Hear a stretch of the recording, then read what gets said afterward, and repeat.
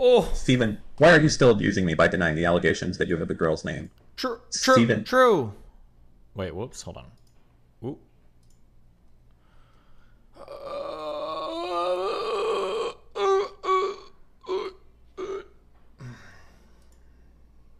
There we go.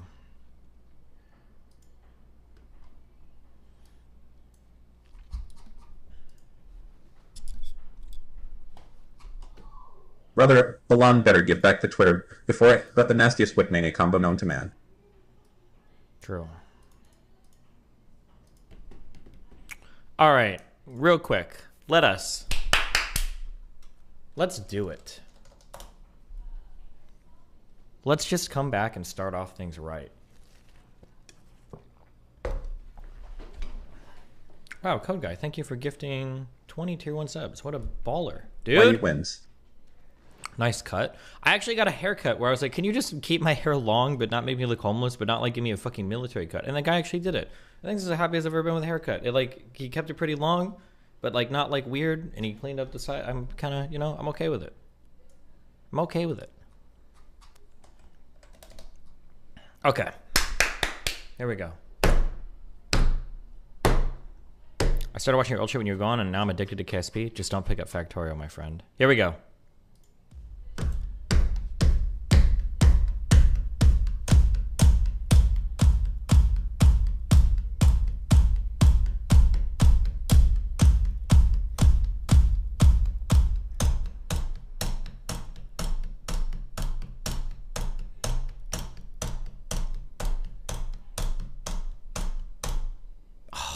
Okay, whatever. This is close. I'm out of practice, okay? You look better with a military cut. Okay, interesting, because my dating pool apparently is so huge. Interesting women dynamics when it comes to hair. Every black woman I've ever talked to says that the shorter hair looks better. And every other type of woman, like 99%, say the longer hair looks better. Why? Why do you think that is the case?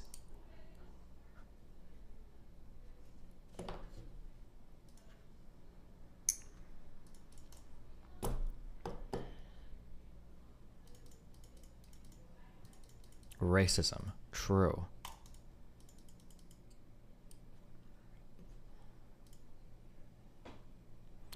Oh, I actually saved this post. We will go over this. Dude, my politics is literally, the country is being destroyed right now by Factorio. But listen, I'm making good progress now, okay? I think what I might do is, I just need a way to like, I need a way to like just figure out tasks for the day for Factorio. I need like a scrum board, okay? I just need a way to like organize my tasks for the day so that I know what I need to do. Someone should make a DGG version of the rhythm game, and we can track our scores on your website.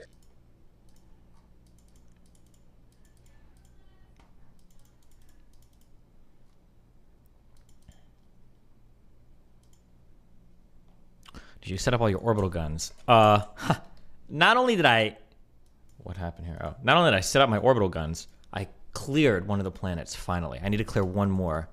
But now with these orbital guns, any new planet I go to, I'll just fucking nuke it from orbit. It's good, but it's just so fucking expensive. Yeah.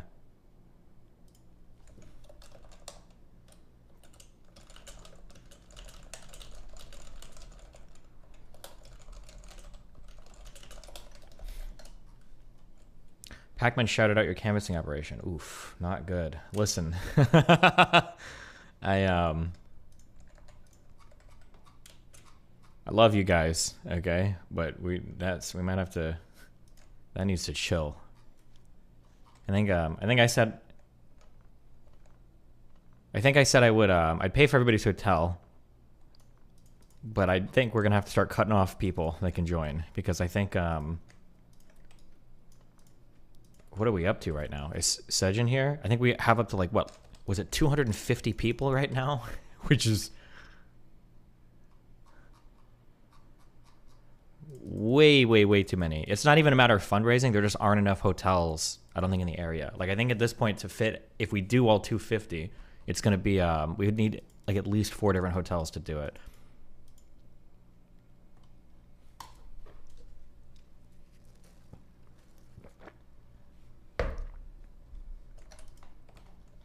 But I'm pretty sure we're probably going to bring enough to we're probably going to bring enough to knock, I think, every door in Savannah. I think we can do literally every single door, like, unironically.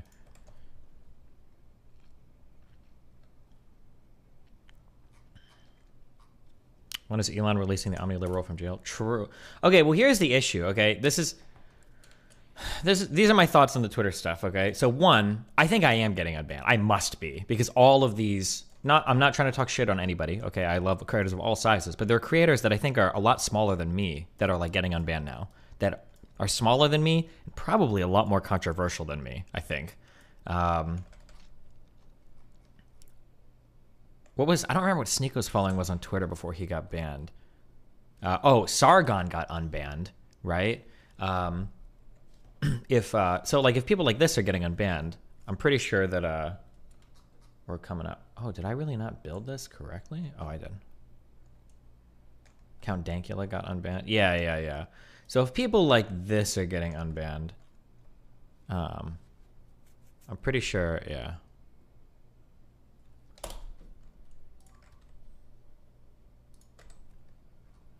Okay, good luck, buddy.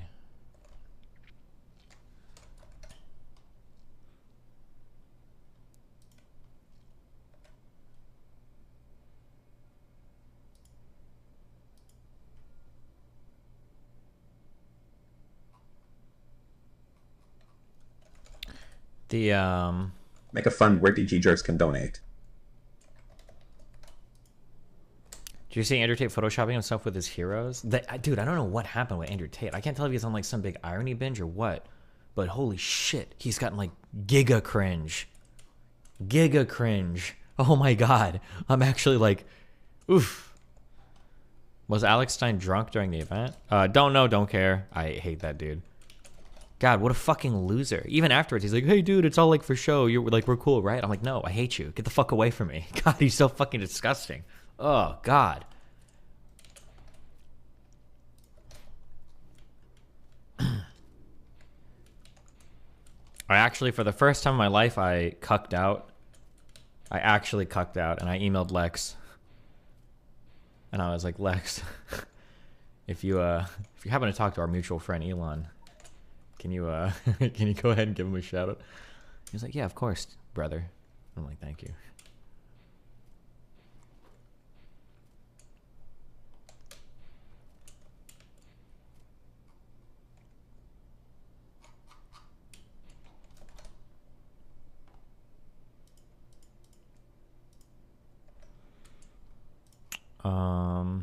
Yeah, I saw the ABBA thing. Yeah, we'll see. I've hit up a lot of different avenues now. I hit up my talent agency. I emailed. There you go. Just buy a few boxes for canvassing DGers. Pretty much the same as walls. Nice. I emailed Lex. The thing is I don't know how many. I don't know what Twitter kind of want back on. My dream would be that I'm pretty sure. I could be wrong, but I'm pretty sure that if I get one unbanned, I could probably apply or appeal to get the rest unbanned. But then I don't know. Imagine if I just have like 6 Twitter accounts with like 40, 50,000 followers. What account was the largest one? The Omni Liberal was basically 100,000 followers, which is nice. However, the Omni Destiny though was verified. So didn't Omni Destiny more? Nope. I think Omni Destiny only had like 50,000 or 60,000. Usually they get banned around there, 50, 60,000. But imagine if I had them all back. Omni Destiny, Gaze Within, the Omni Liberal. Raptor Balls, 499. What's the best way to do unbiased research on political topics? Listen, dude. I've got so many good political streams and research streams coming up. You'll learn all of it once I finish space exploration. Oh, it's Dan. What up? Oh, what's up, Nodal Killer? 7s too. True. Things are looking up for Twitter, Dan. Oh yeah, you excited? Always, yeah. Duh. How could Good. I not be? Yeah, I put in a request with my with Elon? representative. Finally. No, Thank yeah, you. I went above Elon's head. I actually, so I mean, that's just I go a step beyond because Gotcha. I care. Do you? They Okay, said. so question. Go ahead. Question. Yep. Dan, Yeah. you've been directly attacked. Bye. Do you think that ABBA posted that on Reddit just because he knew there's a chance with everybody getting unbanned that I might get unbanned so that he can say it was because he did it so that he could clinch the Buddy of the Year award? Oh, this whole shit is so unbelievably cringe. Just fucking every day, every fucking no-name indies like, Lex is gonna be Buddy of the Year. Dan's like, okay, bro, I'm happy if that makes you happy. It's just, please make it end as soon as this can happen, the better. Wow. I mean, I can take credit for Twitch, which is happening in the next 30 days. So, Oh yeah. yeah, I'm actually, you know what? Yeah. I'm contacting my people. I'm getting you unbanned from Twitch. How about there? We'll see which one actually happens. Tomfoolery Show. Welcome to the 17-month clubber. I don't know if I've talked about this publicly, but I have I submitted a. No. You know, let me contact a few more people for Twitch here. All right, let me make sure it happens. Okay. Yeah.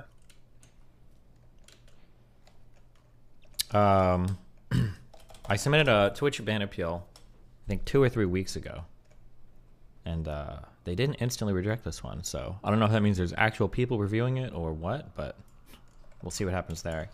But if I got unbanned from Twitch and from Twitch and Twitter in the same week, I think some people would actually. I don't even know. Even if I didn't use them, it would just be so funny to see how hard people would fucking. That would be a glorious, oh my God, glorious 3 weeks until you get yourself banned again. True.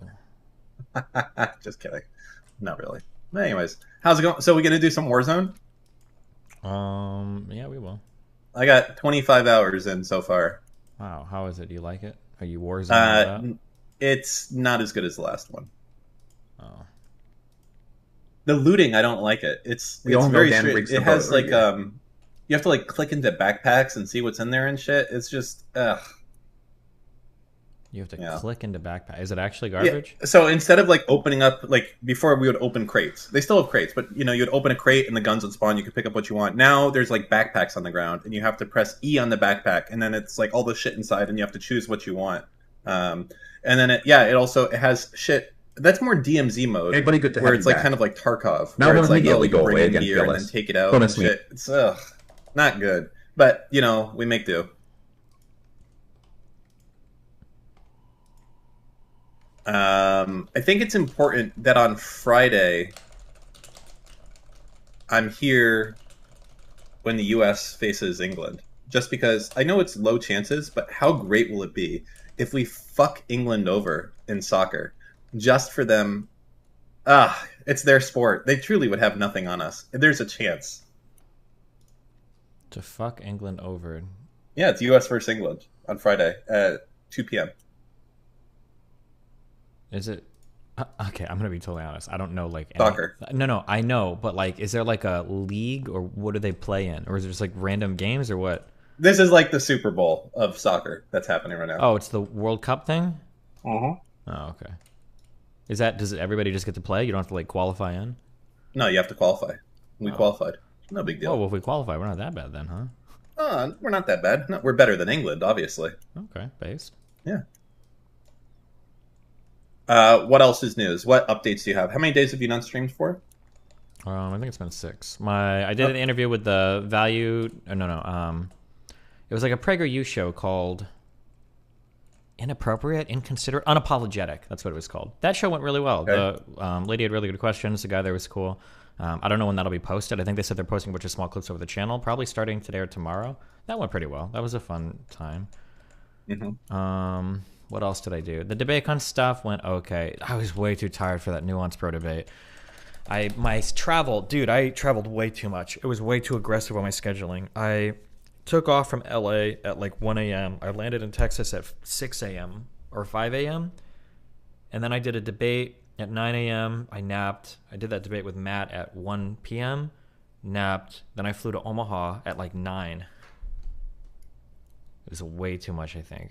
The combo with Matt Dillahunty was good. Yeah, I didn't care about the Nuance Pro one. I prepared a lot for that Matt Dillahunty video one. There are people in my subreddit. Oh, Brandon is one of the fucking becoming an anti-jerker dipshit. There are people in my subreddit that are like commenting on the debate. I don't think without having even fucking watched the debate. I saw that thread that said that like you got demolished by that was Brandon. Brandon is just a fucking cockwriter for that Matt dude, and now he's just gonna say he was memeing. But yeah, he posted that thread instantly. I don't think he watched the fucking debate. But yeah, there was somebody saying like, oh, Destiny should have read Judith Thompson's paper. It's like, bro, I read the entire fucking like 27 pages. Of course, I referenced that paper like 5 times in the conversation. Are you actually fucking retarded or whatever? Fuck, we needed a word for that. But yeah, no, I actually prepared a lot for that debate. I read like 3 different papers. Stephen Wagner from some psychology or philosophy society. That's where I took that the cabin analogy from. There's another guy called like Kogel or something. I think Kougle or some shit. Some Catholic guy that did a response to Judith's paper, and then I read Judith's original paper. I read so much for that fucking debate. And then I listened to like 4 or 5 different Matt conversations about it too. I didn't think he would bite the bullet on some things that he did almost instantly, but so I was a little bit thrown off. Here's one question. Have you ever heard the violin argument in favor, or the violinist argument in favor of abortion? No. So basically, the idea is that like if you wake up in a room and you find that you're just randomly connected to a violinist, do you think that connected like through the kidneys, like your kidneys are helping his kidneys? Oh, like okay, gotcha. And they tell you, oh, you have to stay here for 9 weeks to like make sure it doesn't die. If you unplug yourself, are you a murderer, or like do you have an obligation basically to stay plugged into that guy forever? Wait, what does the violinist part have to do with it? Oh, he's the world's best violin player. Oh, okay. So, like, the idea is if it was just some redneck, like, I wouldn't care, but it's the world's best violin player. Or, yeah, I guess. But there's just... That's Judith Thompson wrote a paper about this, a really famous philosopher lady, and she... and this is, like, one of the classical defenses of bodily autonomy. But the interesting part is something I try to keep... Wait, do you care about I wonder if there's something to be said for that. We sometimes... I don't know the best arguments against this, so we'll just spitball in here, right? But we do things against people's will all the time, right? Like if we think that you're a little crazy, we lock you up even though you don't want to be there. We make you take pills. Something right? But something that he brought up that I wasn't expecting as much disagreement on. Maybe I should have teased that out farther. Is that like I don't think there's as much of a difference between like bodily autonomy and like just autonomy in general. Whereas he seemed to draw a huge distinction between that. So like for instance, if you are if you are like he was saying that like it's horrible to threaten somebody's bodily autonomy by demanding they give blood or something, and then I made the comparison. It's like, well, we demand like parents pay child support, and he was like, well, that's totally different. That doesn't violate your bodily autonomy. And I was like, well, I mean, it kind of does. I mean, like you're forcing somebody essentially to work for 18 years to to pay for shit. But he seemed to have no distinction there whatsoever. So I don't know. But there were a couple of interesting things by there was some Catholic guy. What is it? What was the name of this argument? I don't think it was the. Oh yeah, it was this Greg Kokel. So this guy brought up a couple of interesting arguments. There's something that I'm trying to keep my eyes open a lot more now. A philosophy PhD dude emailed me and he introduced me to this term, and I hadn't heard it before. Now that I have, I'm more aware of it. There's a concept called intuition pumping, where you make an analogy to something, but the analogy is actually like doing a lot more work than you realize underneath the hood, and it's not immediately noticeable. And so with the violinist argument, that Greg Kokel guy, he doesn't use this word, but he says that like, okay, well, let's say for the violinist argument, so you wake up, world famous violinist is attached to you. Do you have an obligation to keep your kidneys connected to this guy for 9 weeks to keep him healthy, right? I think most people would say, well, obviously, no, you didn't consent to it. Like, no one has a right to your body, et cetera, et cetera, et cetera. But something that the Greg guy does is he says, okay, what if you wake up and instead it's your 2-year-old child who's connected to you via machine? Do you have an obligation to keep his blood filtered, or can you just unplug and walk away? And given that reshaping of the analogy, well, now it actually sounds like a lot different. I don't know if I would consider it just virtuous if you stayed hooked up to your child. I think you might actually have an obligation there, or it feels like it. And then I realized for the violinist argument, one of the reasons why it feels so horrible is because the violinist isn't your family member. It's a fucking stranger. It's just it's a random fuck dude. Yeah, they're a violin player, but who the fuck cares? But if it's your own child, I think people have a lot more difficult of a time saying like, oh yeah, of course you can just unplug and who the fuck cares if they die? Like they don't have an obligation to your body because it's your kid, you know? But yeah, I don't know. There's a lot of interesting ways to talk about that. But anyway, this boring philosophy stuff. How are you doing? How's life? You already answered that. You playing shit. Yeah. I wonder, can we think of any scenarios where you do lose bodily autonomy? Like, I wonder if does that happen when you do a donation to someone? Like, if I'm donating my kidney to you or something, is there a 6-hour period where essentially I've signed over my rights and I can't back out at that point? Is there any type of situation like that where you can't back out anymore? Like once you start, that's I don't think we have anything like that with like your actual body itself. I don't think so. So if you stop, someone dies. If you don't do something, someone dies. I guess I kind of feel like that's not a good example. Like, what's not a good example? Couldn't we say the same thing for someone who's operating a ride at the carnival? Right, like the. Oh yeah, that's true. The classic example would be a lifeguard, right? What if a lifeguard wanted to quit their job right in the middle of a shift as somebody starts drowning? Oh no, actually, I gave the example of the Uvalde police. Did they have a right to just say, I don't consent to this job anymore, I'm leaving? That was a good one. It was a Texas example. Yeah, so if you're or a surgeon, if you're in the middle of operating on someone, and you're saying, fuck it, I'm done and I quit, is that murder if you walk away? I think it is, right? I don't know. If you died? Like, let's say I'm operating on you, in midway I was like, you know what, fuck this, I want to go be a fucking clown. Mm-hmm. Do you think you'd be charged for murder, and you think it would succeed? I don't know. Assuming if you died, like malpractice. It seems like it would be bad, right? The one of the arguments that a guy named Steve. Wait, it would be manslaughter, right? Willfully causing someone's death through action or inaction. Is that what it is? Maybe. I don't know what it would actually. I don't know what the legal charge would be, but morally, it seems like it would be bad, right? What's a definition of manslaughter? I don't know, and I don't care. Are we just talking about what legal charge they would get? For a legal charge, it would probably just be like medical malpractice or something, I would imagine, right? Well, I mean, when we talk about abortion and all this stuff, we're really hanging on definitions of, what is a person, what is a crime, et cetera, right? So, well, no, we're talking ethics right now. We haven't gotten into crime at all yet, right? Because that was that would have been the next bridge of he kind of agreed in the ethics thing, but like once you believe that something is an ethical obligation, the next step is to ask whether or not it should be a crime, right? Because not all ethical obligations are necessarily. One thing, I think we've talked about this before, but I still don't have a solid answer on this. Is I think my problem with a lot of this stuff that's not sharply defined, things that revolve around ethics, is I feel that they can always be pushed to okay, what about if it was $5 more? What about if it was $10 more? And when you get to that point, you find that ethics is not something that people treat it as, which is like a harshly defined rule. Like, having an abortion is immoral. It's not like that. It's more so a scale of something, right? And that's fine. Then it's just recognizing what that scale is. Right. Well, then it's kind of pointless, I guess, to a certain extent, right? If you're like, is it ethical to have? Well, no, an but it's abortion? okay. It's okay to fight somebody that takes a strong, principled stance. So one of my challenges to the Dillahunt guy was because he was saying that your bodily autonomy is sacred and nothing can overcome that, even if it is a living child. And I think one question I was like, okay, well, let's say it's a living child, but pregnancy was literally a 2-day thing. Would you say that they should have a right to abort the child then? And he was like, okay, well, probably not, right? So I was like, okay, so you're not actually ultra principled in this bodily autonomy thing. There's a certain level of harm that can come to you that is what's influencing your opinion, right? So, but it's good at least to test the principles, I think, right? Yeah, I suppose. How good faith did you find Matt's comment being? Oh, he was super good faith. He seemed like a really friendly dude.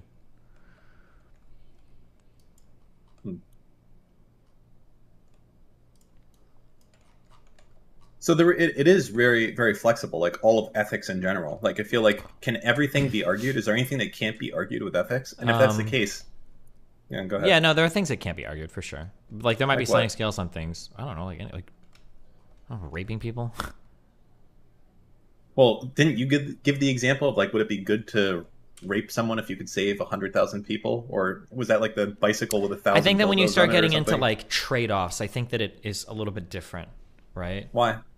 Well, it's still ethics at the end of it. Because I think rape is generally defined as like seeking pleasure from somebody like without their consent for no greater purpose, right? Like if somebody had to rape somebody in order to save like every single Jewish person from the Holocaust, is it really rape at that point? Like it kind of is from one person's perspective. Well, not. I mean, it becomes a meaningfully different action, though, right? Not for the person that has their autonomy taken away from them.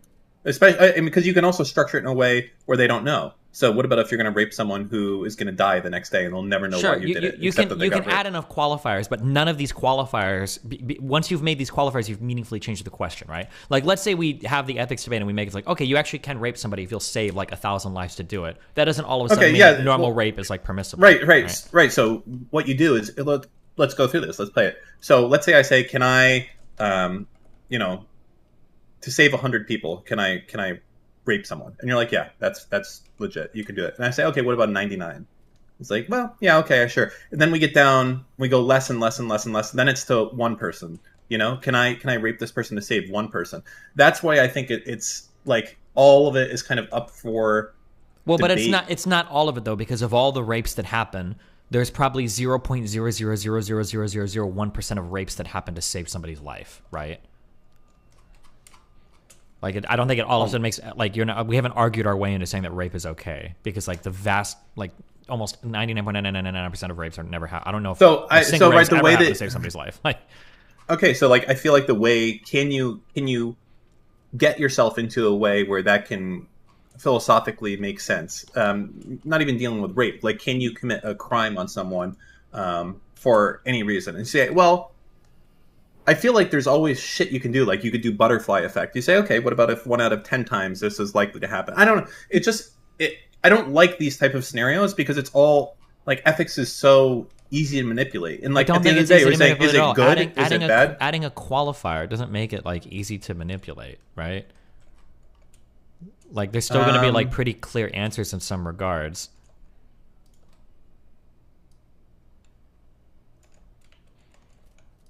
There's unknowns. Sure, I'm just saying that like just because you can find some exceptions doesn't mean that's all. Like, so okay, yeah, are we doing ethics based on what we know only? Well, how do we do things based on what we don't know? Well, that's something to think about now. I don't know. How do I think about what I don't know? Well, you don't, right? But we judge people from 100 years ago or 200 years ago or whatever based on. Well, you what shouldn't. We think now today. I don't think you should. Is legitimate. You don't think we should? No. Or I'm going to hold them to a way different moral standard, right? Like if phrenology was, I don't know if it was ever like a mainstream accepted science, but if it was, I'm not going to judge those people harshly for that were believed in like race realism differences, because it's then I would judge somebody like today who has access to a whole different type of information, right? So is ethics only based on the current time that you're in?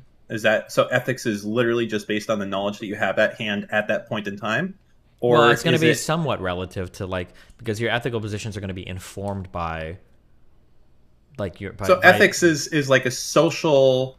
It's not a real science then, right? Because if it's based on a time. Ethics is not a science. It's just ethics. Yeah. Okay. So to me, I hate that type of shit. Okay. Well, it's then like pointless. That's fine. Then you can hate it. Yeah. I got a more interesting conversation topic for you. Ready? What? This is. I don't know if I'm gonna like this, whatever it is, but go ahead. Really hard. Okay, so I had to have a talk with Nathan, and his mom, because Nathan is getting to the point where he's starting to talk to people online. So here's a challenge. So Rachel is worried that Nathan might be talking to people that aren't his age, right? That it might be some like guy who's trying to be a pervert or something, Are you here? Are you following me? Yes, I understand that. That's what. Yeah. Yeah. So Rachel was asking me to talk to Nathan for like tips on like, hey, this is how you avoid people that are like predatory or stuff you should say online or shouldn't say online or whatever. And something that I noticed that was interesting is that like I actually don't know how to tell a child how to verify who they're talking to online. Like if somebody messages me, like if a girl messages me, she's like, oh, hey, like I want to flirt with her. I'm like, okay, well, I need to see like your socials. I need to see like a picture of you like holding a like fucking sign with me or something. I need to know you're like a real person.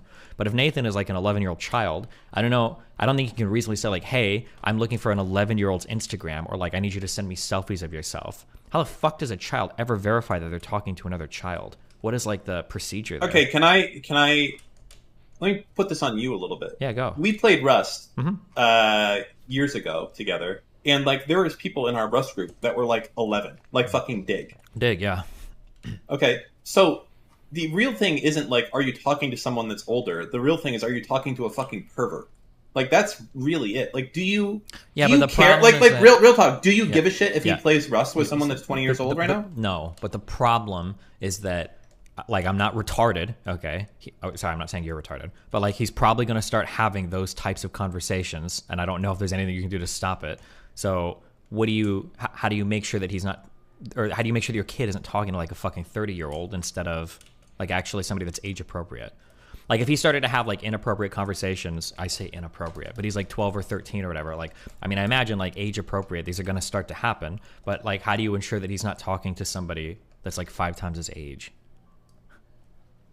I mean, you could monitor his shit, but that's like a lot of work. I mean, yeah, but like, how do you know? Like, I've looked through a lot of the conversations because Rachel wanted me to look, and it's like I don't fight. Like they all look like no offense, but like the way that 11-year I don't know why I said no offense here, but the way 11-year-olds type, they look like literally like Google AIs. Like I can't tell if it's a real person or like a Fortnite bot. And even with the way Nathan types, it doesn't look like a real person.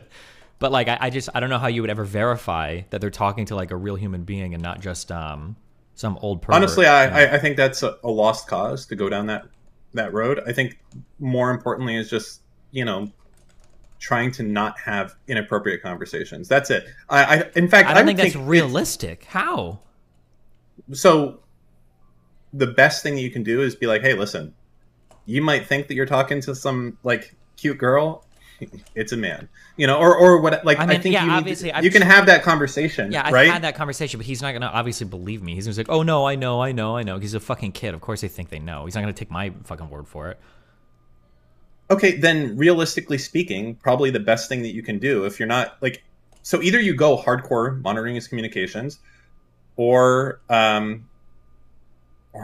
honestly I don't know the other option for you.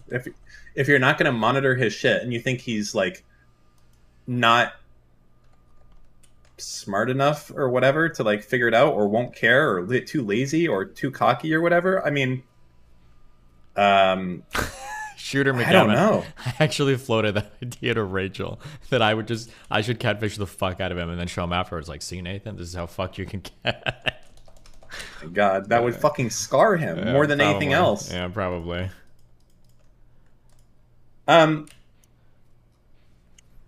Yeah, I don't think it's a good idea. Yeah, go ahead. There's just an interesting question. I don't know how I would, if I was like 12, I don't know how I would verify the identity of another 12-year-old, because the request you'd be making, like, give me a selfie or give me pictures, or like they don't you know the best thing you can do? I got it. Just make sure that your kid is like the ugliest kid in like his Instagram photos and shit. Okay, gotcha. Nice, good one. I don't fucking know, man. Well, you're gonna have to monitor his shit then. Yeah, I mean that's what we're doing, but I mean, like, I don't know, like monitor their shit. I don't know what that means. like it means like remote desktop, No, but I mean like access to his Discord. I don't want to. Okay, it's the monitoring isn't hard. It's what do you do? I don't know if I want to say like you're not allowed to talk to people like personally that are like long distance or online. Like I don't think that's realistic. You say like, hey, listen, you just have to go in there and use your. It's like a lot of fucking work if you're going to go down that route. I don't know. I don't know what to say to you. Like, you can't tell him, hey, you can't. Here's the problem. Okay, I'm going to tell you what the problem with your strategy is. You can't tell him, hey, you're only allowed to talk to kids your age and you have to verify first. Because do you want Nathan sending out pictures of himself to other people to verify? No, I bet you fucking don't. No, but I mean, I imagine they're probably going to fucking start doing that. Kids probably do shit like this now, right? No. Because kids think they're probably fucking geniuses. No, but I mean, like, in terms of, like, like having conversations and shit, like, that are... I'm trying to think of things that's inappropriate.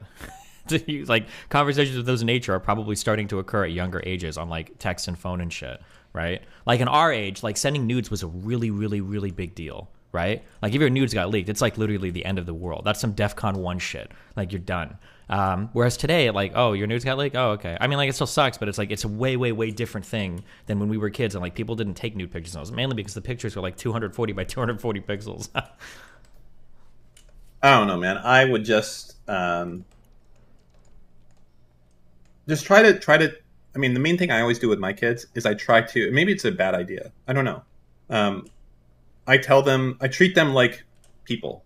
I'm basically like, hey, you know, here's the deal. I'm just going to tell it straight to you. It's no bullshit. And I think it goes really well I do this, that I hold them like, super high regard. Yeah, I do the same. But the problem is that when it starts to come to places where he's like in serious danger, like I'll treat him like a human being and we can do most things that are like age appropriate.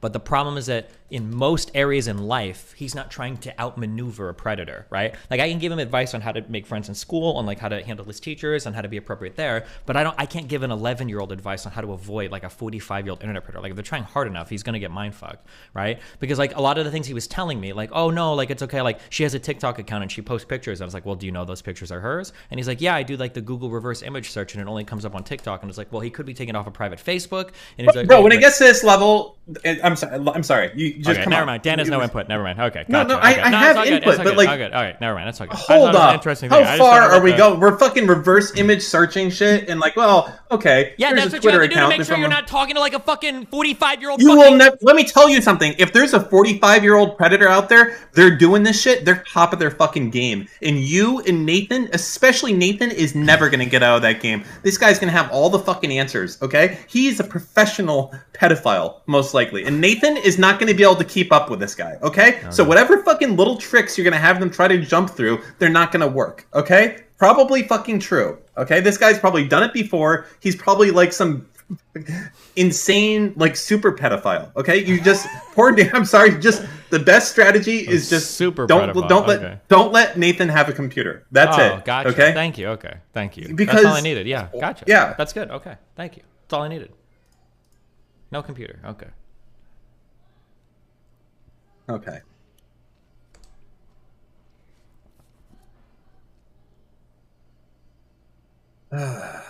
True.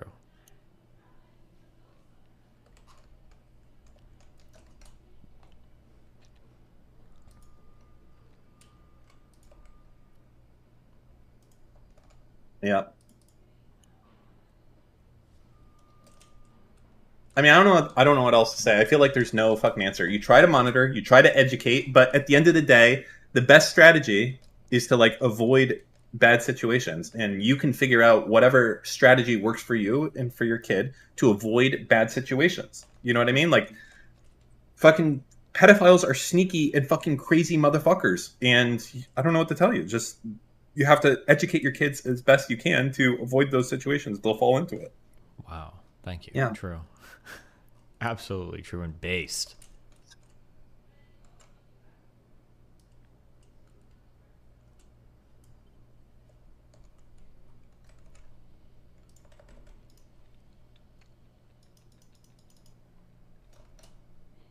What's the latest with you and Mr. Girl? Let's just get into it now, right at the beginning, and just I've seen some comments that you posted, and yeah, he's just. I truly don't know what to do. I'm not sure. Like, I don't know how to deal with somebody that is that level of insanity.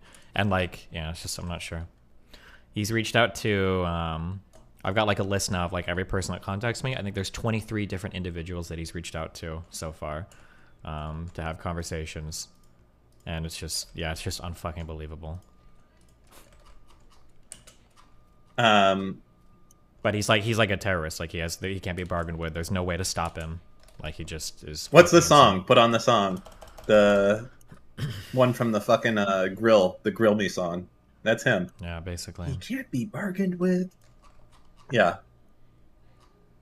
Of the people that hate you, that are also female, are you concerned any of them will use this as an opportunity to? No, I'm not. I'm not concerned about like something coming out. It just looks. No. That's not what I mean. You didn't let me finish. Of the people that hate you, that happen to be female, are you concerned that they will find a way to shoehorn this into a situation where you didn't do anything wrong, but they find a way to make it? So a good example of this might be like kind of what Stardust and Cherry almost did to Max, Mhm. right? Are any of those? Do you think that's likely that some of those things might happen? Yeah, like we're talking Casey Tron, etc. No, I'm not. I'm not worried about that. I just one is that like it's hard to explain this, but it feels fucking gross. That's number one. Like it feels disgusting that this like creepy rapist fucking loser is like digging through all of my personal contacts. Is going back. I think he's trying to like fucking DM Nicole now, Blue Tea from literally fucking. Gee, what would that be? 9 years ago. That like just having somebody like that like messaging friends and family of mine is just fucking gross, especially when he's like a creepy fucking rapist dude. It's just disgusting as fuck. So that's number one. And then number two is that it just looks really fucking bad because he has like he's not even pretending to be impartial. Like if I'm reaching out to somebody and I'm trying to do like an investigation, right, or a journalist will reach out to me, it'll usually be like, hey, my name is whatever, like I was just wondering if you want to talk about some things. But that's not the types of emails that Max sends. It's like, hey, like I've been an abuse victim of Destiny and other abuse victims want to come forward. Do you want to come and share your story? It's like the most loaded fucking absolute dog shit, crazy stuff in the world. And for like random people that I don't even associate with to be getting emails like that just makes me look fucking insane, right? Like imagine if you're Hafu and then out of nowhere, like you get an email from some guy claiming to be an abuse victim of mine and then other women are going to come forward and there's like a pattern of abuse with women. It's just really, really, really fucking weird. Oh, sorry. So, like, this is the email that he sent Hafu.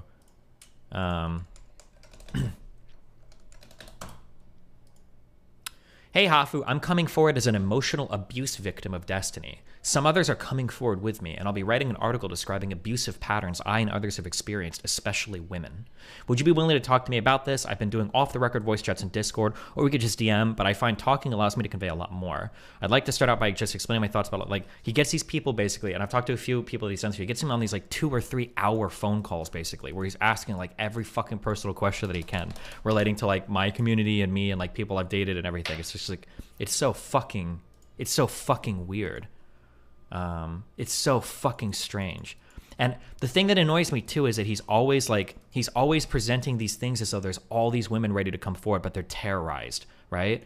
There's all these women coming forward, but like they're like living in terror.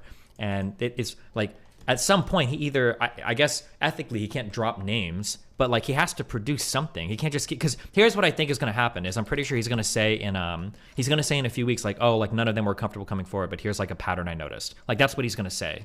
And then it's like, oh, well, I guess I can't even. Can you imagine? Let's go. I mean, who do you think could possibly be like? So, how do I rephrase this? Who do you think's given an interview to him, possibly? People I already know. They've told me, but that actually have given an interview to him. Yeah, because they were curious and they talked.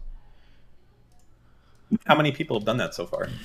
That I know of, I think 3 or 4. I don't know how many others have.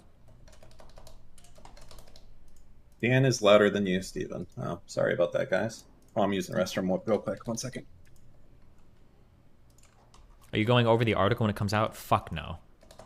Because I'm pretty sure at this point what it's going to be is he's going to take some personal things. Like he's having detailed conversations with Erin about me like cheating on her like 8 years ago. I'm pretty sure what he's going to do is he's going to take some personal things and he's going to write up basically like a huge slander that's like going over like, oh, well, this is all the bad things that Destiny's ever done, like in a relationship or personal interaction. And then like here are some mean things that he said about people on stream. And it's going to be like wrapped up as some like fucking stupid abuse article. But I'm pretty sure if I don't give it any attention, it's not going to get any more.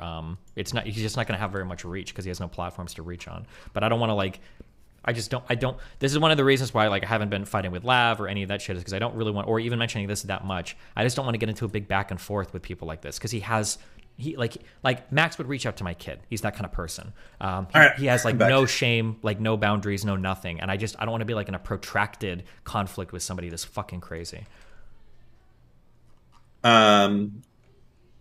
Is he reaching out to men as well? A couple. Darius, I think, Doobie. There have been a couple others, yeah. But mainly it's women. Every single woman that's ever been on my stream, he has, like, added on Discord. I can see our mutual friends. He's added every single one.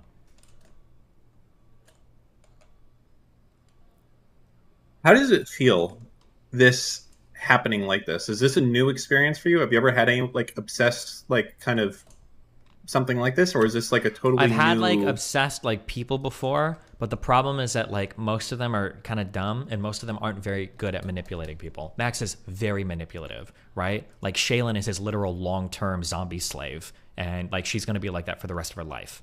I don't know anybody else I've met that is as manipulative as him. That's kind of the scary part. It's probably like, maybe that's what Bob Seven would have been like given like 10 more years to age, but I think he's like, what, like 22?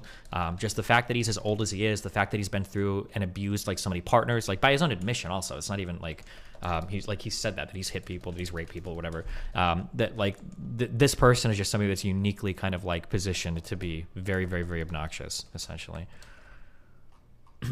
And I haven't had anybody of that level of like insanity before, like chasing through my fucking, like going through all my personal life like that. It's just really fucking weird. Well, you kind of had, what was the name of that the Jack guy? I felt like he kind of Jack Allison, not even close to this. And Jack Allison's not manipulative. He's a fucking like loser. Like you just have to listen to him. You can tell he's a loser. That guy's never manipulating anybody ever. Well, I mean, he did like he put effort into and sending me like a fake email as a journalist. Yeah. Yeah, well, I mean that shows that's like on the danger score, right? If you will, like skills, interest in doing something or momentum and ability. Yeah, I mean that was hitting all the things. So, what's going to happen here? So, first off, when do you think this is all going to be dropping?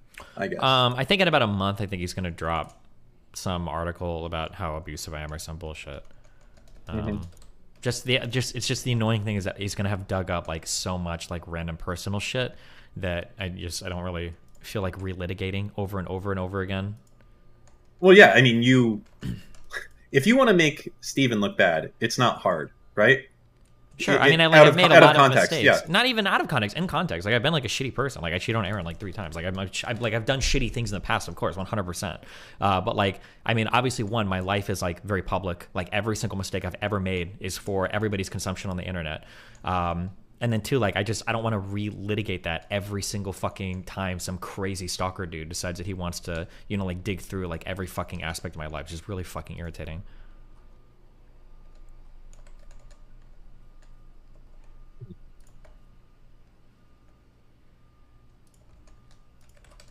But I imagine he'll probably get bored of this after he does this like his huge expose, and then he'll drop off like the Dr. K shit did. But it's just, it feels like really gross. Like it wouldn't surprise me if like my ex-wife has like a DM from him waiting in her fucking Facebook inbox.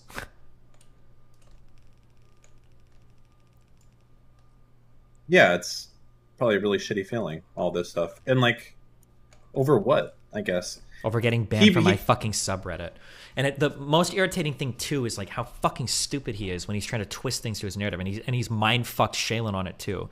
I think one of the things that triggers me the most, the thing that actually triggers me the most isn't Max, it's actually that fucking Lav girl, that stupid fucking cunt. Dude, I showed so much charity and patience with her, and I did with Max too, to be fair as well. And for her to like be running with the most insane fucking stories ever, like actually is unfucking believable to me. Like I sheltered that stupid fuck so much over that stupid fucking Hassan rumor that she wanted to spread, which by the way, she said in her Discord like 2 nights ago, that girl actually was 17. I don't know if Lav like can't fucking do basic math, but like I know who the person is. I know when she said they hooked up. I can look up the years. Like she's just fucking insane.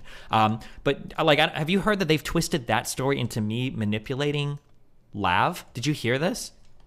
No, I have no idea what you're talking about. Okay, so Lav has this story that she likes to tell because she's obsessed with getting attention on the internet, where she lies and she says that Hassan fucked a friend when she was 17 years old. Okay?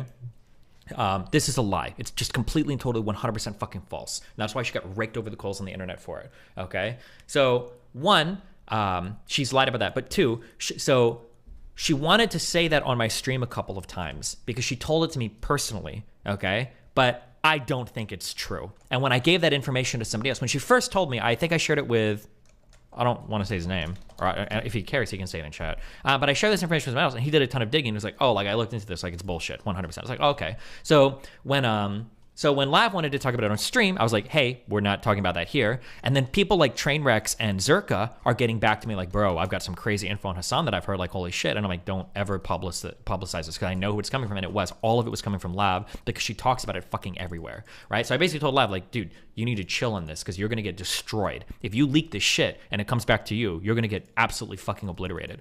And Chillin and Max and Lav are all saying that I did that as a form of blackmail over Lav. Huh. That basically I'm saying that like, oh, like now I think Lav actually introduced this saying for you that would be the worst blackmail. It's like, hey, Steve, don't tell my secret or I'm they use I'm going to tell everyone something about Bosch. You're like, oh no, please, no, don't do it. They keep using this phrase like, oh, he's stealing my narrative. Like I'm going to leak the secret and make her look bad. But the problem is that, like, one, her secret is not even true. Two, it wouldn't make me look... I don't even know. Actually, wait, I'm trying to think, because Chillin and Max and her all believe this. I don't even know how they make this work in their mind, that I'm blackmailing her with a secret that's not about her, that's not even true, and I don't know. And then she leaked it, and everything that I said was going to happen happened. I was like, bro, if you leak this, it's going to destroy it. And it did, because it was wrong, and she did leak it. And I'm like, you're so stupid. But, yeah, I don't know. Jesus fucking Christ. It's so annoying. Wasn't it that you were holding it over her head? Yeah, but I wasn't. She was already spreading the secret on... like, she'd said it in Chud's Discord server. She'd obviously told fucking Zerka and fucking Train, or it got back to them somehow. Like, so obviously she'd already been telling the secret to everybody. It's not like it was a well-kept secret. Like, God, it's so unbelievably fucking moronic.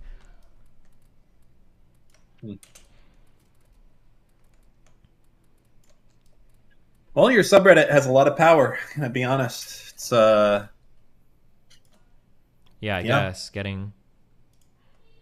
Well, I guess he would probably say that it's not because of that. It's because he looked internally and felt like he was abused, and then something clicked and he realized that you were an abuser, right? So I think he probably 100%... Yeah, but the subreddit thing was what triggered it, because I didn't give him a chance to defend himself, and I wasn't protecting him or some stupid fucking shit.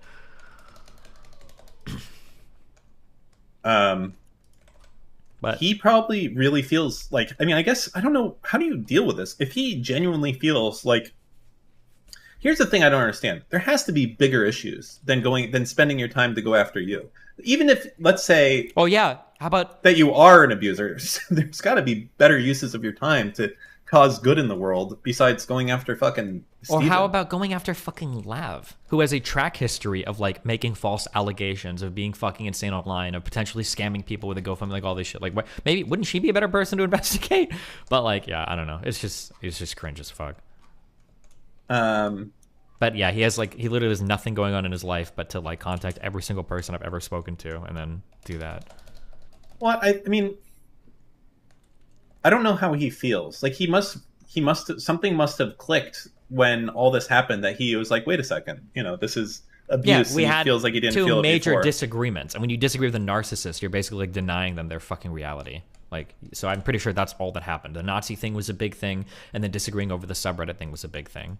And this is like the death knell to like or death knell or whatever to like fucking narcissists. Like the fact that you could ever disagree with them is like just doesn't compute. It's not possible.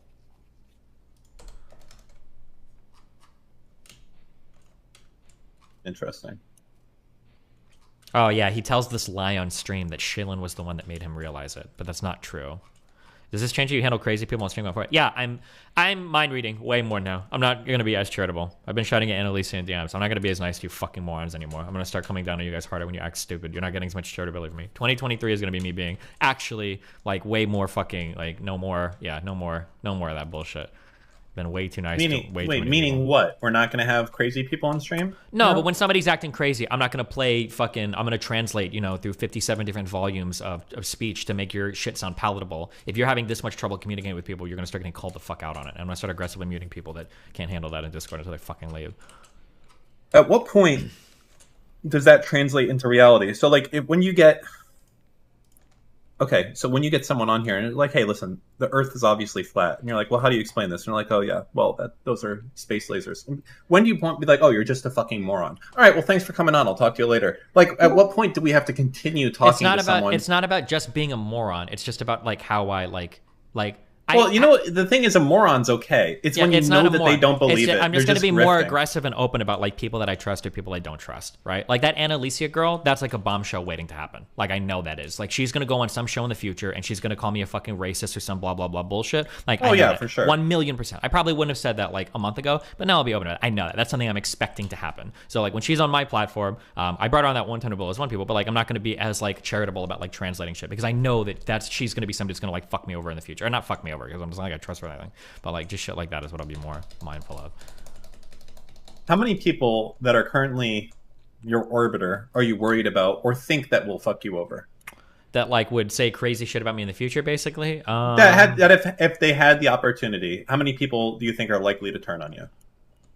I don't know. I'd have to go through them. You can give me examples. I can tell you or not.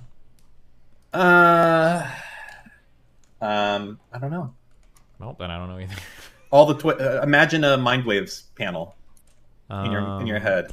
I don't think that mind waves would. Mind waves has like talked a little bit of shit on Twitter, but it's about stuff that he generally believes. Like he said, like, oh, I disagree with Destiny on this or that, but like I don't think there's any illusion. He doesn't pretend to be like a huge like Destiny simp. Like there's shit that he disagrees with me over, and like we've had disagreements. Looks fine. I think he's like generally pretty chill. Okay. What happened to all the other? God, you fight so many battles at once. Not really. I've actually been pretty good at restricting myself to just a few. Right now, it's starting to get a little unhinged with the max shit, but generally, my only big fights are, I think Keffel's got her cease and desist yesterday. I don't think she's tweeted about it yet, but I know she got it because I was CC'd on it. So that's probably going to be a thing that'll be upcoming. There's like the huge cringy max shit, and then there's kind of like this whole like quote unquote black issues stuff going on. But the max stuff just happens in the background. There's not much I can do about that. The Keffel stuff will depend on how much she wants to blow that up, and then I don't know if Fnatic is making a manifest on me, but like that's just kind of content. So you got a lot of people coming at you at once. It feels like. Well, you're fighting a lot of battles at once. I just want to play. You've broken. You know what? I know. I hate to contradict. I feel like you're. I know you don't feel like this way. You're fighting a few battles at once. You're spread a little thin. You feel like you can handle it though. Yeah, it's just about like minimizing. It's like minimizing the type of contact, right? So like with Keffels, I don't talk about her much because I don't want to like keep blowing that up over and over again. With Max, I don't talk about him much because I don't want to blow that up over again. And then the black issues and Fnatic stuff is like pretty minor. Like these are all pretty minor. But the problem with minor fights is that like one or two things can happen and they can snowball into major fights. And then the more emotionally unhinged I get, the easier it is to snowball everything else into major fights. So it's usually just a matter of like just chilling and letting things pass without being more aggressive over and over again. That's why people keep saying I was dumb to not record that call with Lab, but I know I didn't. I know it was a good idea not to, because if I did, I knew I'd be releasing it. And I would be. I'd be leaking parts of it right now because she's saying I gassed her in the conversation. But it's a really good thing I didn't, because now I'm not even tempted to like touch that shit, which is good, because like in a few months, those people are gone, right? Capitals disappeared after a few months. Most of these people are just gone after a while because they have no longevity. All they thrive on is like negativity and toxicity and cancerous shit. So it's okay. I just need to take a step back and chill. Yo, Steve. What do you want? Yo, Darius, what happened with you and Sushia? Jesus Christ. Why don't you kill yourself unironically? Like you posted it to Twitter. I'm asking. I'm sorry. Hey, this is not fair that you can post that publicly. I can't just ask. Dude, what happened? What happened to your stupid fucking? Look, you have a daughter, right? You talk to her about pedophiles on the internet. I want to hear you talk to her. Tell me now. I don't post about her on here. What? I would love to just hear it. I don't post about her in this chat room. I don't talk about her. When's the last time I talked about her? Tell me, Dan. I'm sorry. Did I didn't mean to touch a nerve. You pinched a nerve. Yes.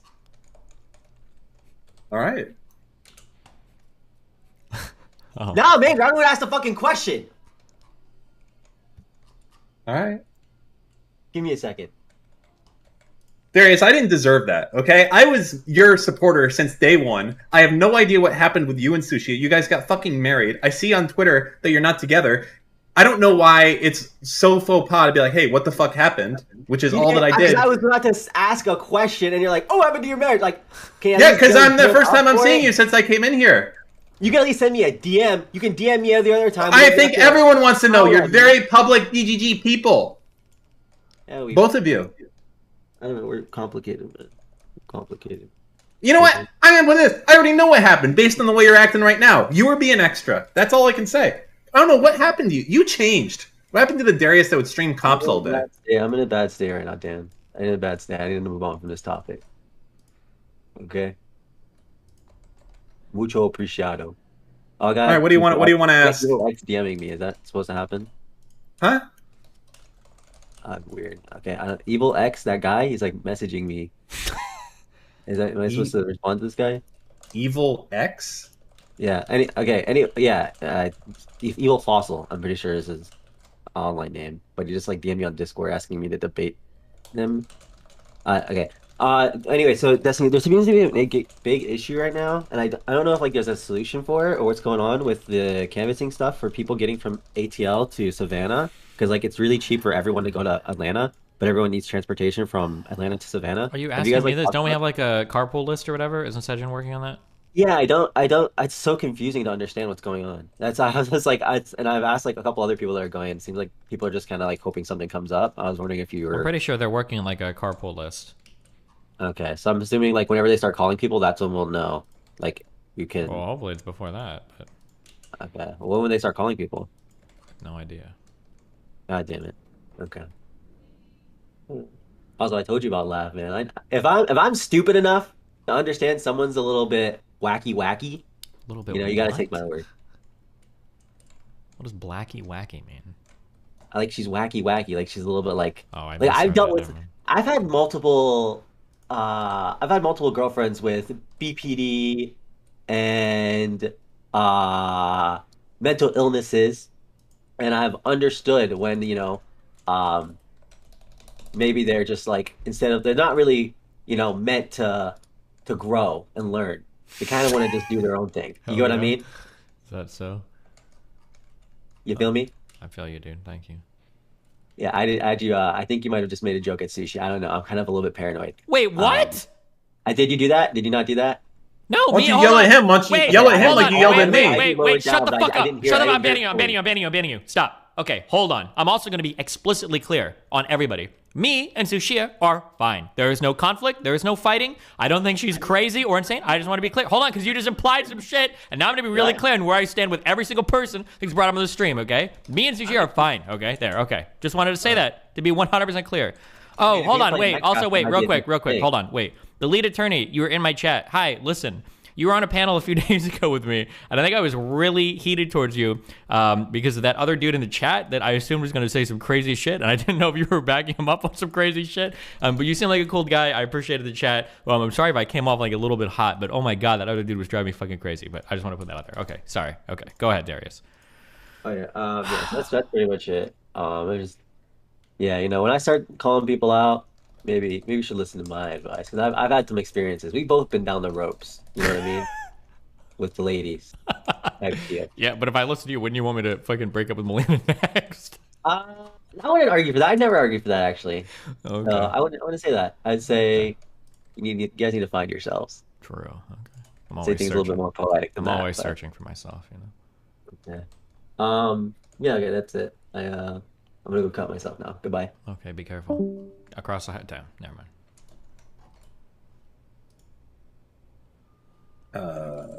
What? What? There is some girl on Twitch called Emma Lane, and this content is fucking. Booba? I'm just Twitch, always dude. impressed. They always find a way to take it to the next level, over and over and over again. It's impressive. What are they doing now? Well, it's yoga, but with a lot of different camera angles and mirrors and yeah. The lead attorney wants to talk. If he can, does he use Discord? Do you have Discord? Who is this? He's a really popular YouTube divorce attorney who's been doing divorce stuff for, I think, 20 years. What did we had an argument about something relating to divorce. What was it? Don't remember. Think. Hold on, I'm checking out. Come on, I thought you had a good memory. Who said that? Oh, we had an argument about something. Come on, think. Chat, what was it? Someone must remember. Hold on, I'm checking out Emma Lynn. Oh, I got some clips.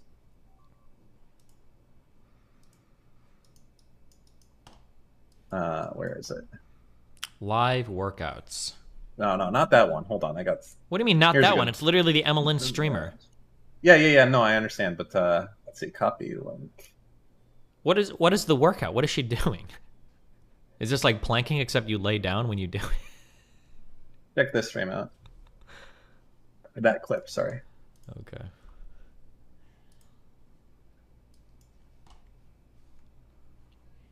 Yeah, looks like a normal workout to me. I love that I can see all the abduction and the hips and everything too. We got a good inside shot there of the We have the secondary mirror for it. Nice job. Yeah, she's just working out, dude. What's wrong with this? Nothing. Why are the dogs fighting right in front of her? This is the type of content Twitch wants, dude. That's what they want. Yeah. Hold on one second. Okay. Shut up. I'm just kidding. I love you. One second.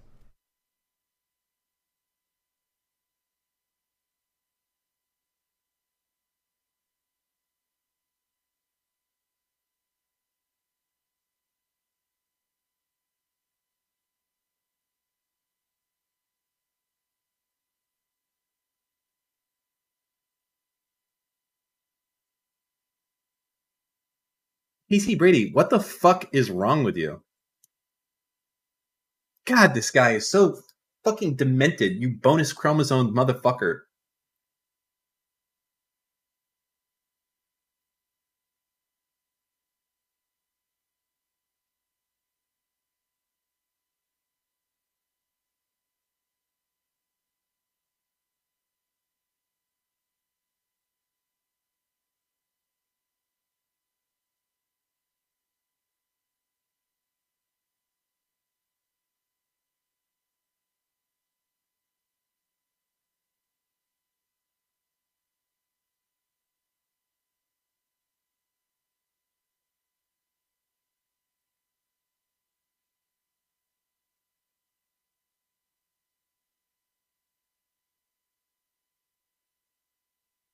I feel like I could say something right now.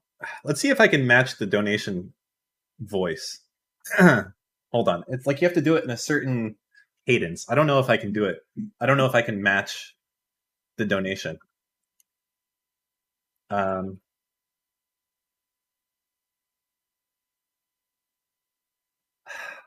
hold on. I'm trying to think. I'm not going to be able to do it. It's like there's too much pressure. No, just doing L's doesn't matter. It's like you do it without any, or really, really sad. Here, I'll just read a message that can do it. Straighterade, the problem isn't hot tub streamers. It's that other streamers get banned for mundane shit, like when Dest got banned for the Hunter Biden pick while this is allowed.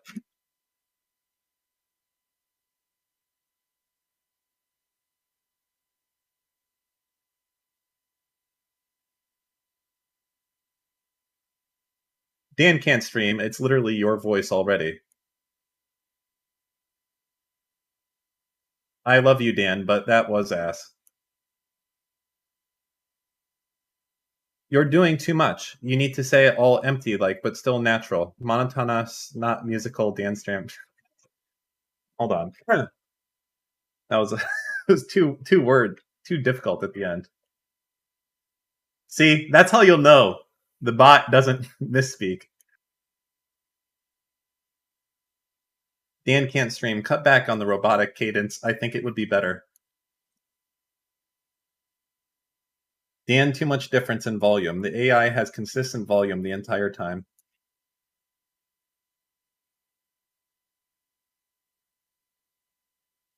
Dan can't stream. You need to speak in a lower tone.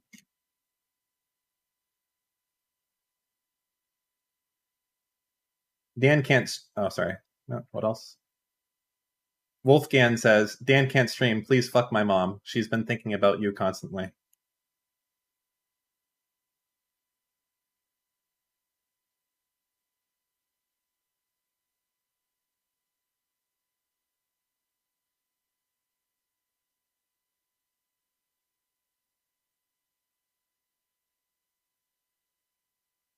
Make your voice a little bit more raspy?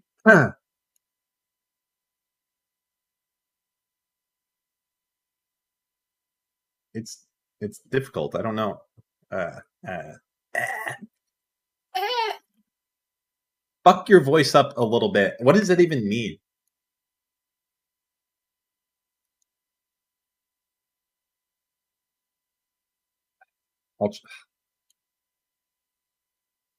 Dan can't stream. You need slightly more vocal fry to replicate the donation.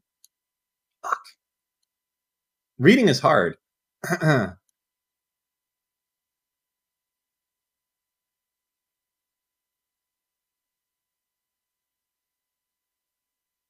Dan can't stream. Say Obama in the Dono voice, please.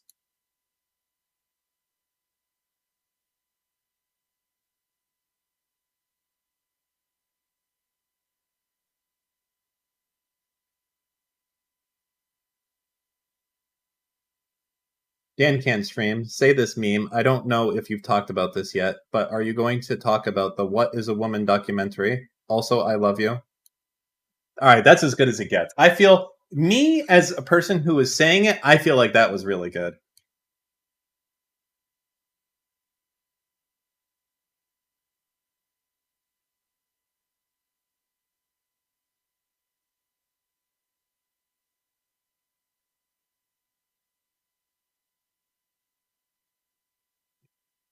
You know, I was thinking about the other day. I actually I really like Dune. I can't put my finger on it why, but I really like that movie. And I know Steven was shitting on it, but I really like Dune. I don't know. I want to be there, man. I don't care. I like it.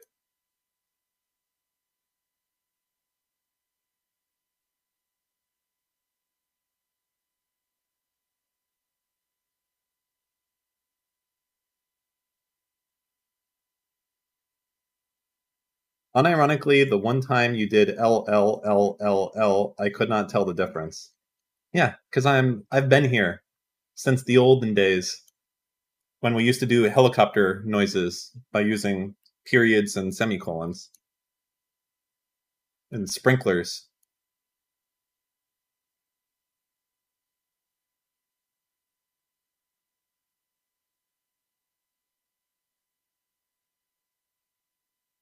Read the YouTube dono? I don't know. I don't. Let me pull YouTube up. Hold on.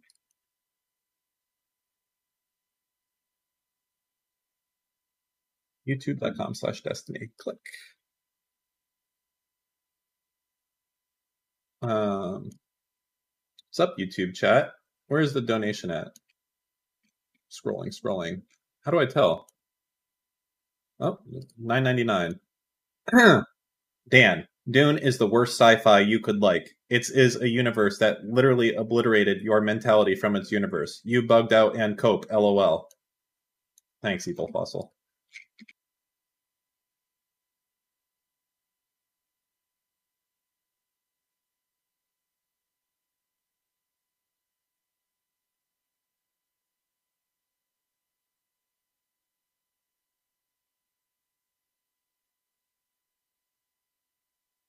I've been told that I sound something like Dan.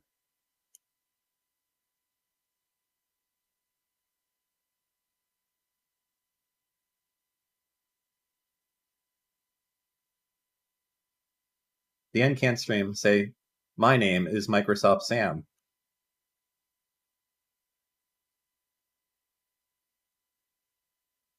Dan, can you read? Yes.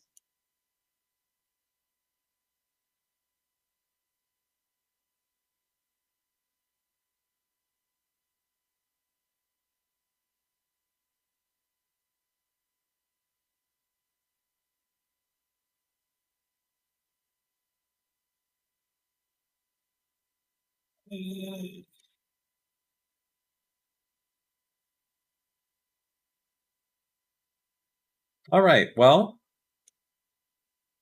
yeah.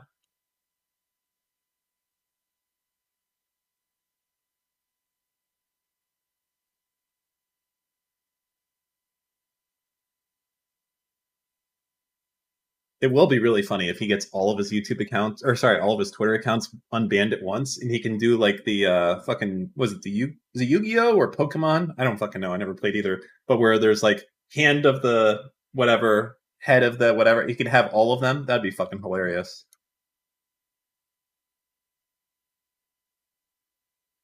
The Exodia, yeah.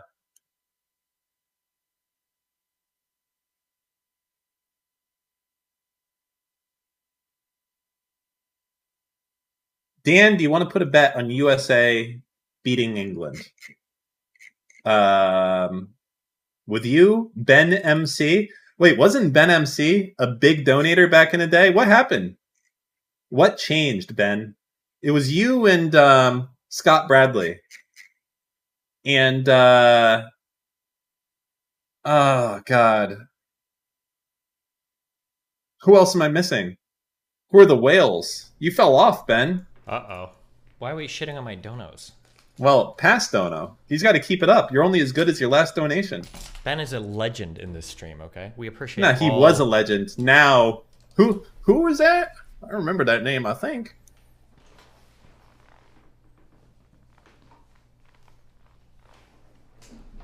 What happened to Scott Bradley? Ah, don't worry.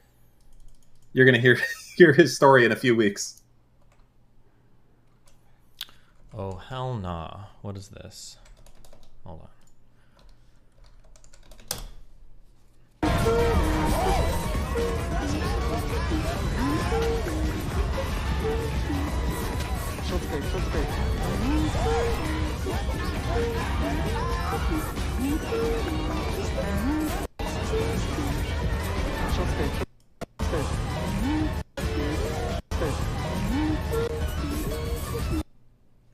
I have no idea what I'm looking at.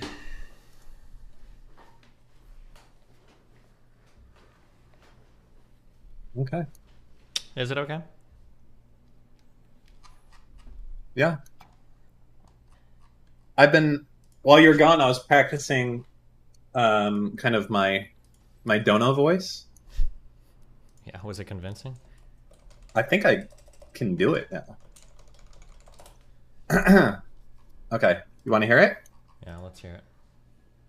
Destiny, I think the gist is that all of his tabs reloaded. How would you rate that? Yeah? That's 6 out of 10, 7 out of 10. 6 out of 10? That's it? Could be better. What? You're delusional. You're delusional. I don't know what to say. Well, how was You know, you actually are just... Why don't you just admit I'm good at it? Why don't you say, you know what? That was good. You could do better. I don't want you to get complacent, man.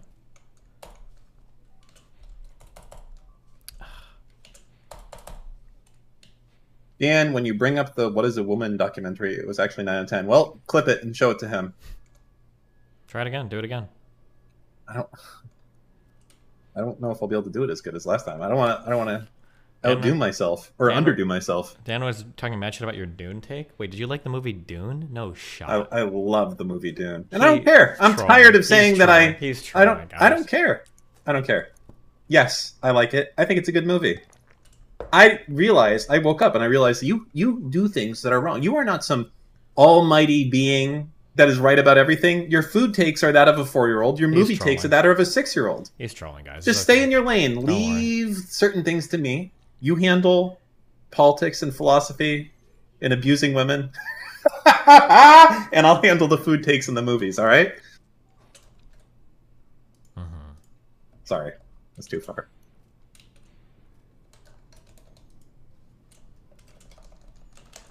Dan, did you see Everything, Everywhere, All at Once? Yes, I did. I thought it was a very good movie. And I thought I felt the rock scenes, the little rocks on the cliff. How good were those scenes? And also, crazily, that was actually, like, you cared. Normally, like, when you see shit like that, it's like some fucking shitty art movie at a museum, and you're like, okay, can I go? And your wife is like, no, we're gonna watch this. And I was like, babe, I didn't come here to watch a fucking movie at a museum. I can watch this shit on YouTube. And you don't care, and it's not good, and it's some fucking artist who's so full of himself and so pretentious that he made a movie with rocks, and everyone thinks it's amazing, but it's really not. It wasn't that. This was actually pretty good. Those Dune rock was? segments. No, Everything Everywhere All at Once on the segment with the rocks. Yeah. Hey, Dune was a great movie. I'm here to back up Dan. Gross. Oh, Devin. Fantastic source material, great world building, awesome World visuals. building? Tell me great about sound. tell me about the world building. Go ahead, tell me. And about by it. the way, real quick, Devin, this is Yeah. a hot zone. You are a Indian. PG, No, possibly Let general it- audience. No. I want to hear. Just be careful. I want you guys to tell me about this. Tell me about the great world building. I want to hear about that. Go ahead. What do you want to hear about? Just okay, tell me about it. so Tell me about the great world building. So first of all, the world was represented really well, which is a basically Dune is about political intrigue, right? There's big noble houses that are fighting against each other, scheming against each other. There's a bunch of stuff going on in the background. They did the entire Bene Gesserit very well, and Bene their political, Gesserit? yeah, the Sisterhood. I don't even remember them. That's how You don't insignificant it remember, was. how are you criticizing a movie you don't remember? Is that he the does that a sisterhood- lot. Wait, the sisterhood, was that the people that like put the guy's hand in the box and then they like trained the boy to be like a fighter or whatever? Oh, Yeah, he's there's one of them, describing. yes. Oh, wait, are you describing the book? I'm describing What? the movie. Oh, okay. The movie. Yeah, I'm describing the movie. The world building was really fantastic because the visuals and the audio. I watched that in an IMAX and it was Oh, beautiful. the Like, music, Yeah. Devin, and the fucking some of the sound effects, like when the fucking the Baron bro turned on his fucking spine. Oh man, that is the best sound effects. Okay, after stream today, guys, we're gonna stream this fucking dog shit movie, Dune, and I'm gonna ruin it for all of you, okay? So whoever's Zach, whoever does the Twitch streams, we're streaming Dune after, and we're gonna just tear into it. God, what a dog shit movie. It actually is upsetting me Atreides! that you're... This guy can't Atreides! that you're remember a defending... single part of it and is calling it dog shit unironically. I don't Dude, you remember the it because scene there with is no world building, okay? It's you just a remember- bunch you of... literally don't even remember that there's a guy in a box with a who's the dude in Yeah, the box. because You it was don't know all shit. because it was soulless shit that moved from scene to scene with characters that had no development you didn't give a fuck about. With like you say political intrigue, like what were the names of like some of the I don't even remember any of the families Paying there. attention, not staying on your phone the entire time you're watching it. Probably Not on my You wouldn't phone at all. touch- Why would I go to the Oh! theater? Why would I go Hey, to the like- theater and be on my phone? It was a dog shit, boring fuck movie. Did you see it in a theater? Yeah, of course. I saw it in IMAX because people like sand, and I was like, okay. Dude, that scene with the Sardaukar where they're all chanting and like Oh, the blood coming out. yeah. Oh my God. so good. Oh that my one. God. Oh yeah. Oh yeah, the Gregorian chants, man. It was awesome. It's probably the best take on Dune ever made. You know, dreams are God. dreams Okay. are messages from the deep. Steve. Okay. I just keep can't. that in I mind. can't wait after stream. Who's the movie streamer guy? We're watching this after stream, guys. Okay. Did you like the first one with what's your take on Dune then? Like, is the first one with who was that dude? Sting? Or who was Oh, that? wait, we're not. We don't talk about that, Dune. I had to back. I heard Dan was up against the wall, dude. I had to come. He's in not here. up against the wall. My chat all have horrible movie takes like Dan, so they all agreed with him.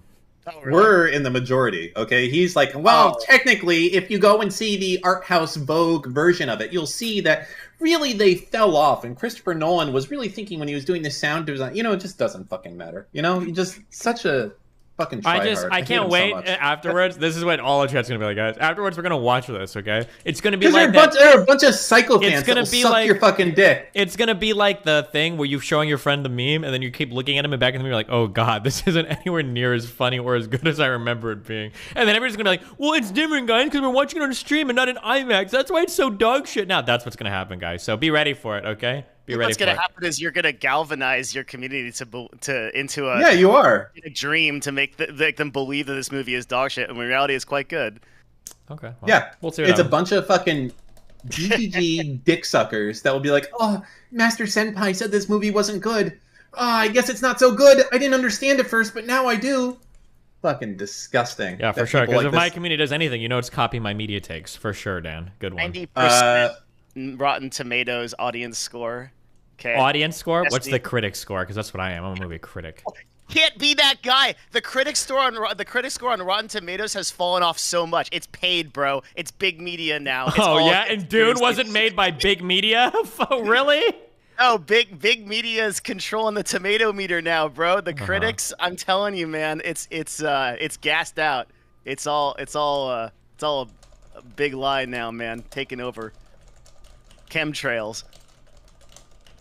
All right, 83 I like that. on tomato meter. All right, so Devin, give us an update on On your what? life, on everything, because we don't know what the fuck you're doing these days. I keep to myself, man. Yeah. Where are the streams where you watch people getting evicted? Why you not do that anymore? I will never live stream again. Why? Dude, I'm done. I just can't be a part of that world in a real way anymore. It's just so disgusting, narcissistic, and terrible. I'm over it. And the people who stream, honestly, not good people either.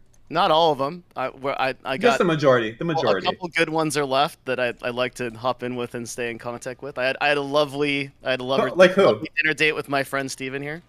Did you know this guy? Can I be honest with you? He didn't know what the Cracker Barrel was. I don't. Yeah. And he still I just doesn't. moved to Texas. I still don't. No, you still won't tell me. What is it? It's an experience.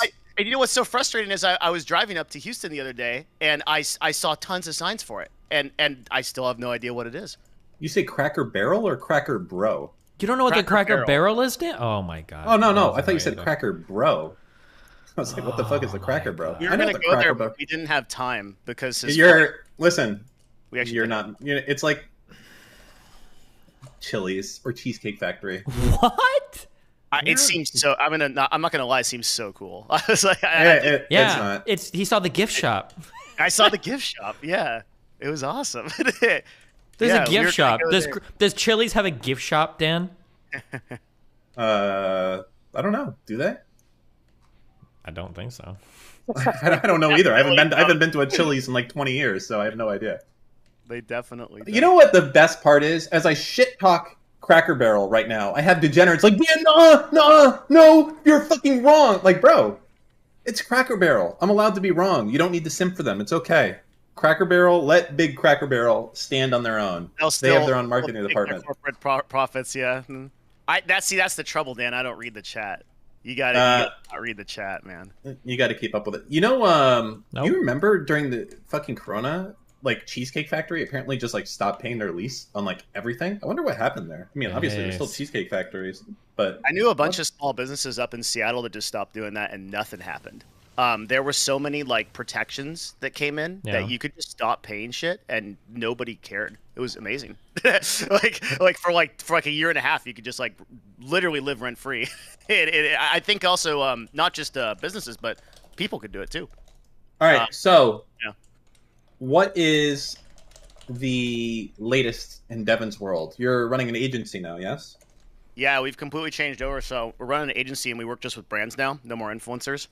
Okay. I mean, we bring deals to influencers, but I don't like directly interact with them. So my business, we do two things. We do that, deal with brands, and we do merch, lots of merch for both some influencers on YouTube and some brands like publishers, game publishers. We do a lot, like some of their game merch.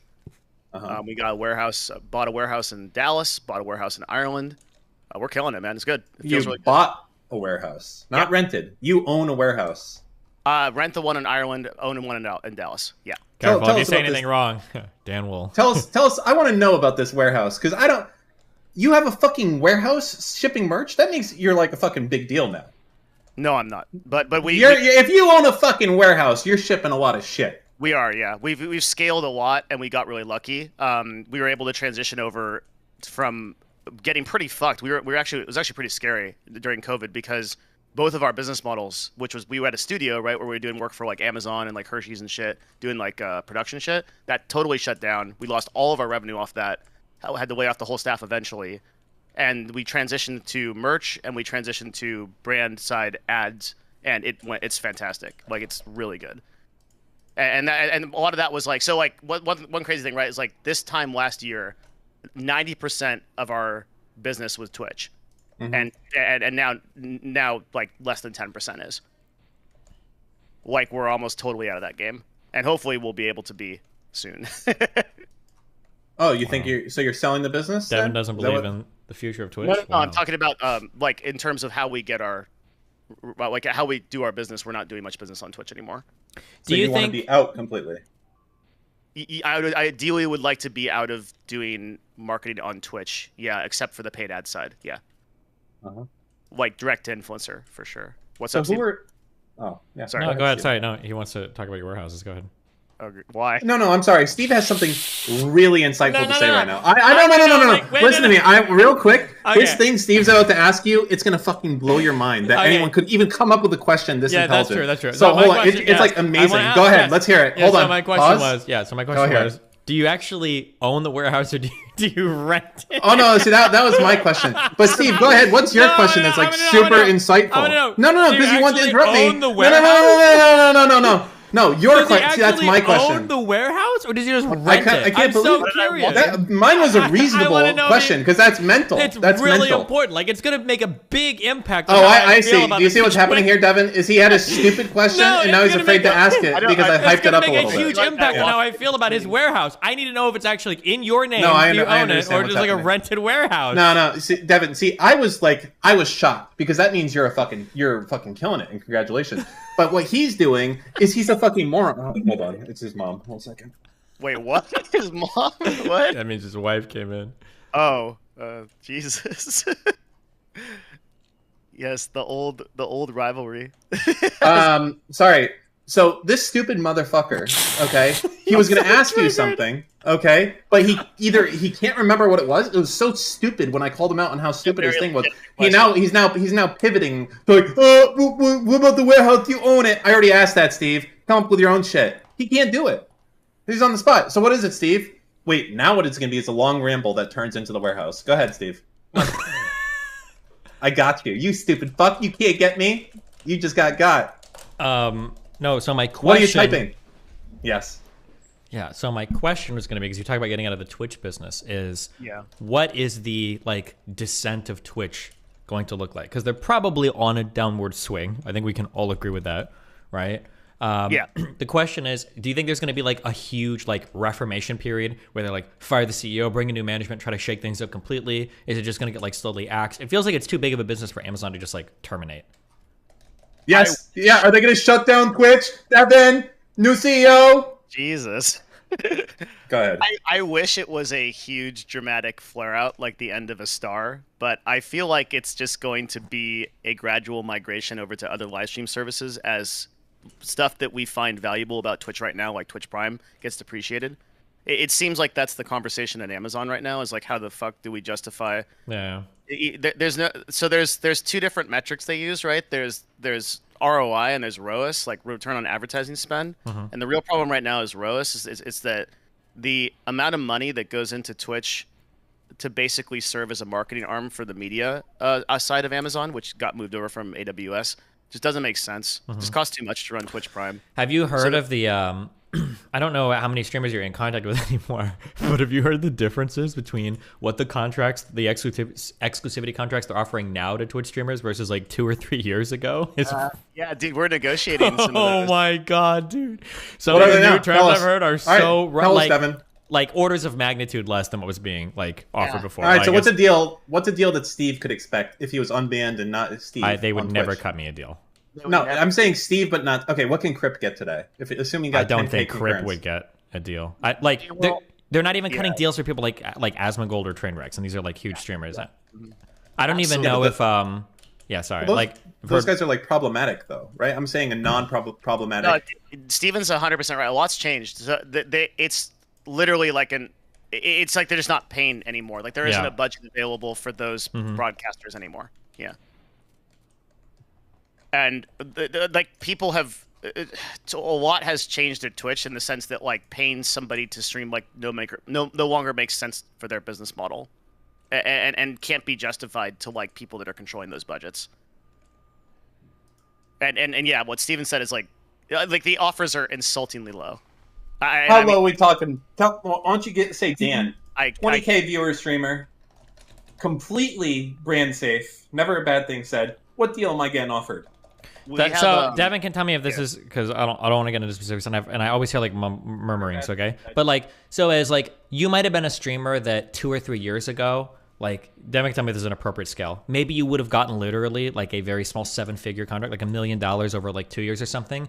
And if you were to negotiate from a similar position today, they might give you really favorable CPMs or something. That's the difference in terms of how dramatically shit the contracts have gotten, or they just won't offer you anything, even if you were getting huge offers before. Yeah, I would be surprised if there was anybody outside of the top 50 broadcasters that could even consider a cash deal. And Oh, yeah, you know and even for something top 50, like XQC has publicly like mumbled that it's like fucked, and I think he's still the largest streamer on the platform in terms of viewer hours. So yeah. Devin, back in the day, you talked about there being some. I'm not going to get this right. There was some media, not media buyer, but like there was an MC, not an MCN. I don't know. Like you could come into Twitch, and if you had a certain amount of people, a number of streamers underneath you, you could have some value, right? If you say, "Oh, I represent all 30 of these streamers, and they do this," does that type of thing still exist, or what? In terms of agencies? I guess if it's an agency deal, yeah, something like that. So there are two types of agencies. There are the talent agencies that represent broadcasters exclusively, and then there's the people that represent brands. And Twitch only really cares about the second one now. I know this because we used to be both, so we transitioned from one to the other. And the people that run the brand side, they control the advertising spend generally, so that's much more interesting from a sales perspective. But the people that run the talent on exclusives basically just kind of do the back and forth. I'm not sure that answers your question. Okay, well, Like, no, but that's fine. So sorry. Like what do you when you say like they have value? Do you mean like? I thought you said that you could make money. Like if I came in there and I could just like get 20 streamers under my fucking whatever, that I could go to Twitch and demand money and they would pay you just by virtue. That's all over. So what was that called back in the day? Was that ever a thing? Never mind. Oh, okay. So like if you started an agency, you had like 20. Oh, okay. Yeah. So if you had like 20 people under you that were like significant streamers, you could do like group negotiation deals and maybe. But I've never seen one of those happen. They were all done on an individual basis. They used to do that, but that was a long time ago. Like the last I heard about that was like for StarCraft teams and shit. Twitch would like pay out like money. That's before I was in the business. Yeah, I've never even heard of that. That's crazy. Because I think they used to pay, but I think that's because we were literally like friends with like Kevin and shit. Like they would pay like a small fee every month to like root gaming and stuff. Like they would pay out to like actual like teams and shit. But yeah, I don't know if they do that group shit anymore.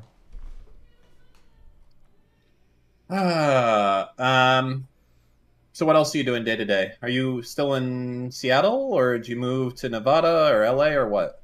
I moved to Texas. Austin, I'm imagining. No, Dallas. Oh. And we had for the same square footage in Seattle, we were paying $14,000 a month, and Facebook was like trying to take our space. And then we came here, and for the exact same square footage, we're paying $3,400. Well, Dallas is like stupid. Dallas and Houston are like insanely cheap, like to buy real estate out there. It's I looked at it. Awesome.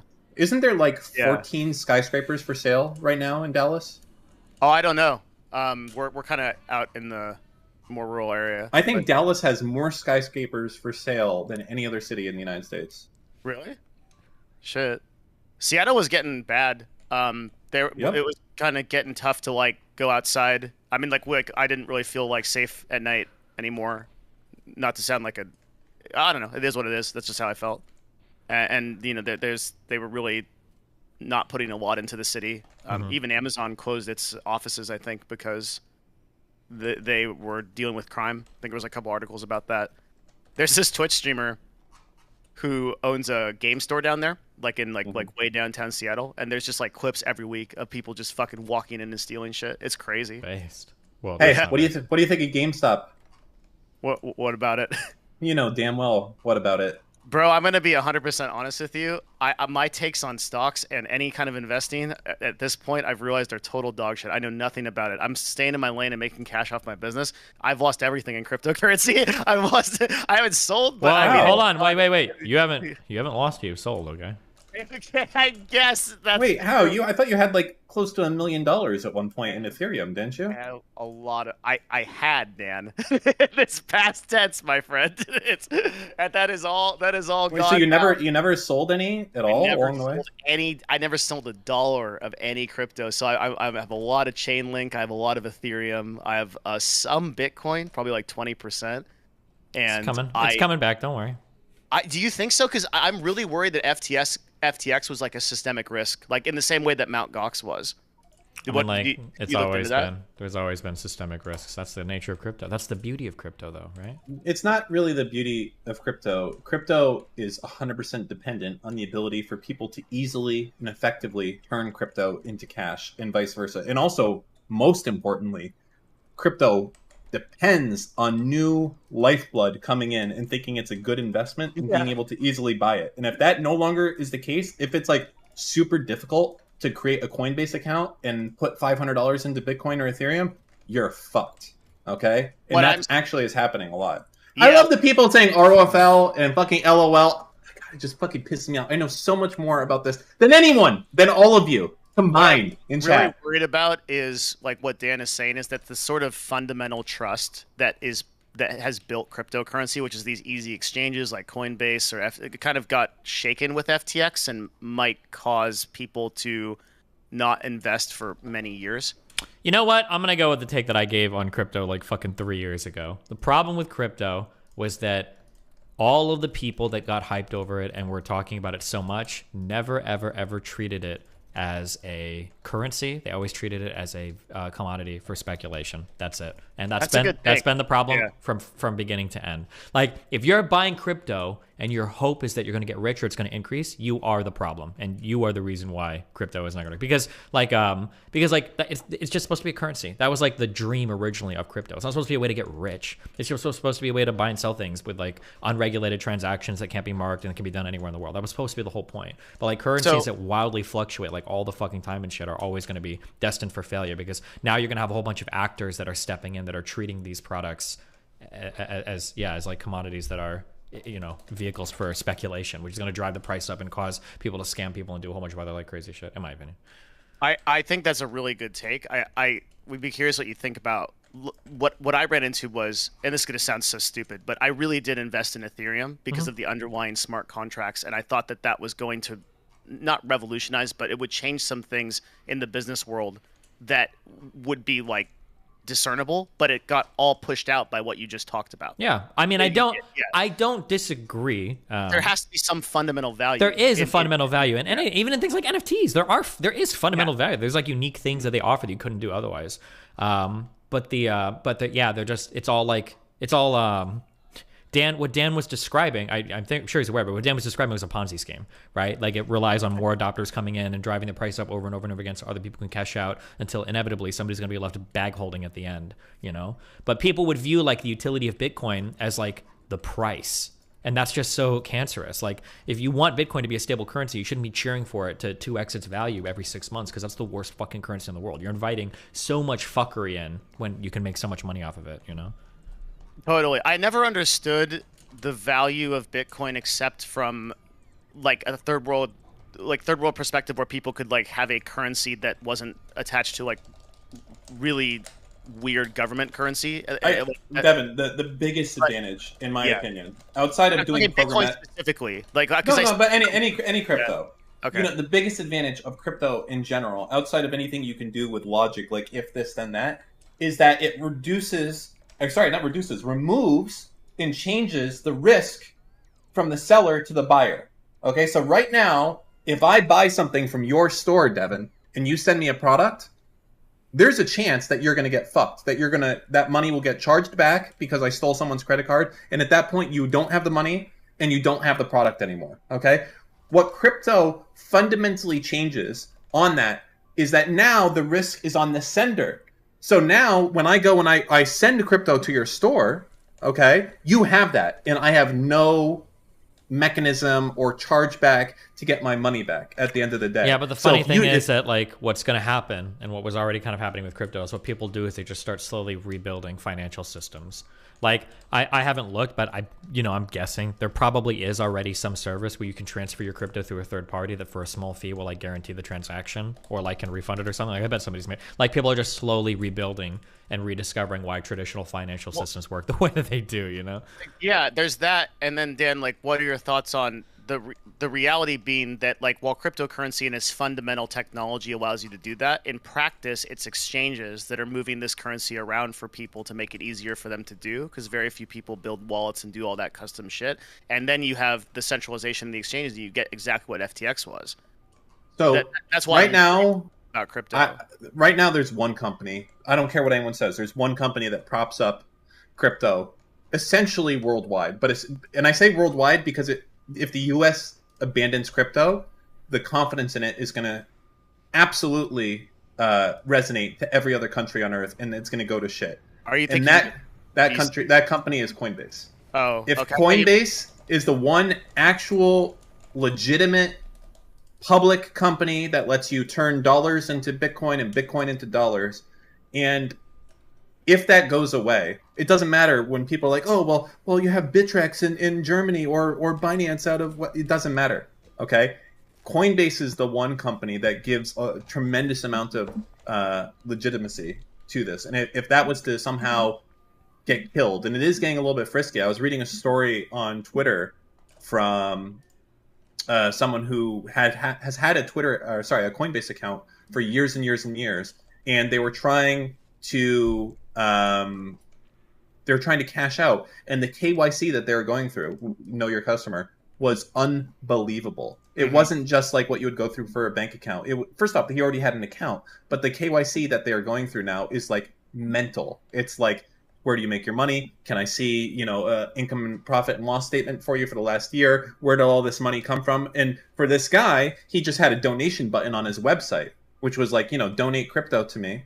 And, and that's it. So the idea of like, you can now get anonymous crypto donations might be gone as well. So anyways, my whole point behind this is I feel Coinbase props up a lot of this stuff because at the end of the day, if people can't turn crypto into the dollars in a safe way in the United States, that's a huge problem because the amount of actual projects using Ethereum or anything along those lines, not so many, and certainly not that impactful. There's a couple of things going on with Coinbase because they're a public company and they also have, they just pay a lot of attention to, they individually audit I'd say all of their transactions publicly, and that's all available, and they also back it via US dollars. But then you have situations where like Brian Armstrong is like selling a ton of shares after the FTX thing. They're talking about like contagion coming over from FTX because apparently like all these exchanges were invested and leveraged into each other. I don't think that's a existential threat to Coinbase, but I worry about cryptocurrency from a trust perspective, like from a macroscopic trust perspective. Literally a person deciding to put money into something, even Coinbase, after seeing 5 million people get fucked over by a dude in the Bahamas. You know what I mean? Look at how much it's powered by like fucking like Elon Musk, like tweeting about Dogecoin and shit. Like even I had friends that were talking about, I don't know if anyone remembers this, but people were like buying Dogecoin in advance because they thought Elon Musk was going to mention it on like Saturday Night Live. Like just like the dumbest shit, the way that people treat this shit. But so I got down. If we remember like a while back, I was talking about Trump and back when Trump was president about Bitcoin. Really, all of this takes to see this industry go to shit is, back then I would say all it takes is for Trump to tweet out tomorrow saying, just got news that Al-Qaeda and the Taliban are using Bitcoin to have child sex slaves do suicide bombs in Chicago. And that's the end of crypto, pretty much at that point. All it takes is literally one Trump tweet and the value of crypto is going down by like 80% overnight. That's it, right? And that's a fragile ecosystem to have something like that. So that's really it's just speculators built on speculators built on speculators. And then there's like fucking 2% of the people that actually use this for a real utility. And then you have like 50% of those 1% to 2% people that are like, oh yeah, it's a real utility. I'm doing NFTs, which are like the stupidest fucking thing ever. It's just, oh God. Yeah. It was an expensive lesson for me to learn that I really don't know what the fuck I'm talking about with investing. I need to stay in my lane. And I still think now that, like, in terms of building capital, I don't want to pretend to be an investor, and I might as well just sit and work on my business, which is generating cash flow, instead of, like, jerking off in tech stocks and losing 50%. I wish that, like, more people were, like, honest about that, too, though. Because, like, the scary thing about finance is that, like, right now, like, you have the ability to log on and press the right buttons to become a billionaire, right? Like, if you knew the right answers, you could short, you could leverage enough, and you could become a billionaire in, like, a week. If you leverage enough, you could do it 100%. Yeah. And, like, having that potential available is, like, a very, very hard thing mentally to like deal with, because like it's right there. I just need to make the right trades. And people removing all the stops and barriers from people making those trades, I just think it's bad for people's minds, because anybody can bullshit themselves and think like, oh shit, like I just need to short the right thing. I just need, you know, the right option. I just need the right thing, and I can do this. Like, and yeah, I think it's really, really bags. I think that explains like that whole GameStop saga and all the people that believe that shit. Yeah, it's worse because when you become a business owner and like they give you like okay, now you're at your fucking bank tells you you're an accredited investor and all this stuff, and like you think that you can, like I think that I can make sophisticated financial decisions because I'm running a P&L and I'm doing all this shit. And it's just, in reality, it's a totally different game. I don't know fuck all about it. Like, I don't know anything about stocks. Like I think I did because everybody was winning. Yeah. And then no, it's 90% of this shit, Devin, is just like I don't know shit about this. All of it is just like, you know, do people want to buy it? Do people want to sell it? That's it. It doesn't matter. The underlying fundamentals don't matter. What utility it has doesn't matter. It doesn't matter anything ever except like, is this hot? Do people want to get in? Or are they fear of missing out or fear of fucking up? That's it. That's all that drives all stocks, all crypto, everything along those lines. I'll never understand that. I think what I understand is how to sell somebody a product or service and like build value in that. And that's just what I'm going to stick in. But that, you know what that's translated into is I just sit on a fucking shit ton of cash with no idea what to do with it. So I think T-bills, I don't know what that. I've not solved real that. Real estate, man. I don't understand real estate. I don't get it. It's not hard. Listen, you want to go in some places, let me know. I'm looking at a lot of stuff. Many people have lost their ass in the housing market. Stop. recently. Wait, stop. That's my one trigger. Hold on. I'm sorry. No, it's okay. Fucking idiots that buy a house and then live in it are not doing real estate, okay? For some reason, everybody's deluded themselves. I know some people are like, oh yeah, like I'm really big into real estate. Really? Yeah, I bought my house. I've got a That's not real estate. Real estate is when you buy or lease other properties and other people live in it and you generate cash flow of it, okay? Saying that you buy a house and then you live in it, calling that real estate is like buying a taxi car and parking in your garage and never giving rides to anybody and saying you have a taxi and that's how you make money. It just doesn't make any sense, okay? Sorry. Wait, who said that? Who said I what? didn't say that. Wait, who was suggesting doing real estate like living in it? Oh no, not Destiny. Sorry, Jesus. Devin just mentioned that like a lot of people, quote unquote, lost their ass on the housing market or whatever. That is true, but that's like dumb fucks that buy a house and then try to sell their house. And these guys are moving to and from primary residence, right? They're not talking about like rental properties or anything like that, you know? Yeah. I was referring to some of the like YouTube people who are historically known for that, like Ben Mala, who like are really down a watt because the market is bad. But I'm talking out of my element. I don't know anything about No, it's fine. Listen, right now you can do some logic. So right now, if you want to get frisky, and I'm not willing to get this frisky, but I'm close to being this frisky, is the office real estate market right now is in this like once in a lifetime shit show at this point right now. So right now, office buildings that, let's say in 2015, maybe they were worth $10 million. Today, you're looking at them for probably 40% of that, $4 million. Okay? That's how much value has been lost as a result of people moving out of the office, partially from COVID, partially from a lot of work from home type of situations. There is some huge value to be had, but you're not going to cash flow for a while. So that's kind of something to consider right there. So if you have a big appetite for risk, getting into office space could work. But it's risky. It's risky because, yeah, go ahead. Yeah, one is, do you think that's sound advice for someone that doesn't fundamentally understand it like me? And then second of all, Well, I don't understand it and I don't do it, so no. Well, and then secondly is like, what is your expectation that everything is going to come back and that this is just a dip? I think that in certain areas, so right now I would 100%, if there was a decent opportunity to buy an office building in San Francisco, I would buy one right now. Here's the one thing that I think is a little bit scary that might have actually changed the game forever is work from home might start fundamentally altering the composition of cities and downtown areas, right? Like if that work from home shit stays permanent, then offices might not recover and you might see different layouts for cities or like people moving out more than they would have otherwise because they don't have to be like located in an area for work. I think work from home is going away. You think work from home will go away? Yeah, and you can see that when people are taking over companies now, and that's the first thing that they're ending. The simple fact of it, I mean, I really don't want to have this argument with chat, especially right now, is you get more productivity and more work done when people are coming into the office. And that's just it. I'm not going to have the fucking argument about it. It's just true. One would think, but there have been studies out of Microsoft and also in Japan that have shown that Microsoft did a big work from home study and showed that productivity actually went up. Now, like as a business owner, I agree with you, Dan. I don't understand how it would not be the case, but it seems like the actual empirical evidence that we have is that the productivity it increases. But that doesn't make sense to me as a business owner because my employees don't do shit. I feel like it's got to be like, it has to be probably depending on the type of business. That'd be my guess. Like there's probably some business that lends itself really well to work from home, and there's probably some stuff that like doesn't at all. That's why I think it's interesting that Microsoft ran it, because that's a tech company that you would think it represents a lot of the type of work that gets done in the knowledge economy. So it seems like it could transfer over. Let me find what I'm talking about.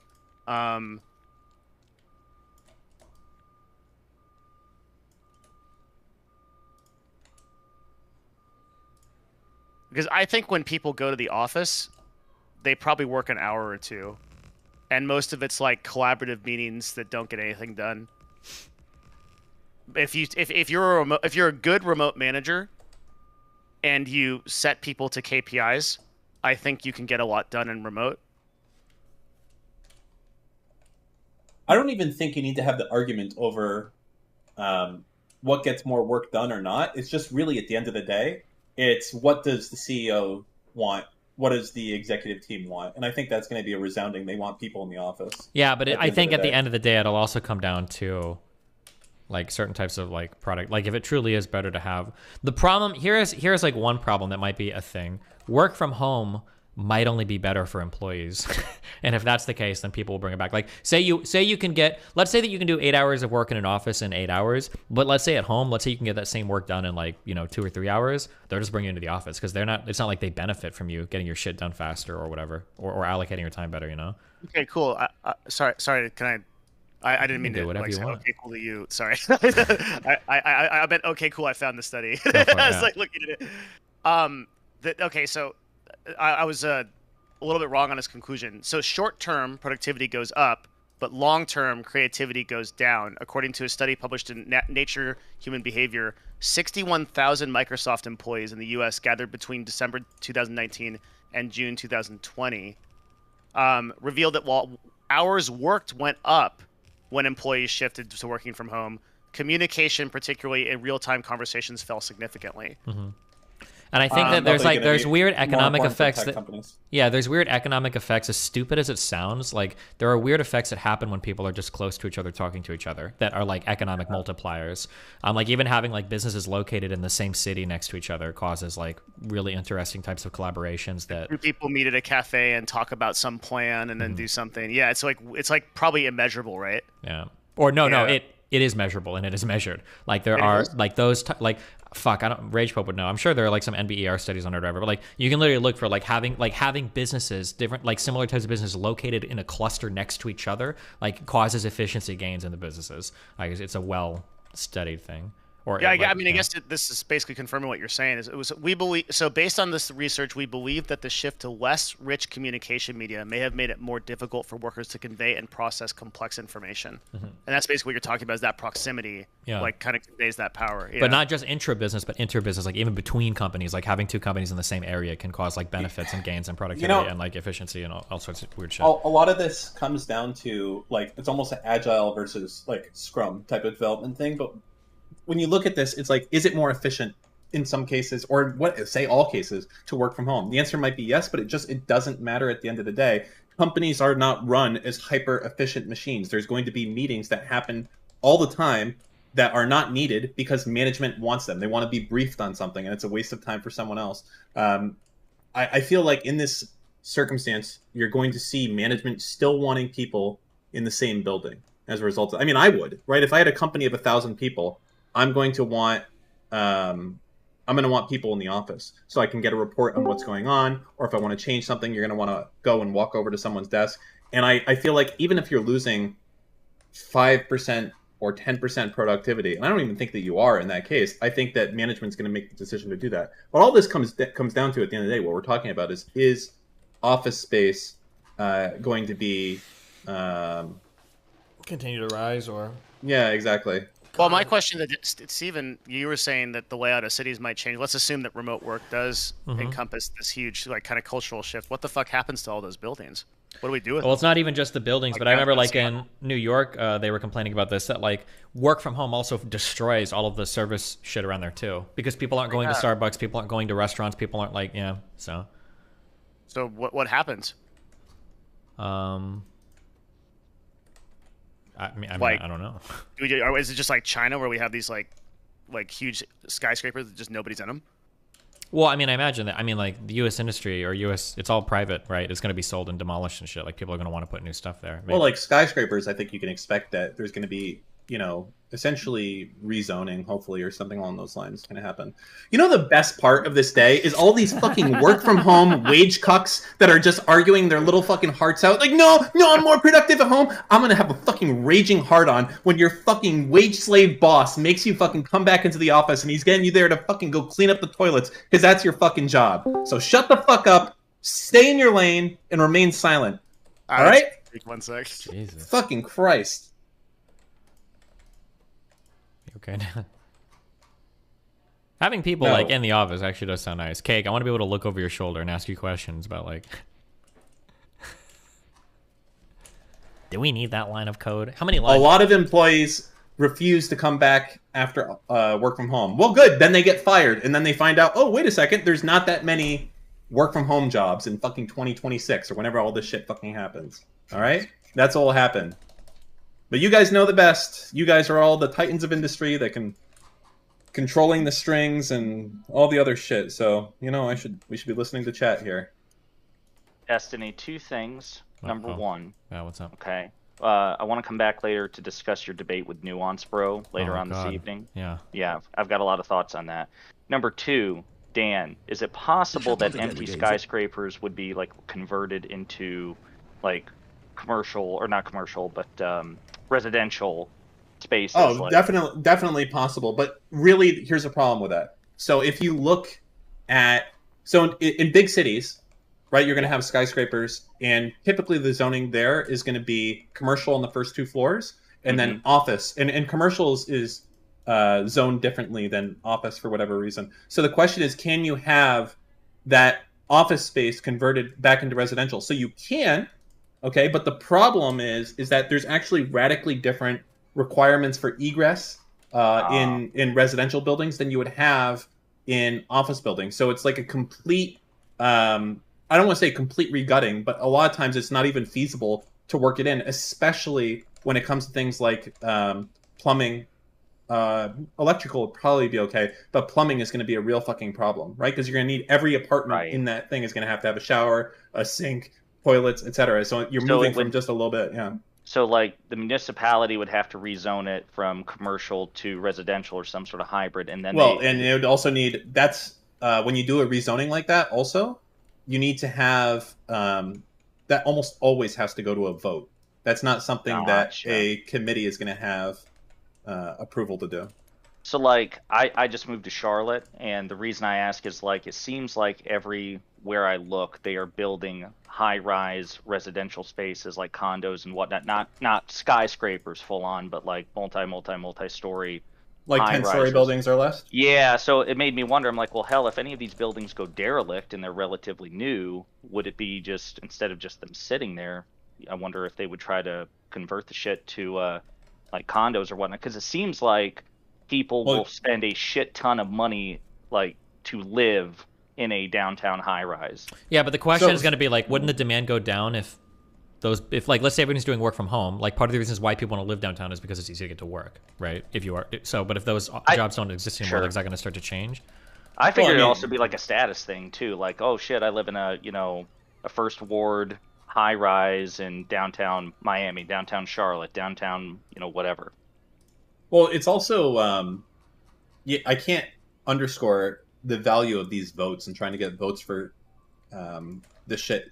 Like, if you're, let's say you have a skyscraper and you're like, hey, I want to convert this from office to residential. How many people do you think are in favor of that, as far as the voting block in that ward?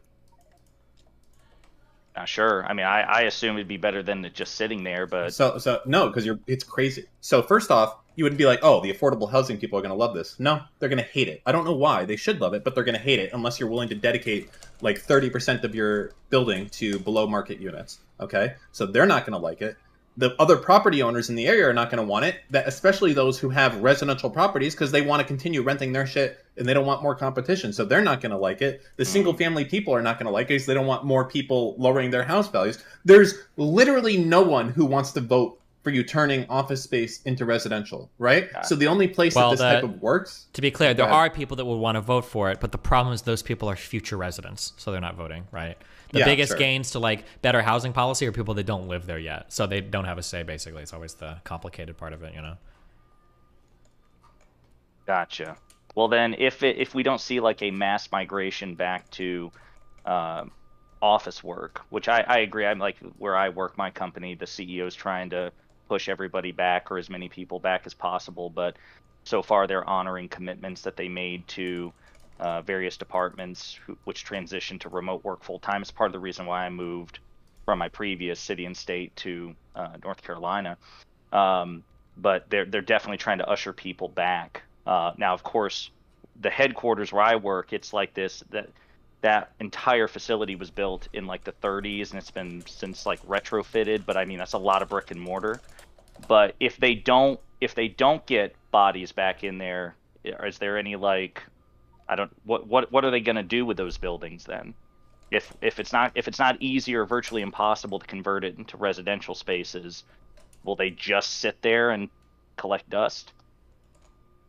They can't sit there and collect dust. There's going to be some better utilization for them, right?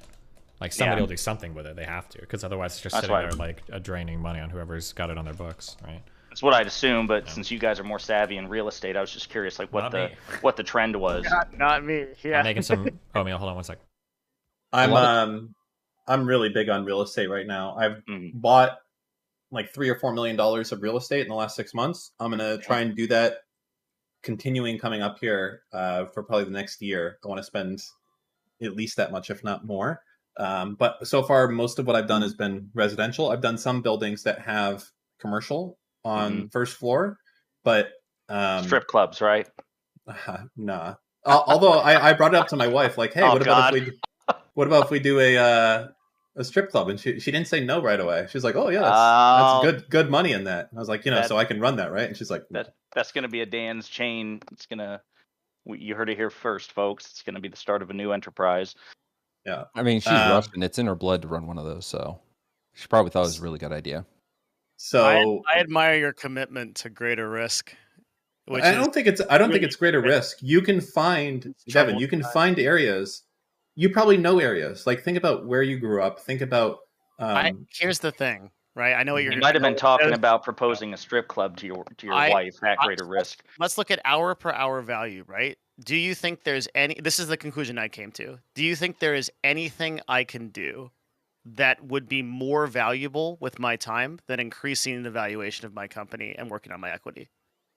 So what I'm suggesting to you doesn't involve you doing any work at all. Of course it does. Very, very little. I have a management company right now. For no money down, you too can become rich. No, definitely money down. Definitely. You said you have a lot of money in cash right now. No? I do. Yeah. Okay, so you have money sitting there actually doing nothing. Well, when I say doing nothing, I mean, of course, it's becoming worth less every day. Yeah, it's losing. So the idea is, let's say you have $1 million.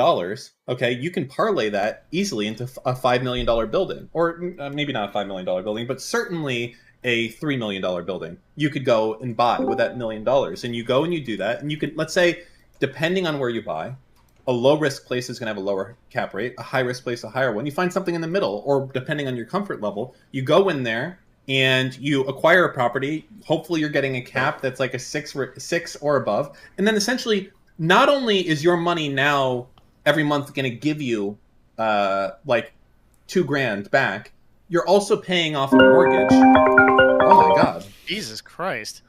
So not only are you You're good. Yeah, not only are you going to be making money you're going to be paying off a mortgage, and you have a building. Do you know one of the only things that there is that actually stays up with inflation is real estate? I understand what you're saying, but what I'm saying is that and you don't have to do any work at all. I do. I've got to find the building. I've got to figure out the cap That rates, you have to do. negotiate that. I've got okay, but pound for pound, hour per hour, right?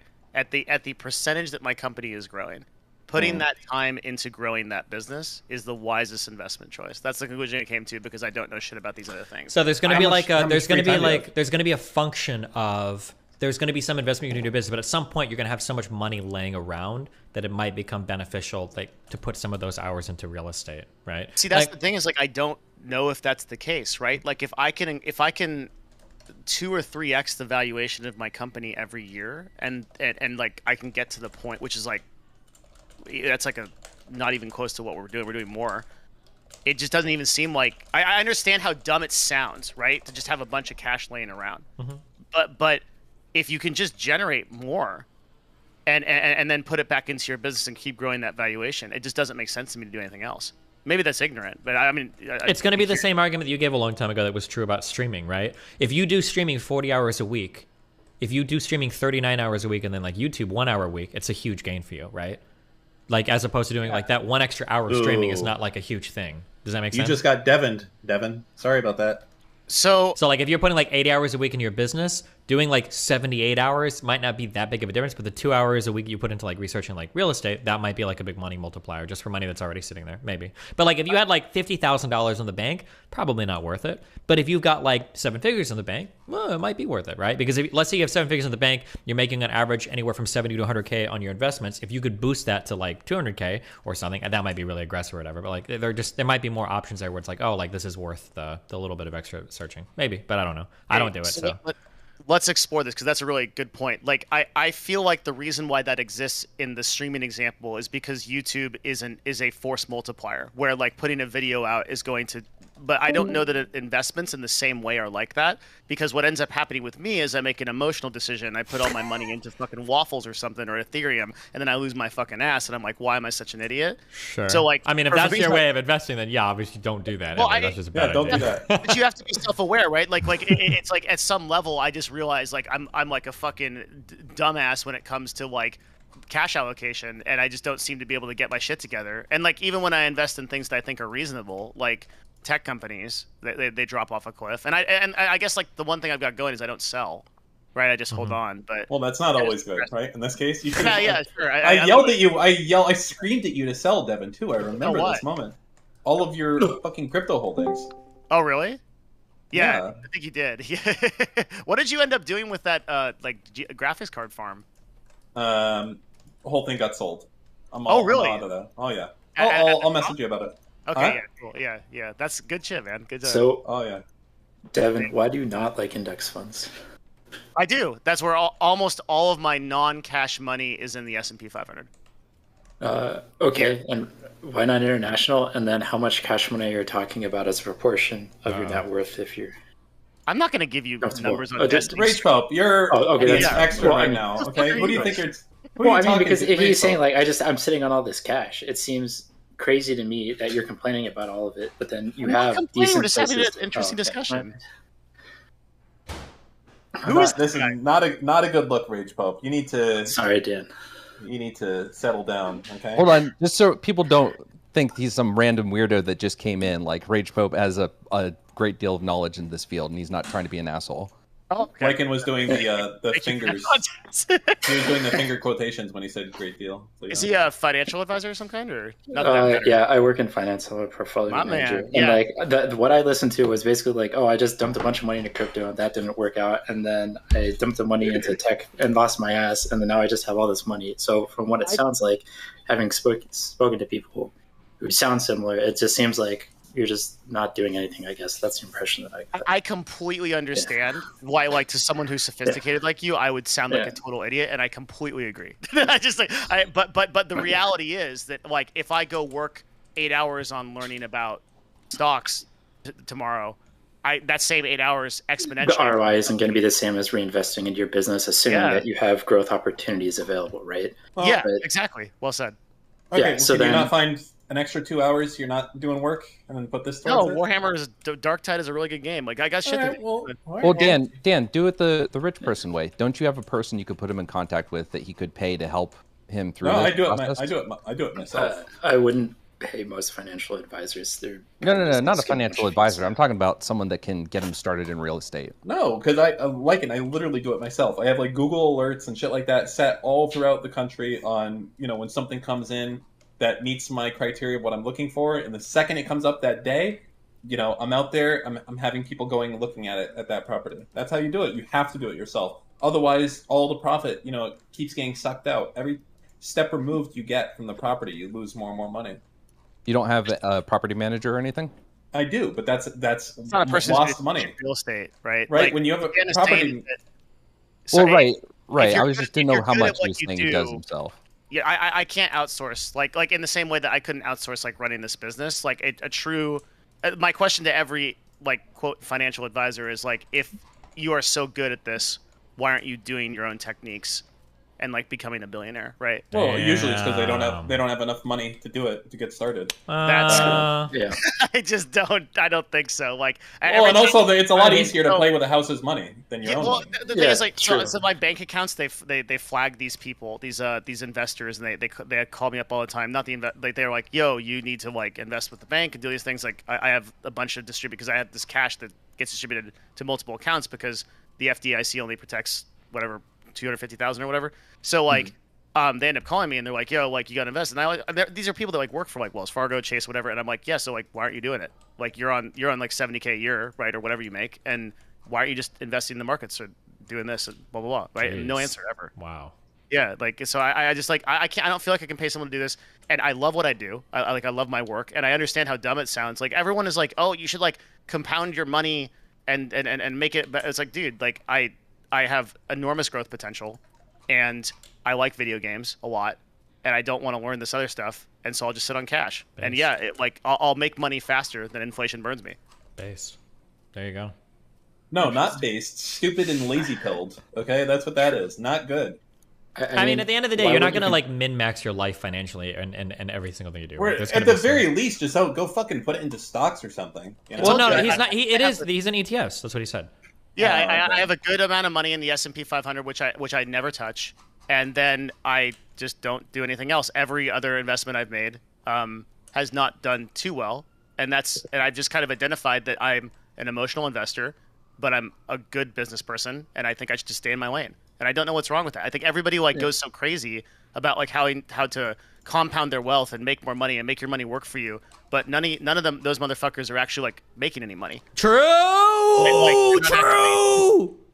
Put it You into could pay work. someone you could pay someone to paint Valuable. your. So- You could pay someone to paint your Warhammer figures. and then Unironically, you'll have time. that is super true. That like make your money work for you. Make blah, blah, blah. What money, motherfucker? Like, this isn't working if you're making like $32K a year, or if you've got like $2,000 in the bank that you cash advance from your fucking Visa that's now maxed out, right? Like, yeah, you should work on like the most important thing you do. It sucks because it's such a boring fucking answer, but the most important thing you should do is that it's that quote of invest in yourself. Like, if there's something you do well, like learn that skill, learn a trade, go to college, like pick up skills that make you like that situate you in an ability where you can like actually work on something that will grow a real tangible like good or service for somebody else. The obsession over like, you know, find the right crypto to invest in and do drop shipping and make an Amazon, like Jesus, you have nothing to show for that in terms of personal development after 5 years. What, like, Jesus, and you're not getting rich doing that. You're just not. Like, most people aren't. Yeah, I realized exactly. I realized that like this is not my path to getting rich. It's my path to losing that. So like if I put like money into this, where it's like I know I'm good at marketing, I know I'm good at like building this service that is very valuable to brands and customers. I'll just do more of that. Mm-hmm. You know, and I think I know like, and I'm telling you, like every day I get conversations like this, people coming at me. They're like, "Yeah, you're sitting in cash. What the fuck? Like, what are you doing?" But Sure. I don't know. Like, Yeah, I mean, I know there's people who want the Hey, liquidity. let me ask for you things guys, like how do you guys feel?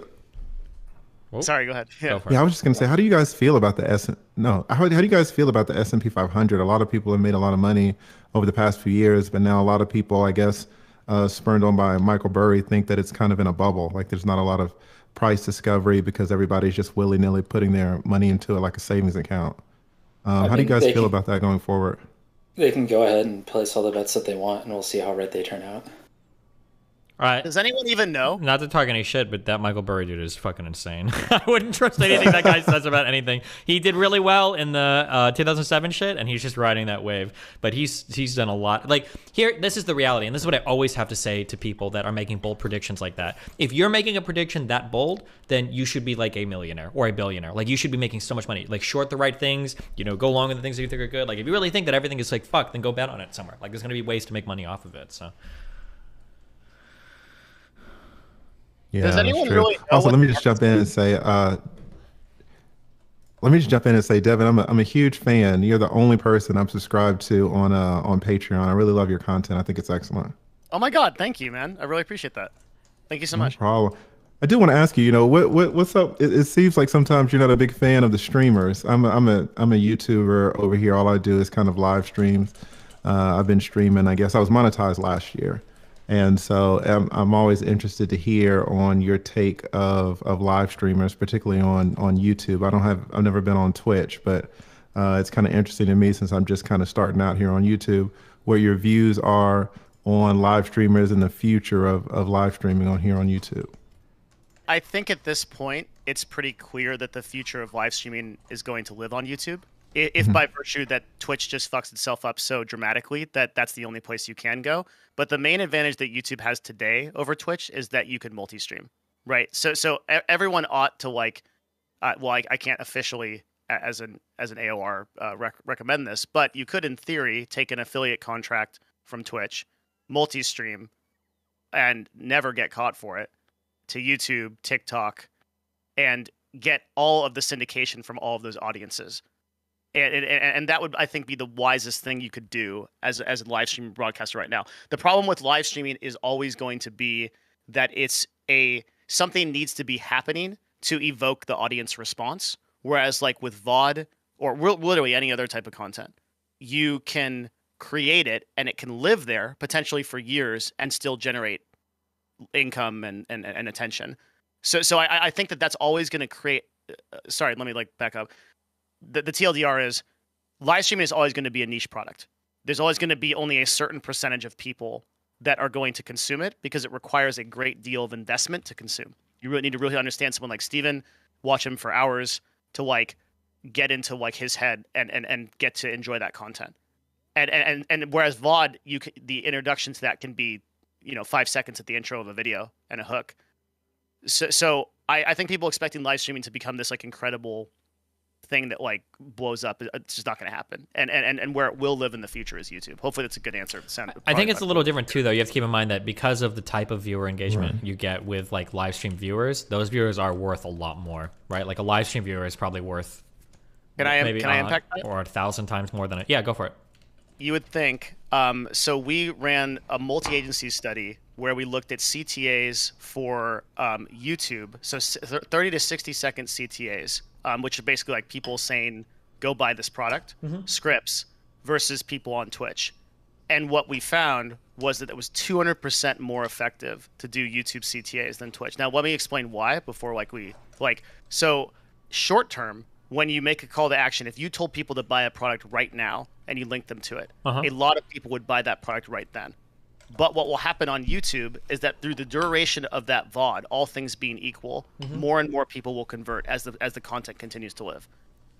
So the call to action will actually be more effective on a long form VOD than it will be in a short form call out, because that ceases to exist immediately after the call out. Do you still pay for the click throughs months later, or is it just a one-time payment to the YouTuber no matter how long it stays up?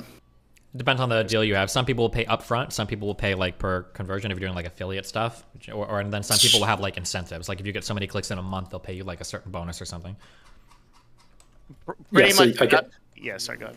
I was going to say, so you can design it around, expecting it to be there and then underpaying because the YouTuber doesn't realize the impact that it's having on the... Yeah, but that's where agencies and everybody else come in, right? Because if you're trying to fuck me like that, then I imagine another agency is going to come in and offer something way more competitive, right? 90% of the deals that get done on YouTube are based on category CPM, they're view-based, and then they're a flat rate. So you just pay an amount to a person upfront, and then if you don't get the job you want done, there's usually contractual make goods, which could be community posts or shorts, But mostly a YouTuber just gets their money, does the call to action, and then deal's done. That's how like 90% of deals are done these days. And oh yeah, also there's a maximum. So like the brand will pay you out max this amount if the video does X, right? YouTube's super simple to price these days. But yeah, so back to the like call to action thing. I believe for the longest time that live streamers had stronger ability to call to action than YouTubers, and I no longer believe that. Yeah, that's actually probably true. That's interesting. You don't think there's more of a connection, more of a Nope. community type of connection? No evidence of Wow. that. The only evidence that we have of that is the average minutes watched per unique viewer on Twitch is very high. It's about like 102 minutes, and which basically means like the amount of time that an average viewer will watch a streamer is very long. But in practice, that doesn't seem to convert over to sales. For whatever reason, the user behavior. Actually, I can kind of answer this. The user behavior on YouTube trends to be more willing to buy product, and I think that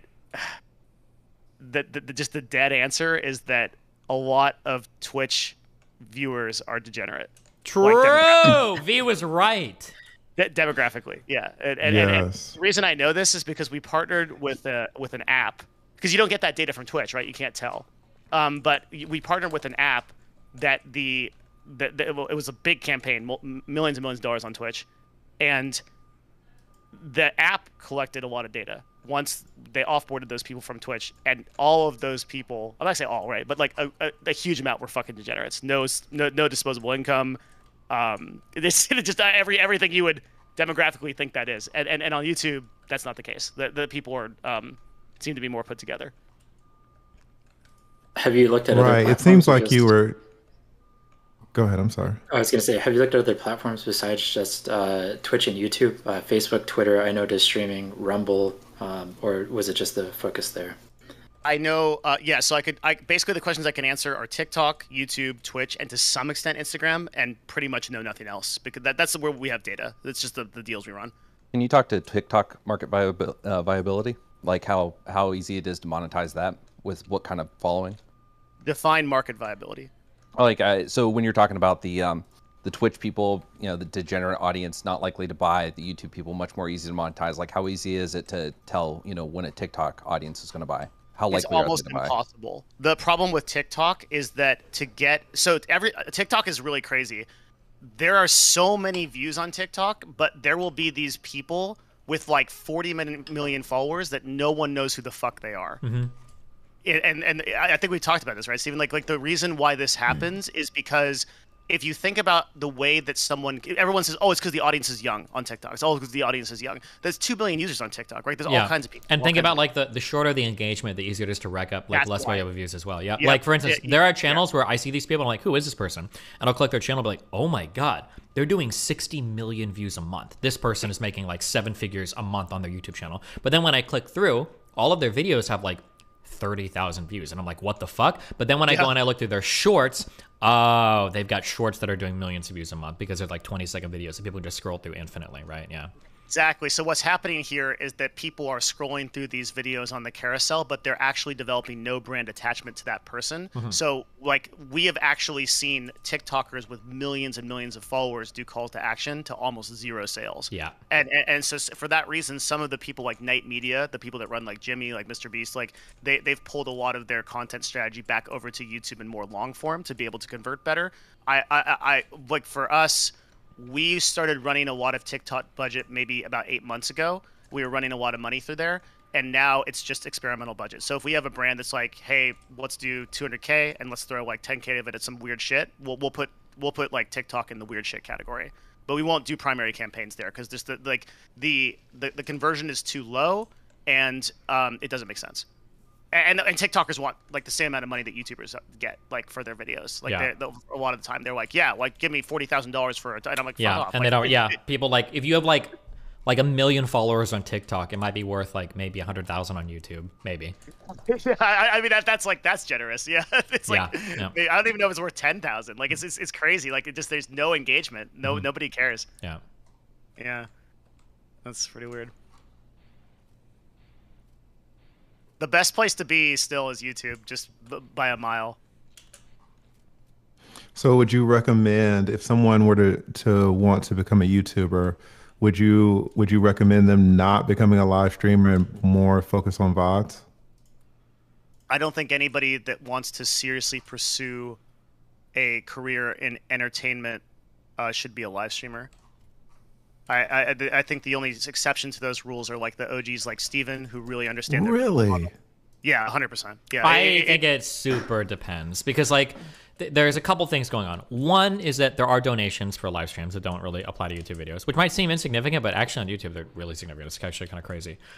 Number one, and then number two, if you're smart, so some people who are more conscientious when they live stream, or if they've got good editors like me, you can double dip a ton. So my live streams are what create my YouTube videos. So like, for instance, if you live stream a podcast and it doesn't need much editing, you can live stream that. You've got the live stream viewership. You can sell ads against that. You can collect donations or whatever, and you can repost those to YouTube so you can only double dip on the same content, which is nice if you can do that.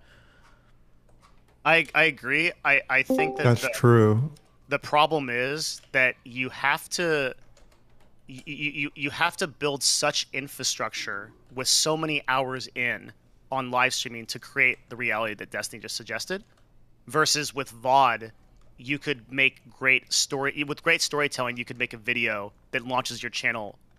We always say like your last at bat is your chance to go viral. Like every single individual video has the chance to go viral. Whereas with a live stream, the likelihood of you doing so and becoming like a Kai Cenat or like an Aiden Ross is so infinitesimal, right? Like that out of 15,000 people that click the start streaming button, only 5 will ever see any kind of income. And yeah, that's probably you. If you're live streaming to be big as a live streamer, you're probably doing it wrong. You should probably be live streaming with like VODs and YouTube videos in mind. That'd be my like if you really want to live stream, like the intent should be to make good YouTube videos afterwards. 100% agree. Yeah. Well, what would be the definition, Destiny, of a when you say a big live streamer? Like, how many subs is a big live streamer? I mean, really, if you have over like 50 to 100 concurrent viewers, you're probably a big live streamer. So I can speak to this. I sit at about 50 to 100. I'm about the top 0.5% of Twitch. I make 100 to 200 bucks a month. Gappy's a little bit bigger. He makes a little bit more, but it's really not that much for live streaming. The monetization comes through all the sponsorship deals if you want to do that, and it comes through YouTube and everything else.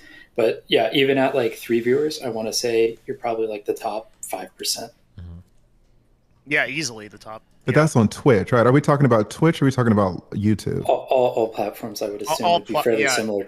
You'd be hard pressed to find somebody above 100 viewers that's like every one of those people is a significant broadcaster, but few of them in that range are making any kind of money. And the problem in the agency world is that like we can't bring the only deals I can bring to like a 50 to 100 viewer broadcaster is like a blanket deal where I have the same deliverables and they're looking for micro influencers and I'm doing that same deal for like 40 or 50 people, right? Which means that I'm not going to be as white glove with those people as I can be with like an individual influencer. So, and the cash is going to be very fixed, non-negotiable, and low.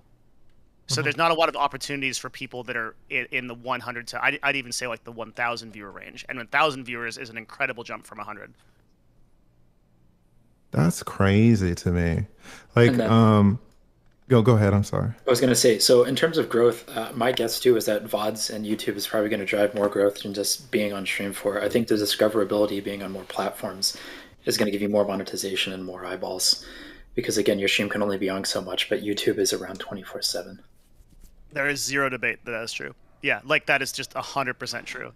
There's so few people that can start a Twitch stream today and get discovered like just off of that. You either have to do collabs or you have to do VOD. Mm-hmm. But I think that's where Destiny's point comes in about reclipping your live streams. Mm-hmm. Like for example, just to let you guys know, I started YouTube, I guess in 2020 is when I put up my first video, and I went, let's say, a year before I got monetized. So I was monetized last February. And I just did a video on this yesterday where I showed my numbers. And I think when I had 10,000, and all I was doing when I started out, I've basically been a live streamer. I did about 15 regular VODs and then just went straight to live streaming because I wasn't good at editing or anything. And so this was last year. When I had 10,000 subs, I was making like, in that month where I crossed the 10,000, I made like $3,000. And then when I got 25,000 subs, I made $10,000 that month. And then when I crossed the 50,000 sub mark, I made 20,000. And I have a video showing all of my analytics. And then when I crossed 100,000, I made 51,000 that month. That was in December, and December is usually a good month. But this is just from live streaming in 1 year. Wait, that was only live streaming, not VODs at all? Or not like videos, or? No, it was just live streaming. I mean, in the very beginning, I was doing VODs, but I'm not good at edit. I'm old, right? I'm 45, so. Yeah, wait. Are you making this money off of like donations and super chats? Yeah, donations, okay. and then donations, and then since my streams were up, I was getting some AdSense off of those. So it's interesting, and I'm just a regular guy. It's not like I'm some. And in fact, my first live streams were terrible, and so this is all of last year. This year, because of live streaming, I've developed a community. So now I've got 2 locals accounts where people sign up. I had a Patreon, which is how I found out about Devin. And, I sell courses now. And that's basically, I have a very, very strong community, but that's been developed in a year. I think that one thing that live streaming gives you advantage of is community, I think, is built better on live streams. 100%. Than YouTube videos, 100%. yeah. Yeah, it's like you can have a YouTuber with 500,000 subs and no one really knows them. Whereas I stream, and I know Twitch might get a bad rap because people stream a lot on there, like every day. But I stream 2 to 3 times a week, and my community is super strong. So, I think that depends. Actually, I think I rescind that because I know some really big streamers. I'm about to. Yeah. Yeah, okay, so like if you look at TwitchCon this year, right? TwitchCon was YouTubeCon. It was screaming people following around big YouTubers that stream once a month. Yeah. And the reason why that happens is so it's very different to be a person with 200,000 subscribers like you, and to be another person with like 5 subscribers.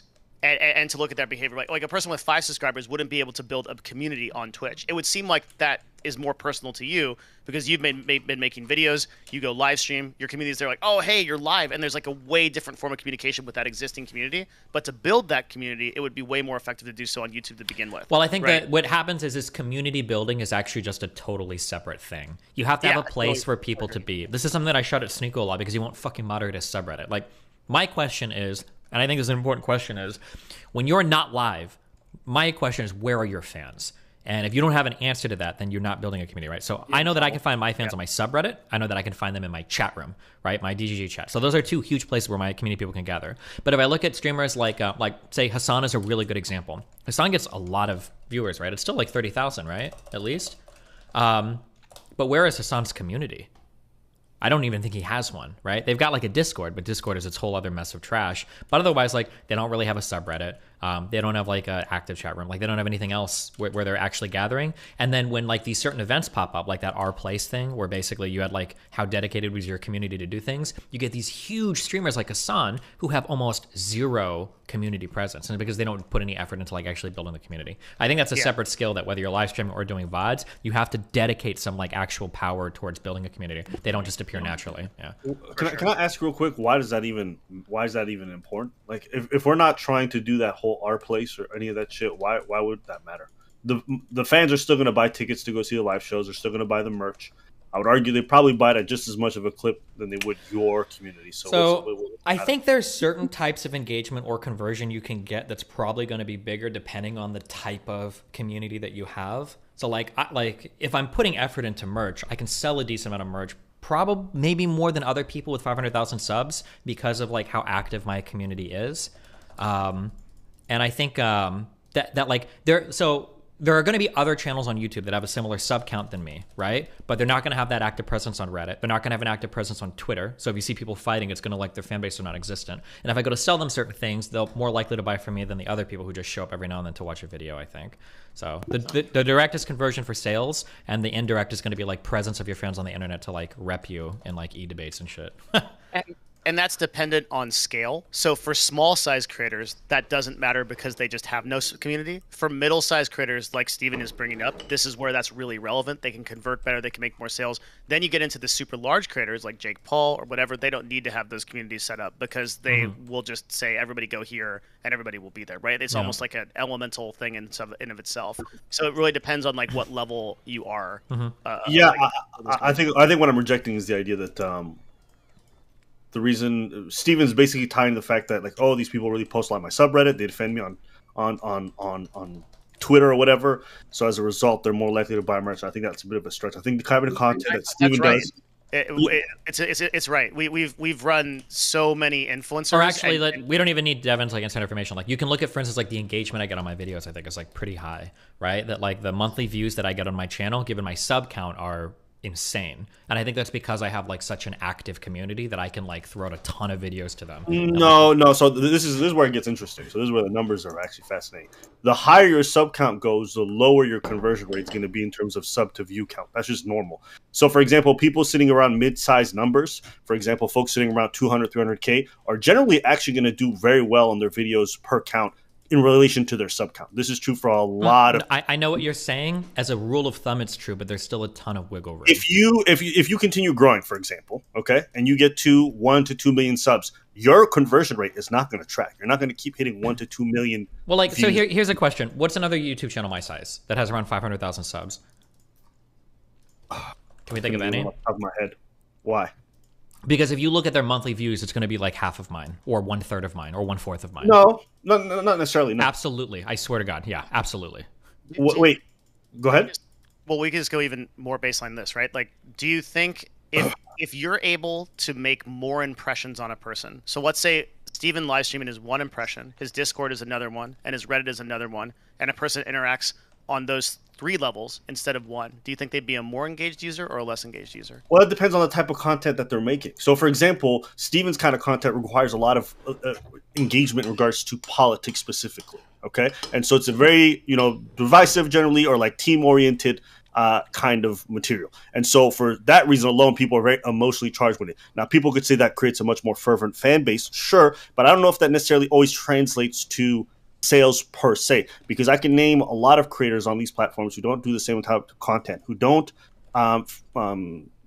build a community in the same way that Steven does per se, but still convert extremely well based off the content and the kind of attachment their viewers have towards the creator and the storytelling that they have. It's just, I understand what you're saying. Like, it's not like like these guys are going to get 0 views, but like I think that my ability, like I can get people to watch like 10 videos in a month about like fucking Lav and Mr. Girl and you guys fighting, and people will sit there and watch a 2-hour video on it, right? I think that like Philip DeFranco can't get that type of engagement. PewDiePie can't get that type of engagement. Like that's a really heavily like investment driven thing that is only going to happen, I think, with like a really strong community being built, in my opinion.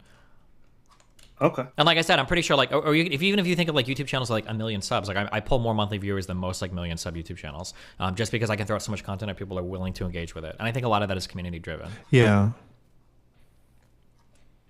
We can also just look. Yeah, your numbers are really, really good, Destiny. Yeah, duh. If I come in with the whole influencer stats, right? Like we can just look and like I will run a campaign for someone with the exact same amount of subscribers, and the merch drop will be wildly different. I mean, just like night and day, where some people can sell $50,000 to $100,000 in seconds, and other people of the exact same follower count will do like 5 to 10 products. It's that dramatic. Yeah, I'm not disagreeing that there's going to be differences between people at the same sub count. I just disagree for the reasons that you guys are stating. That's all.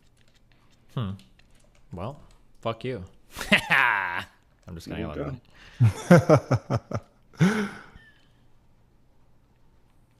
I know that Emily D. Baker, she's an attorney. She's in LawTube. She's about your size, and she does some really, man, her numbers are killer. What's but her I don't know name? if she sells anything. Emily her name is D. Emily Baker? D. Baker. Yeah. And she got really big. Oh, I already know what this is. I've seen these graphs. I see Into the Matrix. She did YouTube Shorts, 100%. I don't think she did shorts. If she did shorts, you have to be really careful because many people look like they're huge channels on YouTube recently we've actually had, so in our database we have a flag we had to code just to cancel out short channels so we don't see them. Yep. When we're because it's so annoying. You'll think you have this huge YouTuber, like I'm gonna do an activation with this person, 0 engagement. It happens all the time. Yeah, well, I think she blew up because of Johnny Depp thing. So there's people who grew up because of a Oh, flash that flood. might be a thing. If she did some of the, yeah, if she did some of the Johnny she's like Depp one thing, of that the could lawyers be it. covering it. She's doing a good job, and so a lot of people tuned in because of this event. But it doesn't mean that that's necessarily going to translate in terms of a long-term fan base. Do you think it's harmful to your channel if you start to do shorts and you start to grow off of that? No, you just have to funnel them into other types of viewership. That's always the important thing. Exactly. Yeah. Right now, there's no reason anyone shouldn't do shorts. And this is actually really new information. Is like as of a month ago, when shorts were still on the main carousel, they would affect AVD. Sorry, so let me back up. Shorts would affect the channel's performance as a month or two ago because they were basically they lived in the same place as your long form videos did, similar to how live streams would do the same thing. But what YouTube recently did was they separated all of those different channels, and now you have shorts in a separate place and on a separate carousel and feed, and your live streams. Like if you can do shorts, one of the best things that mid-sized creators could do right now is pay somebody $40-50, get 3 shorts a week, and put them up on the shorts section of your channel, and that will perform really well to grow you. Especially because you can just throw the same shit on fucking TikTok, right? Yeah, you should and Instagram Reels too if you want, although those aren't taking up as well. But yeah, but I mean, it's an audience, right? If you're just going to syndicate it anyway, might as well just toss it up there, right? Yeah. Yeah. Shit, man. I tell people to do like I think every single person who's doing YouTube should just one-to-one on Facebook too. They should just upload long form on a Facebook page. There's no reason not to. I mean, depends what you do. Facebook's moderation is crazy. Whatever can survive on YouTube often can't survive on Facebook. Really? Oh yeah, I've seen it firsthand. Their moderation on Facebook is trash. Let me just put it this way: my mom's been banned from Facebook like 6 times. yeah. But although my mom posts some crazy Republican shit. To be fair, but I'm not sure what fields these are, but like we've seen the opposite. So like if we syndicate content across to Facebook pages, like we've never had a problem with enforcement. Well, it's probably going to depend on the type of content you're doing. Yeah, it depends on what kind of content. Yeah, it must. For example, Destiny would not be able to survive on Facebook. You don't think so? Absolutely not. There's no shot. I think Facebook, even the most milquetoast taste, will get you banned off of Facebook. I thought Facebook's moderation was a little bit like YouTube's on crack, where what they're really targeting is the stuff like COVID misinformation, election misinformation, stuff like that. That's the stuff that they hyper focus on. Stuff won't survive on YouTube either. Yeah, so yeah, that I agree with. But like I think that like Steven's content could live on Facebook and even be monetized. It should be fine. I don't know. I don't have as much experience on it. I'll put $2,000. I'll put $2,000 on it. You start uploading all your catalog on Facebook. I'll put $10,000 on it. That within less than a year, this man gonna be gone. Because one of the things that really matters on Facebook is if you're behind an agency. So I would take that bet for you if I put Destiny under our agency with our Facebook for Business account, and then yeah, if you're talking about that shit, that's cheating. I don't know about that. Yeah, but that's not like cheating. I don't know about that stuff. Okay. You know some people in the back room that you changing the play of the game. You're saying 1-to-1 though that if he put all of his content up just as an individual influencer on Facebook page, he'd get banned. All right, August. Yeah. There you go. Yeah. Well, right now he's just on YouTube, and I don't even think he has a rep yet. And he's managing well. I don't think he's had any strikes, so he's good. Whereas I think on Facebook he would get flagged, and also they have a lot of automated systems that run their shit, and they really don't do a good job of checking the back end. So it's very easy for you to get dinged. Interesting, huh? Yeah. Yeah, I mean, I don't think there's a harm to creating. I mean, I've told Steven this for years. Like, Facebook still has 2.9 billion active users. Like, and a lot of them are politically charged. I don't know why you don't syndicate to Facebook. If all you did was tell your editor, put every video that you have on Facebook page, and like you'd probably like, I don't think you'd double your income. That's really dramatic, but like, it would be a 5 to 10K a month income source. Well, August, stop being lazy. There it is, called out. Like easy. Fucking noob. He's not even trying. If you pay a guy full time for that, it's like a little bit of extra work to put him on a page, right? Like I don't know what your payment structure is. Well, I usually pay people percentages of the money earned, so. Shit, I mean that dude could make a lot more money if he puts your shit on Facebook. Yeah. And maybe Abba's right. It gets banned. That's like I don't know. But it's like why not try? I started on Facebook, and just seeing that platform deteriorate was like so wild. Like Facebook gaming. Facebook moderation, just seeing it change over the last like 7 years was really, really wild.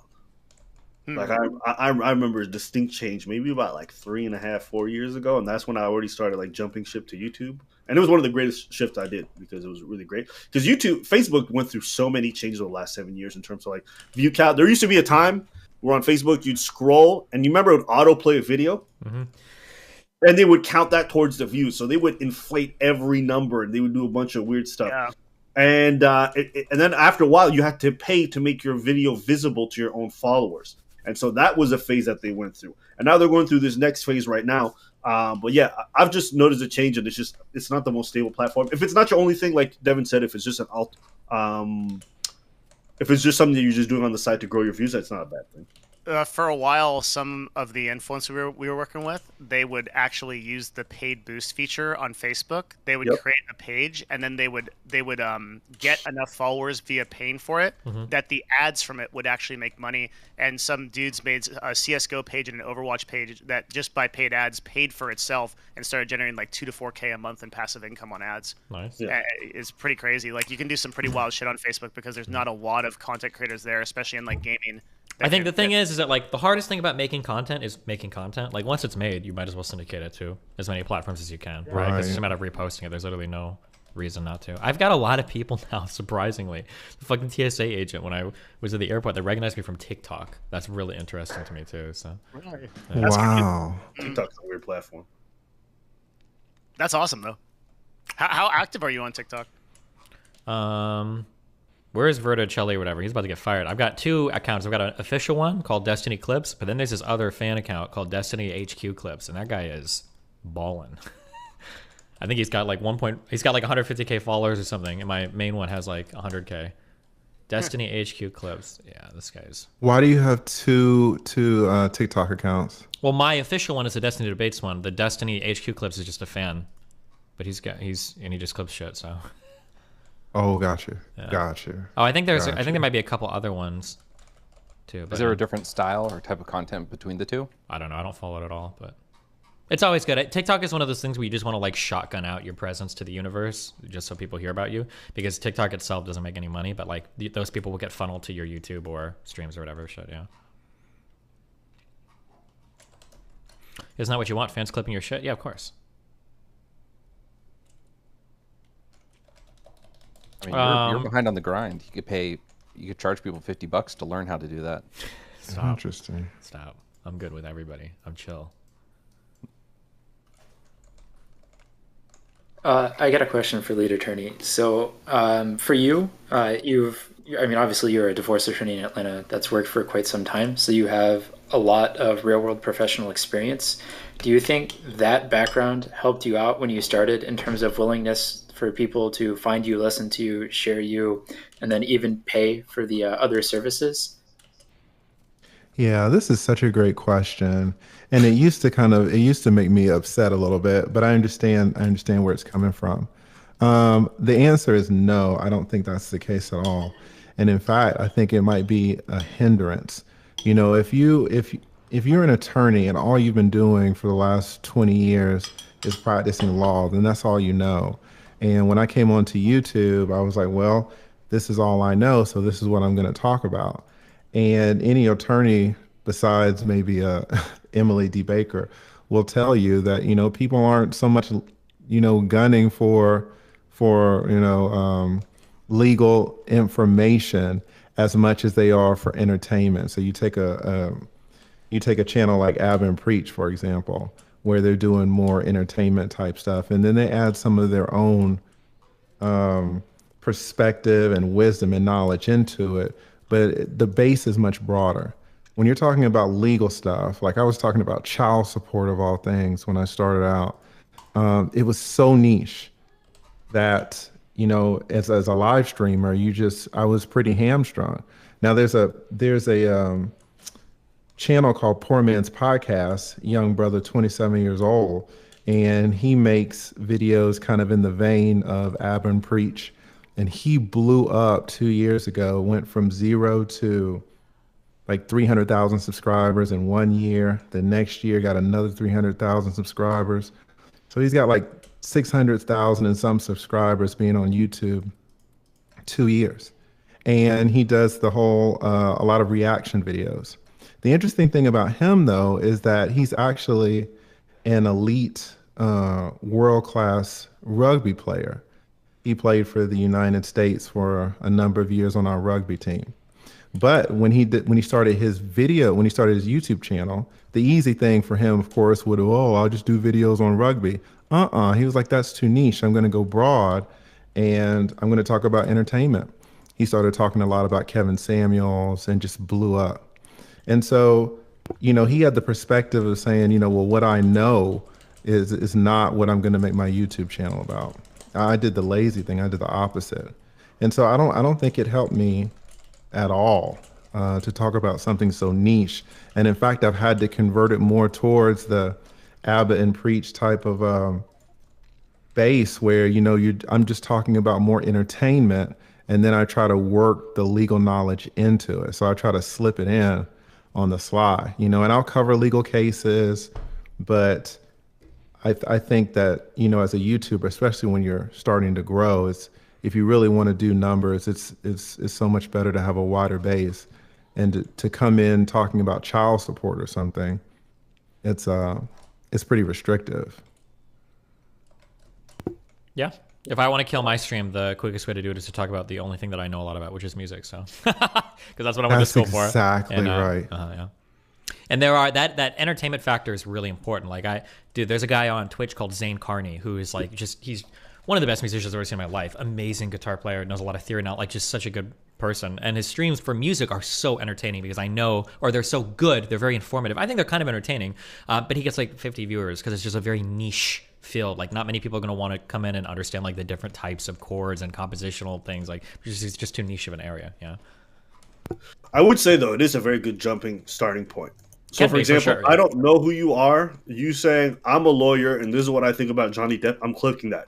If I don't know who you are and you say my name is Kevin J and I don't give a fuck what Kevin J thinks, but I'll listen to an attorney talk about a certain case. And so it's a good jumping point. I think this is what I call I don't call it, but it's just leashing. It's like it's a good leash, right? You draw people in with this thing, right? You give them the candy and then you give them the vegetables afterwards or whatever else you have to offer. And so I think you being an attorney definitely helped you out initially. And then from there, if you want to pivot, you're going to lose some people, absolutely. But you can certainly pivot with the people who do want to remain. So, yeah. Yeah, there's a reason why there's like a genre of video that's really popular on YouTube, which is like Navy SEAL reacts to Call of Duty trailer, or like real divorce lawyer evaluates like movie scene or whatever. Like people do shit like that for sure. Yeah, I hear you guys, but I know Devin likes to look at the numbers and the statistics. And, if being an attorney was so great for YouTubers, there'd be a lot more attorneys on YouTube. I mean, there's some big ones already. It's not. You It's not. never That seen it's, legal either? Well, yeah, but it's Well, being okay, an we attorney. don't That's your foot in the door. You have to be entertaining after that. Like that'll give you a leg up to get there. But it's like being an attorney on the internet is like being a girl on the internet, right? Like you can get a lot of eyes on you initially, but to keep people around, you have to be entertaining. It's not enough to just be a lawyer. It's not enough to just be a girl. that's You gotta do crazy. No. Being an attorney is not like being a girl on YouTube. I swear to God. There's only like 15 attorneys who are doing it successfully, let's say on YouTube. And when I say successfully, I'm counting the attorneys with 30,000 subs as well. There are go ahead. Isn't that because of their opportunity cost? Because if you're going to go be a lawyer, you're probably going to make six figures unless you're like a public defender or something. And so it's just not worth it for all the other middling ones to stick around and do it.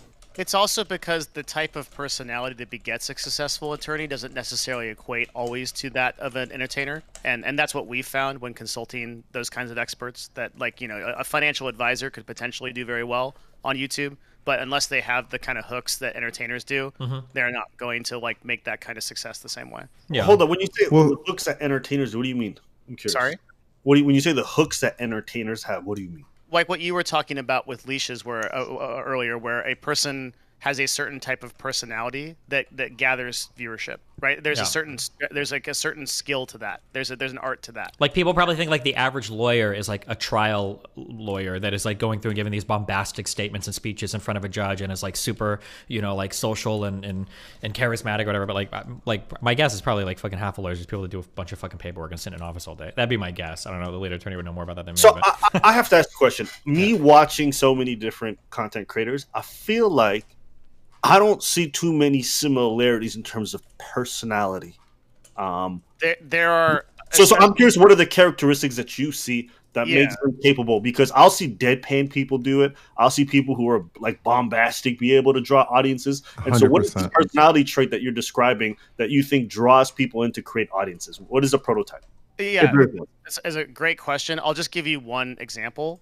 The ability to push through and talk about controversial issues. So so many people are not willing to cover issues that would put them in a place where people will disagree with them, even hardcore professionals and experts. If not especially, if you look like in the scientific community, for example, around like virology or something, Destiny has talked about this quite a bit, where you might have like a very qualified researcher who just for whatever reason, maybe it's their university affiliation, maybe it's just the type of personality that begets that, they just do not want to stir the boat. And the problem is that as an entertainer, you have to create these kind of honeypots where people can disagree with you, sometimes strongly, and that controversy generates that discussion and engagement, which yields those views. So like that's just one example of a personality trait that's not found in a lot of people that makes entertainers very successful. But I could actually build a profile for you of a list of those, and I could tell you within, I think, a pretty reasonable shadow of a doubt who's going to make it and who's going to not is not based on those characteristics. Or at the very least, you might not be able to tell who's going to make it, but you can tell who's not going to make it. 100%. Yeah, for sure. Yeah, 100%. Yeah. Crypto Bro's not gonna make it. No, Crypto you Bros cannot could. tell who's not going to make it. Absolutely. That's not. When I get that emails is from not people, true. when I get emails from people and they're like, I really want to get into streaming, but like I'm really shy and I've got like a lot of social. It's like, bro, go do anything else. This ain't it, chief. 100%. That ain't it, chief. Based. I'm not gonna lie. I look at No. half the Twitch streamers that are even like semi-relevant, and I'm like, you guys are like social. Right? I don't even understand how these people are popular. And so I don't. To me, I feel like that. Maybe okay. Well, wait, but let like me who? think. Name an example, because I just don't agree with that. Half the people that you be fighting with or you hate on Twitch, all like I'm like, look at No, you, like name one. I don't agree. I think the traits you're looking at are way different. But I'm curious. Like name who's an example? If I had to name one, let me see. Who's one that I was.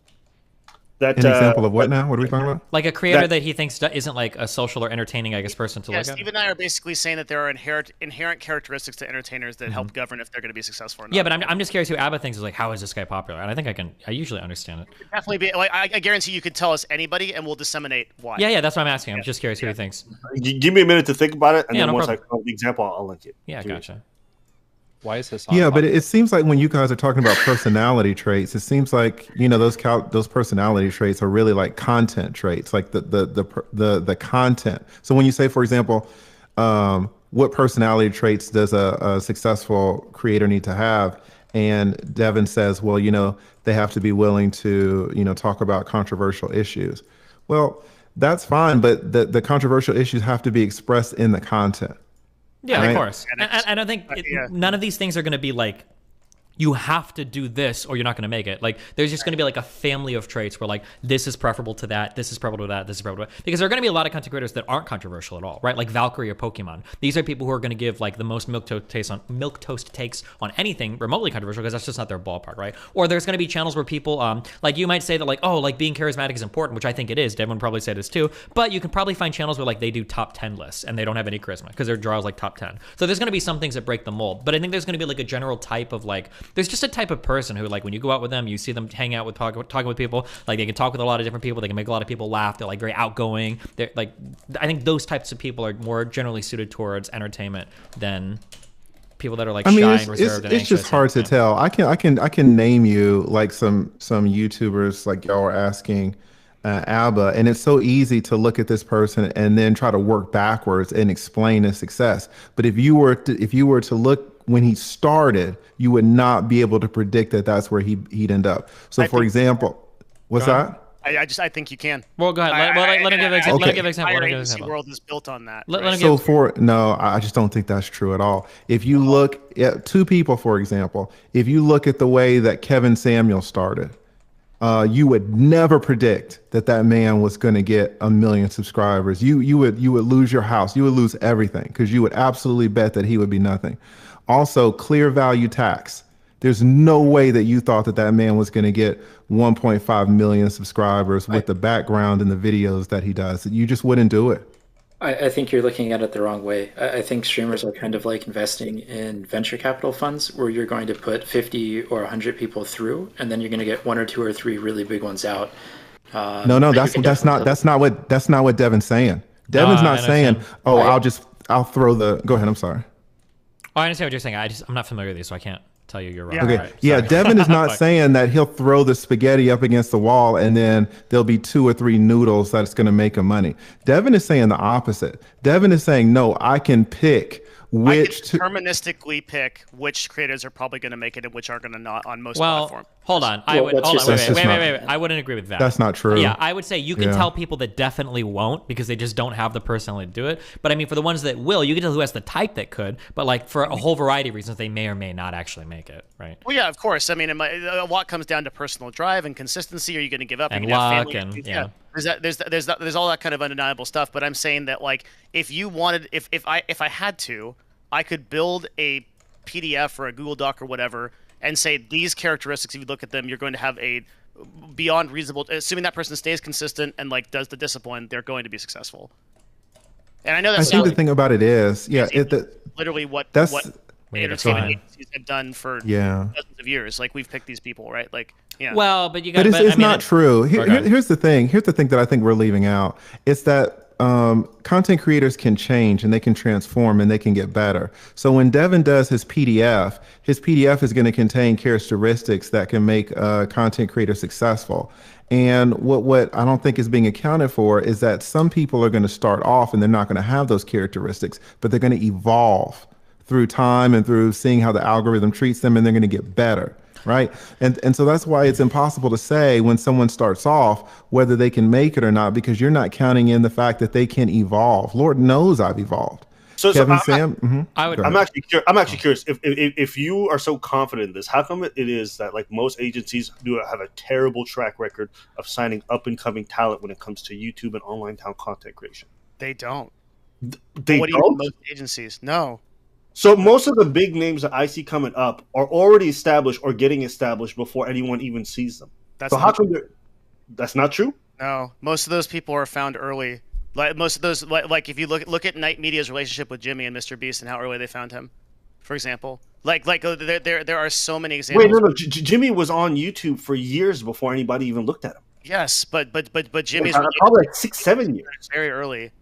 To actually into his professional career, right? Like there's Wait, how many years? When did they find Jimmy? In what year did they find him? 7 years into his career. sorry. What was he like back then? Versus No. the way he is I want to now? know, in what year was Jimmy found? First I don't year, know, second year, third year? What I'm saying is that that I don't think that's true. Where like these like agencies are failing to identify this talent. That Wait. But Devin, you brought up the issue of Mr. Beast. I think that was you who used him as an example, right? So Yeah. let's talk about your example for a second, because I think what Ab is saying is such a great point. You're saying Mr. Beast is an example of someone who got found early. Fine. In what year was Mr. Beast found? I don't know. Okay, I can tell you right now, he was found like 6-7 years into doing YouTube. So I reject that notion. Maybe I'm wrong about the idea that they find these talents early. My experience, most of the up and coming talent who end up blowing up on all these big platforms are unsigned free agents who actually don't have representation or management like that. They may not have an exclusive relationship with an agency, and Mr. Beast may not have had an exclusive relationship with an agency 6 to 7 years in, but certainly had those connections with those managers. I just listened to a podcast with Colin and Samir where Mr. Beast breaks this down. He was very early. He was talking to these people. Now they may not have an exclusive relationship where they're doing deals together, but certainly they have the support network being built because those people have identified and found that talent. And that's because those people have the skill to do so. If you talk to any agency owner, they're going to tell you that they're able to do this. Indeed, our business relies on our ability to do this, to be able to identify talent early and to be able to get deals with them and make stuff happen. That's how we build multi-million-dollar agencies. That's why it works. If we couldn't do Yeah, that, Devin, I love your content, but I think you're absolutely wrong on this. To say well, that you're someone literally can be talking to a found. guy who owns a multi-million-dollar agency built on this concept. So I don't know how you can tell me I'm wrong. But Because I'm using your examples. Like, I'm using your words. That's the thing. I know you have an extensive history, and that's why I subscribe to you on Patreon, because I love your content. but I'm listening. Disagrees. Basically, I think you guys are disagreeing on the facts of the matter. He's saying Mr. Beast was found early. We're saying he's not. I think there's a disagreement there. So, well, hold on. Yeah, So but be see, an that attorney. disagreement is so important because how can you say? Single anecdote doesn't prove the point. Macroscopically, I know I'm right. But you're the one who brought up that single point. That's the issue. I think that point still stands because we can disagree on the semantics of Mr. Beast or whatever, but it doesn't make a difference. The point is that agencies tend to find people early, and I stand by that point. But that's the whole point, though. What is early? Because if you're saying 6 years in is early, then everybody's going to agree with you. Again, everybody's going to agree with you that 6 years is fine. That's early. Again, but the nature of relationships in terms of an exclusive relationship contractually with an agency versus actually knowing people and getting started with that conversation is different. Right? Let me ask you a different question. What are some of the younger talents who were pretty much nobodies? All right, I'm talking about had little to no subs. I don't want to get caught in anecdotes here because it seems like every single time I do, I we'll go into like the semantics of every individual creator, which all are going to have their own individual stories. So suffice to say that if we just look at the business model of these agencies, the business model of talent agencies typically is to select for talent early, to get those people signed up, right, and then to do business with them as they grow. So right. the strategy and skill behind that relies on those agencies getting those people signed up, right? I would wager, maybe I'm wrong, you can agree, that it's not actually their ability to find the right talent. They just find a lot of talent, and then it's kind of like the whole like music label thing where they just sign a bunch of artists and some of them end up making it, and then they make the money off the few that do. I would argue that's how I've seen a lot of agency function. Like, for example, when I see actor agencies have hundreds of actors that they sign, and of those hundreds, only 5 to 10 actually make. Yeah, but you got to be careful when you say that. They have hundreds of actors signed out of how many thousands, hundreds of thousands that are auditioning and trying, right? The hundreds might seem like a big number, but they're hand-picking there from like a huge array of people. Yeah. So do you think there's a difference between a talent management firm that's going to get 2 out of every 100 successful versus ones that will do 3 or 5 out of that 100? Do you think there's a meaningful distinction between those in terms of their predictive ability? I think there are agents that are better and worse at doing this, yes. Well, no, I'm asking Abba and lead attorney. Sorry. Okay. Yeah. Sorry, can you repeat the question? Yeah, I refute the whole point. Like, I don't even understand. Sorry. Okay. Yeah, so do you think there's a meaningful difference between a talent agency that can identify 2 out of every 100 stars that they sign versus 3 or 5? Do I think there's a meaningful difference? Yeah, in terms of their ability to discriminate with who's being successful. 5%? No. Okay. Wait, between 2 or 5%, that would be huge. That's like orders of magnitude. That's you're literally doubling or tripling your. your. If you're selling me, listen. Hold on. If you're selling me on the accuracy of your formula, saying this is supremely accurate, I would want to see a higher percentage personally. Now, if you're just saying it's a much more larger return on investment, sure, I would agree. But if you're telling me this thing is working super well, these are like the difference between like market leading firms that outperform their peers by like 50 to 80 to 100%.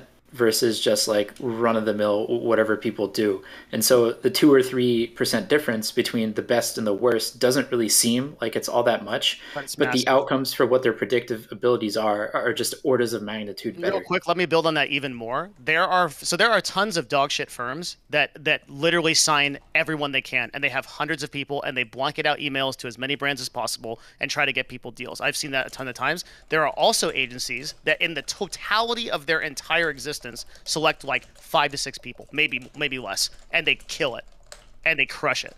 There's a billion on that point even more. There's agencies that are that accurate. Yeah. So I don't know if this is, and lead attorney, you can tell me if I'm wrong, but I think one of the points he was making was whether or not someone can evolve into that type of talent. And Devin, I think your point was that, those people have that talent. It's pretty apparent early on. People can evolve, but it's really, really, really rare. Yeah, exactly. That would be what I would say, is that there are people that can definitely do that, but more than likely it's going to go the way that we're talking about. Yeah. Gotcha. But that's like a personality thing. This is crazy. Everybody evolves, guys. That is absolutely not true. You can't be on YouTube for 4 years, and not evolve. We're talking.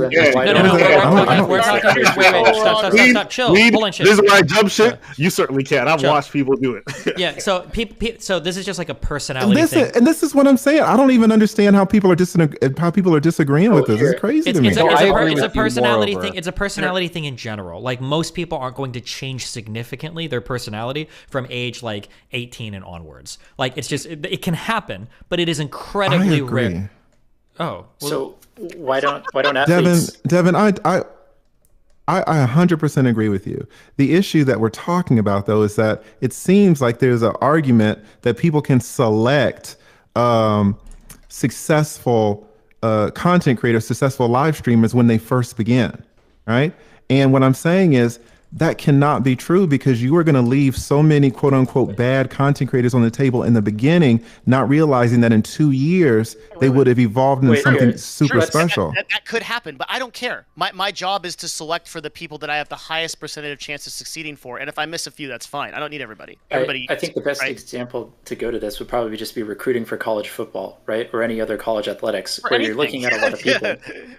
When you're looking at a lot of people, you need to build out a team. The ones that are going to go pro are the ones that are going to be super successful, and ideally you'd have as many of them on your team as possible, but you can only recruit so many people, and you have to use whatever heuristic formulas. And you can very clearly see dynasties like Nick Saban at Alabama who can do it. Not only can they select the right players, but they can mold them, mold their talent, develop them over the 4 years that they're at college, and then send them off to the pro teams at a much higher rate. But even if you look at Alabama's football team, even if you look at all the other blue blood teams, their selection percentage that are going to the NFL is tiny. And then if you look at the difference between Alabama and, let's say, like Midwestern or Northwestern, they're still pulling the same pool of people, but Alabama is so dominant compared to the person just who doesn't have the same ability. Well, also you got to be careful. That's not just forming talent too. Like especially when it comes to college football, like a lot of this goes into the recruiting as well. Like recruiting is a huge part of building your college team, right? Recruiting, but identifying young talent. Yeah, right? sure. Yeah. Okay.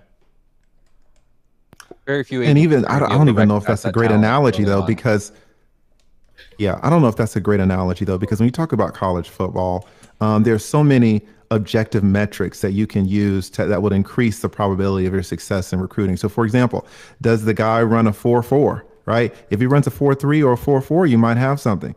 Is he 19 years old and can squat 650 pounds? Right? How many bench presses can you do with 225 on the bar? There's you say these are why can't we do this for YouTubes? Yeah, exactly. And that's what I'm saying. Well, listen, that's what I'm saying. Like, what are they? What are they? What are the characteristics of a 4.3 running back? Like on the YouTube platform?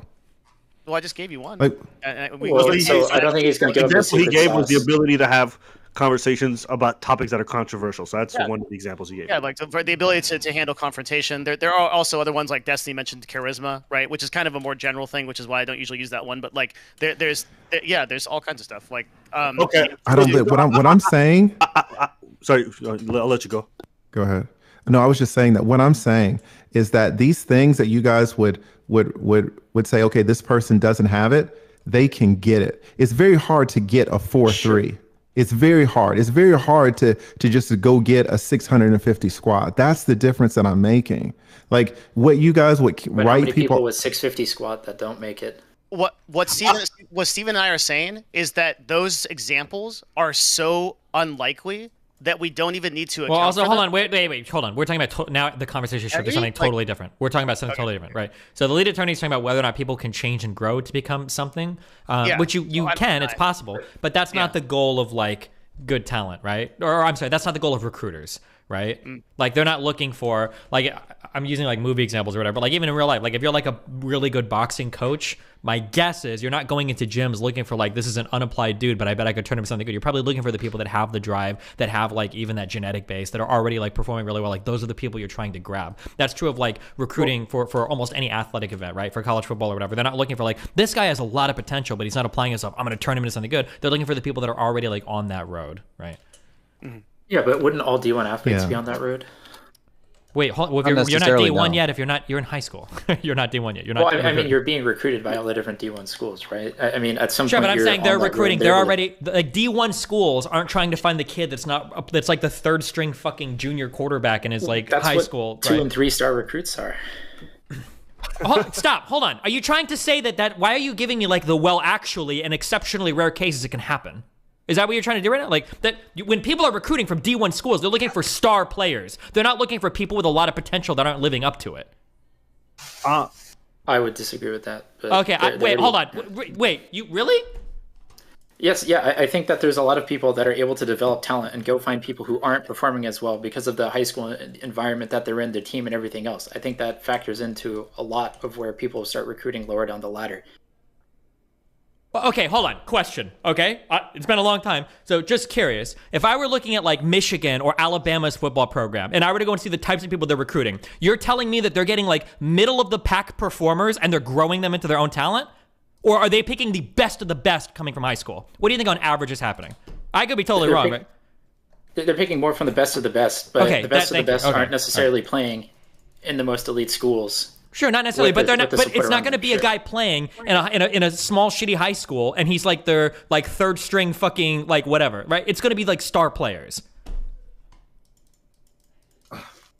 I don't hold on. I'm sucked into a rage pro argument. I don't know why I'm doing this. Sorry, never mind. Go ahead. Will you guys? I want to ask a question, Devin. How long have you been running your agencies or agencies of the sorts?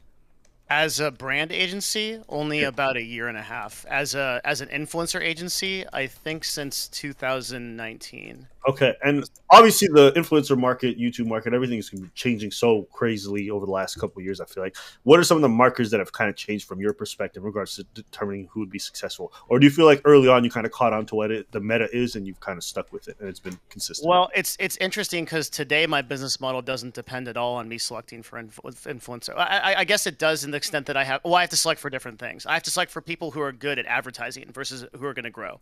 So when I was a talent manager, I had to select for a lot of the skills we were talking about in the previous discussion, where I'm looking for people who are going to reasonably grow channels. I don't care about that at all now, right? I'm looking for people who can sell the best stuff and sell it at the best rate. So I guess it just depends which one you're interested in.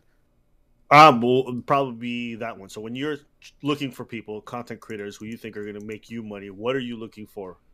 I'm looking for one thing, and that's the strength that they have for their calls to action. So in a 30-second read for like a company, let's take like Athletic Greens or someone like that we work with, like, are you going to say something like, yeah, so this video is sponsored by Athletic Greens.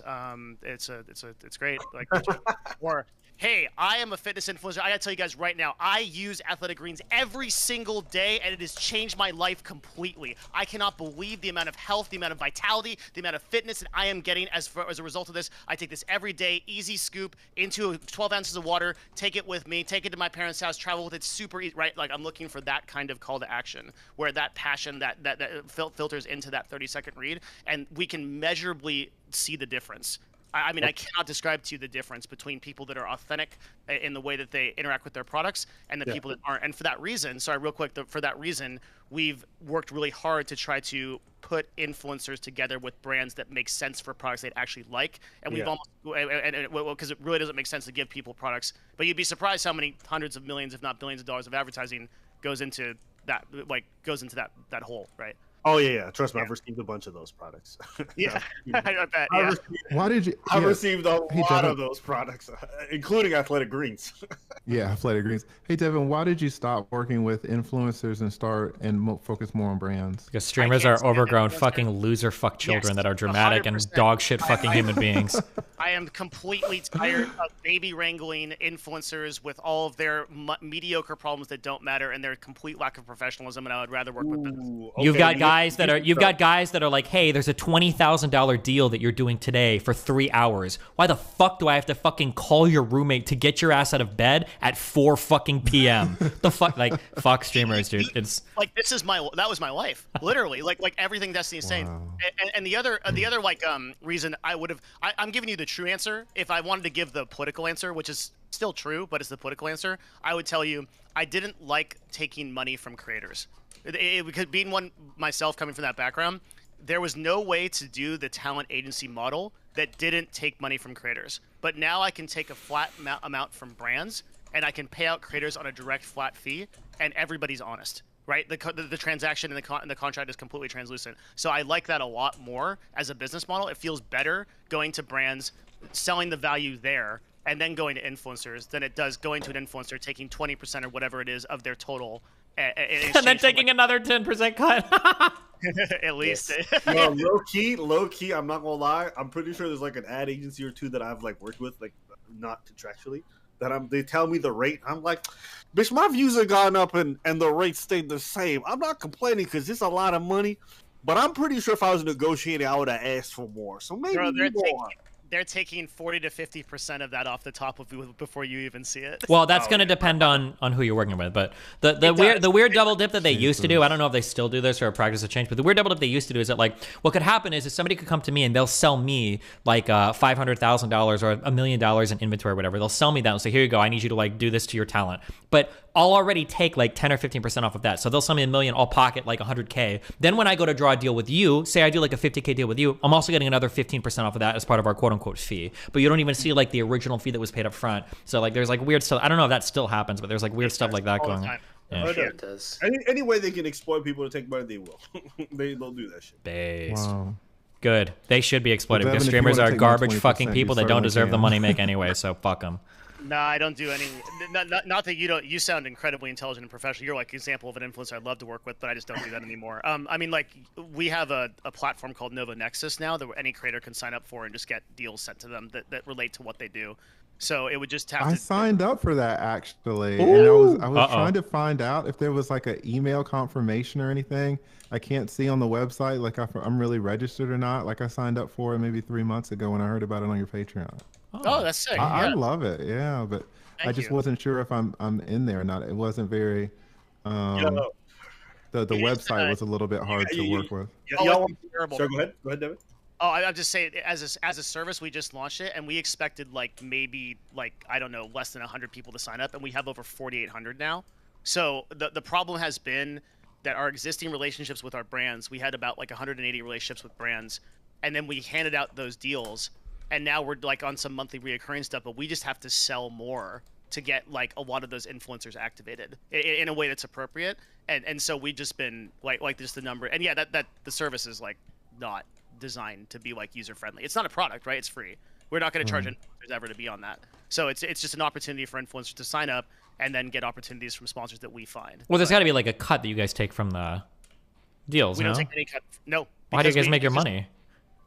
So the way that we make our money is that we charge the brand a flat rate, and then we charge a creative fee to the brand, and then we give the full amount of the money to the influencer. Oh, okay. So Well, the cut is coming up but- front essentially, right? Because But if there's a- we literally just took the cut from the influencer and put it on the brand, and that just Sure. felt more ethical. Yeah. Sure. Well, but isn't it the same thing? If you're going to get $1 million and take 20% either way, isn't your fee just taking away from the content creator if they're going to It's spend not $1 the million same in because it the anyway? base. That's a great question, but the base rate that's negotiated from the brand is dependent on a different value proposition than the rate that's negotiated for the creator. So the rate that the creator is negotiated for is going to be on like how many views they have, what their engagement is, and like all those metrics, right? But the rate that the brand is negotiated at is going to be dependent on the amount of marketing budget they have available, the amount they want to dedicate to this particular project, and then a bunch of other stuff about what we can sell, what we can't sell. Sure, but if you weren't in the middleman, right, you would still be getting, or the creator would be getting more if they were to go direct to creator, assuming they had that capability. Absolutely. No, because we on average we negotiate deals that are 40% greater than creators can get. Okay, so So they're just bad at negotiating deals, that's is what a I'm fair hearing. point. If the Yes. creator doesn't know how to negotiate, what he said is absolutely true. If you do know how to negotiate pretty well, you can actually finagle quite a lot of Very money. few of you are as good at negotiating as you think you are. Yeah, and, well, because you have access to all the data, And- because you only and- have access to data. I'll tell you why I know, did that. One point, real quick, and I can do group negotiations. That's the huge thing you can't do. So I can get 20 influencers together, and I can say, do a deal for these guys, and we'll do a percentage off or whatever, right? And that's an ability an individual creator can't get. So I can leverage a higher deal because I have more creators available and more leverage to be able to do that. And I have an existing agency relationship. That's fair. And I have a contract. Yeah. That's fair. I will say, however, that I know once you're doing these kind of group deals, they're expecting you to hit a certain number of views per video or for the totality of the budget. So you have to allocate that. Am I incorrect or correct? I'm going to be super real with you, dude. I wish that were the case, but on the huge amount of these brand deals, they just give us the fucking money and don't give a shit about the impressions. Yeah, their tracking is really bad sometimes. Like Okay, here's that's- like an example, right? If that's the case, that's pretty wild. I'm not gonna lie. That's crazy. And here's the thing. So we built Nova Nexus Nova Nexus is a two-part platform. On the brand side, it's an actual reporting platform. But dude, I don't even know if I should talk about. Okay, so like, to be real, nobody should I fucking talk logs about- in. We give them the account. Like we're like here's the tracking. You could report it to your PMs. Your market. Nobody gives a fuck. They're just like, Dude. yeah, the money's been spent. Like, thanks. You did a great job. And like the way they evaluate success is by like one of the things we do is we do highlights reels, right? We'll do like a YouTube highlight reel for like 30 60 seconds of like you, like Abba, like saying all the cool shit you said about the product, and we'll put it all together and we'll send it to them. They love it. And then they see some shit like that and they feel good about it, but they put it up in a You know meeting. what I think it is? They're marketing directors, and they're like, "This is amazing." That's $150,000. Most companies have no idea. They know they're supposed to advertise on YouTube. They don't know how to translate that into like real world success. And so when it comes to their actual company, they're putting in these budgets because they know it's the thing that they have to do. They just don't know how to measure how successful these campaigns are. I don't even think they're measuring a lot of things. I know people who work for Fortune 500 companies who just like don't even have their databases or like data sets talking to each other or any things. Like they literally S500s for sure. And one of our jobs, like I consider it part of my job to help educate brands to not do this. Like because like on the brand side, my job is like, hey, you guys need to actually care about this stuff, but I literally lead these people to water and they don't drink it. Like, I literally am saying I have a login with all of your tracking and all of your data. It's as easy as clicking a button and they just don't log in. Yeah, because the people at the company don't care. Like, for instance, like on Twitch, like I could sell like huge deals against my live streaming audience. Like with 5,000 or 6,000 viewers, like you can be selling like sponsors that will pay you like anywhere from $2,000 to $5,000 an hour just to like advertise a game. And on YouTube, I don't get any of those deals just because they don't track YouTube live stream audiences. Like that's how stupid it is. Like it's just like they just have no care for it in the world because they don't even look at the live stream audience, even though it's here and I've got a bigger live stream audience. Or when I was dual streaming, they wouldn't even pay me for my YouTube audience. They'd only pay me for the Twitch one because they have like a website that tracks it. Like that's how stupid it is. Yeah. I mean, it's even, I don't know, people are just lazy and they don't catch up with the times. There have been multi-million-dollar campaigns that I've seen where there's like no tracking, no KPIs, only that it's historically been done, and so we should just keep doing that. Yeah, they'll talk about it though. Like when they're on the call, they'll be like, "Is you reporting this? Like, do you have this? Do you have that?" And then like in practice though, but think about it logically, right? You're a PM, you control a budget of like $200,000 to $500,000. You're under some like marketing executive, and like that marketing executive has like no real directive as to like how that gets performed. So you're like, okay, as long as that money is spent, we can see something physically in the universe. There's clips, there's videos, there's stuff that happened. We feel. I can see some sales, yeah. Yeah, and that because there's no way to track like as far as like your ROAS goes. There are some companies now to like for example like Corsair is really good about this, where like they'll do a deal and they'll look exactly at the tracking and they'll be like, okay, did this work? Did it not? Yeah, I was gonna say you can track it. It's not only could you track it, it would be trivially easy to track it. They just don't, right? But historically, the bigger the company is, the less they track. Yeah. Oh, so speaking of tracking deals, how do you guys feel about Budweiser getting banned from the Olympics, and what does that lawsuit kind of look like? I have no idea why that happened. I think it won't matter because FIFA's making so much money from the bribes they took from the Qataris, they don't give a fuck. I'm not even joking. I'm like, the Qataris invested so much money in bribes, and this is not hearsay. They have these people on tape taking these bribes. The FIFA organization will bend over backwards. They'll I joke about it. I said like they'll open up their anus for Satan to roll through if it meant they can make some more money from Qataris. Because like the amount of money they're being given, they'll throw LGBT. Even though they've had campaigns against racism, even though they've had campaigns against anti-LGBTQ, the moment they move the World Cup and niggas wanted to rock like fucking rainbow flags, they said turn that shit off right now. Put no rainbows anywhere, no leprechauns, no black people allowed to walk. They don't care. If they're getting their money from the Qataris, they're happy. And so you ask me what I think about the Budweiser, I can tell you this. Budweiser ain't got that oil money, so they don't give a fuck.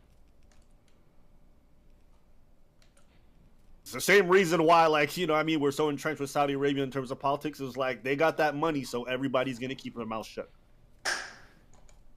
Hopefully that answered your question. Sounds pretty authoritative. No, I mean, it's what it is. Like, lead attorney, do you still work cases? No, I'm retired. I retired last year. Oh, gotcha. Because you were done with it, or because you were making money on YouTube?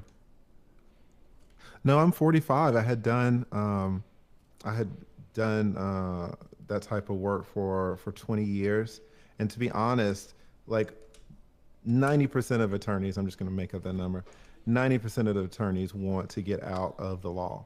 That's just like streamers. Issue. Sorry, bro. That's exactly right. The only issue that we have in terms of getting out, they're twofold. Number one, a lot of attorneys have wives and kids and debts kids going to college and semester tuition and all that stuff.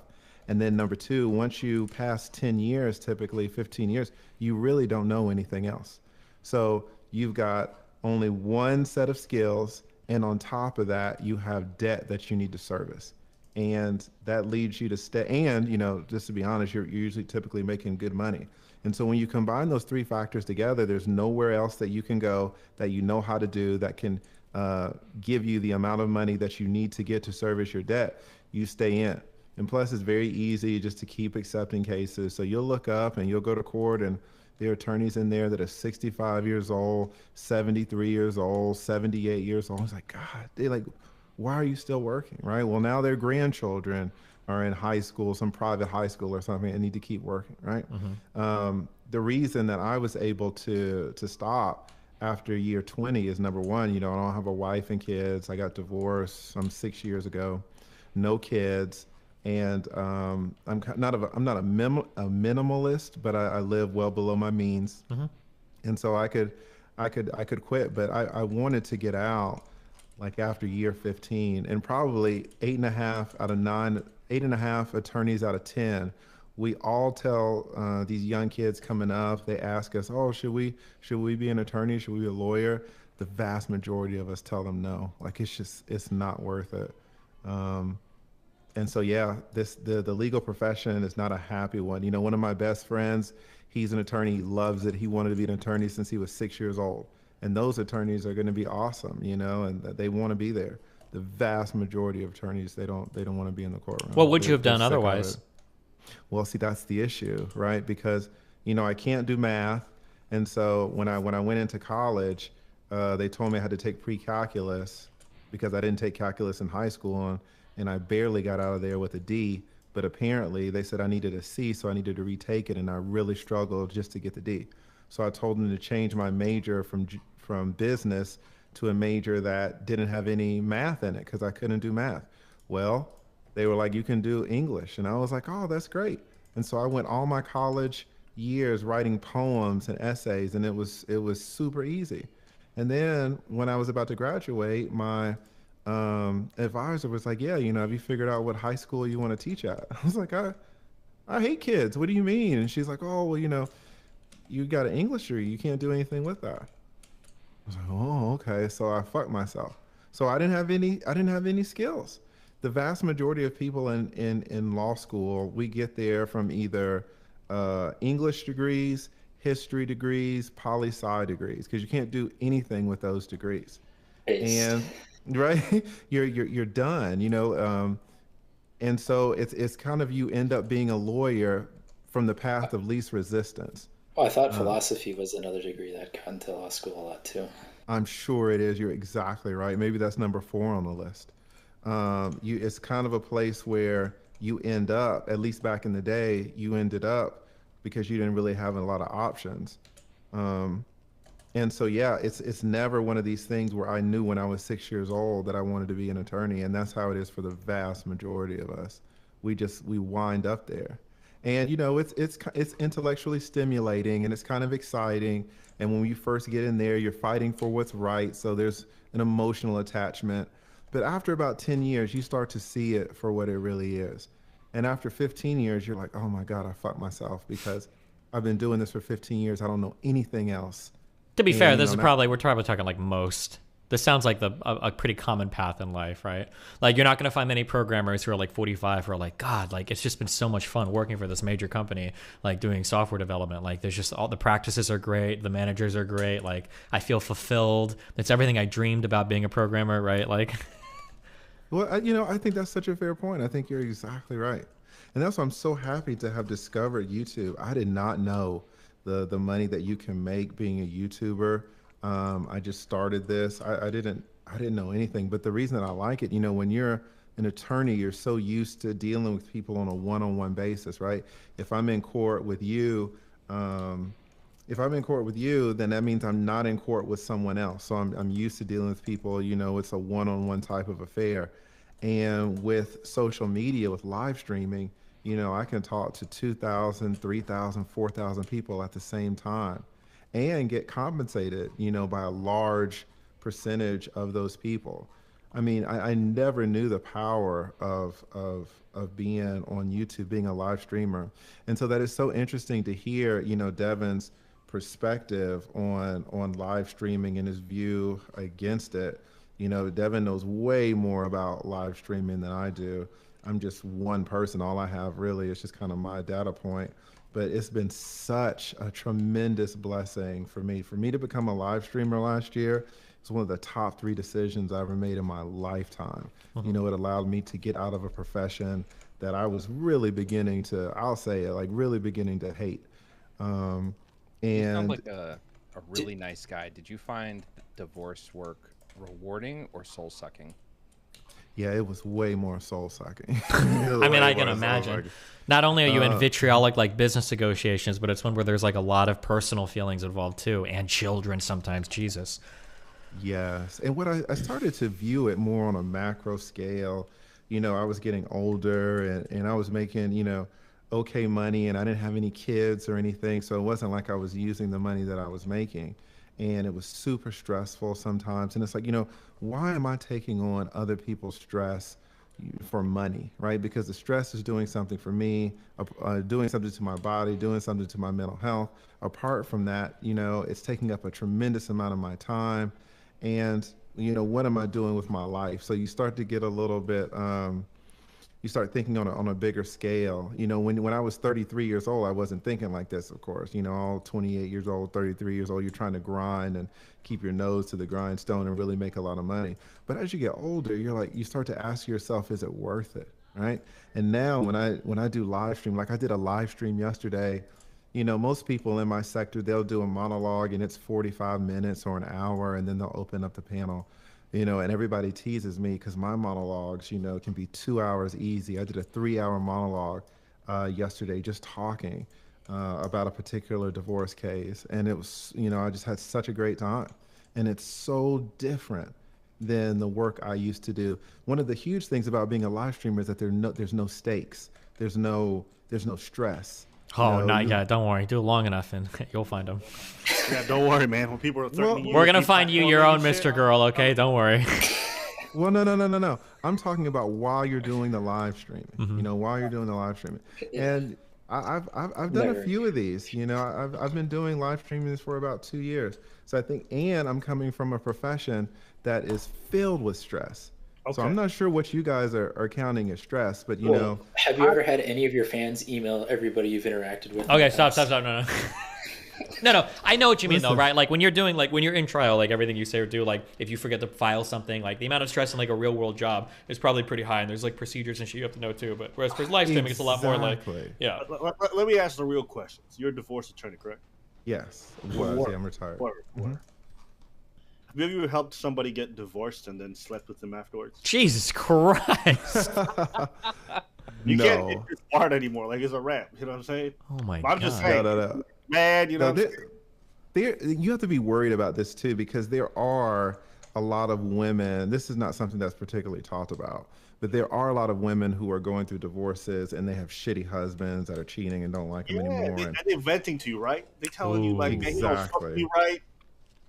Yes, and they don't say it in those terms, but yes, and they're really low. And what happens is their whole self-esteem is just shattered. It's broken because the dude is telling them that she's this or she's that. Her titties are sagging or whatever. That's right. And you're the only one that's fighting for her. And if you do this month after month, where she starts telling you, her deepest, darkest secrets, deepest, darkest fears, and you're the only champion she has, she could absolutely. I mean, you can just see it. It just She's like, you turn in their eyes, yeah. And so it's one of these things where you just never even want to get close to that. Like there are other women out there, so you don't ever. Now, I've fucked some of my paralegals, right? But Jesus Christ! In terms of the clients, I stay away from the clients. Oh my God. Yeah, the clients you have to stay away from. It's a super interesting job, but I think it's a great job to do for 10 years. A lot of people can say that about marriage. If marriage would expire after 10 years, that'd probably be a great experience for a lot of people. But the problem is these things don't necessarily, they don't have an expiration date, and they can drag on for a lot longer than you need to be in them. Well, good news, Lee. Now you're in a career where it's perfectly acceptable to fuck your clients. You can fuck your fans. Based. Dude, I'm trying to be like Destiny. Yeah, it's crazy. And listen, I get attacked all the time. You know, these women, they'll come after me. You know, they'll always go to the whole, you know, he's got a small dick and small balls, or, you know, he's gay, or this or that. I got attacked last year by a big YouTuber. You know, I had about 50,000 subs, and she had 1 million. Damn. And she talked bad about me for 30 minutes. It was terrible. I had hundreds of black women emailing me, because she's a black woman content creator, and like 99% of her fan base is black women. And man, I really thought my channel was over. I had never experienced anything like that. You'll have a client that doesn't like you, or this or that. I mean, that happens. But it had never been a part of my existence to get, you know, 250 super angry emails. Like, that wasn't even possible for me. I wouldn't even interact with that many people at the same time. Get used to it. It's about to happen way more, brother. Well, I got to say, from your perspective, too, it's got to be interesting, because on one end, it's true what you're saying. It's very low stakes, but it's also very funny as humans how we process it. Like, as stupid as it is, I'm willing to bet that like getting like 200 emails from random black women is like more stressful than like 80% of your cases where there's like actually like decent stakes or whatever. Like, I can imagine that being like a really emotional experience, just because people aren't really used to that type of engagement with people. That's 100%. But I think what you said is exactly right. The last part, you're just not used to it. Yeah. I thought my channel was over, and you know, I was pretty proud of building up to like 50,000 subs at the time. I didn't understand where the attack had come from, because I was super respectful to that lady. And I mean, she was calling me all types of names and talking about my dick and talking about the fact that, you know, I don't sleep with black women. I only sleep with white women and Asians. Yeah, she hit hard. If you're in the black community, yes, Alba knows. Like, white people, you hear that, you're like, oh, that's not that bad. No, that's huge to tell, you know, 1 million black women. Oh, no, don't worry. We're very well acquainted with those issues now in the Destiny stream. Okay. We've gone through the divestor community. Oh, yeah, right? we know all about that black issue. Okay. Yes, and so I mean, she was saying some of the most, you know, damaging things, anything that she could think of. Should have sued her for defamation. Now, it's interesting, Cardi B sued her for defamation and took her to court down the street in January and won $4 million off of her. But that lets you know the extent that she would go. Like, she didn't have any breaks. She would just say anything that came to her mind. And she tried to fuck me up. It was crazy. But yeah, even in that, though, it was stressful because something like that had never happened to me. But being an attorney for 20 years, there's nothing that you can say to me that'll offend me. Sure. And, you know, there's just absolutely nothing. Fighting. Careful, don't challenge people on it. Go ahead. Don't challenge people on it. For a few things, for sure. If you don't know his history, careful. Wait, stop. I don't have I don't know what he means by that, but I deny it. I'm just kind of dead inside. Listen, if you fight against attorneys for 20 years and these fucking racist judges down here in Georgia, you're just dead inside. There's nothing there. There's nothing reactive there. Except if they say that you don't date black women. That's not reactive to me. That's reactive to the black women. Now, you could argue, it's like maybe it's harder for me to get ass from black women now because they all fucking hate me, right? True. But, you know, there are some beautiful white women out there. No, I'm just teasing. I mean, either way, I'm winning. Like, it just doesn't matter. I'm too old, and I've just been through too much shit. Can't stop winning. For it to bother me. But the job that I have now, this whole live streaming thing, it's just so interesting. And I know I'm relatively new in it, right? I just started really doing it, learning it last year. And that's why I love to hear people like Devin's opinions on it, because he's been around it a lot more. Shitting all over it, yeah. I will say, though, that my personal, just anecdotal, just extremely, you know, one data point experience is so much different than you know, the views that I hear Devin expressing. Probably a good to data be fair, backing it up. What Devin is talking about that I was largely agreeing is just more the like the business side of things. Like, aside from the business, like, streaming is fun. Like, I think, like, if you enjoy it, like, it is, there's not going to be an experience as rewarding as streaming. I mean, like, I've done it for 12 years for a reason, right? Like, yeah, so 12 years, god damn. But also, that just keep in mind, the stuff that I'm talking about is tempered towards creators trying to get into the industry. It's not tempered towards you. Like, I'm really glad you found your passion in it, and I think that diversifying from YouTube at the size that you are into live streaming is a super good business model. Who I'm talking to when I say the views that I have are the 5 like the hundreds of thousands of people who are at 5 viewers and are like, I'm gonna be the next Destiny, and I'm like, no, either do YouTube videos and diversify on long form, or like set your expectations and understand it. That's like, I'm not. So your anecdotal experience matters a lot, like to your individual experience. But I'm speaking to creators who have not built what you've built, if that makes sense. Yeah. The only issue is that I probably started live streaming when I had like 3,000 subs. Damn. That's the only thing. And got 3,000 subs is a success. lot. Is it your YouTube or your live stream? Go ahead. I'm sorry. What if you were to kind of go back through your history and you were going to account for your success, and you'd say, okay, this is what I attribute my success to. Is it your VODs? Is it your YouTube? Or is it your live stream? 100% live streaming. 100%. One thing I will say, Devin, that's really funny. I don't even know if you know this, but you said something else that's like true that maps on. You know how you said the conversion on YouTube was higher because it's a different type of audience? Yeah. The way that people donate on YouTube is really crazy. Like on Twitch, It's crazy. like people donate like if you have a $5 limit, people are donating $5 99% of the time. Like, I don't think I'm exaggerating. I think my average dono on YouTube is like fucking like $20. It's insane. Like the culture around like donating on YouTube is insane. And for a lot of these big lawyer streams, like you imagine like, oh my God, like you've got 10,000 viewers. Like that's a lot of $5 donations. It's not. It's like people donating like $500 or $1,000. Like it is super common. I'm not exaggerating when I say this. I'm not being hyperbolic. I think it's more common than not that if somebody is live streaming and they have over 5,000 viewers, when I open their stream on YouTube, more often than not, I see at least $100 dono in there, if not a $500 one, if not a $1,000 one. Like it's super common. It's insane. Real quick, did you become large on YouTube live streaming or Twitch live streaming? He did it on YouTube. I don't have a Twitch account. Yeah. Oh, okay. I would completely change my answer. Yeah, of course it's beneficial. Okay, yeah, okay. I thought. I'm so sorry because I'm not familiar with your content. I thought what you were saying was that you had a Twitch stream against a YouTube. But what you're saying is you had one channel and you did both live streams and VODs and built your success that way. So that 100%. Yeah. That 100% makes success to me, because when I'm talking about succeeding in live streaming, I'm talking about it from the context of a Twitch streamer most of the time.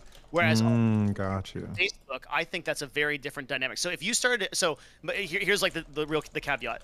If you were a no viewer streamer today and you started on Twitch, I would say that your chance of success without like collab or like, you know, someone like Aiden or something is next to 0%. But if you're a YouTuber with the exact same thing going on, I think you have a good shot if you're entertaining and you know you work at it. So gotcha. Yeah. I think we were talking past each other because I wasn't familiar with your content. That's my bad. I'm really sorry. I disagree with both you. Actually, I more initially disagreed with you, Devin. The reason, and I know Lead, so I watch this stuff. The reason why Lead got big, and Lead, you can feel free to disagree, is that there were certain like flashpoint events that happened where your input became very popular and people were tuning into your live streams to hear your take. However, had you done and covered the exact same topics in a video format, I think you would have been just as big, if not bigger, than doing it in a live stream. Here's what I think about live streaming. Here's what I think about live streaming that I'm going to probably take to my grave. The people who watch live streaming videos watch YouTube videos. The folks who watch YouTube videos don't necessarily tune into live streams. And I think what I've gathered, at least watching Lead stuff, is that because of the fact that he covered these big things, had he just done big YouTube videos with like high production or like real investment, he would have gotten just as much of an audience, if not bigger. I super agree with that take. Yeah, no, even knowing nothing about it, that's historically been like. Well, did he cut his live streams up? Did you cut your live streams up and make them as YouTube videos or no? Just curious. Very few. Just because I'm lazy, I don't have a team. Exactly. I don't have an editor. Oh no. Like when I started doing YouTube, I probably had 15 videos, and then I said, "Fuck this! Like I'm too old to be editing. I don't know how to do it." I had to teach myself. I was like, "It doesn't make any sense." So after those 15 VODs, I exclusively went to live streaming. And Abbas writes, there've probably been about 5 subjects that I've covered that have helped me out. but I think that's with any content creator. Any content creator, you're going to make some videos where they're just ho-hum, and then you're going to jump on a topic that's trending, and you're going to get a lot of viewers out of that. So that's everyone. I mean, a few lawyers got insane coverage off that Johnny Depp stuff. I was watching people making like, I think over $100,000 in super chats in a month. It was like insane. Yeah, I was. Go ahead. I'm sorry. I mean, same thing for me in the whole Fresh and Fit thing. Like that was extremely profitable when it happened. I didn't know it was going to be before it started, but like once it popped up, I was like, oh, this is a bitch ass moneymaker. And so you're going to have events like that. But I'm pretty sure if I was live streaming during that period, I would have seen way less growth and way less money than had I just been doing the video thing. Now, if you double up and do both, that's great. But you would have had way less community. Like your community is just kind of like grandfathered in because you've been on the platform for so long. But if you had only been on the platform 9 months, you would know in no form or fashion would you have the type of community that I had in 9 months. I don't think I have much of a community, to be honest with you. Like, there's a lot of people who watch the content and they're attached to us as a brand, but I don't think there's like a community sense. There's no place that these people gather to do that kind of stuff. However, if I did a call to action and I wanted these people to come out to a live show, they would absolutely come because the people that they've been watching all this time, they can now have access to. Or if I was like trying to get people to buy stuff, they would absolutely buy it in huge droves. And so, yeah, I don't have a community. Yeah, in that sense, but I think you're exactly right, but for a different reason. I think it's something that's huge for you is longevity, right? But if you were to do a call of action when you had been making videos for 2 years, and then me to do a call of action when I've been doing it for 2 years, my call of action would be so much more powerful because my community is more powerful. Damn, called out. Holy shit. Yeah. Are you gonna let him just call you out like that? I don't know if I necessarily agree. I mean, y'all are inciting black on black violence. Come on now. Why don't you just post the metrics? I think it really just depends on the kind of content you make and then what kind of relationship people have with the content personally. But if you feel like your brand is much stronger in that regards in terms of like the cohesiveness of it, then he's shitting on your brand. Oh my god, it's just a fact. Where's Dan at? Yeah, it's a fact. Just because there's only so much that people can know about you when they watch your little 12-minute videos. But I don't think that matters. Oh, it so much matters. Here's an example.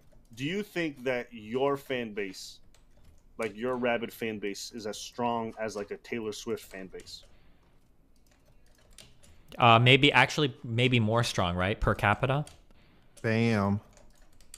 Here's an interesting thing. I'd be so curious if people like would ever email you on this if they have. But something that's funny is that Abba, I bet that you showing up on my streams just because like you've been here and you've talked a lot and you've shown like so much more than what people might see in a YouTube video. I bet just being on my streams has probably strengthened some of the way that your community feels about you because they've gotten like a lot of tanks and information from you that they wouldn't normally. Not that your videos are. I'm not saying they're bad or anything, but like because you've like been so much more personable on here and like people have learned so much more about you than they would have just watching YouTube videos. Destiny is 100% right. I think that might work for some viewers. Sure. No, Destiny, no, it's not a sure thing. Destiny is 100% right. You're just gonna when people can listen to you talk for 3 hours and form these parasocial bonds with you, you have no idea, Alba, how strong that is for people following you. I guess what Abba was saying before on this conversation and the kind of thing that I come to is like kind of so what? Like how does it actually play out? And like you would think, well, it's stronger conversions. Well, it's like, but none of the actual evidence supports that. Yeah, I don't buy that. The most rabid fan bases that I see online, the ones that seem to have the strongest, very low community, are the ones that like actually like the artist doesn't have that much direct contact with the fan base that often. In fact, the less contact they have, the more mystique there is, the more that the fan base takes an interest or is more invested in the product itself in a weird way. I don't know, man. Like I said, I would put my subscriber number against any other similar or even 2 times as large creator than me on YouTube, and I bet I get better engagement on everything, on every single metric. Line up 1,000 of your fans in like a convention hall or something, and 1,000 of Dreams fans. Who do you think would be more rabid? Well, but that's a numbers game, right? Because Dreams got like a larger audience. Yeah, that's exactly right. That's why I quantified it by saying 1,000. That's why it's not a numbers game at that point. It's the same number of people, right? Well, no, but I'm saying that like you take the 1,000 craziest. What I'm saying is that like if It's a per capita thing, right? Like, for instance, if you take like the 1,000 biggest fans of like Donald Trump, they're going to be more rabid than mine, but that's just because of how huge like his thing is, right? I guess what I'm saying is, like, I think that the average Dream fan That's is a great point. like in terms of like total, I would do anything for you type of thing might be stronger. Oh, on average, no shot, no 0% chance, 0% chance, so? no shot. Yeah, it's like I don't think you can. I don't think you can find. I'm not. I don't have a huge channel, right? Yeah, like, I don't have a huge channel, but I don't think you can find someone a channel that's been on YouTube for 2 years that has a stronger base than I do. I can think of a couple. But okay, so the fact Rage Pub saying that proves your point, okay, because he's doing the well actually thing. But yes, it's probably true. Well, let me say 2 years with my subscriber base. Like maybe I Show Speed has been on for fucking 2 years, but I mean, he gets crazy engagement. Yeah, I mean, at this point, I think we're just arguing against stuff that we can't prove, but I think like that's probably. Why don't you just post the metrics? Because you can definitely compare your two metrics, and you can see who's. Well, that's what I say. That's what I say. If you put me up against any other channel from 500,000 to 1 million subs, and I bet that my metrics, I bet I outsell them on merch. I've got higher engagement in my subreddit. Cool. I've got like more active fans on Twitter. Like I've got more views per month on YouTube. Like and every single KPI, I'm going to be outperforming. Well, I mean, I meant to lead attorney in ABBA, but in terms of that, the more touches that you can get on your people, the more metrics that they're hitting. So if you're hitting them with emails, if you're hitting them with marketing, leaflets, whatever, the more points of contact, the more sales you're going to make, the more engagement you're going to get out of them. I think the thing that you guys are harping on that I diverge with you guys on. This is the only thing is the kind of audience you guys are going to drive in is going to be more important than your level of engagement with. That's what I honestly, God, believe. I think there's just some audiences that are just more prone to buying stuff, that they're more prone to being engaged with certain things on offline base. And I think that I disagree entirely. I've worked with no. What he's hold on, Joe. You can't disagree entirely. What he's saying is true, right? Like for instance, like there's gonna be people that like sell makeup on like YouTube, and because of the style of shit, they're gonna sell way more than like a guy that plays Minecraft, probably on average. But like if all else equal, a more engaged like makeup YouTuber is gonna outsell a less engaged makeup YouTuber, right? This is why AdWords prices CPMs the way they do, right? So for example, like in the finance category, your average finance influencer is gonna earn $35 on like versus your average Minecraft is gonna earn $6, and that is exclusively because of what we just talked about. Sure, but if you look at those advertisers that are doing $35 per click for the finance people, the ones that are hitting people up on more venues are going to drive more revenue to their channel than the person. Wow, Envy, thanks for the $100. You gift a lot of YouTube memberships as well. As compared to the guy running email marketing campaigns, Twitter, YouTube, all that. I think it depends on how engaged the audience is. Like I would say that you could take two influencers of the same size with and the people that have taken the time to engage their audiences, to the folks in this call's point, would sell better. Yeah. Interesting. Yeah, being in a better market is more important, I think, in terms of like conversion than having. Sure, but that's true, but it's really hard to choose our markets, right? True. Like the markets are gonna like align with like I'm never gonna make a big headway into like the skincare fucking whatever, right? Because the finance CPM is crazy. Like these people can do 1/3 of the video views that you do, but they'll make twice the amount of money because them motherfuckers got the craziest conversion. Because like I guess the people who are watching this finance stuff are ready to buy things because they want to accelerate and improve their life. And so you have a primed audience who's already ready to buy and get stuff. I think the same thing for K-pop. I don't even think these K-pop people even look at their fans, okay? In fact, they go out of their way to avoid them except for live shows. And these people will buy everything. Buy a fucking hair follicle for $100K if it meant they got closer to them. Because that's just the kind of fan base that K-pop breeds. And so I just think, like, different markets are just crazy. But yeah. For anyone that's the real reason why finance is so much more valuable. Yeah, and you can choose your market. LTV of the customers is... so much higher. Think about like a banking app like Robinhood or something, and how much like money they'll store on that over time, or how much they'll invest. It's or just the $100, $500, $1,000 investing course. Sorry, I said, or the $100 or $500 or $1,000 high ticket value investment products. And then they put you in multiple loops there, and then all the referral fees for all the money you're going to newsletter cost, like it just goes on. And on. Sure, if you really want to make a lot of money in your audience, do fucking gambling. What happens to me all the time, and I don't know if there's like a reason. I'm sure there is. You guys can probably explain it. whenever an ad agency approaches me and they're like, "Yo, we got this brand with this company," I'm gonna just say Raid Shadow Legends, for example, okay? And they're like, "Yeah, we'll get you on this CPM or whatever." I'm like, "Cool." And then, for some reason, Raid Shadow Legends will contact me directly around the same time period, trying to make an offer with me. And I'm already thinking, like, I'm cutting out this middleman because, like, why would I bother? But what is it happening at that time where both of them are contacting me at the same time? There's. So what's? Oh, go ahead. Go ahead. Yeah, you probably explain it. I was going to say what's happening is there are these huge email lists of like creators and shit that are just floating around where it's like email these people. And what will happen is people get a hold of these email lists and there are agencies that Raid Shadow Legends is what they're doing is they're just selling a fuck ton of inventory to like 100 different agencies. And then these people are just like machine gunning out these deals to, they're just machine gunning out these deals to a ton of different agencies. And sometimes, I don't know if Raid actually does things. Somebody might say it's on behalf of them. I don't know if they actually sell the deals themselves, but you'll just get like multiple agencies that are running through the same email list and you'll get like 2 or 3 emails per person. Like I've done Raid Shadow Legends deals, I think back to back. I think there was a week where I did one from one agency and one from another and it was like, oh, okay. It wasn't until like, I think a year later, they started saying you can't do this if you've ran one within the past year or something. Exactly right. Yeah. Do you think they're just running affiliate links and then they're running the affiliate links Do you guys reach out to these brands? Do we? For the most part, if you're on Stream Elements or whatever, they'll start coming to you. But they get your fucking emails from somewhere. Devin, as the middleman, I'm going to ask this to you right now, okay?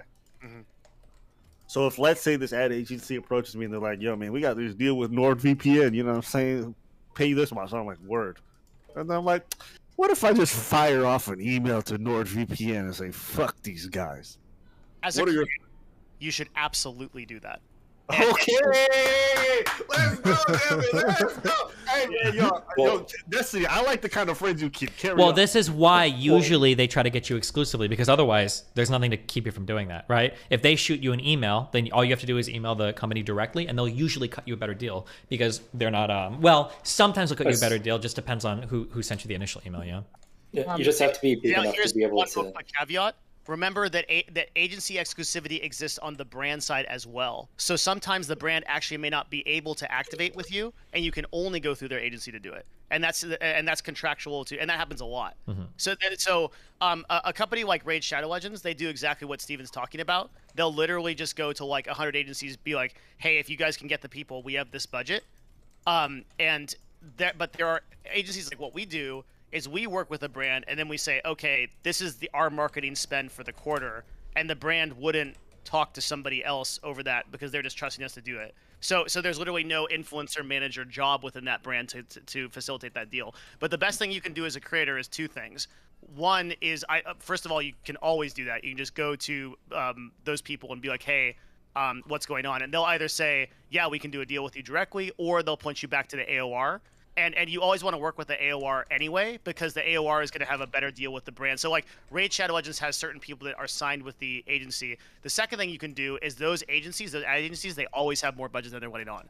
So you can come back and you can say, okay, well, I can do this for you, but I would want 30 or 40% more. And they've usually got like 40 to 60% more cash available before they. I'm getting echo. Oh well, before like they say no way. Yeah. Okay. I think there's a good sign on the back end. I'm curious for you. I know you mentioned the enthusiasm and the kind of engagement. What level of creativity would you like to see creators have in expanding on their ad capabilities? Reason being is when I see integrations like Mr. Beast when it comes to Honey, I think he does a great job of tailoring the topic of the video towards the conversion. So I think that's why he has such a lucrative company, business relationship with them. What would you like to see creators do more of in that regards? Bro, I'm gonna be 100% honest to you. I just want to see creators not be fucking brainlets. I like the people like you who are like well thought out and are like, man, how can I actually like better my channel and like create these integrations that make more sense? You are like a diamond, which like I uncover in a sea of dirt of people that are like, I gotta wake up for this activation. It's 3 p.m. I forgot to do it, man. I'm sorry. That was like, yeah, dude, like influencers overthink this so much. I just need a breathing, carbon-based life form that can fucking do something authentically and say to what I'll contact you. I know that vast majority of creators are like brain dead retards when it comes to anything business related. Which you got my full support there. If you want to shit on them, I could join you. I can make videos on YouTube for you. I can do whatever you want. But I'm asking this because when I think about taking things to the next level, I'm thinking about like understanding the back end of the business more. So I've learned how to do the negotiations. I've understand the CPMs. I've understood like what brands are actually working with and how much I can actually negotiate out of them. And so I'm thinking of what's the step beyond that now. And so if you weren't talking to retards, what would you say? So if I'm talking to a sophisticated creator, you have two choices. And I'm gonna give you like my opinion on it. I think you could build a team that could do direct response marketing, so just like emailing people out for the brands that you're interested in. So you would make an Excel sheet. People don't use it anymore. You make a Google Doc. Make a list of brands that you love, and then hire a person to go to those brands and say, this is the channel. This is like, we're passionate about this. We're gonna do awesome calls to action. Here's a 30-second video clip that is that just like goes over why I'm a badass at this, and you just show yourself as like very authentic and doing great calls to action. You could also manage that process yourself and not hire a person. But the reason I think you should always hire a person is because you are the best at creating content. That's what is getting you popular. That's what you are good at. So for all the resources that you put towards sales and marketing for yourself, you're not creating another video. So I usually recommend that people stay to their content, but you can do whatever you want, right? So yeah, I think the problem in the middle just becomes finding the right people to hire for that, but I definitely understand what you're saying. Yes, then, I agree. And this is why good agencies exist, but they're so inundated by these bullshit agencies that just fuck around that it gets really hard. So what you can do for a mid-sized creator, and by mid-sized I mean like 200 to 500K subs, like at this point, bro, I'm almost at 2 million. You better put some respect on my name. Oh, I'm sorry. Yeah, okay, great. I'm fucking with you. I was referring to lead attorney in this case, but like, I'm just fucking okay. My bad. Yeah. So for you in particular, though, like, let's go with that. Yeah, the number one thing, I'd still say that's a mid-sized creator, right? Like I'd say that like anywhere between like 1 to 5 million is a mid-sized creator. I'd say at that point you've got to make ABBA into a media profile. You've got to make yourself into a brand in the sense that like you have a media card, you have 30-second to 1-minute clips of what people can expect by activating with you. You have a rate card, you have activations you've done in the past, you have a history of those things, and it's a kind of package that you can hand to a brand and say, this is me. And then from there they can launch and they can understand it. But like most creators, what they lose, they've got that big audience now, but they don't really know how to communicate that audience to a brand that's a good idea to activate with you. Does that make sense? Yeah, no, that's really good. So, Devin, from your side, I've got a question. Go. I was going to say, why don't people collect email lists, try to convert to other platforms? So from like YouTube, why don't more people try to bridge to your Twitter, your Substack, your other monetization methods, or even email lists? And why aren't the, I guess, like alternative monetization methods like really done by live streamers? Is it just not effective as it is for traditional markets, or is it just think as Steven and I have been saying, the vast majority of people overestimate how intelligent these influencers are, and that it literally just does not occur to them to diversify. Yeah. So then I guess the other thing to do would be drive people to email lists, Twitter, alternative social media from every. Even the idea of an email list or newsletter like that, like going and creating an account on like what's the monkey? What's the website? Survey Monkey. So what is that website? Yeah, Survey Monkey, Mailchimp. Mailchimp is what I'm thinking. Yeah, like even going and creating an account on Mailchimp and like having a newsletter that goes out is like so vastly beyond the stratosphere of an of your average Twitch streamer. Like you'd be hard pressed to get these people out of bed for $20,000, much less like start a newsletter and like have like a platform and sell stuff. Yeah, but that's, I guess, super valuable for targeted marketing, and then that's a resellable asset at the end of your streaming career. But yeah, let me ask you, Devin, since you're not taking on new content creators anymore, you're not taking on any influencers. What are a couple of agencies that you could recommend to someone who's a YouTuber doing live streams with 200,000 subs? What are two good agencies since you're not in the game anymore?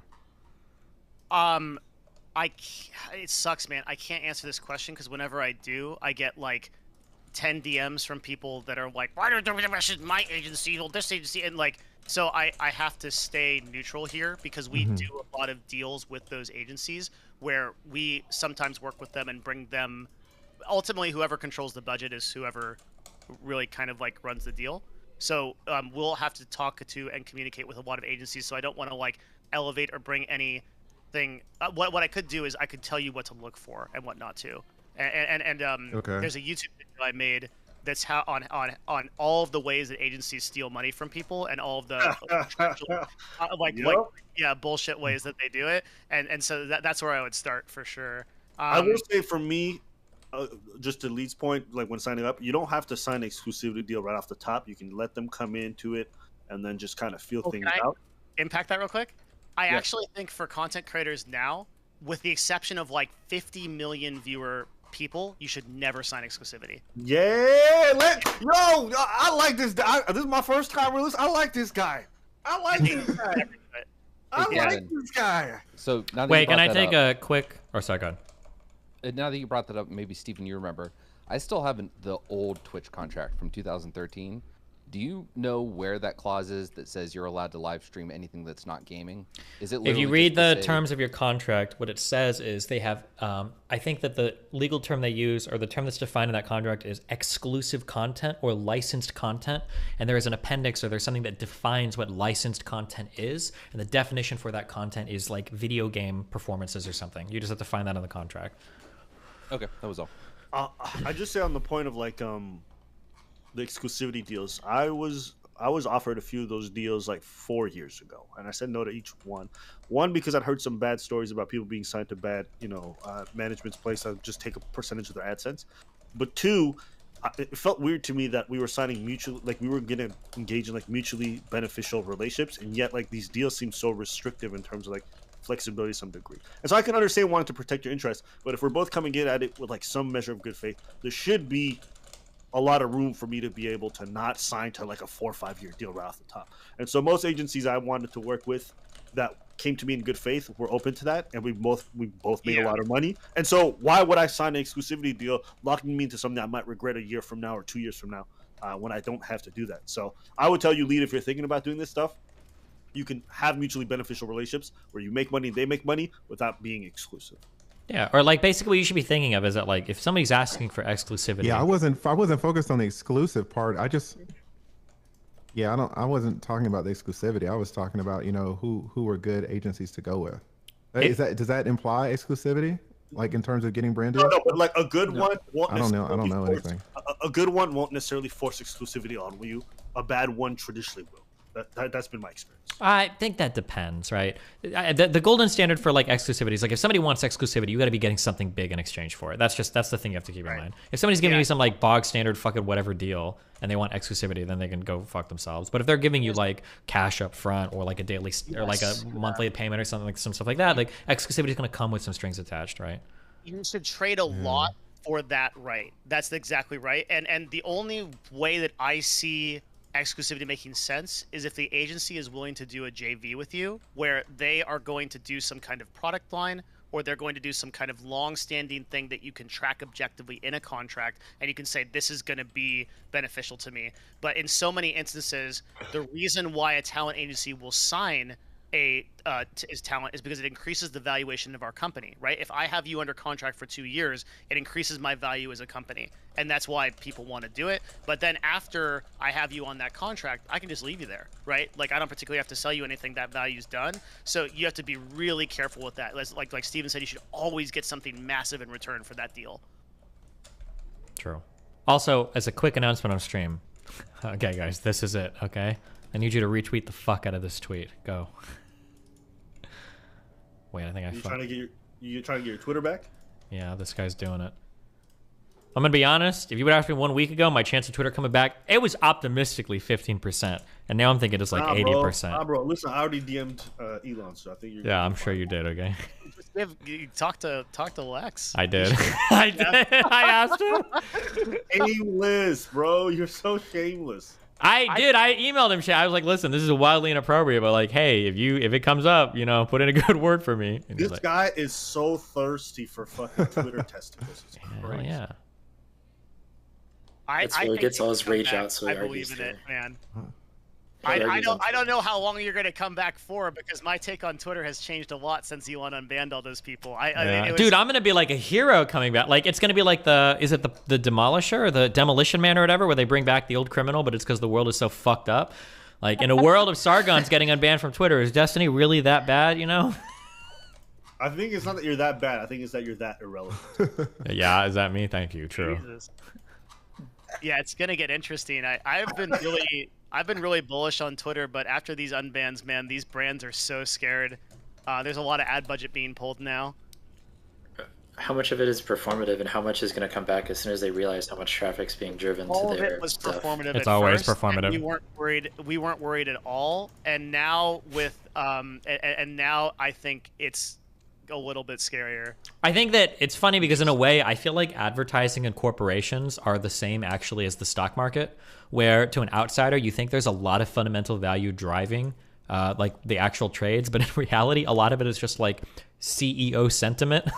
There's like a guy who's like, I don't know, man, this might be bad. And you think behind the scenes, like, oh God, there's like 1 million people that are like crunching numbers. You know, they've got KPIs, they're figuring out their conversion ratios. But in reality, some guys like yesterday on Fox and Friends, they said Andrew Tate got unbanned from Twitter, and I think he rapes people. So let's go ahead and pull like our 8-figure deal and wait like 2 months and see what happens. Like, it's actually that fucking stupid. It's so dumb. That's It's 100%. I literally, as soon as Elon started unbanning people, I had so many emails of like, so that like percentage we were gonna put into that, can we throw that at something else? Can we do like PPC on AdWords instead or whatever like that? I got like a bunch of calls on Sunday when okay, just from Elon tweeting that message where it's the naked nun and she's like bent over and he's praying from Donald Trump. I got emails that were like, yeah, so this is like not gonna fly, like pull our ad budget. And I was like, okay. It's so stupid. Wait, like that, yeah.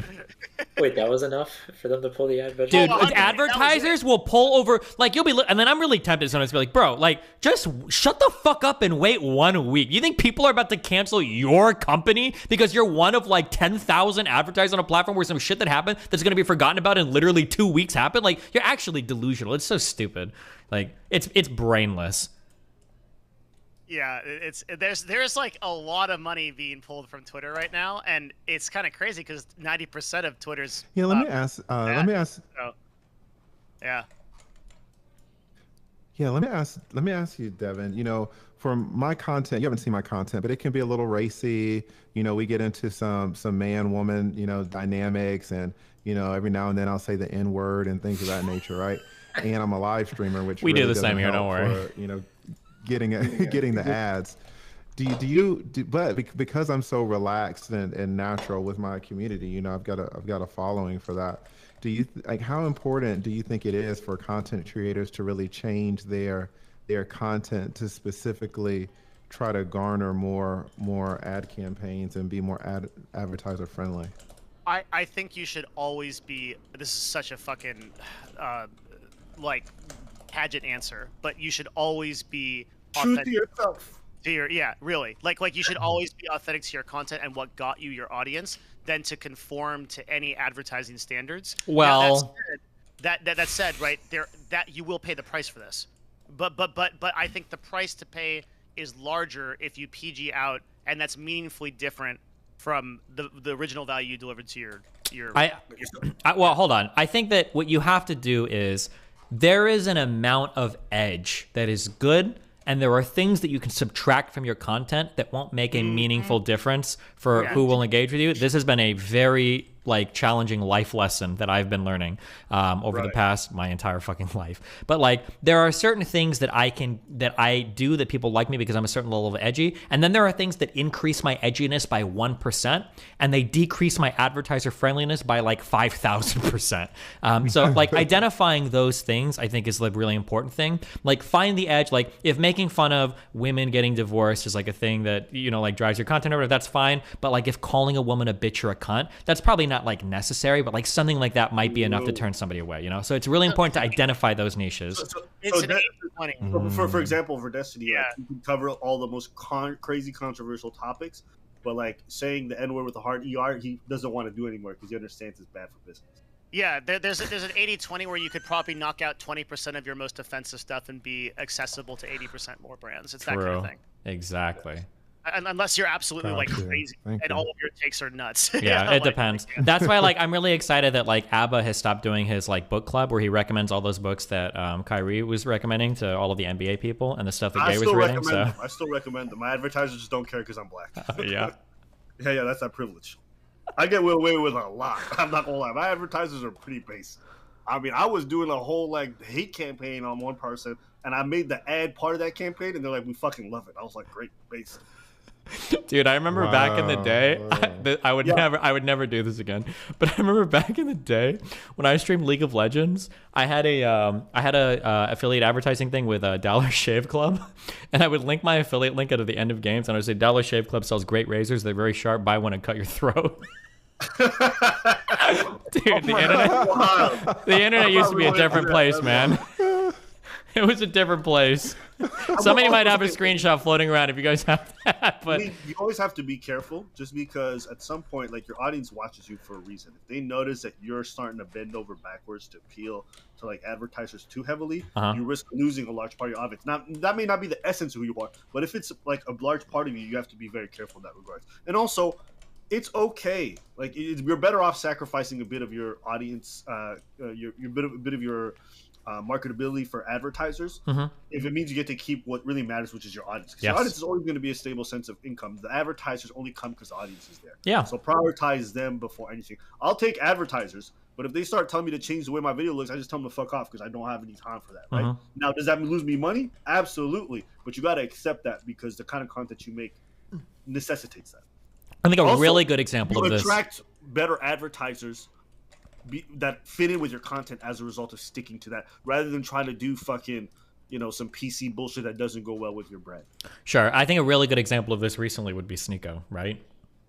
To where like Sneeko can be edgy and he can do a lot of stuff, but if he would just cut out like 2% of what he said, he would still be on YouTube and Twitter. Well, he's back on Twitter now, but he'd still be on YouTube if he just cut out like 2% of shit. Just like get rid of like, just don't talk about COVID. That's it. Just leave that. You can do all the other red pill shit, everything else. You'll probably be okay. But there's just like one or two things. It's like if you push this, you increase your edginess by 2%, and then you decrease your availability on the internet by like 95%. It's just not worth it. You can talk about it, just be balanced about it, right? Like if you're going to talk about something this controversial, understand advertisers are terrified. I remember this was during the pandemic, and this also happened with Russia, okay? Advertisers would literally tell me, we don't want to touch this Russian thing. Yeah. They don't want to be anywhere near us. I did one video where I didn't even talk about Russia, Ukraine. I cracked a joke about the fact that, like, it doesn't matter. I cracked a joke, and it referenced the Russia-Ukraine conflict. Advertiser lost his mind because it was visible to my Patreon members for like 100 and like for like maybe 1,000 people. Like, take it down now, take it down now. So they're afraid when it comes to certain topics. You can still cover them, just be very careful how you do it, and also just be careful not to include the advertisers in those videos. So for Sneeko, he could have done it. It's just like he was extreme about how reckless he was about it. So, yeah, they were wild. They were wild, and when it came to the Russia thing, I was like really shocked. I'd never seen the advertiser get so mad at me for something. I was just like, bro, chill. It was just a joke. Yeah. Great points. So there you go, man. You ready to make some money, Lead? Do you, Abba, do you work with like an agency, like an ad agency or anything like that? Or how do you get your deal? I have like 3-4 of them that contact me with different things. And then I look at the rates, and if I like it, then I jump in with them. That's But I have like ads that I've built myself. So ad relationships I've built with certain companies myself, and so they're regular. So like I have year-long deals with them, and then I have other ones that are brought to me on like a short-term basis, and sometimes they generally stay short-term for a lot of them. Ooh. And that's brought to me through ad agencies. If you want like a little tip, if you are trying to like sell shit to other ad agencies, people really like it when you work with the same person for a long term. That's like if you could show like a relationship with like 2 brands over like I think like 6 months, I think that means more than showing you did like 10 different activations. Devin can confirm or deny that, but and I'm pretty loyal to, like, if my brand takes care of me and they pay me I'm talking like a sugar baby, but like if this brand takes care of me right for a long time and they've been loyal, I generally, like, if a competitor shows up with a higher offer, I still say no, just because like the kind of loyalty that they've had and the fact that they stuck through it through the whole time, like I'm pretty good with it. So for example, I'm with Surfshark, NordVPN, a bunch of other ones have like come by and try to offer me like larger deals on, not substantially large. Like if it was double or triple, I'm like, hey man, it was nice knowing you, Surfshark, but you know, they've offered me, and I'm like, I'm gonna just stick with them because it's just been a good work relationship too. So yeah. Can you DM me a couple of the ad agencies that you work with, and you thought they treated you fairly, like they were good ad? Yeah, agency? I could put you in touch with a contact, and if they like the content, they feel like it's a good fit for like their brands, and they might hit you up code for that. Yeah, that'd be great if you could give me like their name or something, and I could reach out to them, something like that. Gotcha. I will say for you, it really depends on how much you view. You're averaging on views per video. I think if you get to a certain point, it just becomes natural. Like you're going to start getting emails and stuff like that on a regular basis. So you have to make sure your channel hits that mark before you really start looking into that. But yeah, it's definitely something that's going to come down the pipeline for you with time. Yeah, I mean, you typically get, it's not a ton, right? But anywhere from typically, 30 to 60,000 views on a live stream. I don't know, Devin, what's the mark where you notice that advertisers start coming in and be like, yo, we want to put some ads on your shit? For me, I feel like it's when you hit like 100K a video, right? Am I crazy? Devin might be gone. Damn. Desi, can you speak? Yeah, 100K a video consistently though. That's a lot. That's a lot. Right? It's probably going to be like 5 to 10K way a video. before then. Yeah, that'd be my guess. Yeah. Yes, ads have to come in way before then. I feel like I didn't start seeing them until I hit that point, so that's why. Oh, that's way too much. It might be different for you because you guys don't post as frequently, or maybe you did in the past. But 100K a video, you're like a top 0.1% creator at that point. Or exactly, more, that's crazy. Yeah. Yeah, I will say, like, I'm just such a nerd when it comes to the back end stuff, because once you realize like where the money's involved and like understanding it's such a benefit, it became super interesting to me. And I know maybe for the viewer watching, they're like, bro, this shit's so boring. Why do you start just talking about like finances and money? But I think the mindset involved with like getting good at this like translates to a lot of different things in life, because like just being able to negotiate things is like a skill that transfers everywhere. So I knew how to negotiate before because I'd done it for salaries and raises for things like that.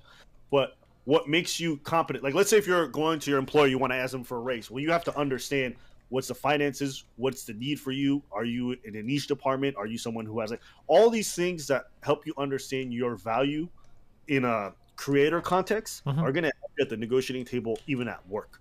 And so these are skills that are like really transferable. It's just the parameters are different. So you got to learn what the game is. And so, yeah, I would just tell anybody who's like listening, like understand this is applicable to your work life and your job life. Because I know so many people who don't know how to negotiate for raises and stuff like that. And I don't know if you guys personally are any good at that. I'm really good at like asking for a lot of money for like services that I offer, even when I was either dancing or when I was doing video services. Like all of these skills that I have now help back then too. Yeah.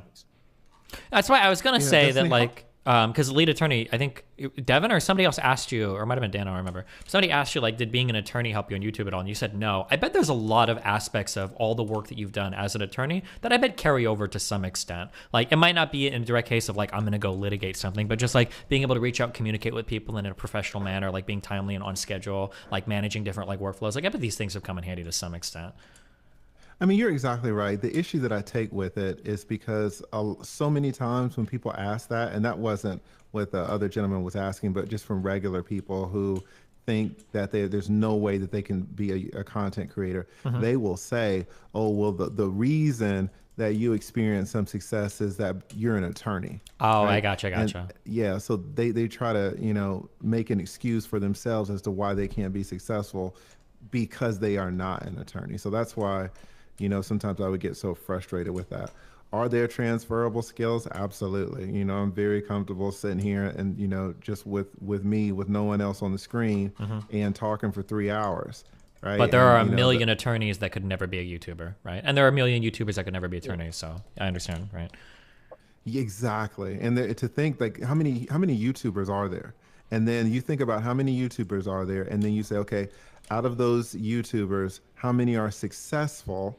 Right, and you can define that however you want. So you just say, okay, there's a quantity of YouTubers that are successful. Now, out of that quantity, how many are attorneys? Right, it's less than 1%. Sure. So to say that you can't be successful because you're not an attorney, that's a joke. Yeah. Are there transferable skills though, Destiny? You're absolutely right. There are. Yeah. Sorry, yeah, that's what I meant when I was asking the question. That it seems like a lot of people who have a professional life before they go into streaming, there's a lot of soft skills and other things that are very important: time management, reliability, dependability, communication that transfer over, as opposed to most of the people who come straight out of high school and then do. Yeah. Something that was Something that was very interesting to me. I've only gotten one email like this, so maybe it's not true throughout the entire industry.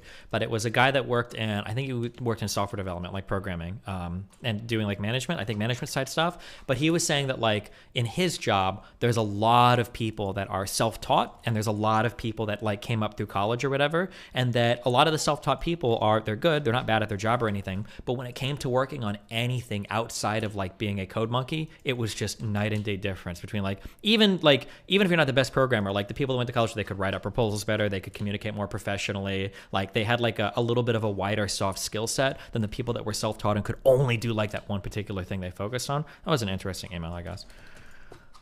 I don't know if that like it carries through to everything else, but so I'm curious, what are some negotiating skills that you would use in order to help you when it comes to raises or workplace stuff? I think the most important thing is knowing what your worth is and being able to communicate your deliverables and your KPIs and how you're converting what you're doing in terms of dollars. So when you're going to... Before we proceed, let's break that down. How do I, if I'm trying to apply for a job, how do I discover what my worth is? What am I looking for? So the first thing you want to do is what actually are you doing in your current job and how does that translate to your job making money, right? So if you work in a warehouse, you can say that, all right, it may not be great work, but you know what? My job, my role in the warehouse is to put boxes on trucks. And I put 200 boxes on trucks every day, which is 30% more than the other people near me. And that means that, we can deliver another truck every day, which is another $5,000 for my company. So for a coder, it's not necessarily lines of codes going out, but it's like, hey, I worked on a new UI for Facebook. And so by changing the UI around, we determined that, users would stay for 10% longer, which means, another 10% views on things. Additionally, because it was more pleasing, they are more likely to click and more likely to engage, which translates to more revenue for the business. Because of that, I can say directly what I did generally at a high level. I did some coding, I worked on the interface, but I also know what the business value is and how many dollars that's translating to my company. Okay. As you get higher up, then you can start adding in your team objectives. So for instance, I managed my team of 8 people to do this interface. Not only did it come in, a week ahead of schedule, but then it also had these KPIs. And then, yeah. Okay. I think in general, I think that like just on riffing off that, like the really like summarized version is like, this is what I can do to help you make more money. When I did casino stuff and I was getting promoted to supervisor, like one of my huge sells was I could do everything in the restaurant. And normally the minimum staff for the restaurant is going to be one front of house and one back of house. I didn't have to do that because I could cook the whole menu. So I could actually cut my last cook at 2 a.m. if it was a slow night, and you only have me on payroll for that night. And that's like, I'm almost cutting in half the amount of payroll you have to do for that night. So that was a huge, easy sell for me. Like, bro, I should be the graveyard super manager or the supervisor because no other front of house person can cook the whole menu. So like those are, yeah, basically riffing off of what Rage Pub said. Like, how are you like an asset to other people, basically? Right. Okay. I like those.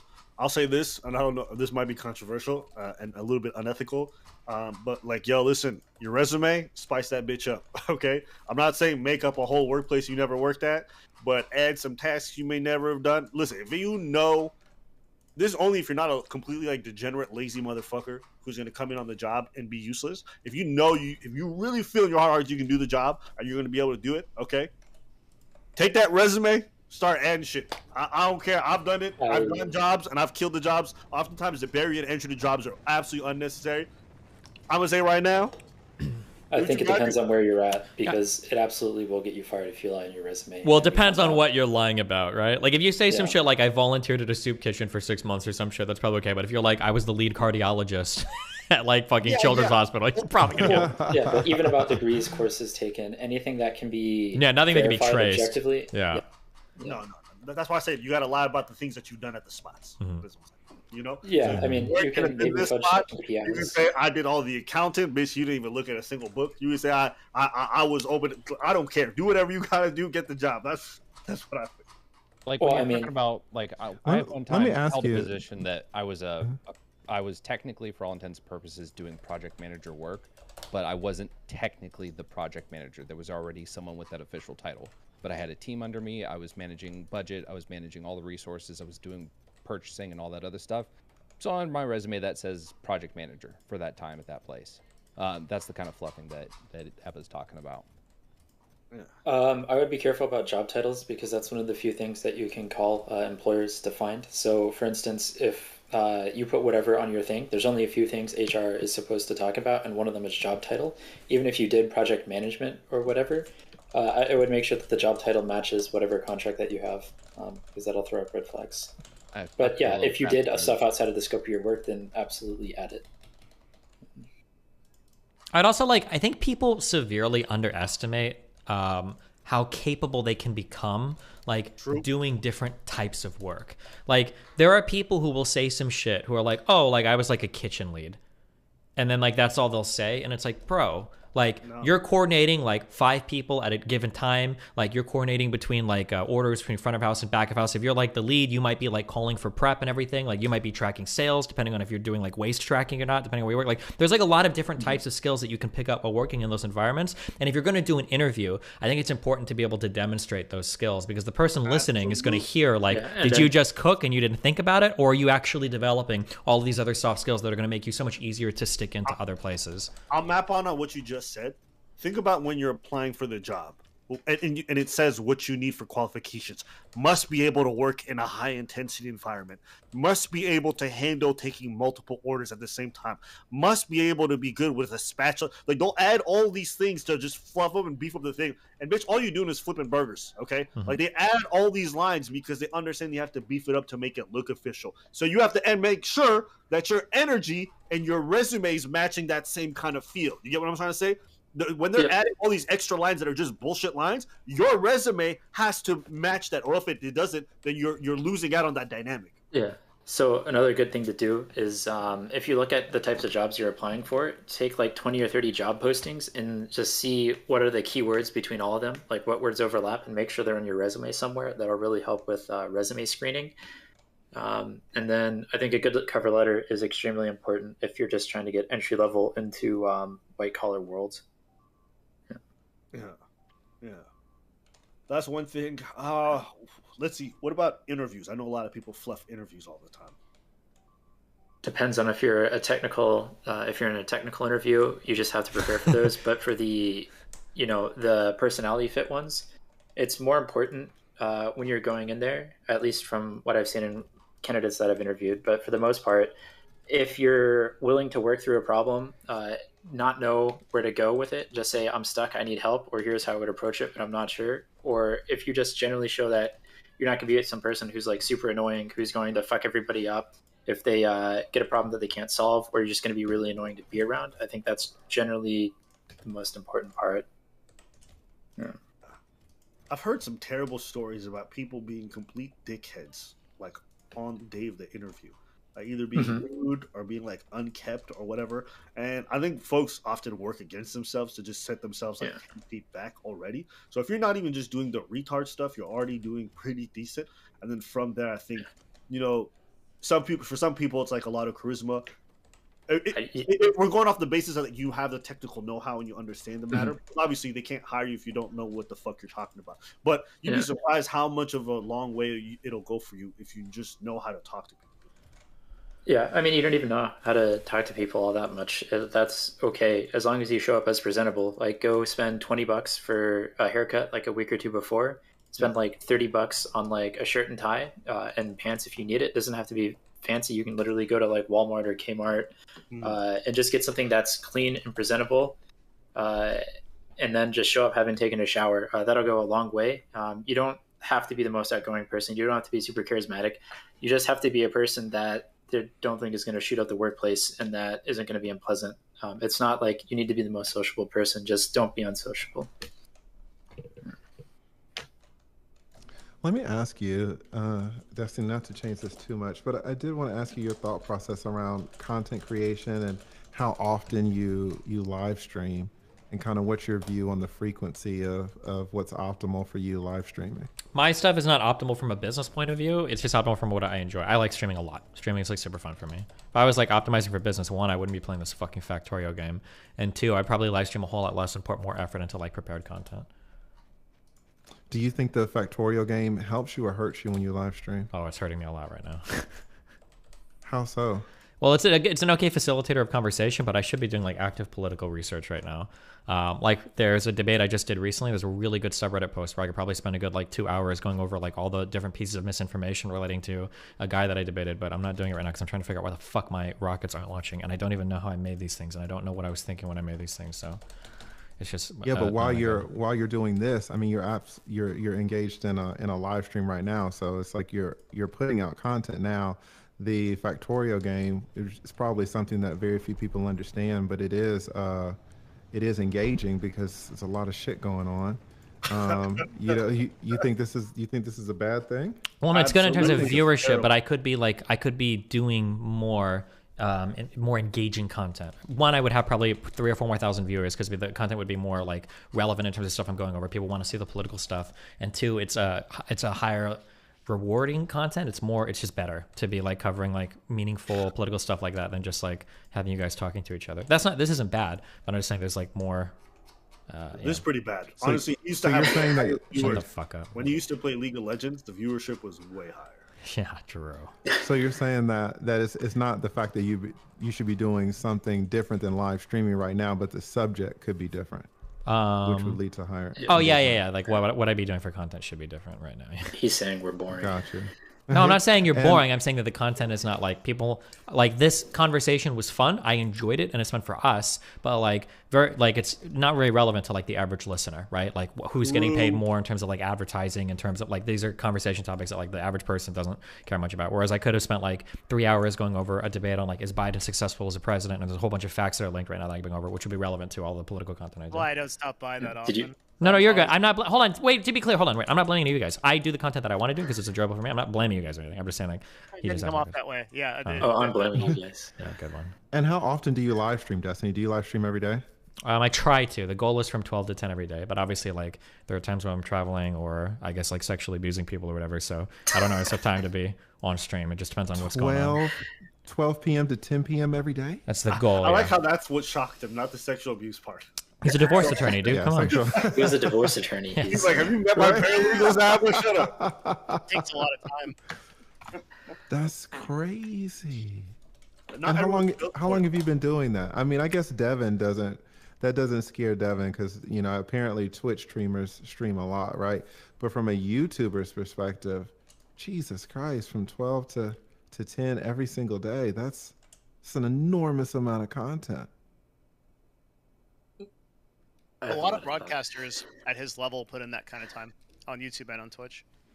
Well, Twitch is different, but I guess I'm in the black sector of YouTube, right? And so it's kind of its own thing, but there's no content creator that is streaming every day for 10 hours. There's Yeah, but one. I'm coming from, my background is becoming more and more unique because people are streaming all sorts of different things. But my background was gaming, right? That's the only thing that like powered streaming on the internet was video games. That's when it first started to grow. And for gamers, it wasn't uncommon to be streaming for like 6 hours a day would probably be like on the low end, Devin, right? For like big like streamers that were streaming StarCraft or League, like people, some of these guys are streaming 14, 16 hours a day. That's what I used to stream for StarCraft. Yeah.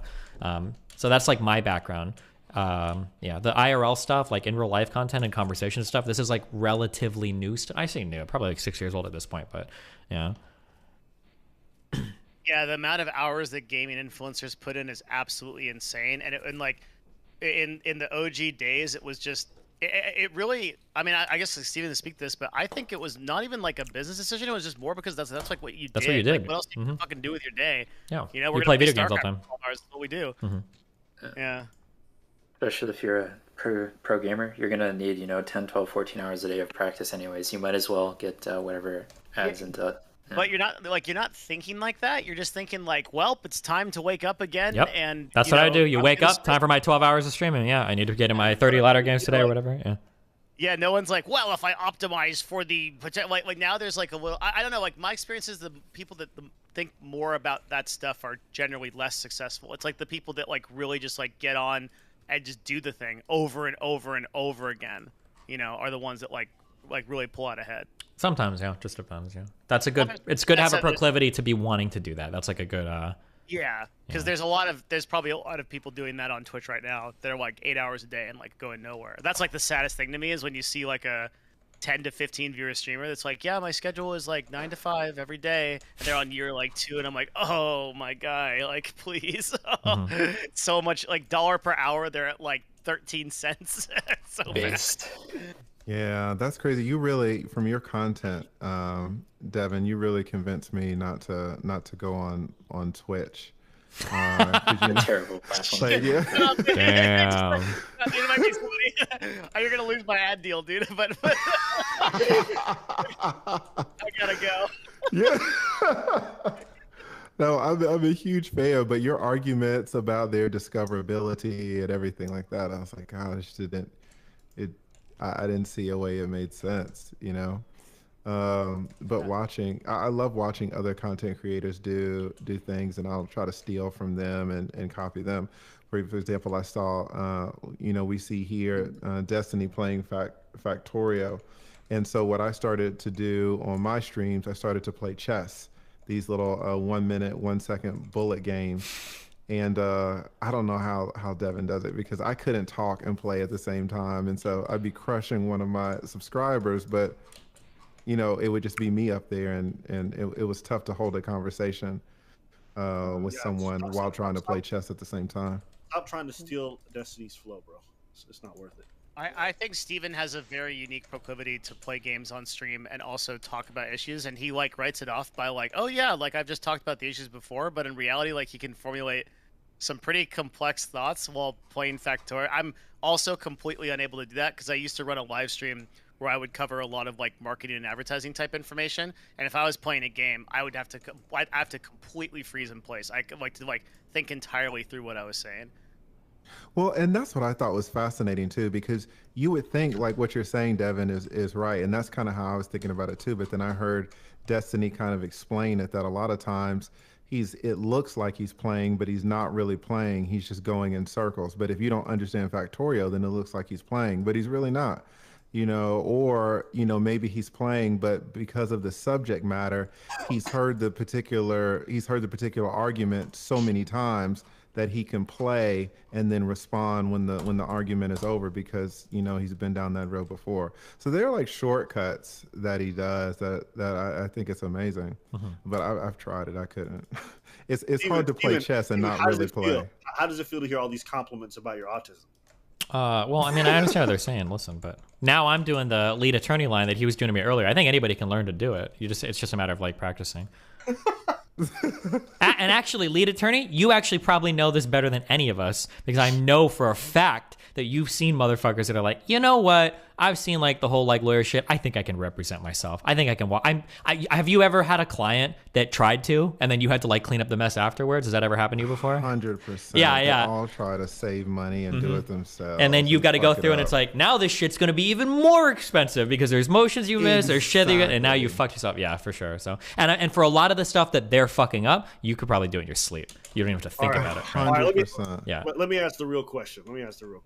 Since Dan's fucking working part-time today, apparently. Steven, you don't agree with a lot of Nick's politics, correct? Nick Fuentes? Yeah. Yeah, you could say that. So I have to ask, why is it that you have the Fuentes haircut now? It's not. I got a nice haircut. I like this one. I got a haircut where my hair is kept like kind of long, but they cut it, but they didn't like fucking military fucking buzz my shit. I think it's good. I like this. I'm expecting you to have an interview with Kanye any minute now. The hair looks like I literally Googled the Fuentes haircut. You got it. Well, us Hispanic autistic people need to stick together. That's all I'm gonna say. Okay. You guys multiracial, self-hating, want to get rid of all the fucking ethnicities. You want to? That's that haircut. Yeah, I see you, bro. You came back on stream looking hella different. I said, bro, why you got that Fuentes haircut? Is he about to have an interview with Kanye? What's going on? Well, what am I gonna do? Side note: how do you feel about Sneeko Fuentes and getting an interview with the great man himself, the great? Do you see Kanye's first tweet back on Twitter? Was it Shalom, or was it his thing, or was it testing to see if I'm unbanned? That shit was crazy. I laughed so hard when I saw that. That's genius. I look up Kanye's first tweet. It's just Shalom with a period at the end. I'm getting a secret insider information saying Abba has no room to talk. He used to get so much shit for his hair. Is that true? Oh yeah, that's absolutely true. Okay. Yeah, but at least I didn't have the white supremacist haircut. Well, you know, it's pretty hard for you to have the white But supremacist the haircut. problem isn't Okay? whether it's stylish or not. The fact is, you look like your arch nemesis. Good. That's what I want. Have you guys mended the bridge since the other bridge burnt? Because you burnt that bridge to maintain another bridge, and now that bridge is burnt, and you're moving on. Well, that's kind of reopened that's what the other happens. bridge? That's what happens when you're a principled individual, I guess. Sometimes shit happens. I mean, I think you just valued your friends, which is fine. You know, it's a beautiful thing. Yeah, well, you know, I do that for friends. You know, I try to be nice to them, but you know, it doesn't always work out, I guess. He even likes to fuck his friends. He doesn't like to be fucked by him. I didn't even fuck Max. Okay, it's such a stupid position for him to take. Are you excited? Apparently, you guys are gonna have a debate on No Jumper or something. On the 28th, yeah. Wait, Max and Destiny? No, me and Fuentes apparently. Oh, Fuentes. Can you imagine? Can you imagine if Max just shows up? I don't know. You know, I could imagine. I could. Character. He's gonna get Steven Crowdered. Jesus Christ. No, I don't think they would do that. If they did that, that'd be pretty fucked up. It would make for great content, but it would be super. If they did that, honest to God, I'd give him props for it. That'd be fucking hilarious. No, I'd give him props for it. I'd say, you know what, you got me. That was a good one. But That yeah, was low good. key. If Mr. Go wanted to do the best piece of performance art, he just like you're having your discussion with fucking Nick Fuentes, and then he barges into the room. You're like, oh, what the fuck, Max? And he doesn't say anything. And he sits down, he opens his bag, and he pulls out some chicken and waffles and just starts eating it quietly while you guys talk. That, and then he gets Shaylin to come in, and then she lays on the floor like a fucking lifeless sex doll, right? True. Just like he likes. Yeah, okay, hold on. He Have just keeps eating. the No Jumper people reached out to you at all? For what? For anything? I mean, I've done interviews with them. Oh, there's a guy that works with them that keeps bugging me saying that you didn't respond for like some debate or something with Sneeko or some shit. I don't know if that's true or not. Huh? Okay, well, I tried. There you go. All right, Guilty. I mentioned it. I have no idea what you're talking about. Well, what's his problem then? I literally just did an interview with what's his face? I did an interview with what's his name? The white guy, the tall one. Oh, is that what we already do? Yeah, Adam. I did an interview with him like 2 weeks ago. What was he talking about? Oh, well, damn. Okay, that was. Tell him Adam was supposed to hit him up. Well, there you go. All right, that doesn't matter. I don't really care. But all this to say, back to my fantasy. Yeah. And then Which one? after Shaylin lies there like a lifeless sex doll. Lav walks into the room. Of course. And she whispers in your ear. She pulls out like a little picture of a young woman. She see this girl? Hassan fucked her when she was underage, and then she hides the picture. Base. I think that's how it should. We're trying to steer away from the drama, Abba. Are we? Are we? I thought that was the content ban, or are we going to start bringing up other old memes too? I think that only applies to the normies. Oh, okay. Yeah. So it's extremely YouTube privileged. subscribers can really circumvent all these rules. Sneeko and Fuentes with Guille on Sunday. I think Fuentes was there. So there's a guy that tweeted, but people were saying that this guy that tweeted is just a Fuentes anti-fan that was saying that actually Fuentes photobombed him and Milo got really mad about it, but I don't know how much of any of that is true, so who the fuck knows? That picture is really blurry. Is there a clear one of Fuentes? Do we know for sure that was Fuentes? Well, so if I'm to believe the hater Twitter account, apparently he wasn't supposed to be involved in that at all. So maybe he really did just have to like sneak by in the background and get in a picture with him. I don't know if that's true or not. Okay. Uh-oh. 2 questions. What do you think about the fact that Kanye's doing the rounds for all the like dark triad people, whatever the fuck they were, the dark intellectual dark web? Oh, IDW, intellectual dark web, yeah.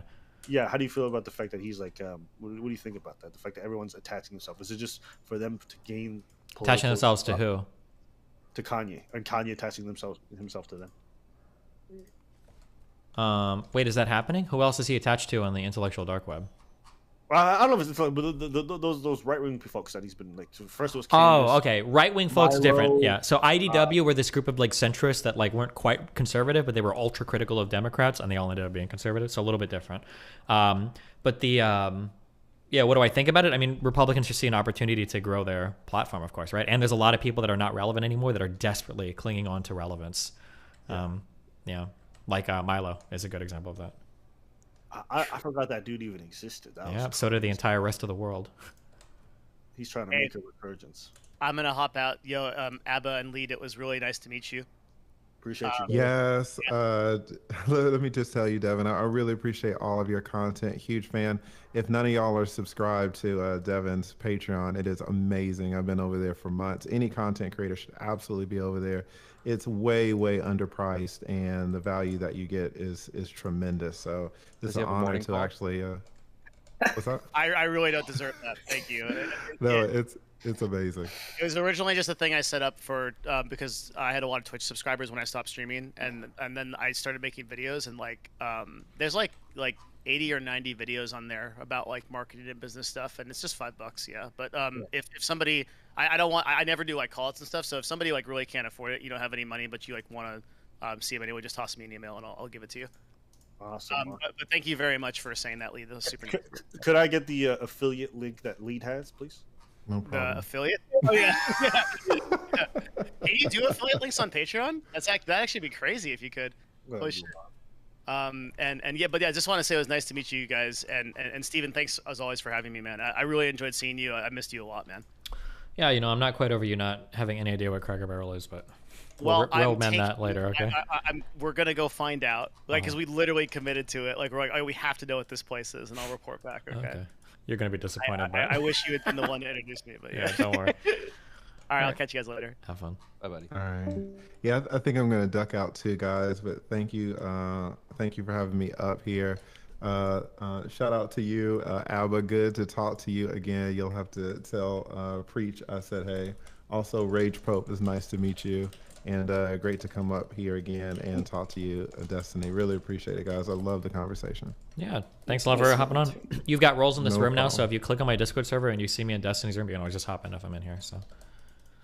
Oh, thank you. Thank you for being so patient with me about trying to figure out how to use the what do you call this, the Discord thing. And thanks to the chat too, which was also trying to help me navigate how to get back here. I'm old, so I don't really know much about Discord. So You're good. thank don't you worry. for that. Cheers. All right, so you guys take it easy, but I appreciate it. Y'all have a great day. Bye. Cheers. Isn't it crazy how much more polite YouTube people are? Well, hold on, because Lav and Mr. Girl are YouTube people. So. No, those are Twitch people, bro. Oh, are they? Yeah, Twitch refugees. Yeah, those are definitely Twitch people. Oh, okay. Lav grew up on TikTok and then found out like she was relevant over there. And then, Mr. Girl, I think. He always smelled like your people. Okay. What do his people? Wasn't he the first one to get banned off of Twitch out of Yeah, everybody in the orbit? exactly. They didn't even Darius was. Oh, well, that's. Yeah. Don't All ever- right, so if you're gonna do that Twitch stock spot or that Twitch stock, whatever the fucking stock thing, that seems like it's gonna get super toxic if you. Yeah, I might, but I made a Discord channel for it, so hopefully there's less spam in here. But yeah, we'll see. Well, I mean, even between like the streamers, because like I can imagine a conversation going, Destiny. Every time I come on your stream, I bring 3,000 people with me, and you even tell me about how much of a good job I do, and I'm getting less money than. Wait, who's getting money? Whoa, wait, they're not getting paid money for it. Wait, what? Oh, okay. I thought the plan was to pay out to some of the orbiters based on their stock price. No. Oh God, no. The Payout right now that I've worked out with them is that like the best traders from my community will get like subs, basically. That's it. Oh, got it. Sorry, yeah, I might have phrased that poorly. To like the Yeah. Rage. That's just the deal that like that's what the normal orbiters get. Me personally, because I'm such a benefit, like we get a percentage based off every video that comes out with my. Oh, I see. So you're paying for handouts of his secondhand ad revenue instead of being able to make. No. Basically, Steven has signed my likeness to use on his YouTube channel very often, and I just asked for a cut. Based. True. After he got deplatformed, it's a deal we came to because he was like kind of desperate and terrified of what Yeah. the future would look like. Yeah, after for sure. Twitch. It's been I rough. was like, bro, I got you. This YouTube game is so easy. I was like, just use my face all the time and just cut me a check, bro. True.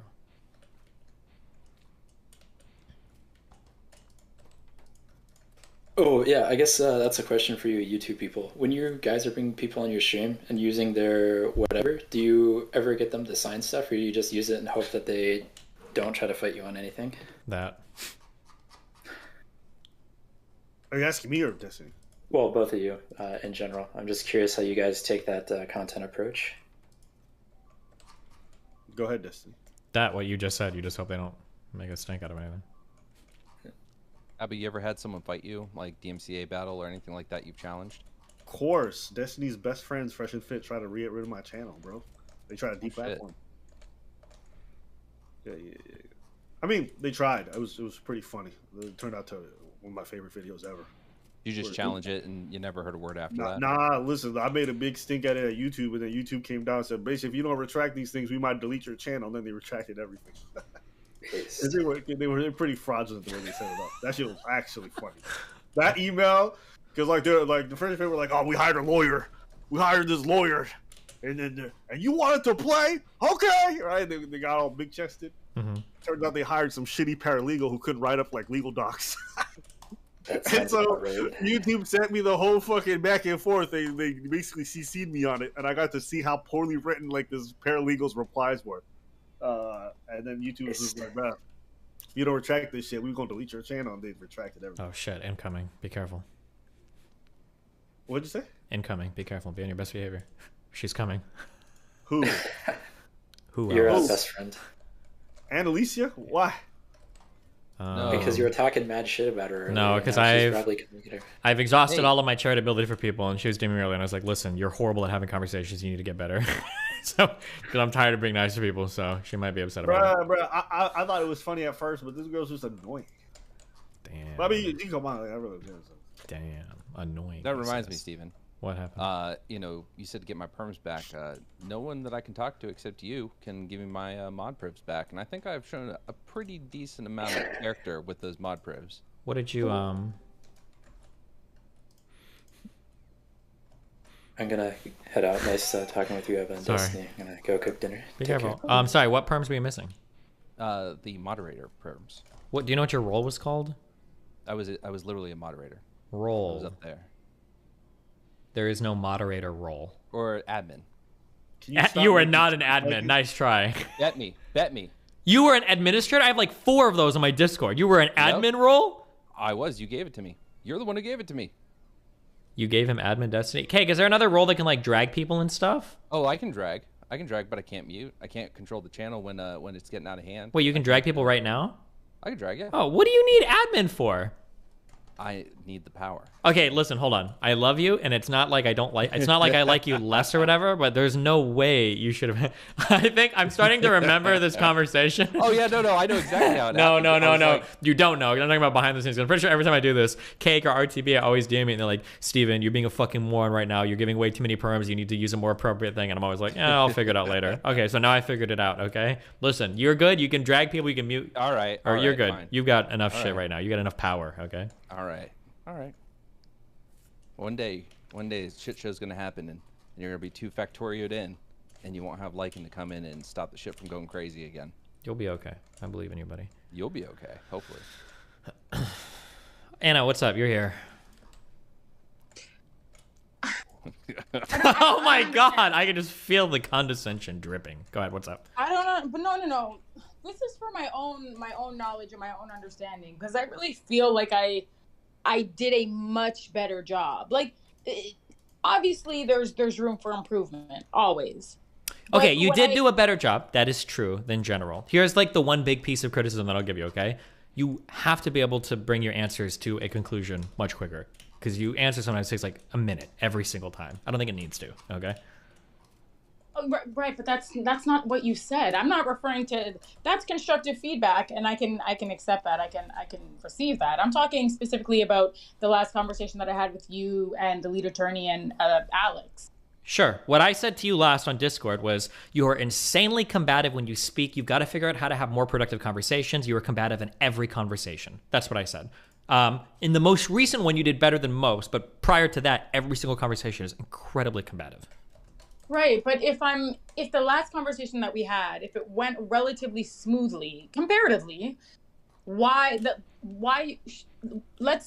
can't that be the point of reference moving forward? Because obviously I'm demonstrating that I can obviously engage in conversations, and it doesn't have to, it doesn't have to get to 10 or 9 or 8. Sure. Or yeah, 7. That's possible. But I mean, there are it's not a single data point, it's a moving average, right? So that last one was good. And I think even my subreddit, I think it was posting that like, oh wow, she had like a really positive conversation and she didn't like scream anything. I think even my subreddit was that. So that's good. So if you keep doing that, then that's good. That's more data points, but like it's a moving average. Okay. We all believe and trust in you. You can do it. Well, that's not what you said. And that's why I wanted to, that was my point of contention. I just said, you know what, Steven, I did a much better job.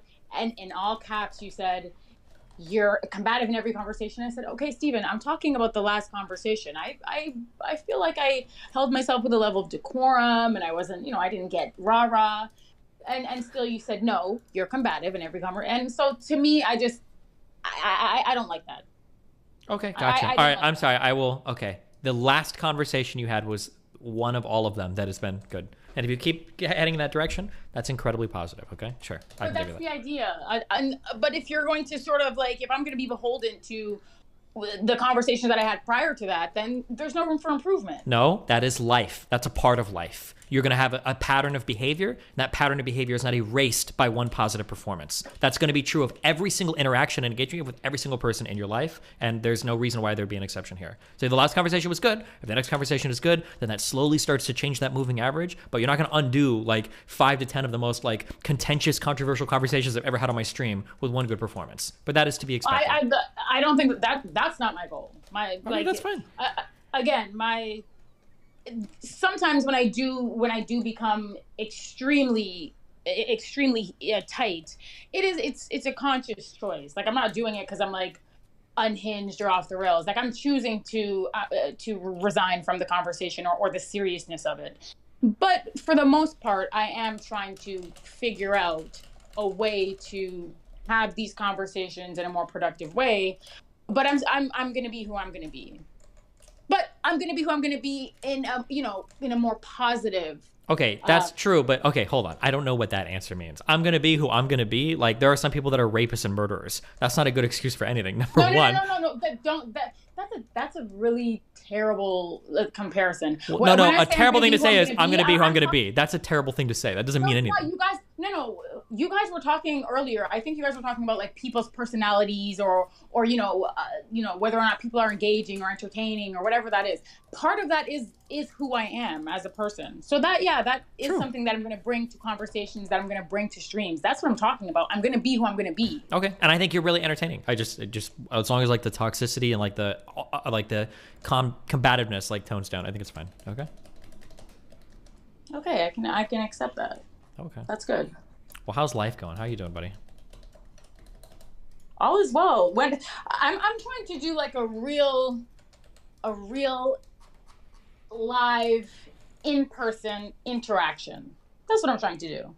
Okay. That's typically harder for smaller content creators, or I don't even know if you are a content creator. I don't know if you've made a channel yet or anything, just because usually you have to front a lot of money for stuff like that. And that's usually only like the big boys are willing to even entertain that idea. Like, and there are even channels that are of decent size that won't do live conversations just because it's like such a ordeal to schedule it all.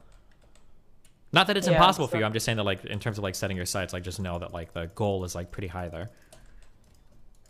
So if I said, okay, we should meet up, we should have a debate, or we should have a conversation, obviously it would be on my dime. That wouldn't be the problem. But if you're paying for it, you can do whatever you want. I'm in Miami 24/7. No, right, but that's what I proposed to you earlier. Oh, I misread that. I wasn't aware of that. That's my fault then.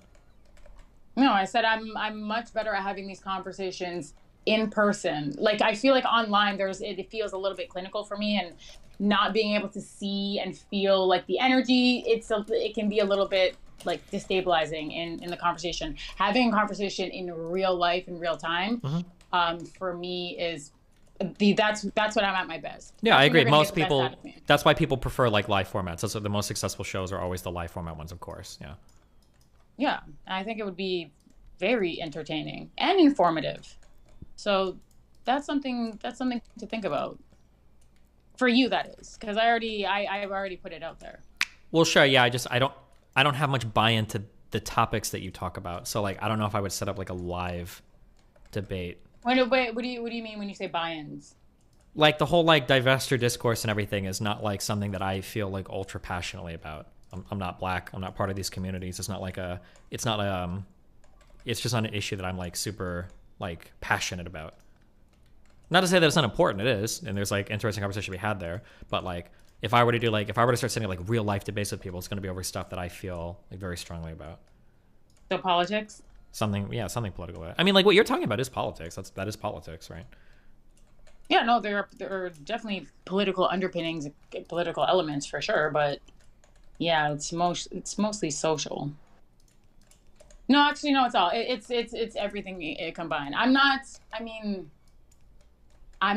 guess we're antithetical in that way because I don't lean politically in one direction or another. Well, So, you yeah, must have that's- some type of like political preference, right? Yeah, but I'm not. So it would be the opposite for me, where I know who or what I'm politically affiliated with, but I don't find it particularly interesting to sit down and talk about that. Sure. Oh my God! You know what? I changed everything I said. Where's Dan at? We need a guest for our first in real life podcast episode. And you know what? If Dan is down for it, I would invite you for that. I think Dan is. You don't know who Dan is? Dan is Dan. He's got a lot of strong opinions about a lot of things. Hey, there he is. Hello? What's up? We've got our first podcast guest, Dan. No, sorry. Wow. Well, I tried. That was a hard no. Sorry, guys. That's a hard no.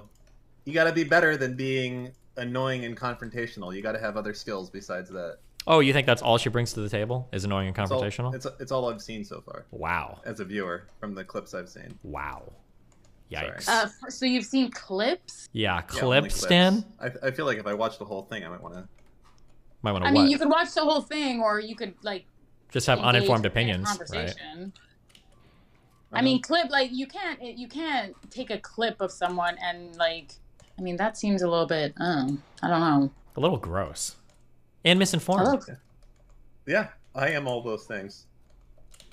Okay, well, I tried, guys. We've got a studio ready to go. We're just waiting for Dan to okay the first episode. Speaking of which, yeah, there's a guy who owes me money, and he's like a big real estate guy out here, and I'm like blackmailing him into like, hey, just give me a podcast studio. So I think instead of the one that you're gonna get for free, we could have our own. Would be better. At least for a year. Why would it? Why not just like try to film like a couple episodes of something before like trying to set up like a whole official thing? All right, we can. Sure, fine. Okay. Okay. Well. Okay. Just saying, guys, we got a place ready to go where we can film. We're just waiting on Dan to give the okay. Don't. He's mad now. No, because then you put it on me. I'm the one who's been. First off, I've been pushing for this. Oh I'm the one God, pushing he's for so mad. The podcast debate. No, because you're a saboteur. Is what you Not a saboteur. You are a saboteur. Do we have a studio ready to go? Okay, and this is who brings this up every time we talk? Is it you? I'm ready to go. I'm ready. I already went. I had the dinner. I schmoozed with the CEOs. I've got our studio. I'm ready to go. I put in work. Motherfucker, you did nothing besides say, hey, so can I use this? And you're like, yeah, okay. And that was it. Nope. I went. I set up a webpage and everything for it. I asked you to do the most menial amount of research into like format, into guests, etc. Because you can't even say I've got a guest that we right had for that here. Why don't you go ahead and run by chat your first few suggestions for the show? Wait a minute, Steven. What if I had a studio? Well, the studio is not really the problem. I'm talking to Steven. Oh, well, I was answering. See how that works? It's clever. You what is just blackmail your way into here with a free studio? I'm already trying. I don't know What are you talking about? Free studio? Like this? Listen, you made your position clear, and that's the end of it. I'm talking about. What? Damn, right. Are you okay? I'm fine. This is great. He's so like he came in here triggered. Like, relax. Yeah, I don't know why he's so triggered right now. Probably his raw space just died or something. No, you don't know that. He's not trying to engage. So again, what if I had a studio and I extended like an invitation for something with like potentially other content creators or whatever it is that I'm working on the back end? How would you feel about that? Well, that's whatever you're doing with other people. You're free to do whatever you want, right? Are you asking me if like I would show up or how would you? If I get live invitations to do podcasts, I generally show up to most of those. It just depends on the. It just depends on the topic. Steven, and she's everything. asking you if you want to have chicken and waffles. Are you gonna Shut do up. it or not? No, I said I would. If you have like a studio and you've got a place where you want to like go and have a conversation, Where we can have a conversation? Yeah. That's what I'm maybe saying. It just depends on what the talk is going to be about. Well, see, now that I know that you, I think I've always known that you're extremely politically inclined, which is fine. But I feel like there's a middle ground. There's a happy medium where we can have a conversation that we're both sort of equally invested in. That's stimulating. What is your like? What is your end goal? Like, what are you trying to do? What is your, yeah. With respect to what, like content? What do you mean? Yeah, like are you trying to be like a YouTuber? Do you want to get into content creation, or what is your goal? Yeah, so that would be my goal. That would be my end goal. Oh, okay. I feel like create content. Yeah, you can do whatever you want, and you're free to do whatever you want. But I feel like my recommendation would be like, why not try starting like a YouTube channel first, just talking to a camera, and then like transition over, so you can see like what type of traction you'll gain there. Just because it'd be so much cheaper. I've already done that. You have a YouTube channel? Yeah, a long time ago. Yeah. Do you like post on it or? No, that's what I'm like. That's why so on the back end, I've been working on content, and the first episode that I'm trying to put out, it's called The Pivot. So I'm just trying to pivot from one lane or one direction to another. Not necessarily, I'm not forsaking any of my previous positions. I just feel like there has to be a way, there's a better way. There absolutely is a better way, and I would like to, I'd like to explore that. Like, I'm not content having having these like reductive arguments. I mean, I know people think that that's my purview. Like, people think that I somehow get off on it. I don't. I would rather just have like regular conversations. And I feel like I have, I have capacity. I feel like I'm well versed. I don't have to just talk about those things. Yeah, I mean, you have like the attitude to be like in content creation, right? Like I can tell that. It's just a matter of like investing a whole lot of money in a studio and everything first. Is like that could be like a huge like just money burning a hole in your pocket basically. But it's definitely an investment, most definitely. But I just feel like if I'm going to be making sort of my presence known on other people's platforms, and it ends up being advantageous for them, I might as well do it for myself. If I can do it for people, I absolutely can do it for myself, is what I'm saying. Because I know that I can have a voice in this space, and I know that I have value, or I would have value in this space. And so for me, it's just a matter of cultivating what I believe I have. Sure. That's the tricky part. That's a little trickier, because the incentive to like sort of, and I was having a conversation with somebody earlier today. It was a really good conversation. He's I don't know if he's one of your orbiters. He's a German guy, really nice. Okay.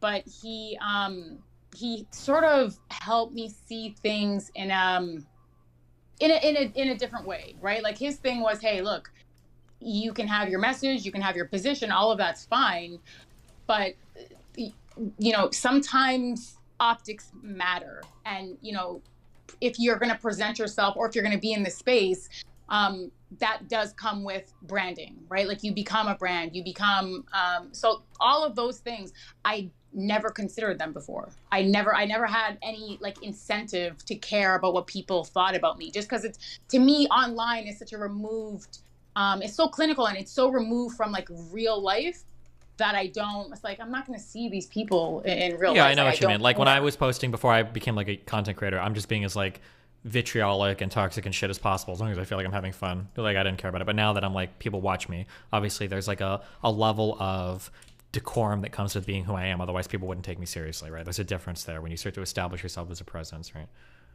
Yeah, and that's exactly, so that's where I'm right at the fork in the road. Like, that schism is what I'm sort of battling with in my mind, because on the one hand, I don't want to be beholden to what people think of me, and I feel like if you lean too far into your brand or into optics and how things look, I think that can be problematic. And then on my end, where I am now, I'm sort of, the pendulum swung. I'm on the other end of the spectrum, and it's still harmful. So I'm trying to find an equilibrium, because I feel like that would be more beneficial for myself and for prospective subscribers or people who sort of align themselves with my worldviews and my positions. Sure. So that's where I'm at now. It's not easy to navigate. Like, it's not easy navigating these spaces. That's No, like, of course. it's I agree. absolutely not. And now and there's so much, like, I know that people think that, okay, I'm like the queen of like vitriol. Do men not realize how problematic they can be in these spaces? It's extremely problematic. Sure, Like, there are for real. problematic men and women. Sure. Well, I mean, I agree. Oh, God damn it. Don't do this. I agree. But I mean, most content creators, I would say, are men. For sure. So The I internet think is like a to that- largely like male dominated space, except for a few exceptions, right? That's true. It is. And I think that because it's male dominated, men feel like they have that sort of like the carte blanche to sort of, you know, to impose themselves in that way. And I've been through it a lot. When you get on panels, if there's more than one man, the chances are it's gonna go left. Like there's a high percentage, or a high chance that it's gonna go left, because I don't know. I don't know if it's like entitlement, if they feel like this is their space, and you know, I don't know what it is, but it is extremely male driven, male dominated, and that creates problems for women who are trying to carve out a space in this zeitgeist, or in this lane. It's hard. It makes it harder for sure. And then you bring the black and white thing, and then that just, it's like to the power of 1,000. Sure. Like then the issues really start to compound, and it becomes like, okay, well, do I have to make a decision, or do I have to sort of think about my principles, or I don't really want to placate to anybody one way or another, but then again, like what would be best for the cause, right? So that's where I am right now. I'm trying to figure it out. Sure. When? Sorry, who's that? I said when. When what? When did I ask? Got him. Hey, why are you going on and on and on and on and on about this shit? Hello? Anna? She's not talking to you. She's talking to Steven. Shut up, Dan. Oh, I think she just wanted feedback on YouTube. She just wants to go on and ramble. No. Is he trolling? No, I'm dead serious. Oh my God. It's just that's Dan being terrible. Dan. That's what Dan does. Yeah. Right. Well, that's what people do when they call into his show. They come on, they call, and they ramble and ramble and ramble, and hopefully at the end of it, they you know, maybe they got some advice from Steven. Yeah, I mean, I would say my recommendation is always like find your highest payoff, your lowest investment to highest payoff content is first. So for you, that's doing like YouTube, or that's just doing like Discord chats with people and like posting on your YouTube channel. If that gains traction, then you slowly start to move up the investment ladder to what costs more money for, you know, like greater payoff and shit.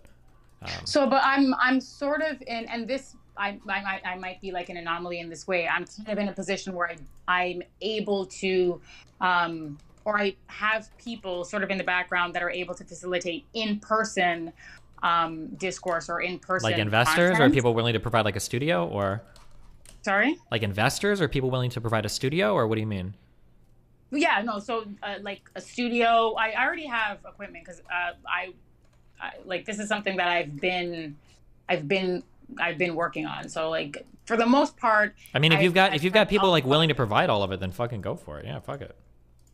yeah. So that was my question, because I've had this conversation with you before, and you're like, you know what, start here, and then like generally people, you know, you work your way up to the in-person interactions and engagements, and then you see how you see whether or not people are receptive, and you also see whether or not you prefer that. I know that I'm going to prefer that. Like I know that's my lane. My lane is like meeting people. Sure. Yeah, go. I mean, I'd say go for it. Like start. Yeah. The best thing you can do is just start working. Just start doing episodes and stuff. That's always like the best.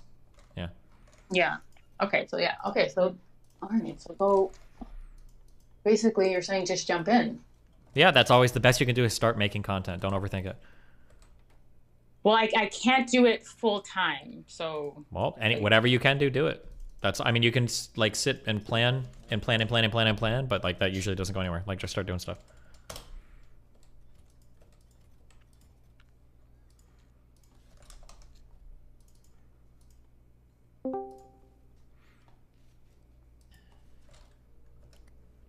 That's good.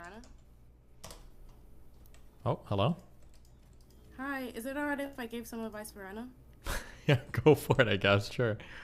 Cause okay, listen, I think Anna. Hey, hold on. I don't know who just. I thought that I was booted out, so I don't even know what's happening. Oh. Is everyone still on the call?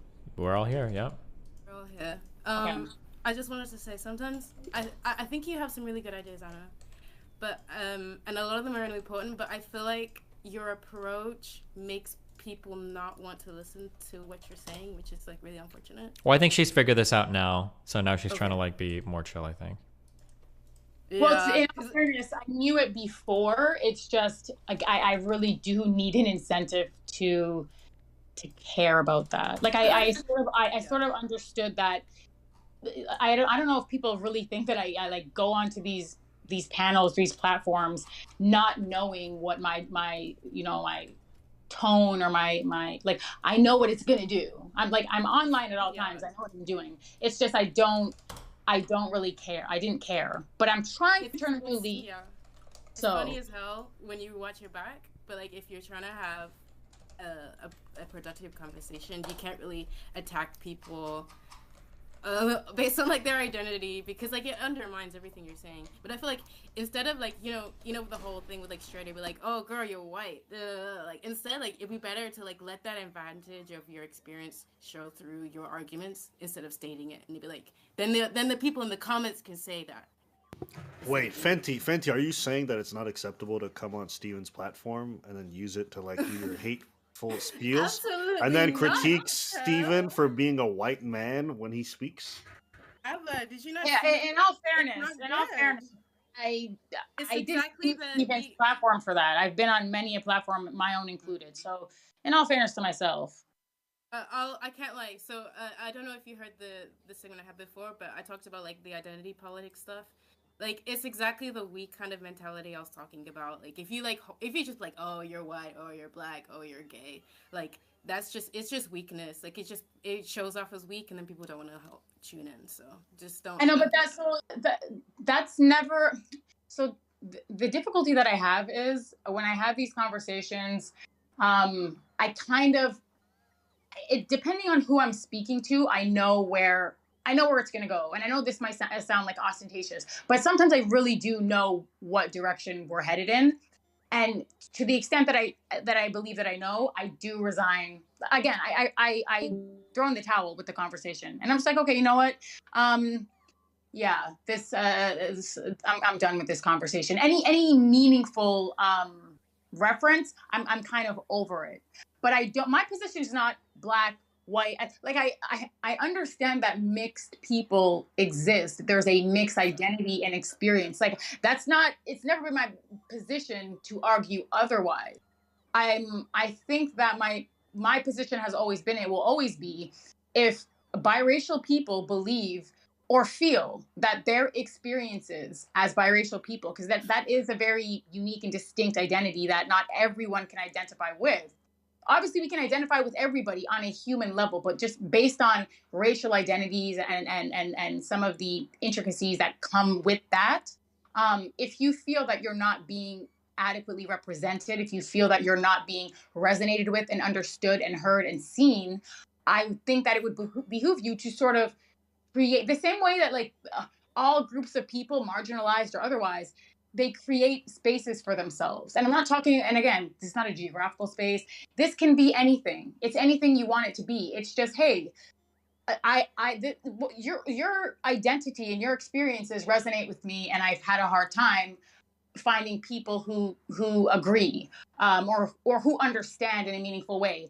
I don't think that it's harmful. I wasn't coming from a place of malice. I wasn't coming from a place of anger. Yeah, but girl, can you see how like when you started it and like when you said, "Oh, do you have a black dad?" and you were like, yeah, exactly. Like instantly, right, I'm like, yeah, I'm not gonna listen to anything you're saying. You're just like, okay, girl. Like, no, that I understand, but that was more to my conversations with Steven about the black man and the white women. That dichotomy, like it was more about that. It wasn't about you. It wasn't about. It was really about what does Abba think?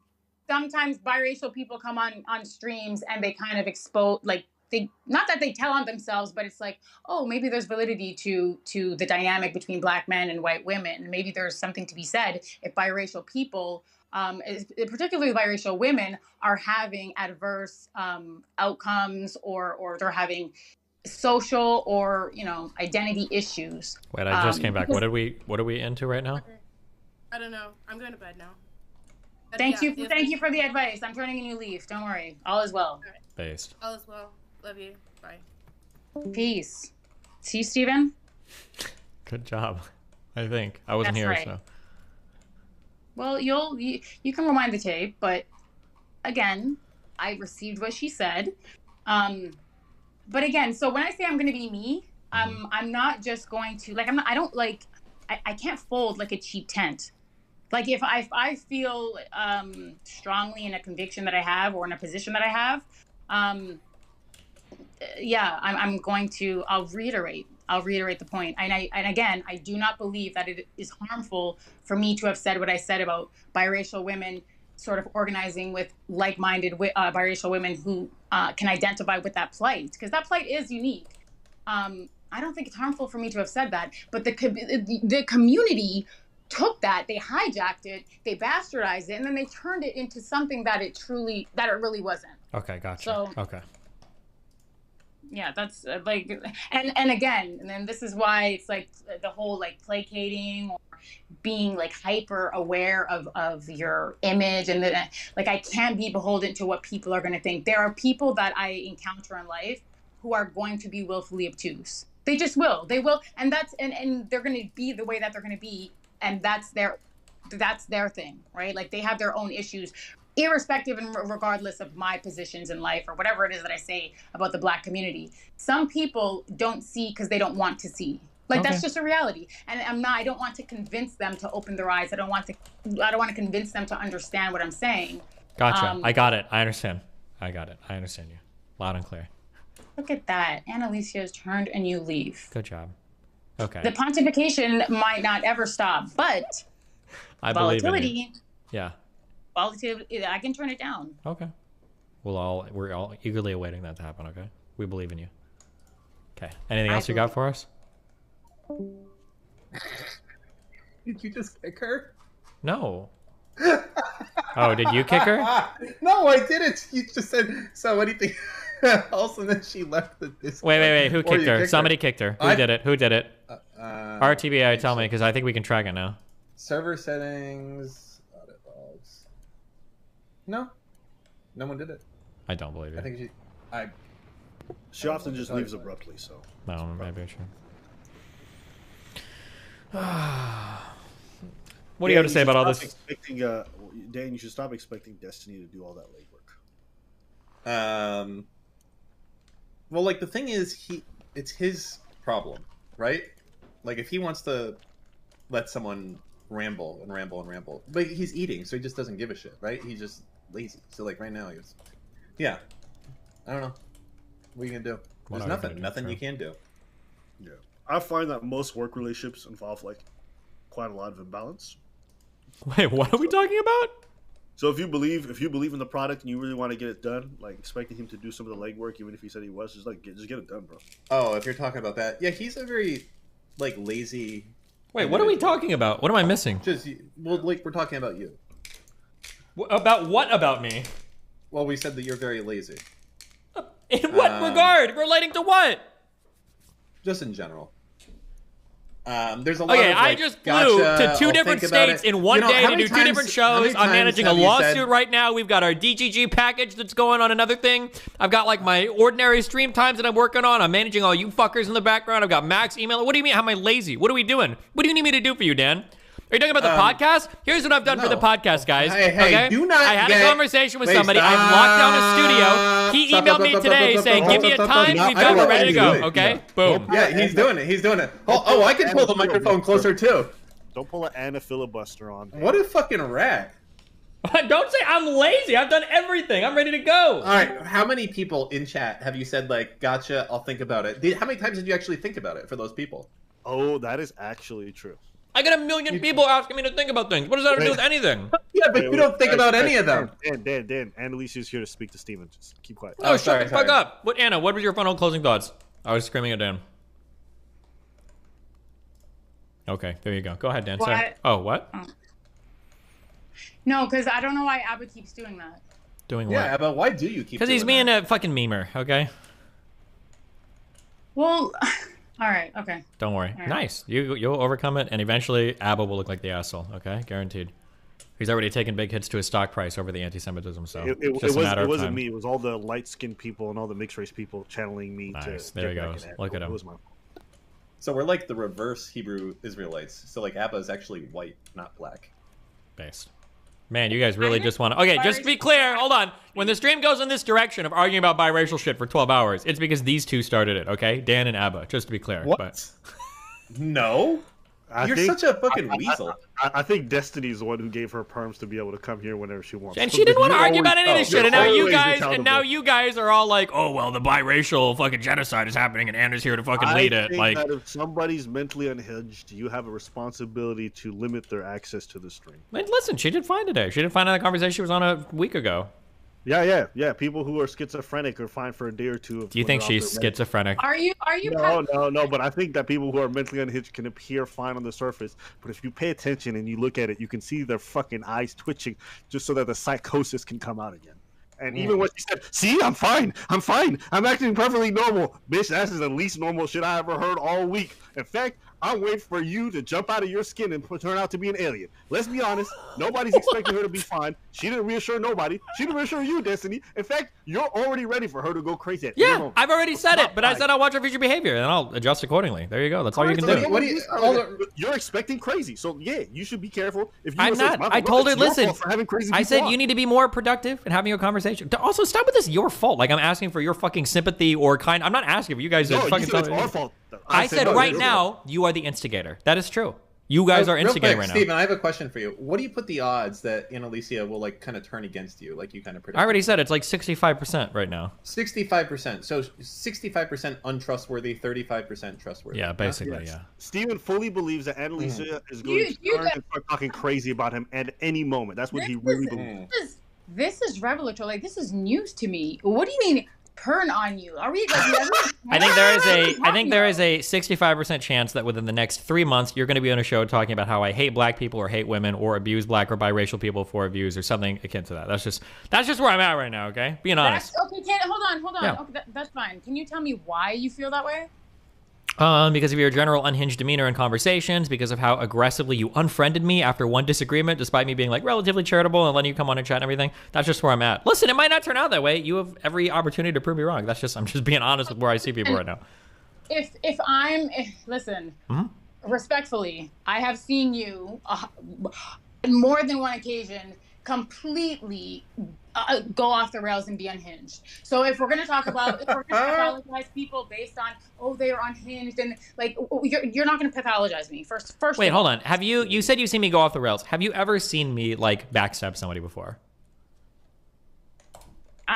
Well, I don't know like the intricacies of your relationship. I'm not saying I'm never unhinged. There are times where Dan is unhinged. There's times where Dan is unhinged against me, but he's not. I don't think he's gonna like. All you guys, hold on, Destiny. All you guys talk about is my behavior, my sort of outward behavior, right? You're talking about me being unhinged based on my talking points, based on my energy, based on my verbiage and my tone.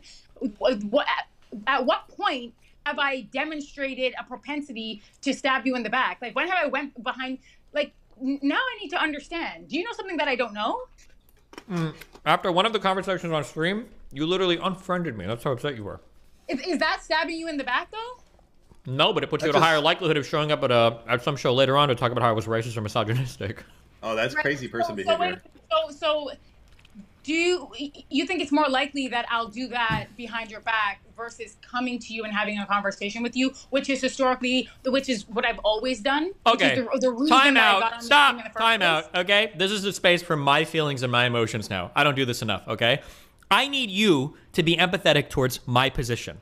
I understand your position. It is offensive and probably hurtful for somebody to say, hey, I think you're going to try to fuck me over in the future. I understand that that hurts you, okay? Now I need you to look at my position where I'm constantly getting fucked over and constantly getting backstabbed by motherfuckers that come through the stream. And the idea that somebody would unfriend me or something after a conversation, yeah, puts you at a higher likelihood to be one of those people. Now, you might not be, that's fine, but I live in an extra special world, okay? Much the same way that if there was some woman that had been raped like 20 times and she was uncomfortable around me because I was a man, I wouldn't judge her for that. You need to be empathetic towards my position as a content creator that's getting fucked over on a regular basis by a ton of people and understand that, like, yeah, if you act in a way where you're like massively insulting me, really upset after a conversation, you unfriend me immediately after, I'm probably like, okay, well, fuck, there's a higher likelihood that this person's gonna show up on a show in the future and they're gonna try to like fucking say I was racist or misogynistic or some shit. You might not. I'm not treating you any differently. I'm still letting you come on and chat. I'm not being mean to you or anything. I'm just saying that, like, in my mind, I see that as like a decently high likelihood with somebody that has performed the way that you have in the past in terms of your behavior towards me. Now, that again, that doesn't mean you will do it, and maybe I'll change my mind on that in the future as I collect like more information about you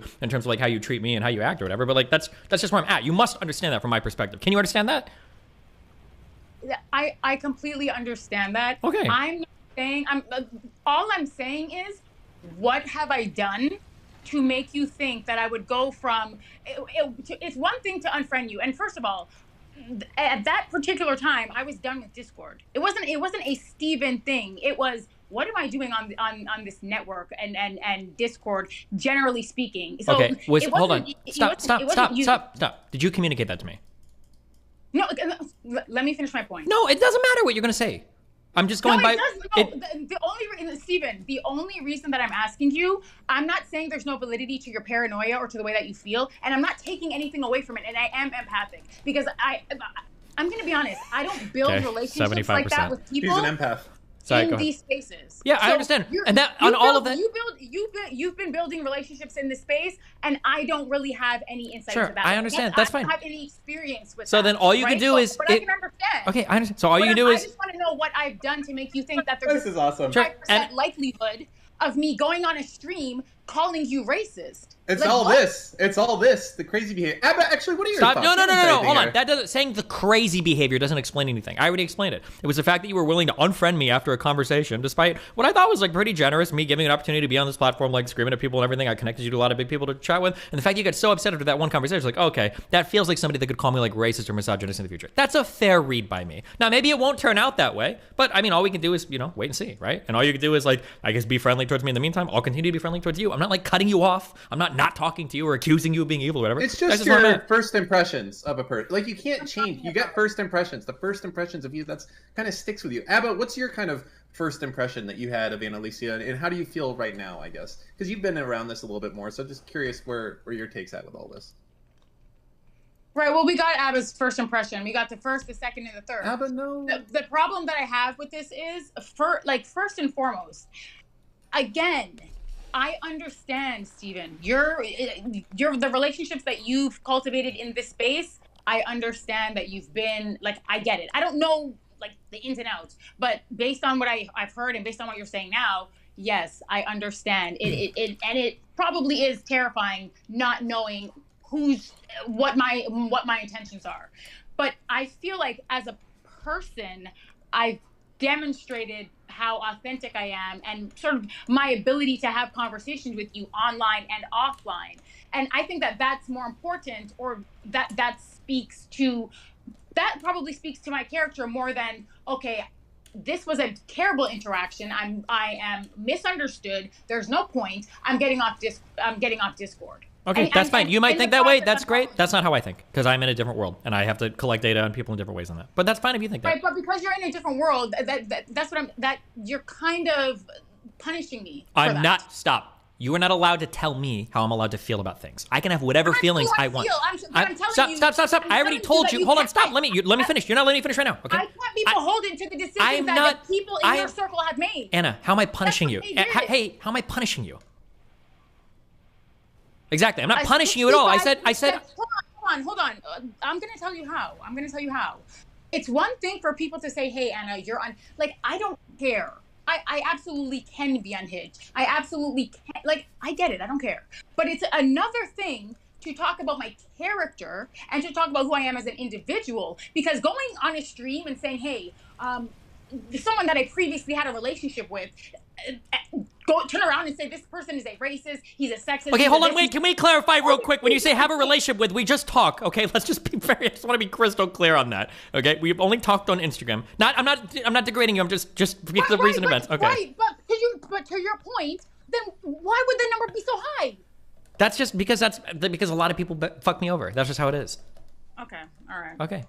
Your ability to accept or unaccept that is also going to play into how I accept it and I empathize. Okay. I just think that I think it's unfair, and you know what, the life is unfair. I get it. I just no, it's not even unfair. Listen, I'm not treating you differently. It's up to you to figure out how to. If you're like, oh, okay, like here's what an empathetic person would say. Oh, I understand that you feel that way. That's cool. Hopefully that changes in the future, and then you'd be on your way, right? You wouldn't be screaming at me over my assessment of things. You should be understanding, okay?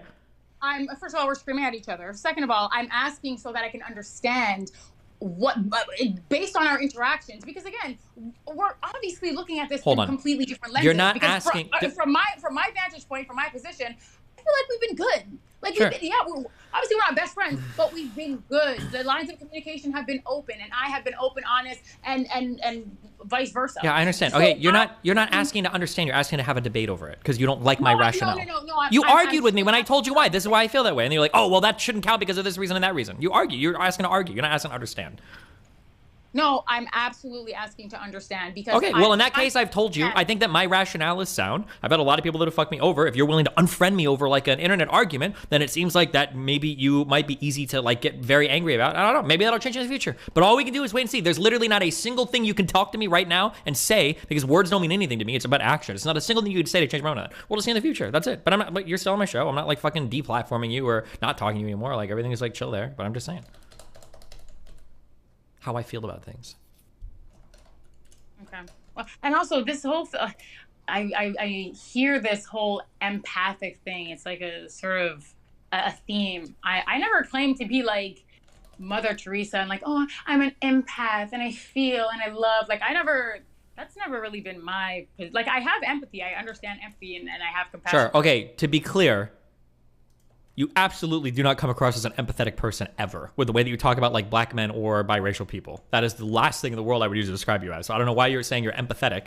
But regardless, that's another red flag. You're talking, so you're relegating my capacity for empathy to my talking points? Yeah, no, that's part of it. Yes, that is part of it. If I come online and I say, fuck all black people, and somebody's like... Not knowing what my interactions are with human beings... Nope, don't care about that. That's the least important thing about empathy. That's the thing that matters the least. Your interaction with real human beings in real time? Yeah, that's the least important thing. Like, so you think that if a biracial person came to me in real... And by the way, they have... If a biracial person came to me in real life to have this conversation, you don't think that my capacity for empathy would matter? No. Oh, what? Oh, okay. Yeah. It is easy to be empathetic towards people that are in front of you that you see. That's not called empathy. That's like the most basic of human social skills 101. Difficult empathy is being empathetic towards people that you can't... Oh, wow. Oh, you're just going to cut me off on everything I say. Sorry, my bad. Go ahead. What do you want to scream at me about? Go ahead. Ooh. It's easy to be empathetic towards people in front of you. To say something like, oh, well, like, I'm really empathetic to people talking about, yeah, everybody is. That's the most basic level of human empathy. Like, true empathy is being empathetic to people you can't see, or people that aren't right in front of you. That's the difficult part. I really think that I think you're putting a premium on empathy with people in the real world. People don't operate with the level of empathy that you're describing in real time in the real world. I don't know, like... This could be a Canadian thing. They don't operate that way in person. And I think it's actually easier to operate that way and to sort of have your representative online operate that way and sort of appear as though, yes, I do have empathy, I understand. And in real life, they're complete psychopaths. What? It is so much easier for me, and I know it's easier because I could have built a huge platform and a huge following predicated on my ability to either to placate, to acquiesce or appease to, and just to put my representative out there and be like, hey, I understand, and I'm sorry. And you know how far I could have got if I was just gonna tap dance online?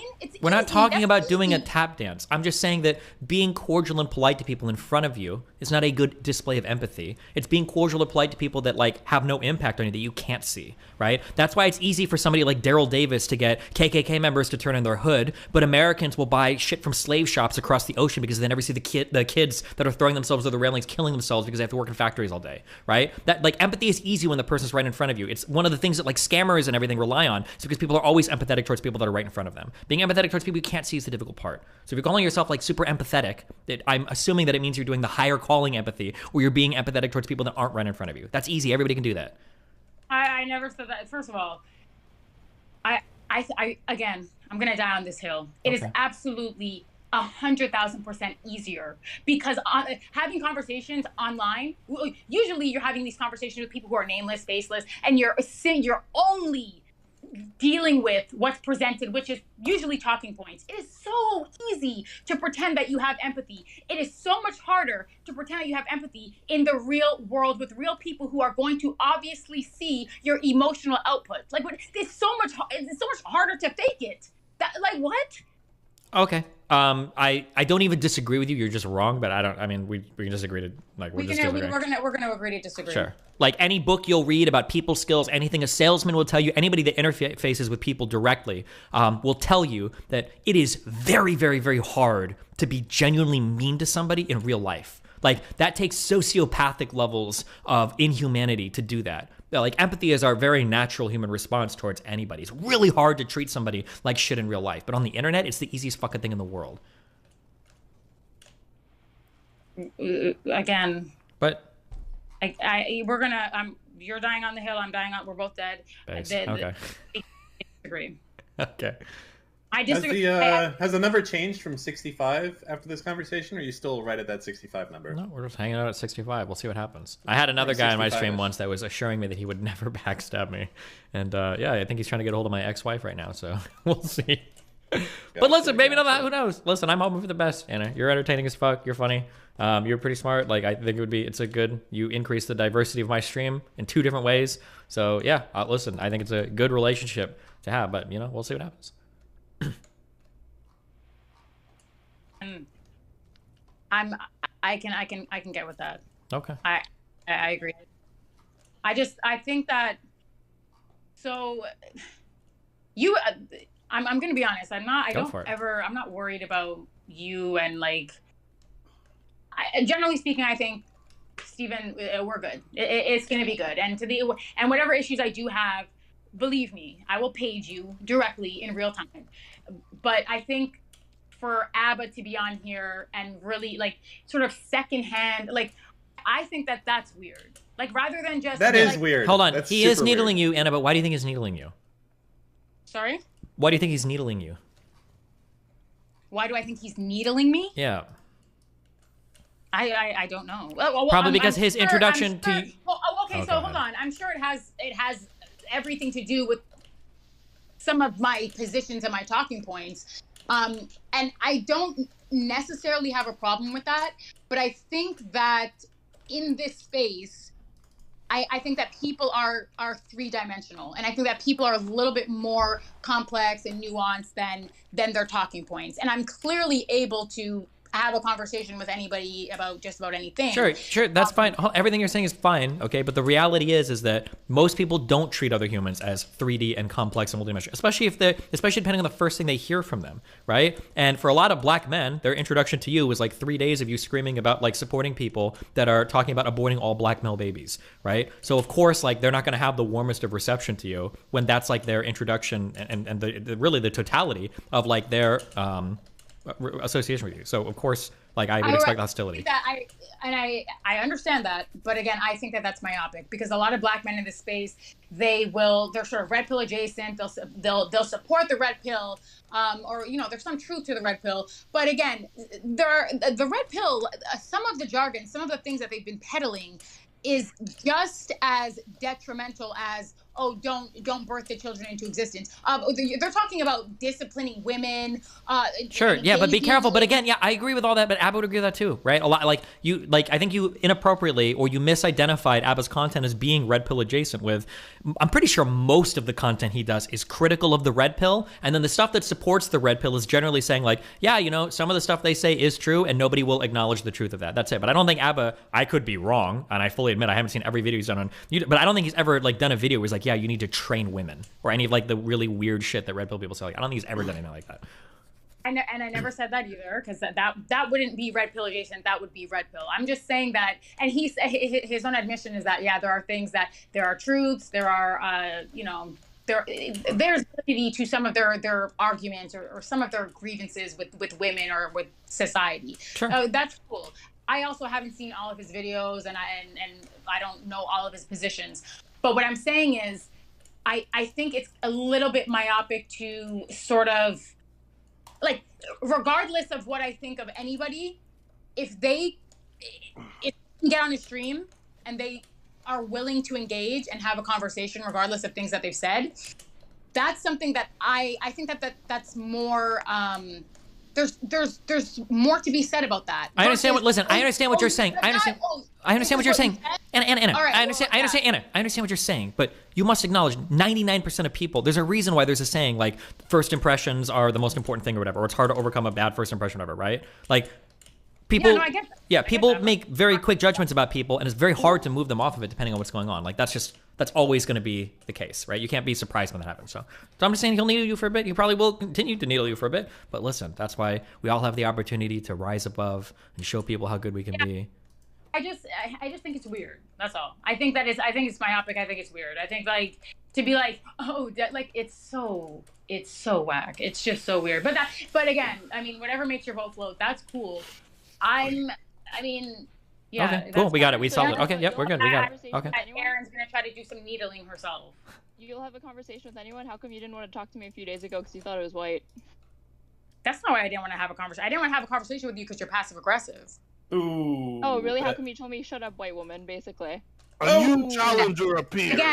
Again, it's gonna go back to the passive aggression. That's what that was. Round one. You're an empath. You're the one who's like the queen of civil discourse. And again, I get to a point in conversations where I already know that it's not going to be productive, and I resign. I throw in the towel, and that's the end of that. Not willing to have a conversation. When does that happen? Sorry, what? When does that happen, that you throw in the towel and don't keep going? I want to watch that. Any time that you've heard me unload the proverbial clip on someone, that's when I threw in the towel. Oh, okay. Abba, do you hear Abba? Hello? Yeah, I'm here. Abba, I was trying to reach out to you earlier. What was your first impression of Annalicia, and then what is your impression now that you've gotten to know her a little bit? Because we're going over first impressions matter, and I think you kind of had some insight on that. Yeah, I just think I think mental health is really important, and I think people need to invest in that for sure. I see. So that's kind of your comment on like both of those things kind of wound together. Like mental health is important. I got it. Okay, interesting. So Annalicia, did you kind of put two and two together there with like what he's saying? Essentially, like I asked, what's his first impression of you, and he's talking about mental health. Are you driving home like his first impression kind of you on that direction there? Do you understand that? Do I understand that he thinks I have mental health issues?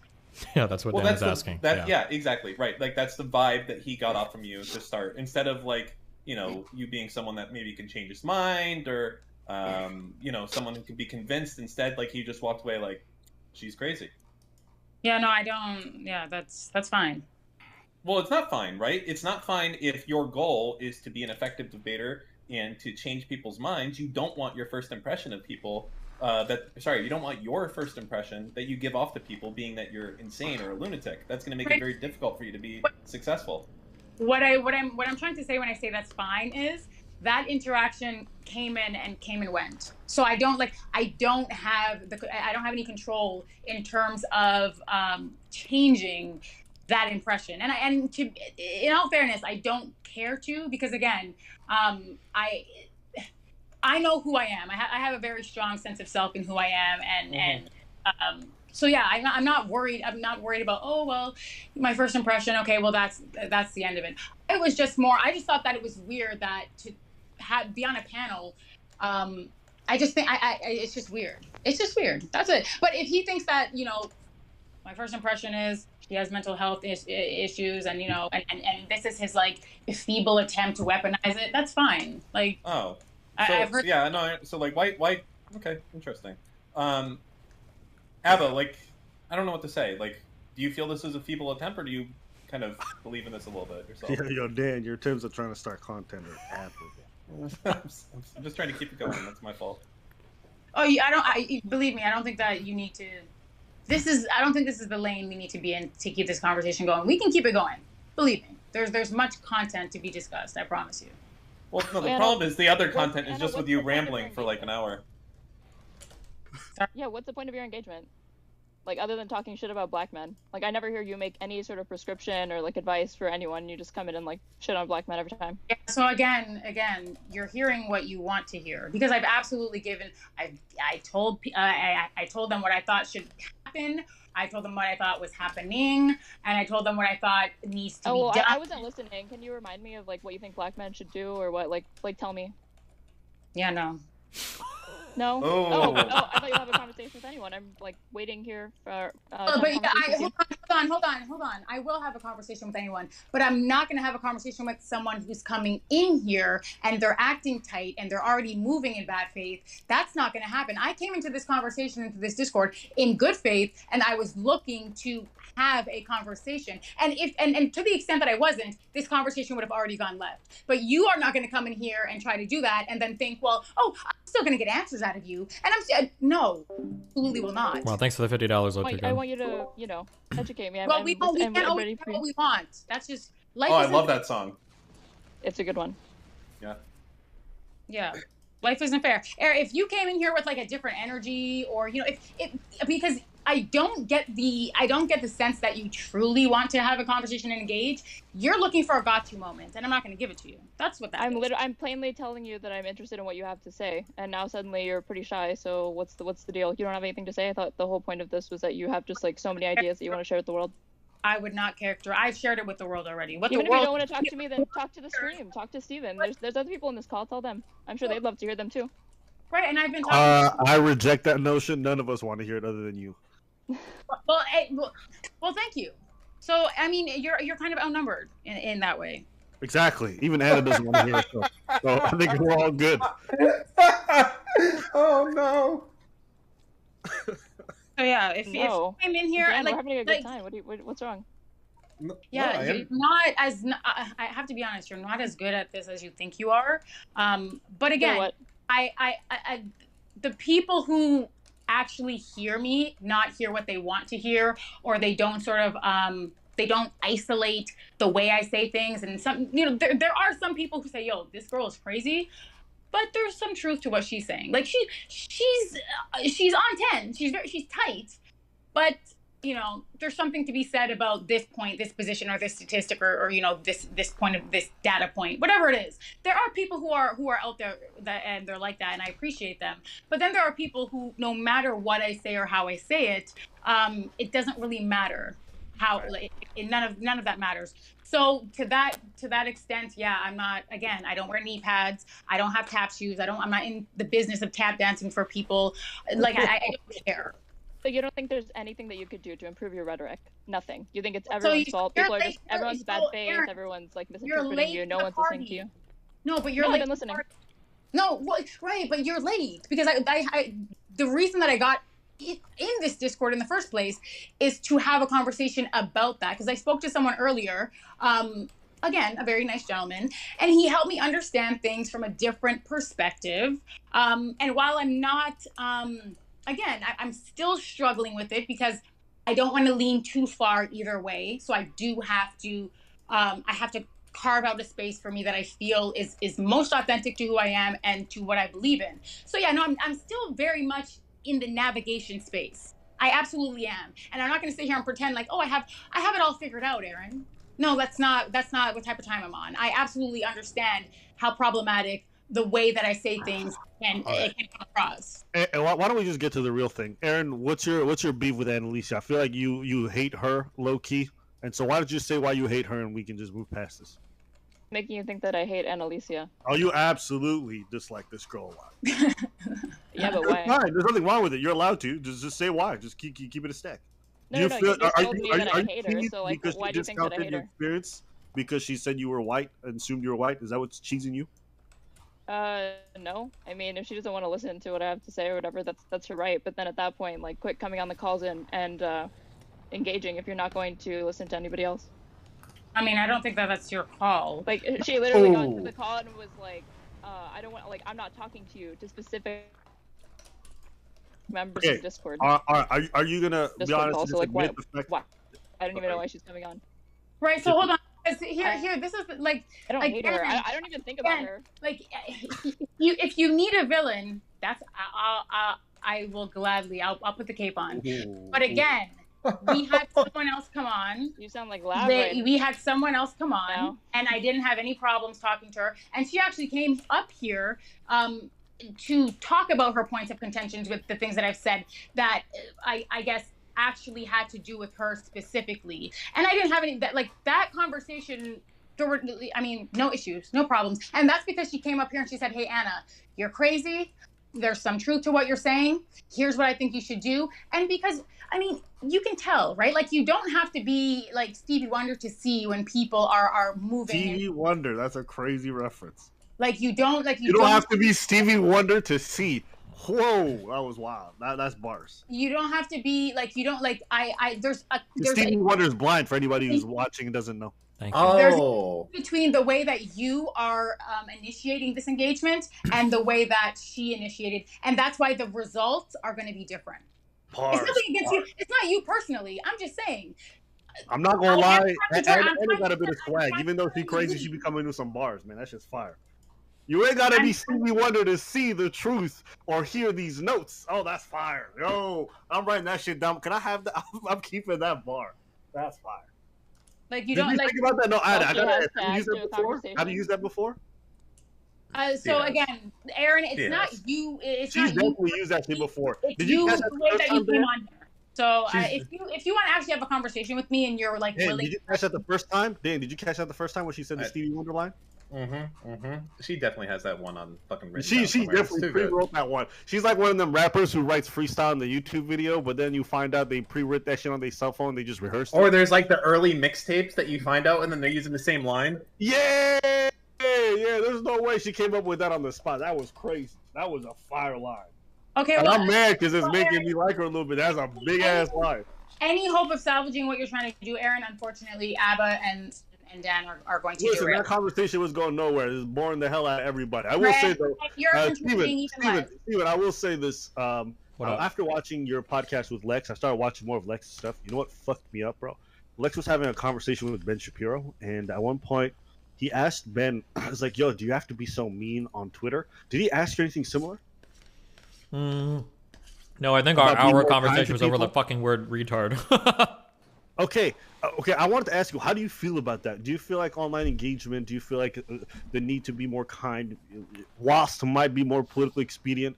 How do you feel about that? There's a balance. I mean, being mean fires people up. It gets people like rallied. Like, there's a time and a place for it. You just have to balance that with not being mean. Yeah. Is there any part of you that left that conversation like, you know what, I could make a bit more of an effort to be kinder and nicer to people? No, I've made a significant effort over the past like 6 to 12 months to do that, right? That's why people like Mr. Girl and Lav are on my stream for so long. Or why Anna's here. Not that she's the same, but like I've made a significant effort to be nicer and like be more patient with people. Although I'm about to wind back on that a bit, so. Yeah. No more patience.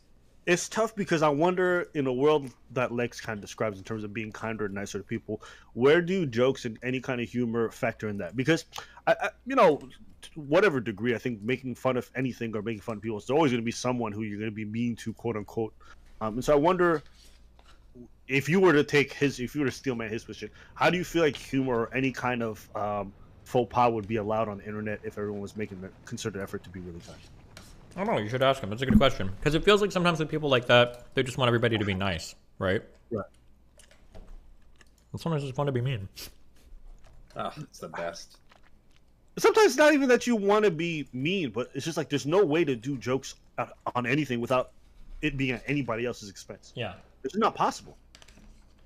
There's always some joke or humor that you're doing. You know what I mean? Even when Annalisa dropped that bar earlier, Stevie Wonder's the blind man at the end of the end catching a stray bullet because he was just minding his own business, right? Like, but it's a great bar. I wonder. Her whole thing now is to have like a positive discourse, like super kind arc. That's what she's gonna pivot to now. Well, that's I mean, yeah, but maybe she can. Oh yeah, nobody cares. So listen, when an unhinged person says they're gonna do something, I don't listen. So yeah, I'm actually curious. I'm actually curious. What's that, Anna? What's that, Anna? So many farmers in here. But this is so. I mean, I think that again, the idea that me bringing up Stevie Wonder as like some type of pejorative, and like this coming from someone who sort of understands the value of, you know, sort of inputting that comedic sort of like undertone or underpinning in conversations, and you know, a joke is a joke. Again, like I'm not going to deal with the hypocrisy. Wait, hold on. I'm so sorry. Hold on. To be clear, I think he was genuinely complimenting you. That is a fucking funny line. Right, he's also being a bit antagonistic with the comment, but I don't think he's saying that you shouldn't make jokes like that. Like, Abba is more extreme than me in terms of like the types of jokes we should be allowed to make. He's not going to be here policing people's language fucking ever, I don't think. Yeah, well, again, we're going to agree to disagree, but again, yeah, I did not say anything pejorative, so I mean... So when you prescribe that like all black male babies should be aborted, like that wasn't pejorative in any sense? I'm talking about, Aaron, what is your interest in black male babies? Oh, You're the one who said that they should be aborted. That's not what I said. That's not what I said, Aaron. That's not what I said. Again, people hear what they want to hear, right? And you're doing it right now. No. Hold on. Can we appreciate that bar? Can we appreciate that bar? Basically, she said, yo, Aaron, you trying to get blacked? Because your obsession with this topic is kind of weird. Yo, Aaron, do you have an affinity for Darkness Falls? Because it just seems like you like turning off the lights. That's what she was trying to say. Stevie Wonder, you feel me? True. I mean, all I did was ask her about her position on like aborting all black men. Yeah, but I think what she really wants to know is like, do you like fucking black men? Because it seems like you're going a little too hard. This is my problem, Aaron. This is my problem with you, because no one up here is talking about that, right? So I will say something, and then your response is, "What about you said to abort?" First of all, that's not what I said. If you're gonna quote me, you have to it has to be verbatim. You can't just say anything you want and pretend that yes, that is my prescription. That is what I said. That's not what I said. What'd you say? What'd you say? What's in the box? What did I say about what black women should do? Yeah. I said that black women should raise their expectations, their boundaries. Okay, I need to clear this planet. This is my next thing. Is there an easier way to do this? I have a ton of these cannons armed now, but if I start just shooting these off to clear this entire fucking planet, it's gonna be like a million things. But running around with my like fucking spider and shit is also gonna take like a full day of clearing. Oh god, there's got to be an easier way. Who's one of her talking points, and one of her talking points had to do with aborting black men. And when that content creator was brought up, because I know her and she and I are friends, they automatically said, "Oh well, if you like her, if you engage with her, then you must." Automatically you believe that should happen. And I said, no, that's not my position. It's never research been my plague. Bro, isn't that like a tier 3 or tier 4 of space science research? This is tier. Why are you even talking? Rage Pope. Why are you triggering me so much? It wasn't my position ever. What part of that did you understand? Like how can you see that as an understandable and like reasonable position? Girl, you're muted. Sorry, say that again. Aaron, say that again. You said you could understand where she was coming from, even if you didn't agree with it. So what part of it did you sympathize with? No, it wasn't sympathy. It's I understand. What part of that's understandable? No. I understand. Like I understand how she got there, analytically speaking, because what she just flipped the argument on itself. Black men's position is, well, you're the ones birthing them, you're the ones raising them, and so. Some people are going to say, oh, no, you're right. That is a problem. We should stop. right? Because if we're talking about what the issues are in the Black community, and that is a running theme where Black men say, hey, well, this is really the problem. You're birthing them and you're raising them. Okay, real quick, you guys can go back and forth on this one time. I don't want to relitigate this whole fucking argument over again. Holy shit. Listen, I don't want to do it Okay, either. I know, but Aaron came in to do it, so Aaron, you can respond, and then Anna, you can respond, and then we're done. I know, I understand. That is true. There was Aaron, but I don't want to do this whole, we're not doing every fucking time she comes in here, we're talking about fucking black babies, okay? I do not care that much about black babies, no offense, okay? What? You don't care about black babies? What the fuck? He only cares about white babies. You guys heard it here first. The only babies I care about are the body parts that Planned Parenthood was selling of them, okay? Yeah. But before I dip, can I ask you if you like white women? You were asking me if I like black men, but we didn't even get a chance to ask. Like, do you like playing in the snow or what? I mean, listen, the snow bunnies are fine for like 1 month. I think a 3-month season is just too long. That's how I feel about snow. I see. Gotcha. And what about you? The reason why you're defending black babies so much? How many Mendigos you been with? Jesus. Put on the record. It's getting frisky in here. Holy Just Christ. too many to count. You know, I think at this point I really lost count. You'll have to give me a day to like think about that one. Once I get the tally, I'll come back and I'll let you know. Okay? Shout outs to you. Appreciate you. Yeah, of course. Have a good night, guys. Bye. I guess they're not going to litigate it, Destiny. So he left. He left. Doesn't want to put any effort in. You know, yeah. I don't know what to say. No effort. Just takes off and leaves. Not good. Well, Steven, that wasn't me. That was not me. So I don't want you to say, oh, every single time you come up here, and no, that wasn't me. What wasn't you? Bringing that argument up. Oh, okay. Like I understand that that's what people and again people hear what they want to hear. People hear, oh, you're complaining but you're not giving solutions. Wrong. That's wrong. So like people hear what they want to hear.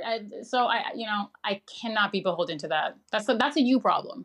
What I can control is how I engage in the conversations, but what I say is going to be the same. It's going to be the same thing. Steven already left, so you're just talking to me. And I'm back. What are we screaming about? Oh, I'm sorry. We're talking about black babies and divesting again?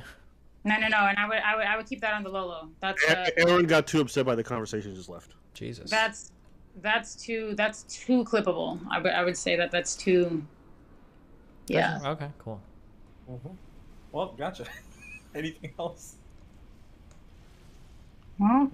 No, Steven, that's what I was saying. I said that wasn't me. Oh no, that's true. Listen, people are going to be antagonistic towards you. That's your hill to climb. It's your cross to bear now. You built it. Now you're bearing it for a while, okay? But you can overcome. I believe in you. Do I actually have to engage? I don't have to engage with it though, right? No, you don't have to. You could just fucking leave, okay? But you want to make the community like you because you want to have a better optics and all that shit with people. So here you go, okay? Now you're undoing your past crimes and you can do it. I believe in you. Or maybe not. Maybe I don't believe in you. Listen, it's up to you to figure it out. What are the odds? Current odds of believing in her ability to turn it all around?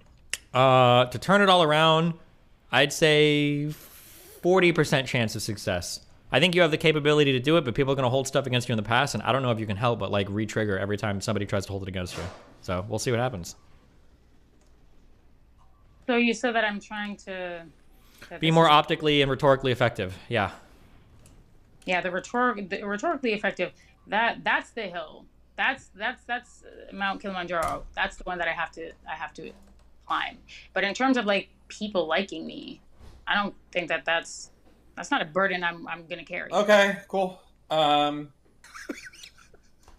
So Steve, podcast format. Have you worked out any thoughts, or I guess like, what's some podcasts that we all like? Is there any good podcasts that we like? Any good formats that go through there? Any podcasts. See, too many people don't watch podcasts. That's a problem. I feel like some of them have like little shticks and things like that, but and a lot of them are guest based. But like getting a guest is a really big pain in the ass. It's just like, what do you do? What do you do in this circumstance? But do you know of any good podcasts? Nah. Yeah, I don't either. I don't watch any podcasts or listen to them. But apparently a lot of people do. Like, those guys make a lot of money. I don't think I've ever met anyone that listens to Joe Rogan except for like it. But apparently like 1 billion people or some shit listen to that guy. It's crazy. Oh, Dan, I actually want to ask you this question. I brought this up to Steven, but he just disagreed with me before. I was wondering, like, why do you think like all the leftists in these spaces are so fucking uncharismatic, or like also flat, monotone speaking? Uncharismatic. I'm trying to think if there's any examples. When you say leftist, you have to. I think, not trying to weasel this out here. How left are you talking about?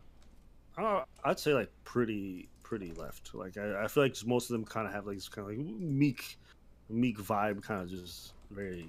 Yeah. Okay, guys, we're gonna. Well, what's that? I'm gonna get artillery. Okay, I'm gonna try using some of it from base.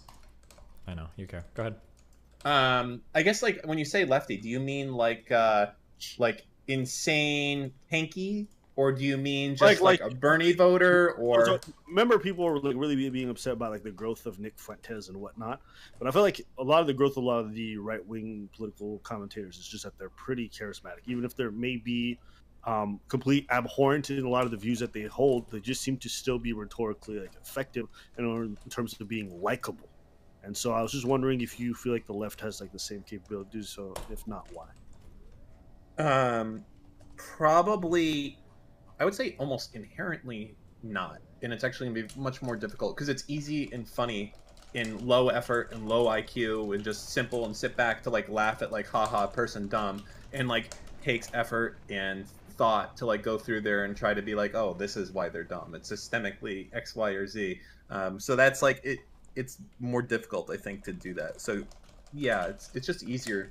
Like, that's like most of the right's stuff, right? It's just you look at this, and it's like, you know, why so many X people do Y. It's like, oh, they're stupid. And like that, the fucking story writes itself, right? And then and lefties can't do that. It always is like an explanation as to, well, no, you're not actually seeing the full case. Well, actually, in the 1930s, these people were, you know, put into schools, and they didn't, you know, it's like, okay, I don't care, bro. You know, I like mine better. And that's kind of, I think, isn't that all of like, you know, right versus left type of stuff a little bit? No, that makes. If I trim this planet, it's gonna get rid of all these spawned biters. I do not believe you guys. No shot. Fact that liberals and lefties tend to be like there are more of them in the United States. So like you look, and the last time Republicans won a popular vote for president, it was 2004 under W. Bush, and then before that it was Reagan. So I mean, like, even though every polling data available to anybody says that there are more Democrats or Democratic aligned people in the U.S., it seems like conservatives get way more engagement. Tucker Carlson's the biggest talk show like news person in the country, and that's just on legacy media. You got people like Ben Shapiro and Matt Walsh and everybody else, and I don't think there's any leftist.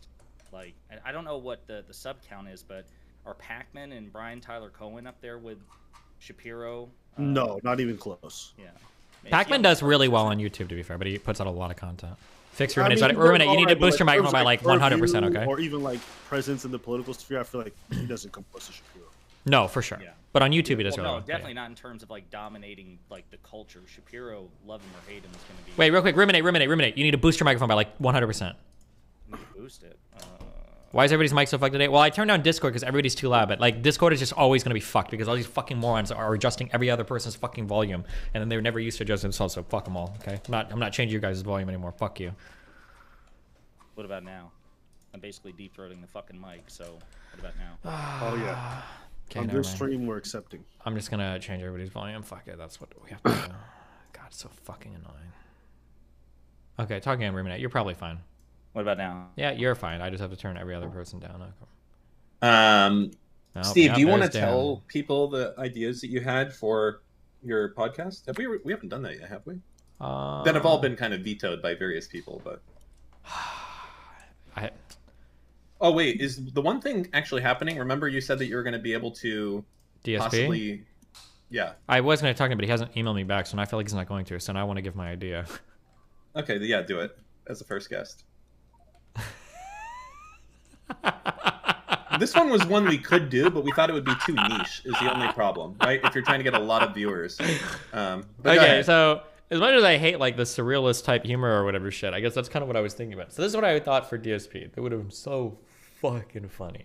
Is we bring on DSP And I don't know if we would go full meme during the interview. It'd be like 50% Well, this is a meme. you have to set this up for people to keep in mind. This is an in-person studio that me and Steven have, and DSP would have flown in for this. Mm-hmm. Go ahead, Steve. So I think that like some of the questions would be kind of memey, some of them would be kind of serious, but like we would have it would be an in-person. He's in the middle of us, and we're kind of like chatting it up, okay? But the thing is for the questions, okay, we would not actually read any of the questions, okay?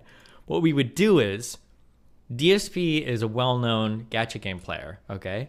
What we'd do is we would go on Cameo and we would pay money to every like WWF gacha character he's gotten to pay them $20 to read every single one of the interview questions. And it would be like this. It'd be like, "Yo, what's up, DSP? It's me, Diamond Dallas and I'm here to Page. ask you today what happened to the apartment in Connecticut." It would be such a good fucking meme. Then you'd have their face like put out. You'd have the Undertaker his video. You'd have like a TV right there, so on the cameo, the big guys screen like playing. in front of Yeah. DSP. That would just be very funny. Fuck me, dude. It would be so good. But So we had a bunch of ideas. Basically, the idea is all of this is like kind of wide open as to like what happens and how we do it. But like the hard part is finding something that can keep we can do that 1 week, but how the fuck are you going to do that for the second week and then the third week and the fourth week? Like I think finding guests that people give a shit about, and then also like if we're doing fucking hardcore like Between Two Ferns or it's not Tim and Eric. What's the other Eric Andre shit? Like I feel like we're not going to get guests after like the first few, except for people who are in on it, and then it doesn't work really. Oh my god. That's so the Abba problem. just DM'd me and he said he had no idea who the hell DSP is. Now, obviously, nice, good one, Ruminate. You should just cut out. Yeah. Nice. Oh, look, there's one biter right there. I really don't know who DSP is, but carry on. It's a guy called Darkside Phil. Oh my god, Listen, I I'm did pretty delete sure he's them. one of those guys who used to stream a long time ago. It's fine. Just keep going. Oh no, he's a YouTuber. He's in your world, man. Oh my god. It actually is. You owe a lot of your success to this guy. He's one of the pioneers of streaming and doing YouTube content. So he's a big deal. Low key, I thought you were going to say you owe your success to this guy. He's black. I was going to tell that. So he's a gamer? Like, well, I don't know what we would call him. But anyways, so yeah, chat, feel free to email Steven what you think is a good podcast format to do, because I told him to think about this. And I got the same answer that there all it of is. you We just guys need to get. shoot some episodes. Let's go. Let's just go into the studio No, and chat. that is not how it's going to be shit. There needs to be. I understand like that we can bullshit and like freeform often, Yeah, and that's we fine. could, absolutely. But like, I know that, but like I think there needs to be a little bit more structure, or at least shit we're going to talk about. Otherwise, we're going to go in there and be like, "So Dan, what's up?" And we're going to fucking talk for 45 minutes about how someone fucked me over on my shower, right? And how it's leaking through the floor again. Like, and that's not going to be a good episode. You know what I mean? Maybe. Okay. Well, I don't know, guys. Sorry, I tried. That's all the effort. Again, this is what I'm saying. I This is all tried. the Dan effort shut that you us can down. fucking get out We of had them. it. We were good. I will say podcasts that are very reliant on guests were probably very difficult because you constantly have to you can't. So Yeah. I recommend you guys balancing it between just you two and bringing guests from time to time. So that's just No, I 100% agree with you. Like, relying on guests is a disaster because we're not going to be able to do it. But also, more importantly, like, but even if you don't do guests, you have to have something that you're going to do. I get, because it's not like a 10-minute thing. It's like an hour, I'm guessing. So it needs to be some sort of like first 15 minutes doing X, next 30 minutes doing Y. It's not like you have to be held to that format, but at least something you're trying to do. Someone said something funny. He said, if Ethan Klein could do it, how hard can it be? True. For all the faults Ethan Klein has, it's actually quite difficult to make a successful podcast. And so if he's managed to do it, like, still kudos to him, even if he is a complete fucking loser. Yeah, for my Econ 101 He does run a students good here. setup from what I've seen. They seem to be quite a full staff. They have a good equipment set up. They seem to run on a consistent basis.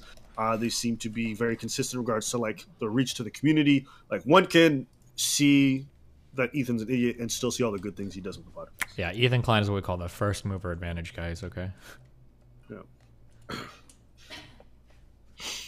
Podcasting is like, I don't know.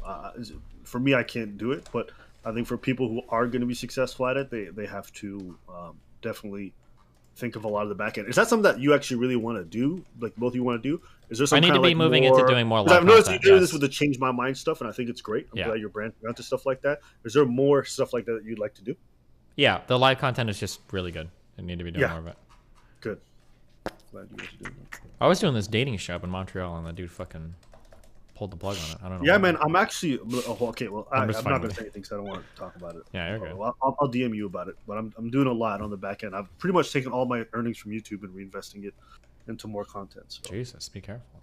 you know, even though Dan said put into real estate, I decided to not listen to him. Damn. Not even a little bit. No, not even a little bit.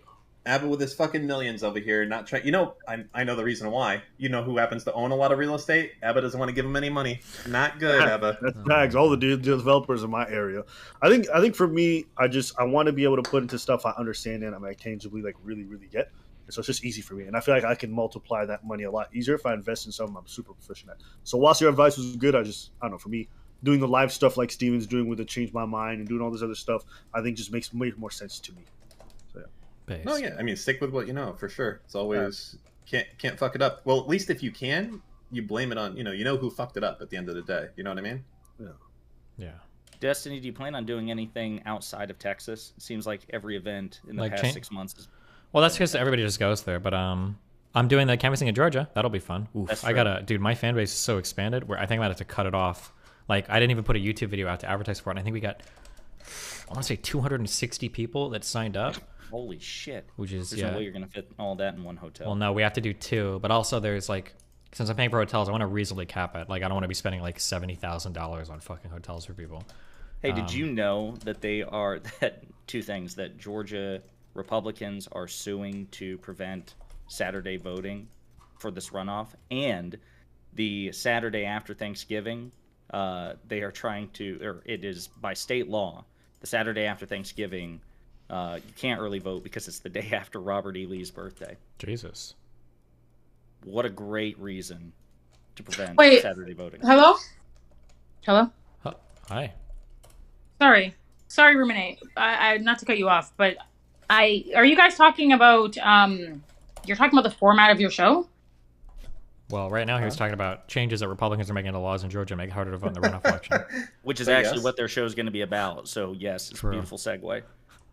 I like that. Okay. Would you say that the success of a podcast, like an interactive, face to face, like a real, like a show, maybe? Would you say that the success of that is predicated on who guest stars on the show? Depends on the type of show that you're doing. I think that there's largely 2 different types of content that you could do. One is a focus on yourself, and the other is a focus on what you're doing or who you're interacting with. So for me, my content is a focus on me. So anytime I'm interacting with people, people generally want to see like my interactions. Usually what people watch me for. Other people do shows where their focus is kind of on the guest or maybe their interaction with the guest, or what they're doing. So it's going to be more focused on like the other people in the show. It just depends on what you're doing. Okay. So There's not a right or wrong answer. It's just different people do different things, right? So I just want to make sure you don't have to have like the most, I guess, viral or sort of like you don't have to have people like that necessarily on your show in order for it to be. Depends on the type of show you do, on whether you're the reason people are watching or the people who show up are the reason people are watching. Well, what if it's both? Like, what if you're in like is there an option? Is there a C? Yeah, I mean, option? It can be. You can have a little bit of both. Like Joe Rogan is probably a decent mix-ish, kind of, where people watch for a little bit of both. But I don't know if people would watch a solo Joe Rogan episode. Right, yeah. So people would watch a solo Destiny episode because that's the kind of fan base that I have. But there was another kid called Dylan Burns who he hosted a lot of content that was kind of like huge panel shows with a lot of people that would show up and fight with each other. And he's trying to do solo content now, and it's a lot harder because people traditionally didn't tune in to watch him. They watched the people on his show. So now he's trying to like get his audience to be a little bit different, right? Yeah, I think. Well, yeah, I think that there's always going to be like an ebb and flow or an evolution of a podcast, a show, or a format. I think that's just like kind of an organic process. But I just mean, I'd be careful No, calling like- it organic. Like a lot of these things are going to have to be like intentional decisions that people make to grow there. It's not just going to be like randomly, like it happens organically. Like there's a lot of difficult decisions that are probably going on behind the scenes. well, when I guys say ever heard of organic, Conan I Needs a just mean Friend? it's like, sorry. Have you ever heard of Conan Needs a Friend, the Conan O'Brien podcast? I think that's more of like the C tier that you're talking about, where it's about the dynamic that Conan O'Brien has, you know, former late night talk show host, very charismatic, very memeable, but it's about the relationship that he has with a particular guest. So he always has like celebrities on, and it's like the banter between them and the kind of spiraling, fractaling conversations that they have that kind of defines the show. But even before guests show up, he has like other people in the studio with him as like producers and his assistant, and they're all three co-hosts. So even when there is no guest, he has people to play off of. And it sounds like Dan and Destiny would be doing that, where it'd be the two of them. So even if they don't have a guest, obviously they have great chemistry. There's a lot of banter that goes back and forth. They give each other shit. Mhm. So I feel like they would do just fine. You know, they would not be overly reliant on a guest. Yeah, maybe, yeah.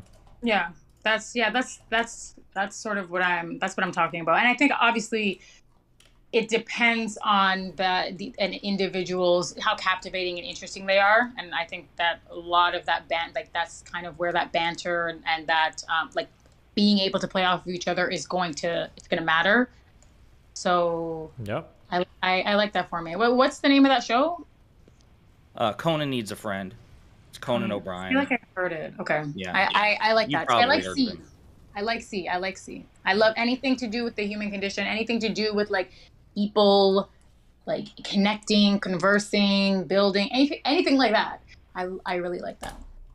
That's what I like. But that's already a lane, right? Yeah, of course, yeah. Okay. Okay, good. Perfect. Thank you.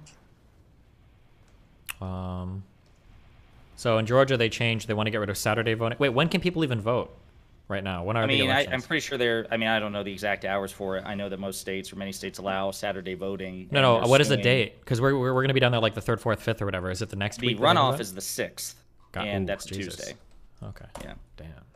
Yeah, I just think it's funny that they're trying to prevent the Saturday voting, and then the one Saturday that they can't vote, that nobody can vote, is because it's the day after a Confederate general's birthday. That's hilarious.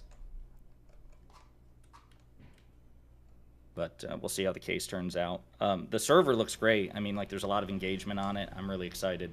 And I think there's some other groups that are associated with it as well. The server? Wait, what are you talking about right now? You know he set up a server for that, right?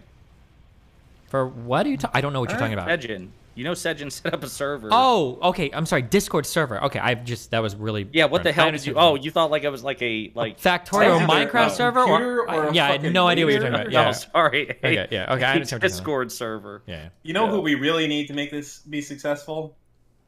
We What? got to bring him back, Steve. Vosh.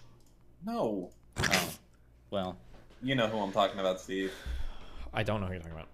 Doug of 8K. He's got to come back and bring the magic for a second time. I'm going to be honest. I actually thought about bringing it back as a meme. It'd be pretty funny. It would be. It would be funny as shit. Oh, no. These all hit. Oh, no. It would be funny. The perfect situation. Here we are again in Georgia, canvassing again. Yeah. Oh, Dan, that's are all you it going to be takes. there? No. You know, I feel like you Dan know. could. I feel like Dan could optimize turnout. I feel like he's got a way I about him. could optimize turnout a lot, There you lot. go. You know, we had a lot of DGGers that came out for the meetup without Steve, so I think could add a few.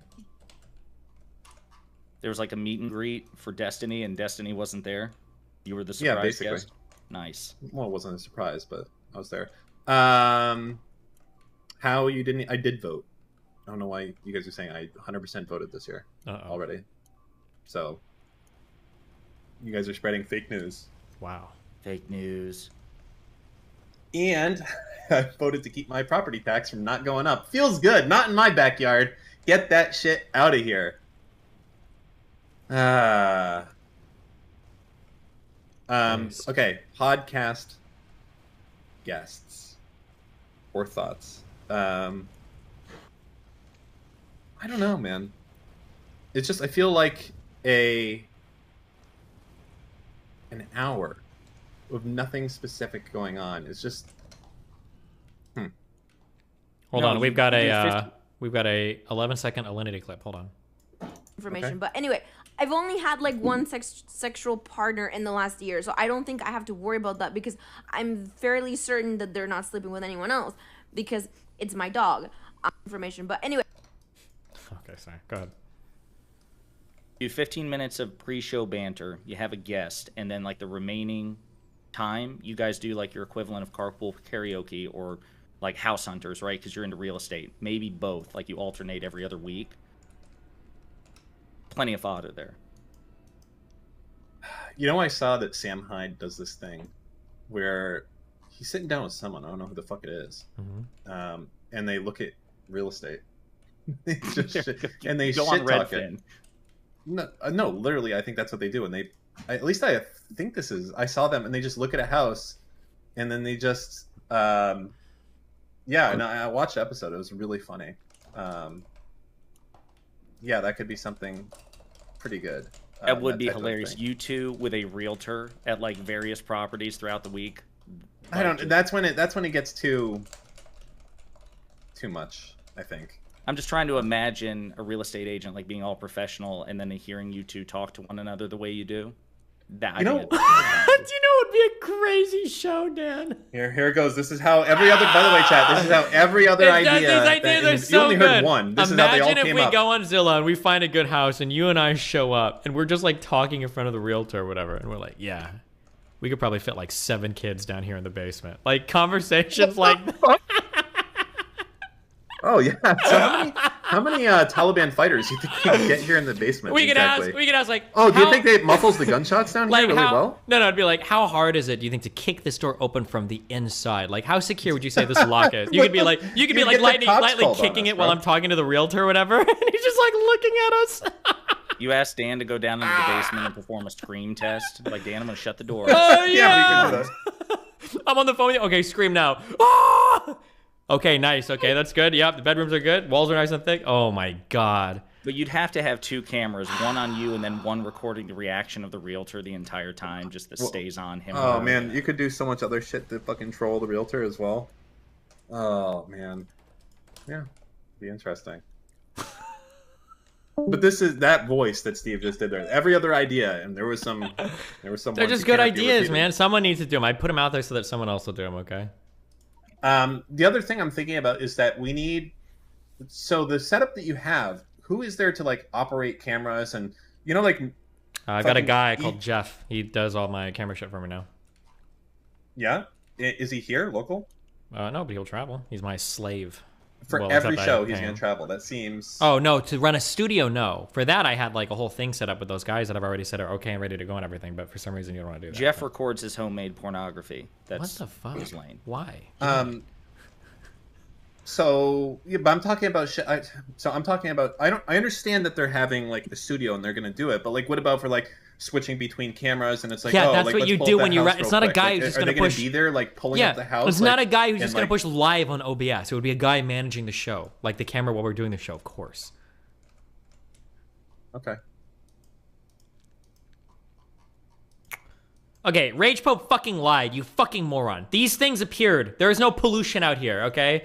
Fucking clearing the scan, I don't even know if it got rid of anything. You just lied. You're just a fucking liar. Dan, if you guys follow through with this podcast idea, how many episodes would you let Destiny play Factorio? Well, he wouldn't be playing Factorio in any of the. I mean, oh man, I just thought of one of the fucking meanest things he was going to do as well. Can't even think about saying that one. What? No, that's right. Oh my god. That could be how the very first episode begins. As Destiny goes to play Factorio, Dan comes in and throws the fucking computer out the window. Well, we had Takes another him to the podcast studio. It's time, Destiny. It's time, Steven. Every time you go to a chunk, it loads with buttons. The chunk stays biter free until your pollution goes to it. When I turn my cannons on, look, my cannons are automatically targeting shit that isn't even loaded. So no, that's not true.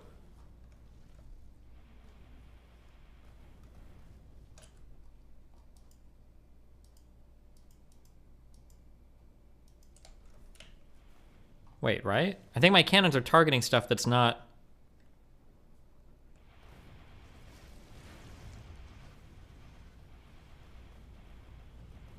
That's not loaded in. It'll load a new chunk to shoot at shit. What is happening? Like up here, I think it loaded that chunk. Oh, here, it just loaded this chunk to shoot at these things. That chunk was not loaded in and there's no pollution there. It will load its own chunks to shoot at people. So you're lying.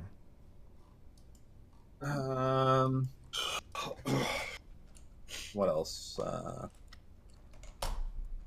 Is there, one thing I'm starting to realize, there's a lot of creators down here in Miami, but you're not friends with them, right? Isn't Aiden Ross here? Yeah, but we're not. That's never going to be a bridge. That's never going to be a bridge? How come? Just the type of content, the style of content he does is just way, way, way off of anything I would ever do. Who else that are streamers are in Miami? I think Ben Shapiro lives down here. No, he's in Nashville. What? He's in Nashville. Wait, really? Why did I think he had a studio in Miami? Am I crazy?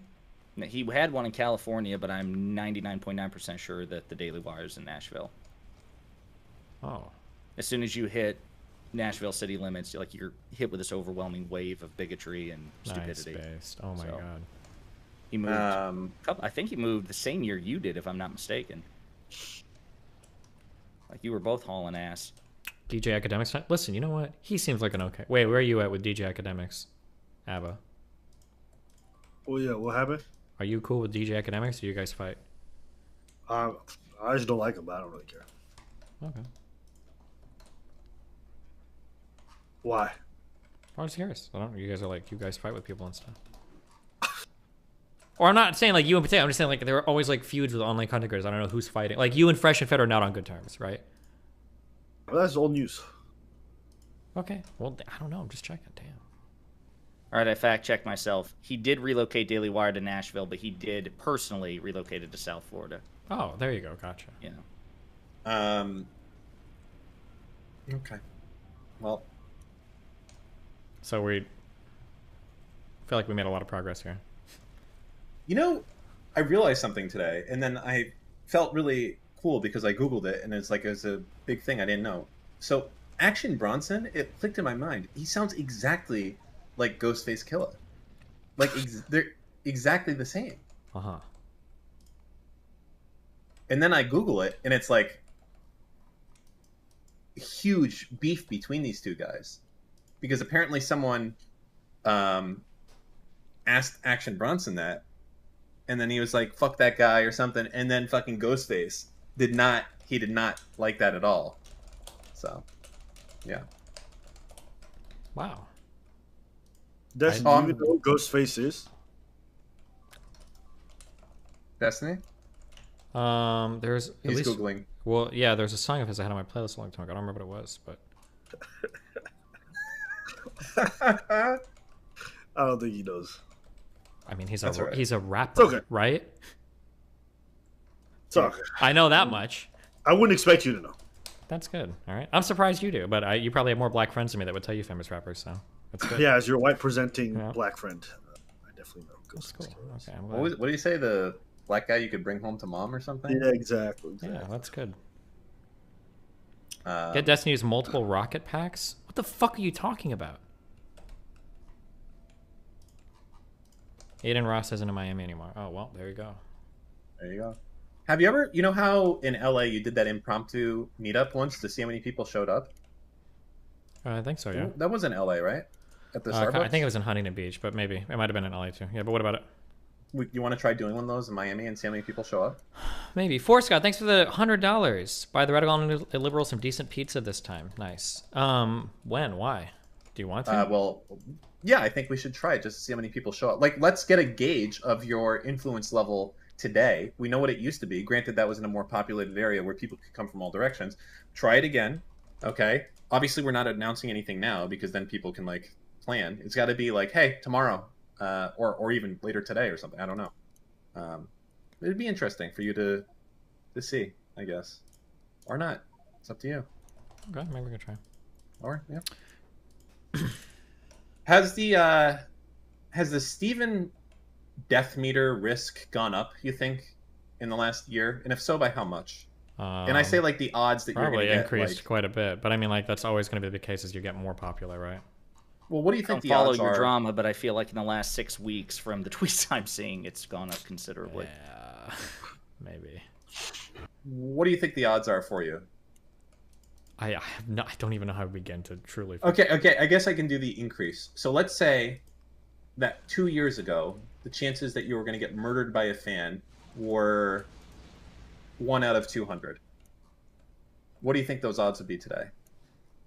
If it was 1 out of 200, 2 years ago. no, it's What do you probably like think it would 1 be out of 50. Really? So 4x increase. No shit. And by the way, who is this evil fossil guy exactly? He's somebody who probably is suffering from severe mental illness, who donates a lot to my stream. Oh.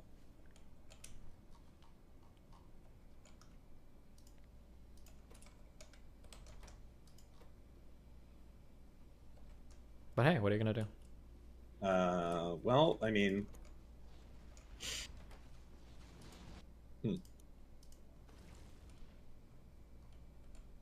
You know, you floated the Shapiro idea, but now I'm curious. Is that really outside the realm of possibility? If he's that close to you, he's interacted with people you've interacted with.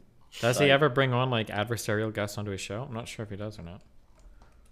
Well, I remember, I mean, he had Ezra Klein from Vox News and the New York Times. Yeah, but that was his, like a Sunday special. fairly big-ish mainstream media person, right? Yes. I don't think I'm quite Ezra Klein. I'm big on YouTube, but in the real traditional media world, I'm still pretty non-existent, I think. I just figured because the Venn diagrams, like there's some overlap there. Like he's done Tim Pool, you've done Tim Pool. You know, Pac-Man has interacted with Michael Knowles, and you've interacted with Pac-Man. Wait, has Ben Shapiro been on Tim Pool's show? Tim Pool's been on Ben's show, the Sunday, Really? that Sunday special interview thing. Oh, I didn't know that. Jeez. Yeah. But also that Lex Friedman guy, right? Mhm. He interviewed Shapiro the week before you did, and I feel like that's a connection you could leverage. Yeah. That would be awesome.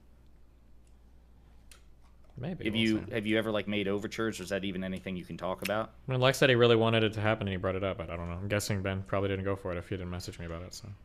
Gotcha. you see what I just messaged you, Steve? Hold on. Yeah, that looks like the guy. What about him? Tim Pool, I'm pretty sure was, at least in the YouTube and online content creator space, was probably the highest paid political person. That wouldn't be surprising. I think he has like the largest podcast in politics. I think, right? Yeah.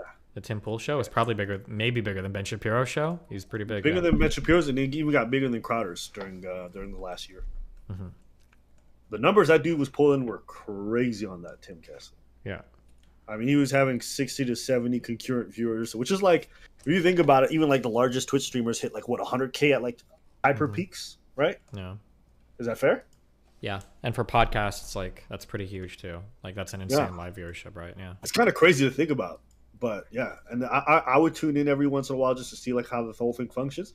Yo, people would donate out the wazoo to be so, like his fan base is crazy and unhinged. If you think like Sneako's fan base is wild, like Tim's audience gets really wild. Those guys, like there's like balanced people obviously in the middle there, but it was quite impressive to see how he runs the whole thing.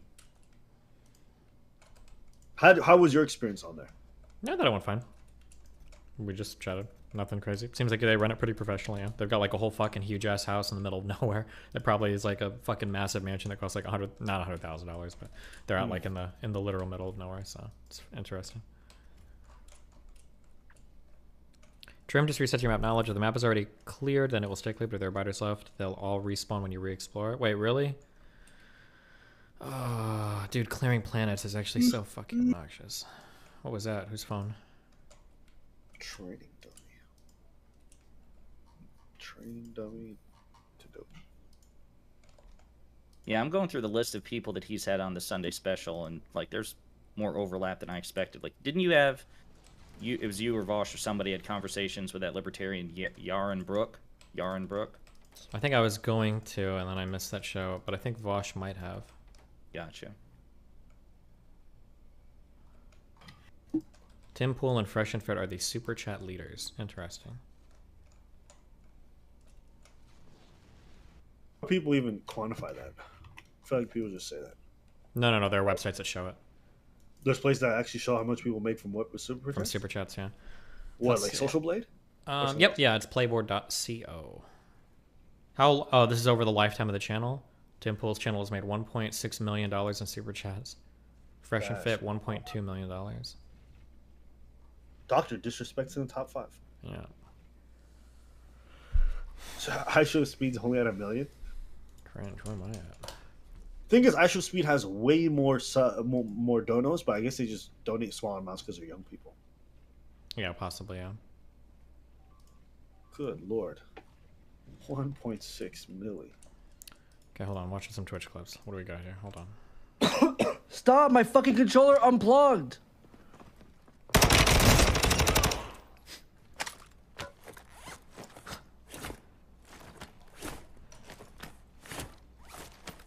Hostile UAV in the area. Can you bring the new wire for me? My controller unplugged. Yeah, I can't play. My controller just unfucking unplugged.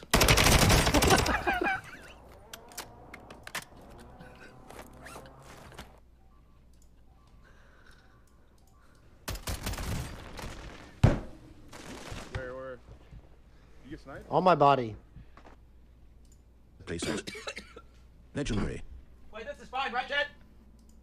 Omega Lal. This is fine, right, Jet? Is this Holy fine? fuck, Quinn, you are about to die of Just- asphyxiation. Shut down the fucking It's pissing just thing. the AI PC's fine, Chat. Look, it's going hard. The 49 is just one we got. Look at the images it's producing, mate. Look at the images, mate. It's just warming up, guys. Okay.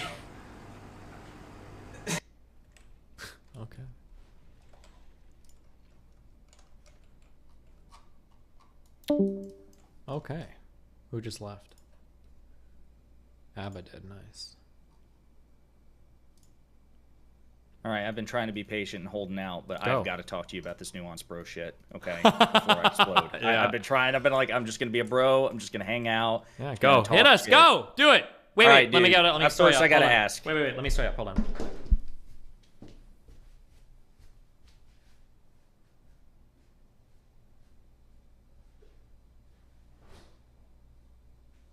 I'm sorry, Dan. I don't know if you hate politics shit or not, but I'm about to explode. I gotta interrogate him.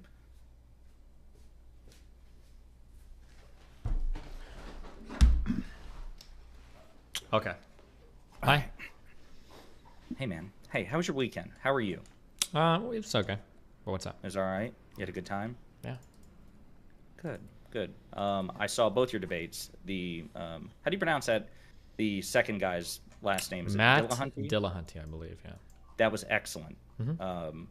Back in the ye olden days when I was a mid-tier Jordan Peterson simp, I watched Peterson and Dillahunty debate, and that was like the first crack in Mhm. the allure for Peterson because Dillahunty was just on a whole different level. Yeah. That conversation was excellent. Cool. I imagine that was the more fulfilling experience for you. compared to the It was one that I read a lot nuanced of like papers and research and shit for. Yeah. Have you two interacted before, or was that literally the first time? Nope, that was the first time. Dude, that was really, really good. The Nuance Bro one, that was the one I was personally the most excited for because obviously it was going to be more political, and I don't follow Nuance Bro, but actually the first time that he came to my attention, you guys had a debate like a couple of years ago, Mhm. and I thought actually he performed pretty well. I can't even remember the topic, but I remember walking away. Might have been the from- first debate we had on basically stuff related to COVID or the coronavirus or vaccine. That sounds about right, because it was. I know Trump played a huge role Mhm. in the conversation, and I thought he actually did pretty well. But I follow him on Twitter. Did you follow the and second conversation we had? I did not. I Oof. thought this was the. You I should thought have this watched. was the second one-on-one conversation Oh that you no, had. you should have seen the second one. So Nuance Bro is hard, and I should have honestly I should have been more prepared, but I just haven't been in these political spaces much recently.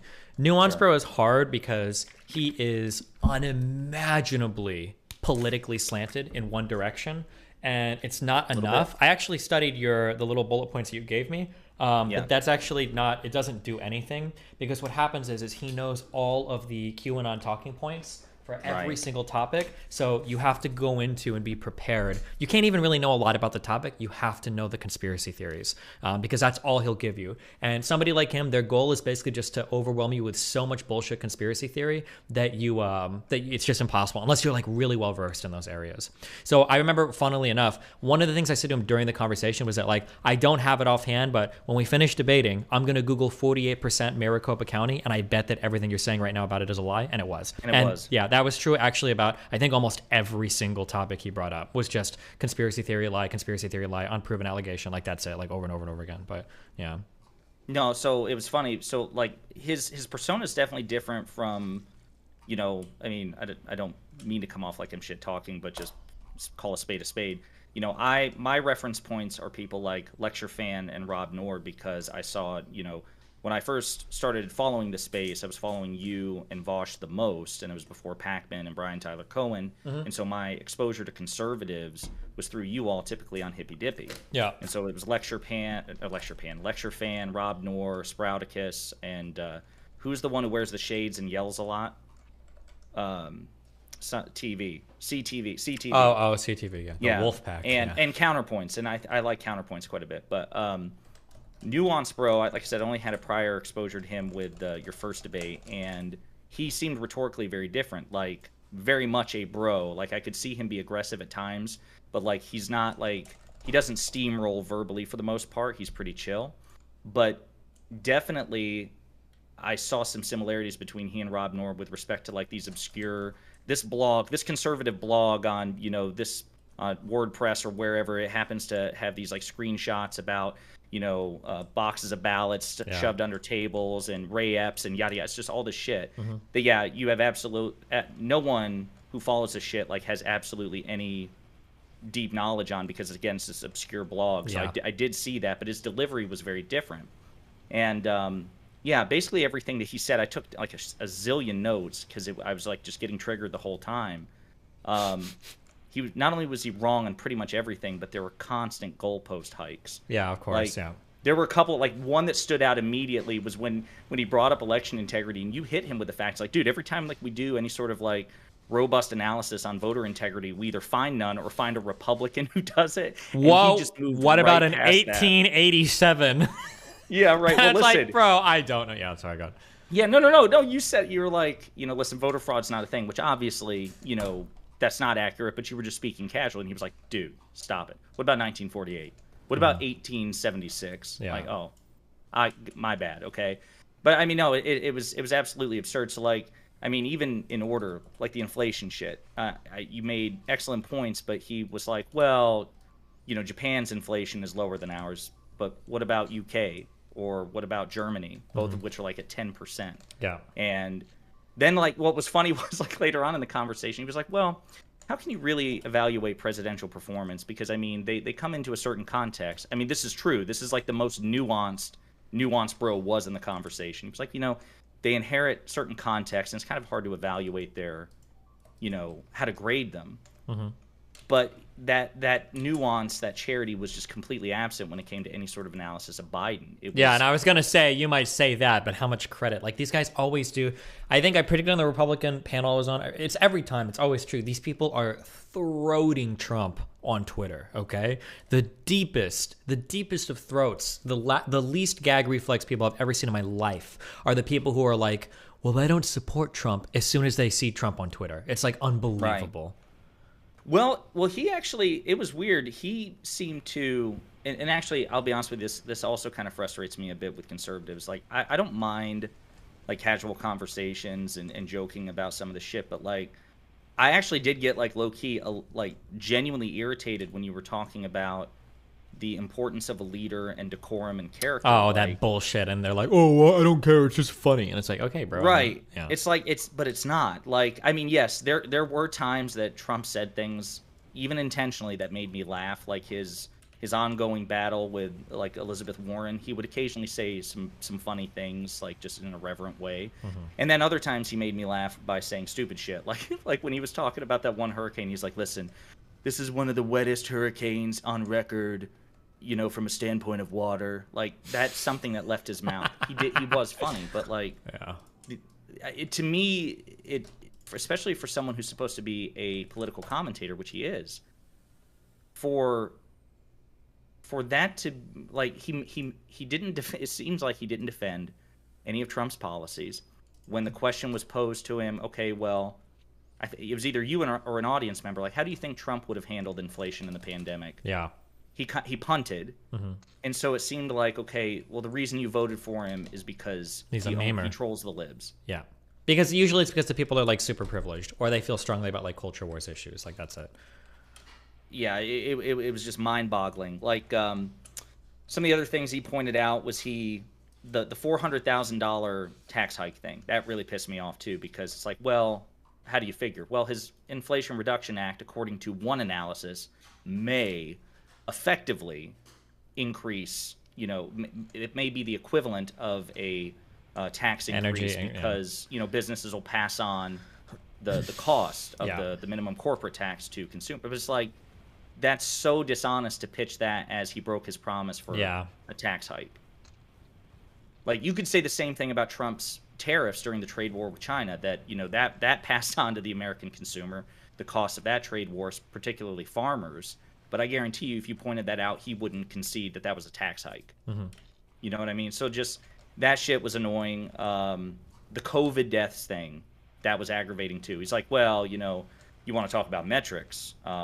More people died under Biden from COVID than Trump. Yeah, what a stupid. The COVID thing is always, that's just because that's the area where that's like my bread and butter now in terms of stuff I've debated. And I know all the obscure fucking conspiracies there. If I move somebody into COVID stuff and they start saying certain things, I know they're a bad faith actor. So like he did the classic, he brought up that Johns Hopkins study that isn't a Johns Hopkins study. He did the whole meme of like... I'm not familiar with that one. I don't know about the... There's a study that proves that masks did absolutely nothing. There was 0 point in any type of lockdown procedure ever. Like nothing helped at all. And it's a study by a few economists, one of which is a professor at Johns Hopkins. But they called it initially a Johns Hopkins study. And it wasn't. And then like people have gone through, and the methodology for this study is wild. Like they considered a lockdown anytime there was more than one non-pharmaceutical intervention in policy. So for instance, if your city said you need to wear masks, they consider that a lockdown.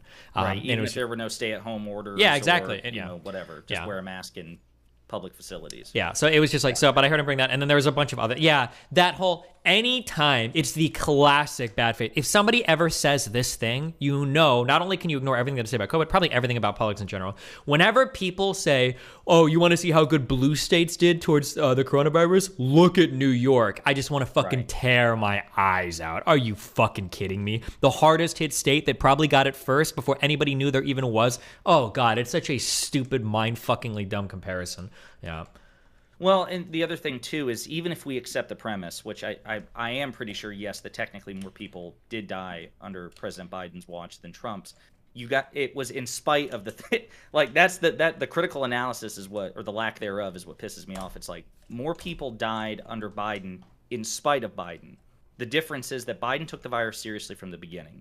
He oversaw a comprehensive vaccine rollout that was coordinated at the federal level. You even pointed out he had that 100 million vaccination goal. He doubled it in the same amount of time. He made partnerships with Lyft and Uber and CVS, and he expanded all the pharmacy programs. I mean, so when people died, it was because red states in particular, in Trump counties, were refusing to get vaccinated. You had the onset of, you know, more transmissible variants, and the virus had just spread more. So, like, that's the difference. The reason people, like, I don't know if you know this, but I'm blanking on her name, Deborah Birx, who was one of Trump's 3 primary medical advisors when COVID hit. It was Fauci, Birx, and Redford, who I think was head of the CDC.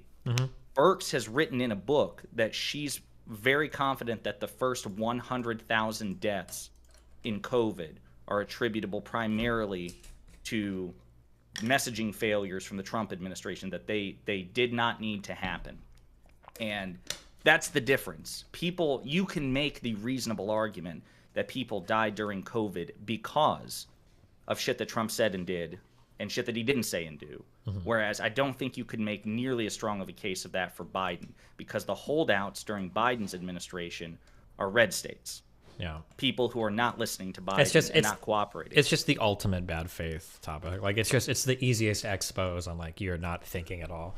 And even when people say shit like it wasn't even that deadly, and it's like, yeah, bro, but it was the most infectious virus in human history. It doesn't have to be that deadly. Like, or when people take like the one-off quotes when you can tell, oh God, Biden said that Biden said you won't get infected at all if you get vaccinated, that it'll stop it completely. It's like he said one time it'll stop the spread, but like he didn't mean to say that like there's a 0% transmission. Like he's never given that indication any other time.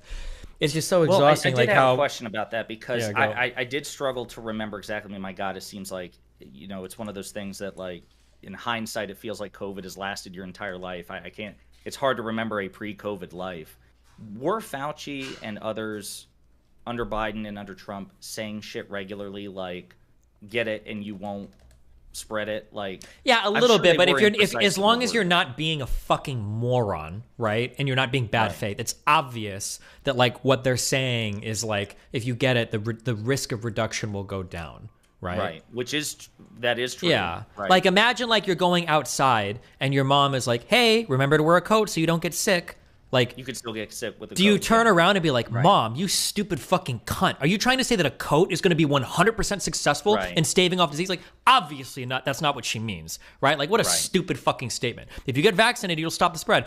Oh, 100% effectiveness in stopping the 100% not like, come on, bro. Nobody means it that way. Like, none of the data said that. Nobody was making that claim. Like, that's you just taking like the most unbelievably like childlike reading of a single quote I've ever heard in my entire life. Like, it's insane. So it actually reminds me of a conversation that you had with my buddy Staxiums a couple of months ago, and this subject came up about precision with language, particularly on complex medical issues and pandemics like COVID. Mhm. And I don't know if this was the particular example that came up, but I know one of your criticisms of medical experts, especially during the pandemic, like Fauci, is that very often they were not optimally rhetorically effective. Like they could have done and said things to better persuade the American public, and I'm sure that that's true. Mhm. Would you count this as an example of something they should not have done because you'd have bad faith, hyper literal Those types of statements? Yes. I don't know.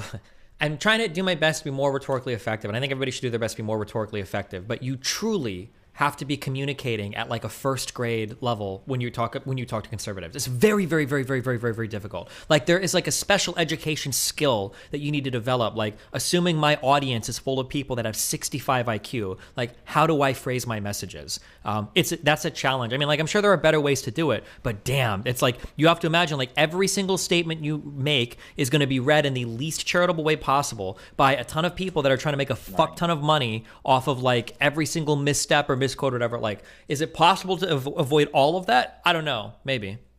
Do you think? Why call it a vaccine then? Isn't that the definition of 0%? No, FMJ. Literally, go read a Wikipedia article. You uneducated fucking moron. Like, not that. Like, he probably thinks Wikipedia is ran by the Jews. So actually, never mind. Sorry, my bad. It's a George Soros project, according to conservatives. So, it's interesting that because that's also something that I've had conversations with my conservative friends about, where they're like, well, when I think it was actually during a Brian Tyler Cohen debate with Michael Knowles, this came up. Michael Knowles tried to get him with a gotcha, saying, well, everyone said that the vaccine would stop the spread, it would stop transmission, but people are still getting sick. And Cohen tried to make okay, look, they are, at least according to studies, somewhat, at the very least, the data shows, even if it's in the short term, less likely, either because they're less likely to get infected in the first place or because the viral load is reduced on at least the initial variant. I don't think that was the case for Omicron in particular, but there was this idea, I think, because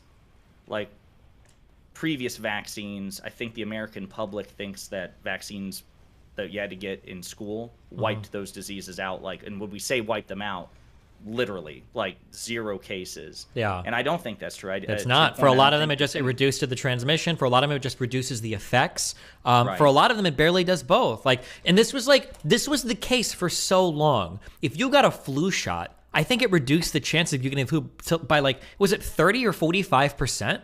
Like, flu shots were not these 100%. Like, that's so stupid. Right. Like, I don't know if any of these people have had a fucking shot in their life with anything. Like, yeah, the thing that triggers me the most is that we have like a huge fucking anti-vax movement now in the United States, and it used to be only dipshit like holistic medicine lefty vegans that believe this shit, Yeah, and now it's like was this the huge chick who dated Jim Carrey, and I'm blanking on her name, but the Jimmy famous McCarthy blonde. or whatever, or something. Jenny McCarthy. Yeah. I tell again. I tell my right wing friends all the time that like you guys, you are irresponsible with the anti-vax movement. We on the left would like them back, please. Because we can contain them. You know, but it's not put called them a on- flu vaccine? Yes, it is. It is called a flu vaccine. You get vaccinated for the flu. Yes. What do you mean? What do you think a flu shot is if it's not a vaccine? It also presents an interesting counterfactual that if Fauci and others were more precise with their language and had not said things like, you know, if you get the shot, you won't spread the disease. If they did like that paragraph lawyer speak that you're talking about, you know, like the end of every medicine side effects and other conditions might apply. You might blah, blah, blah, blah, blah, blah. Right, right. Yeah. But that doesn't even work. Look at the Biden thing, right? With even with Lex, right? Where Biden literally says not all Republicans are MAGA Republicans. A minority of Republicans are MAGA Republicans. Not all Republicans. It doesn't matter. They still quote him saying like, "Oh, look, he says all Republicans are evil." And I was like, "Oh, well." No, that's true. But I was thinking of the even greater, or the more interesting counterfactual to me is if Biden had done that, yes, you would have people who would just say, "Well, he wasn't specific enough." But then it makes me wonder if there would have been people who would have said, he was so specific that he undersold the vaccine efficacy, which turned people away. He should have sold it. You know, if he was too specific, like, hey, look, there's no guarantee that this will work. You know, it increases your likelihood that you won't die or suffer serious symptoms. But, you know, we don't really have any data about its transmissibility and blah, blah, blah, blah.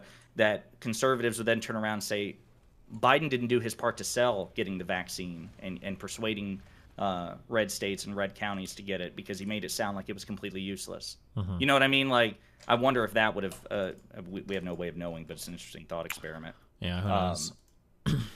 The other thing was, which I don't know if I assume since this is more your wheelhouse, but like you know about that thing that came out a couple of weeks ago, and Nuance Bro referenced it in the debate with you about how Pfizer came out and admitted that they had no data to test the. You know, what would like the global fucking reduction be, or what would the reduction be in like the number of people getting sick in a community? Sure. Right. Now, my understanding is that in most vaccines, you have no way of knowing that until it becomes retrospective. Yeah, I have no idea how you would prospectively study that. Right. Oh my God! Hold on. I think I actually did it. Hold on. Oh, what? Okay, sorry. Go ahead. No. So I just want to make sure that was the case. That was not unique to the COVID vaccine. That's pretty much every vaccine in general, right? There's no way to test, like, even if you. Yeah, I don't even know how. Like, could you even brainstorm with me? How would you ever conduct a study like that? Well, I can think of one way to do it.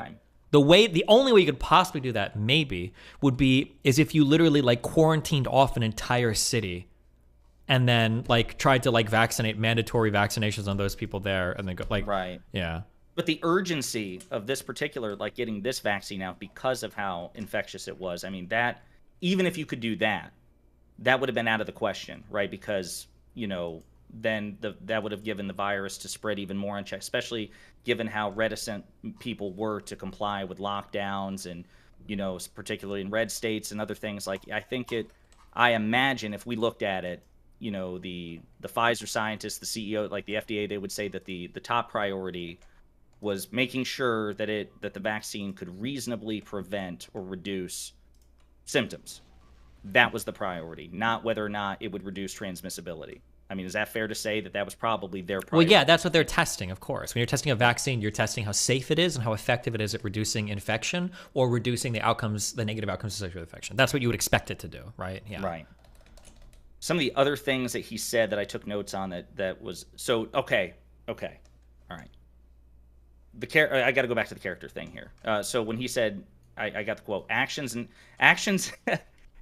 how they carry themselves are important, but not how they're mean on Twitter, which is interesting because I would argue that is an extremely important action. Like he was the president of the United States. That was a major social media platform where he's broadcasting his rhetoric, his message, his attitude. Being, you know, a lying dick on social media like that. I don't know how he divorces those two things. Like, it seems counterintuitive. Actions and how they carry themselves but not how he behaves on one of the biggest social media platforms in the world. Wait, can you phrase it again? Hold on. So his quote, Nuance Bro, somebody asked you in the audience, asked you both, like, okay, guys, how important is character to whoever is the Stop. president? Wait, I'm sorry. I'm sorry. Repeat what you were just going to say. Sorry, go ahead. Oh, so somebody in the audience asked you and Nuance Bro, how important is character to the office of the presidency? And Nuance Bro said, well, like he kind of waffled, and then he was like, okay, well, actions and how they carry themselves are important, but not how they're mean on Twitter. Oh, sure. Which was like, well, that is an action. That is, more importantly, that is how they carry themselves. So it seems like that was like a mutually exclusive thought. Like he completely contradicted himself. Mm-hmm. Then he tried to say that bombastic, impulsive attitude is what helped him with North Korea.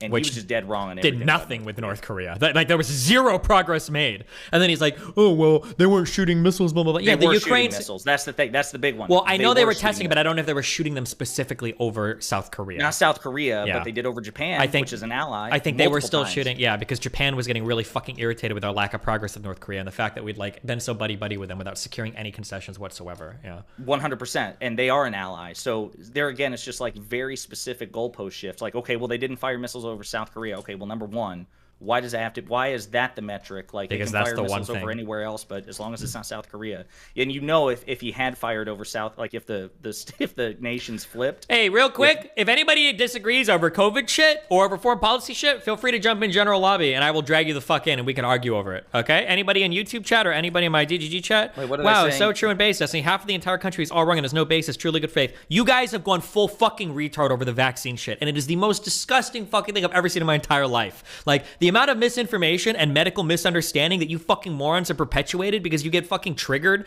on Twitter is actually insane. I just want to say that like time has told that the Republicans are truly the biggest fucking snowflakes in the history of all of fucking mankind. Like liberals will cuck themselves and will do stupid shit like kissing like people's shoes because they want to like worship black people or whatever. That's cringe. You guys are literally fucking murdering yourselves, like running off of cliffs because you want to prove how based you are. Okay, it is the most like thought terminating, brain dead shit I've ever seen in my entire fucking life. Holy shit. Go ahead, sorry. No, it's okay. Did you, I want to make sure I've got this stat right before I pull it up, but I thought I saw somewhere that it was twice the number of Republican voters died during COVID than Democrat. Oh, sure. It wouldn't surprise When they were me. doing the post-midterms autopsy about, pun intended, about what happened during the midterms, they're like, well, twice the number of voting Republicans died Mhm. compared to voting Democrats. So literally a death cult.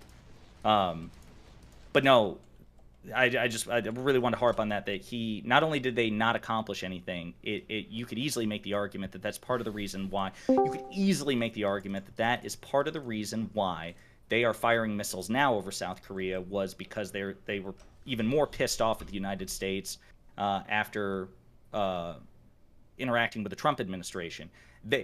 One fact I looked, because I was curious, I remember reading about this, I looked it up. After they had like 2 conversations with Trump, North Korea demolished a 4-story joint liaison building that they set up between themselves and South Korea.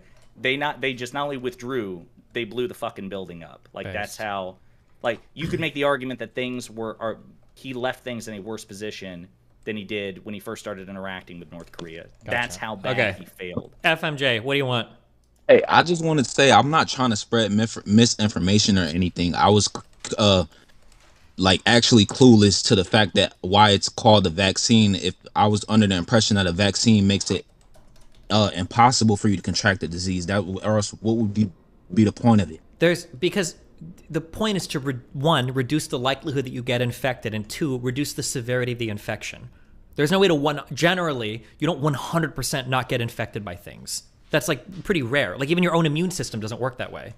Why mandate it and take it to the point of making taking people jobs and shit Why like mandate that? it? Because it, for the 2 reasons that I just said, it reduces the likelihood of getting infected, and if you do get infected, it reduces the severity of it. Okay, you got that. Yeah, vaccine is just trying to. Well, wait, what train is the there? immune Is there a problem with system. either of those things? Like, No, I just clearly didn't. I just didn't understand. It doesn't make that much sense to When people are all going to the hospital and dying, and we've got to pay a ton of money because all these people are sick and on ventilators and all this shit going to the hospital, why would we not have like a public health program that prevents people from transmitting the disease to other people? Because it didn't. It did, but it did though. What do you mean? How did it? But because in every community where people were more vaccinated, they were less likely to get sick, and when they did get sick, they were less likely to have to go to the hospital. Hey, can I say that from my experience, I've seen people who've had 2 vaccinations, all the boosters and all that, who still contracted disease multiple times? Yeah, but the chances of them, one, the chances of them getting sick are lower, and 2, the likelihood of them having a severe reaction is lower. I don't think the first part is true. Them not getting, I don't think it reduces the likelihood of them getting it at all. Because I haven't gotten vaccinated. I haven't gotten one shot, and I haven't had one COVID symptom throughout my whole life. I've seen people who have every booster and every shot get COVID 2-3 times overward. Okay, so do you think that like the immune? Have you seen anybody who hasn't gotten the vaccine at all, kind of like you, get infected? Yes. Okay, wait, but hold on. Do you think that does the immune system just not work, or what? I don't understand what the claim is. Like, no, the immune systems don't do anything. Like, wait, one more time. Are you just saying that immune systems don't do anything? I don't understand what the claim is. Why would getting vaccinated not reduce? With the vaccine mandate and the level that it was taken to. The reason why is because it was the most infectious disease in human history. I don't think that it was stupid and jumping the gun to make a mandate and to take all the steps that they did, and it didn't help. It did help though. People that got vaccinated were less likely to have serious symptoms and go to the hospital. Communities that got vaccinated, I don't believe them because I've seen people get it 3 times over again when they've had each and every booster shot and everything. Okay. Listen, I was watching. Wait. What am I supposed to say to that? You've seen people that have gotten vaccinated that got sick. I'm sure there have been some, but we're talking about statistics. It's just my thought. Yeah, you're right. It's just what I think. Yeah, this is how I feel, and it's obviously not changing it. Well, but hold on. But like, what? Do you know people who've gotten into car accidents and they've had seatbelts on and they've still died?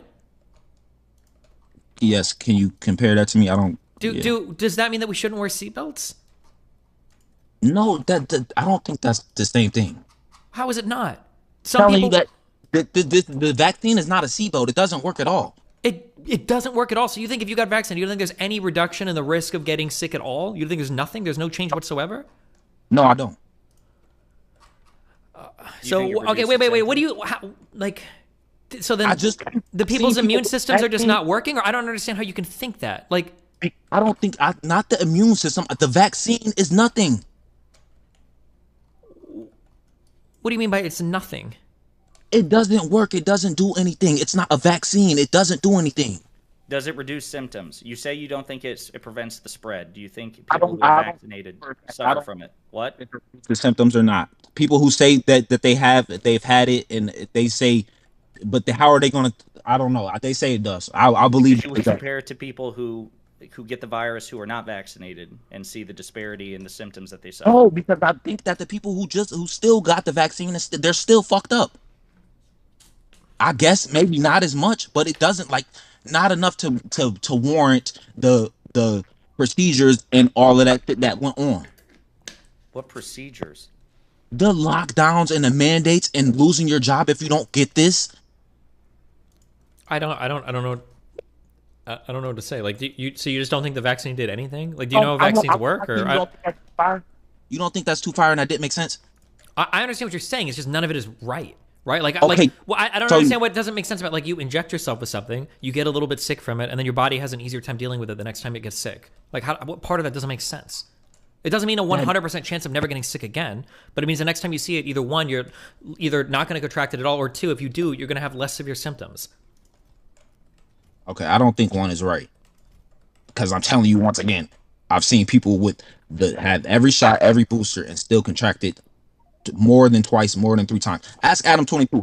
He would, at first, when this first happened, he was arguing with everybody just like this, and literally he's caught in the shit 3 times with every booster. It doesn't make sense to me. You can still get sick, especially like when you're 6 months out from a booster. You can also get sick and then get sick again, right? No one is saying that you can't get reinfected. Okay, so then what's the point of the shot? Can you answer that? What's the point of the Because shot? when you get vaccinated, there's some period of time where you have a lower chance of getting infected, and if you do get infected, the symptoms will be less severe. And you think that warranted when it's the most mandate? infectious disease in the history of mankind, and when it's like shutting down economies, and when millions of people in the world are dying, yeah. I think that our reaction to it is what caused most of the damage from it. Okay. So the million plus people, how many people in the U.S. died? I don't know that number. I don't know numbers. I'm going off. This is all my experience, anecdotal, whatever you want to say, but it doesn't make sense to me.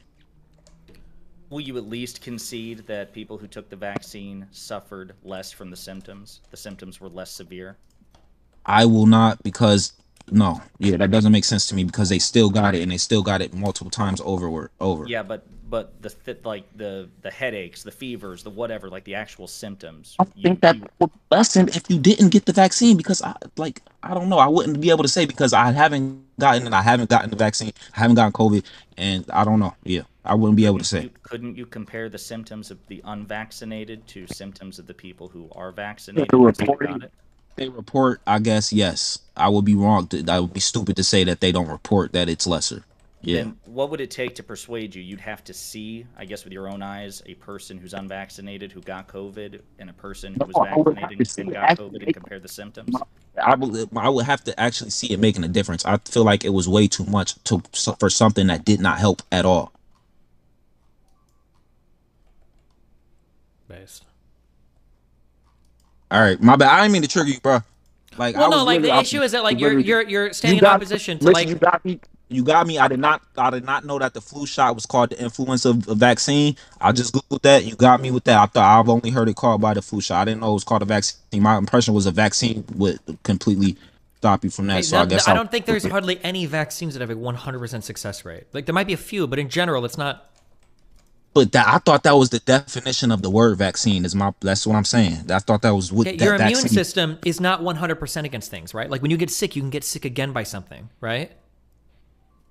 But if you got the vaccine for it, then no. If you got why do you think? Wait! Stop. Okay. Why the fuck wouldn't an infection?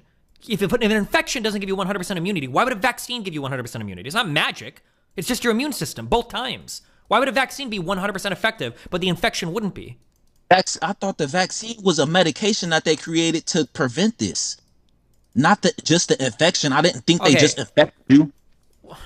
Then, okay. All right. Good luck. All right. I don't know. Kill me. I wonder what he thinks about like all the reporting around it. Like, okay, he doesn't see it with his own eyes, but I'm curious, like, does he think that the doctors are lying? That the yeah, I don't know. It's built on like so much like miseducation and lack of understanding. And kill me. Okay. What else? Sorry, what were you talking about? No. I mean, we basically got to the end of it. I just thought that he was full of shit the entire time. True.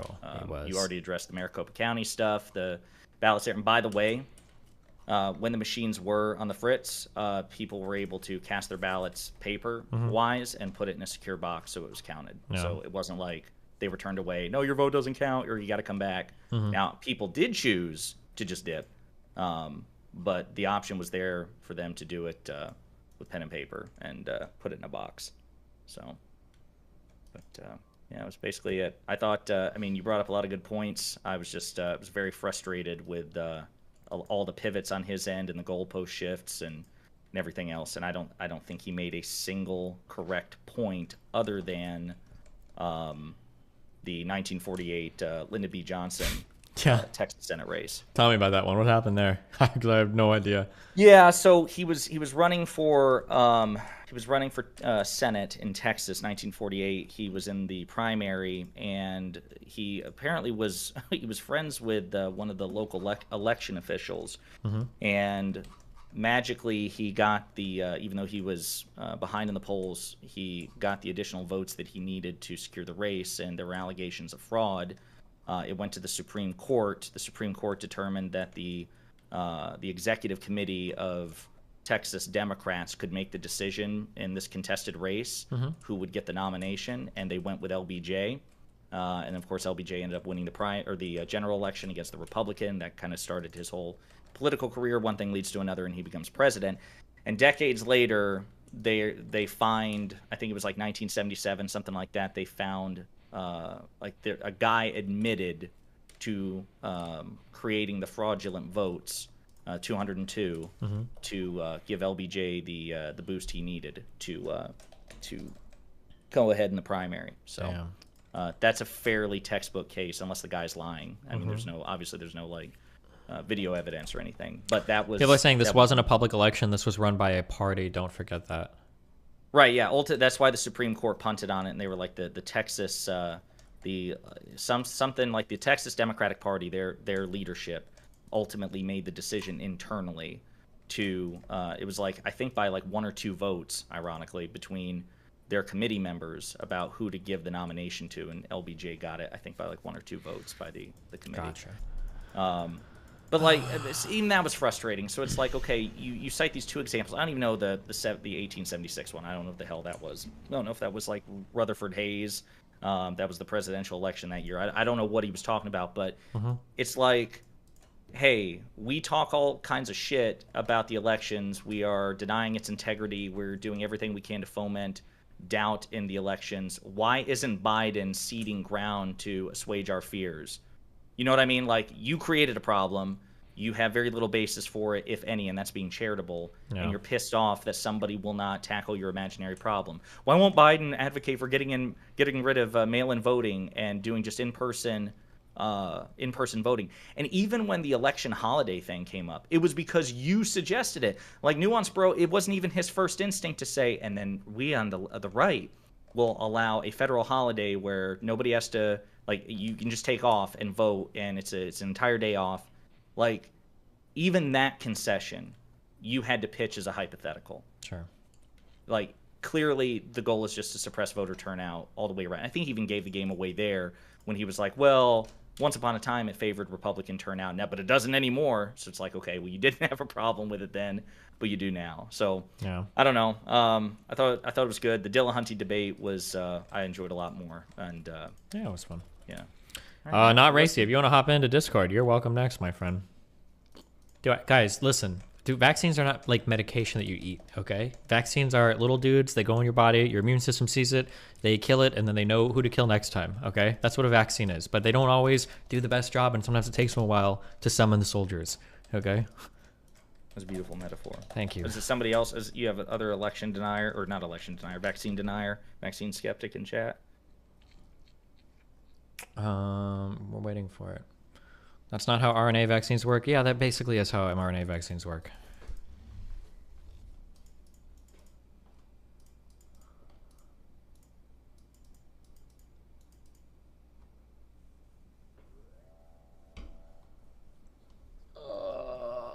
Let me know of this guy.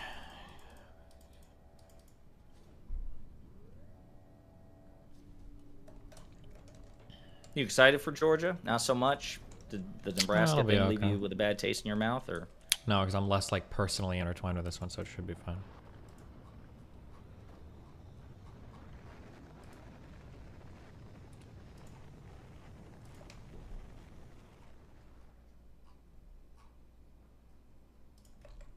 All right, I don't think he's coming in, so I'm gonna dip. Oh, Man, okay. listen, it's good chatting with you. Glad you had a good time down there. Thanks for listening to me rant about Nuance, bro. Before you dip, can I ask you a question? Sure. In my mind, there's like a certain percentage chance of this electionalism, this stuff like escalating into outright civil war. Not like a large percentage chance, but like what would you put that as probabilistically, like before this election? Like in your mind, did you see like a serious threat of divides becoming so great that we actually escalated into another civil war? I don't know. I don't even know how you'd begin to predict that. I just in the abstract, I felt more that way prior to the midterms, and then after the midterms, it seemed like the vast majority of election deniers were repudiated at the ballot box.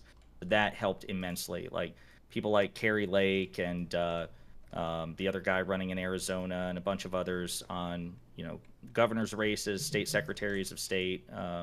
They were largely repudiated out of 300 plus. Wow, Frank AF, thanks for the GOP $100, my election dude. Take denying this money in my state in Georgia, The keeping fact that that Republicans I be did not safe, stay expect that, dangerous. to be quite candid with you. I thought that we would see many more of them get elected than what were. So even though I'm a cynic by nature, I kind of walked away pretty optimistic about that. And we still have to. I don't think that is. I don't think that's sufficient to say we're out of the woods. You know, I feel like we do need to pass federal legislation like the John Lewis voting rights bill and things like that that will take some of this discretion out of the hands of state legislatures. On state legislators, yeah, I read that they were trying that Republicans were trying very hard to push for specifically more local control of elections. I didn't track that. Did much of that pass, or was that repudiated no, so along with their so candidates? the big one coming up is so Republicans right now are rallied behind I'm not going to say every Republican, but many of them, and this is a case out of North Carolina. It's called Moore v. Harper, and it's going to be litigated in front of the Supreme Court. And essentially, the major issue in Moore v. Harper is this idea called independent state legislature doctrine. And the long story short is conservatives who support independent state legislature doctrine argue the state legislature, so state senate, state houses, whatever they are, should have the right to make their election laws and, in particular, draw their voting maps however they want. So they can gerrymander to hell and back, rewrite the rules of their elections, and do so without the threat of governor veto, as some states allow. So some states will allow a governor to veto election maps or election laws. And more importantly, more dangerously, state courts. So even a state Supreme Court. It basically would eliminate checks and balances on the state level. Is there signaling that would actually go through? The Constitution allows for it. I'm sorry. Go ahead. Would that actually? Is there signaling from the Republican side of the Supreme Court that they're actually taking that idea seriously? Because that sounds insane. Alito and Thomas in particular, and I think they're the most rightward of the justices. But you got to remember, it's a 6-3 conservative supermajority, right? So they only need 5. And it's scary that it comes to that, because the other thing to remember is that Republicans control 30 out of 50 state legislatures. So imagine, some people will argue, hey guys, don't worry about it, because that means the blue states can rewrite their election laws and they can gerrymander conservatives in their states. Surely they'll play dirty. Surely. I doubt it. It seems like Democrats are really reluctant to. I mean, Democrats do gerrymander. That is true. But oh yeah, of course. Typically, when courts step in and strike down gerrymandered maps on Democrats, they comply. But you have, even in this past election, I think Florida was a good example of this. Florida just ramrodded through a gerrymandered map that cost that basically shifted 4 seats for Republicans. So they're much more likely to play dirty. They're much more likely to take it further, and then they're much more likely to have their dirty tactics upheld. So the fact that this will ride on, 2 really principled conservative justices at the Supreme Court level, that's scary, man. It really is. And so the funnier thing still is, even if the state constitution, I really have to emphasize this, even if the state constitution says that courts and the state governor have the right to veto election laws and voter maps, independent state legislature doctrine says that they can basically tell the Constitution to fuck off. It doesn't matter what the Constitution says. State legislature should be able to draw maps however they feel, regardless of what the law says. It would override it. So, random memes. Have you kept up Say at what? all? Random memes. Have you kept up at all on Shoe on Head? Are you asking me or him? Either of you. No. I saw a video about that she did.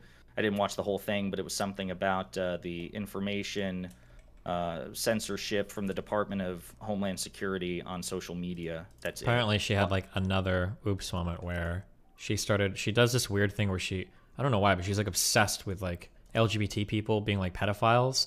And I guess she had another oops moment where she amplified some kind of bullshit attacks, and I guess it got picked up by conservative media again. Yeah, I saw her making some accusations of pedophilia. I assumed it was Shu, so it was probably stupid, and I didn't think much of it.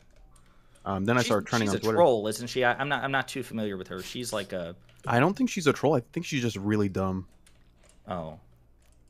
I don't think she's doing it deliberately to troll the libs or epically own people. I think she just like sees the most surface level thing and just runs with it. Gotcha. Yeah, you know. On gerrymandering, I can't recall exactly how far back this was, but the 538 project on gerrymandering showed that Republicans had a really huge propensity for gerrymandering. Do you know whether or not that trend continued? Like whether or not they ramped it up or ramped it down, or Democrats moved to match it? I have no idea. No, so like so that's actually part of the reason why people are complaining about how Democrats underperformed in New York of all places. Like there wasn't much of a Republican red wave. It was more of a red spritz, but there was a bit of a red wave in New York of all places. They gained so many House seats, and it was because Governor Andrew Cuomo. I can't remember how many years ago this was, but he appointed, like he took the. It's hard to imagine Cuomo being principled given all the scandal around him, but he took like a very principled approach to the idea of like nonpartisan judges and like bipartisan judges. So when New York tried to quote unquote gerrymander their voter maps, New York's Supreme Court just struck it down and made it much more equitable. So Republicans stood a really good chance to gain seats compared to places like Florida. So yeah, Republicans have a higher propensity for gerrymandering. Democrats do it, but they're less frequent, they're less egregious about it overall, generally, and they're less successful when they do it, which is basically, that's like a little microcosm of Democrats in politics. They do things less often, they don't go far enough, and then when they attempt it, they very often fail in terms of like political messaging and stuff like that. So, and it wasn't just Florida, there were like other states as well. I mean, this was... I mean, even if you look at the Senate, right? I mean, it's not so much gerrymandering there. I mean, it does happen, but like a statistic that should throw a lot of people off is like, we're not talking about the upcoming Senate starting in January, the next term of Congress, but this past one, people talk about 50-50 split between Republicans and Democrats, and there's not, right? We have 48 Democrats in the Senate, and 2 like Angus King and Bernie Sanders, they're independents who caucus with Democrats, right? I mean, it's not like they're ever going to be Republicans. Well, true, but well, that was one interesting thing. But the second interesting thing is you take all of them together. You take those 48 Democrats and the 2 independents who caucus with them. They represent like 40 million more people in their states than the 50 United Republicans. And I think it was David Shore. He's this like political data scientist. He points out, and I can't remember what the stat was, but Democrats have to make serious gains. Like they have to overperform to break even in Congress. Yeah, I've like, seen that stat. Yeah, it's really crazy. So that's why like this Georgia canvassing thing that Destiny's organizing, or bankrolling, and Sejin is organizing, but that it's going to be so important because even getting that additional Senate seat is huge. Number one, that would potentially allow us to ignore Kyrsten Sinema or thank Joe God. Manchin. Oh, right. God, right. I'm sorry, I can't make the joke. And then the other thing it could do is it lets you get certain things out of committee quicker. So like the way certain Senate rules are set up, if you have a 50-50 split and the vice president has to break the tie, it has to go to the floor, and it's like just this whole thing. But if we have an additional vote, well, then we don't have to do that. And so it'll make it easier for Biden to basically pull a McConnell and cram the federal judiciary with whoever he wants, hopefully young progressives. So it's really important. Like some people think like it's no big deal, but it really is. Is young progressive still really a thing? Because it was an article Steve brought up, and I went through it, talking about how so many progressive movements and organizers had just imploded, just over the past few years, just destroying themselves. Is there still like really young progressive movements? I feel like Destiny probably have more to say on that than I did, because I think he was kind of he suffered the circular firing squad on the left, where progressives just sucked. Their leaders sucked. The people they had, everybody in Bernie's campaign was fucking insane. They basically just dispersed to the wind. They had no organization, nothing afterwards. Well, and Brianna Joy Gray is basically like, she makes me believe in horseshoe theory, because she is so anti-Democrat, performatively at the very least, that she might as well be a Republican. I think she kind of low-key simp for Tulsi, and I think for Tucker Carlson a couple of times, yeah, he's not good, but I don't think I think his bigotry is overplayed. There was another big one that she did not too long ago. I mean, she's got these really ridiculous takes on Ukraine. Dude, what is with leftists in Ukraine? Jesus Christ. There again, that's Destiny's wheelhouse. He spars with him. Would you even consider Haas and the other guy that you spar with about Ukraine, Hinkle? Do you consider them leftist? Yeah, they're far left. Yeah. Leftist, like very far left. Populists in general, I think, tend to be more isolationist. So yeah. Well, I was thinking about that like MAGA communism thing that they've embraced now. So it's like I almost wonder if they've just gone so far left, they've come back right, or if it's just a grift. Because I don't think that they're very serious about their beliefs anyway. Yeah. Okay, well, I'm gonna leave you to Destiny. Destiny, man, thank you for the conversation. I thought it was nice chatting with you, buddy. Yeah. Have fun. Have a good rest. We're of the watching Dune, so we can all see how fucking dog shit that movie is. Okay. Actually, okay, real quick. Oh, no, God. Dune is good. Okay. It is so good. Okay. Well, we're gonna see. We're all gonna watch tonight and find out. Oh so. my What did fucking you? God, Steve. What was your problem with It Dune? was just dog shit. We'll talk about it tomorrow, okay? If you want. It's not a Marvel movie. There were no quips. Yeah, true. All right. Have fun. I'll see you guys. All right. See you guys. Bye. Later. That guy's cool. Yeah, true. All right. Watch the shoe thing in Discord. Oh, what? All right. I'm peacing out, dude. Later. Have fun, bye. What shoe thing in Discord? I don't know what you're talking about, RTBA. What is the shoe thing in Discord? No, 127. Did Max message Aslan about how these are true?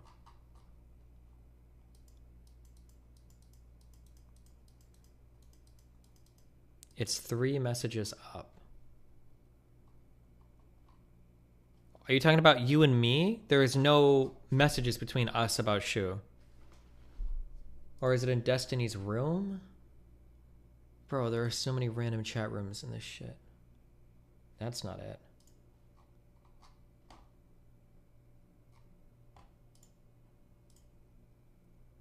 I don't know what you're talking about. Oh, rip. Okay.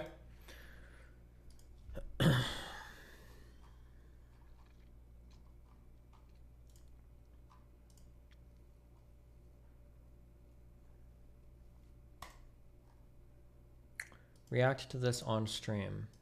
Oh, this.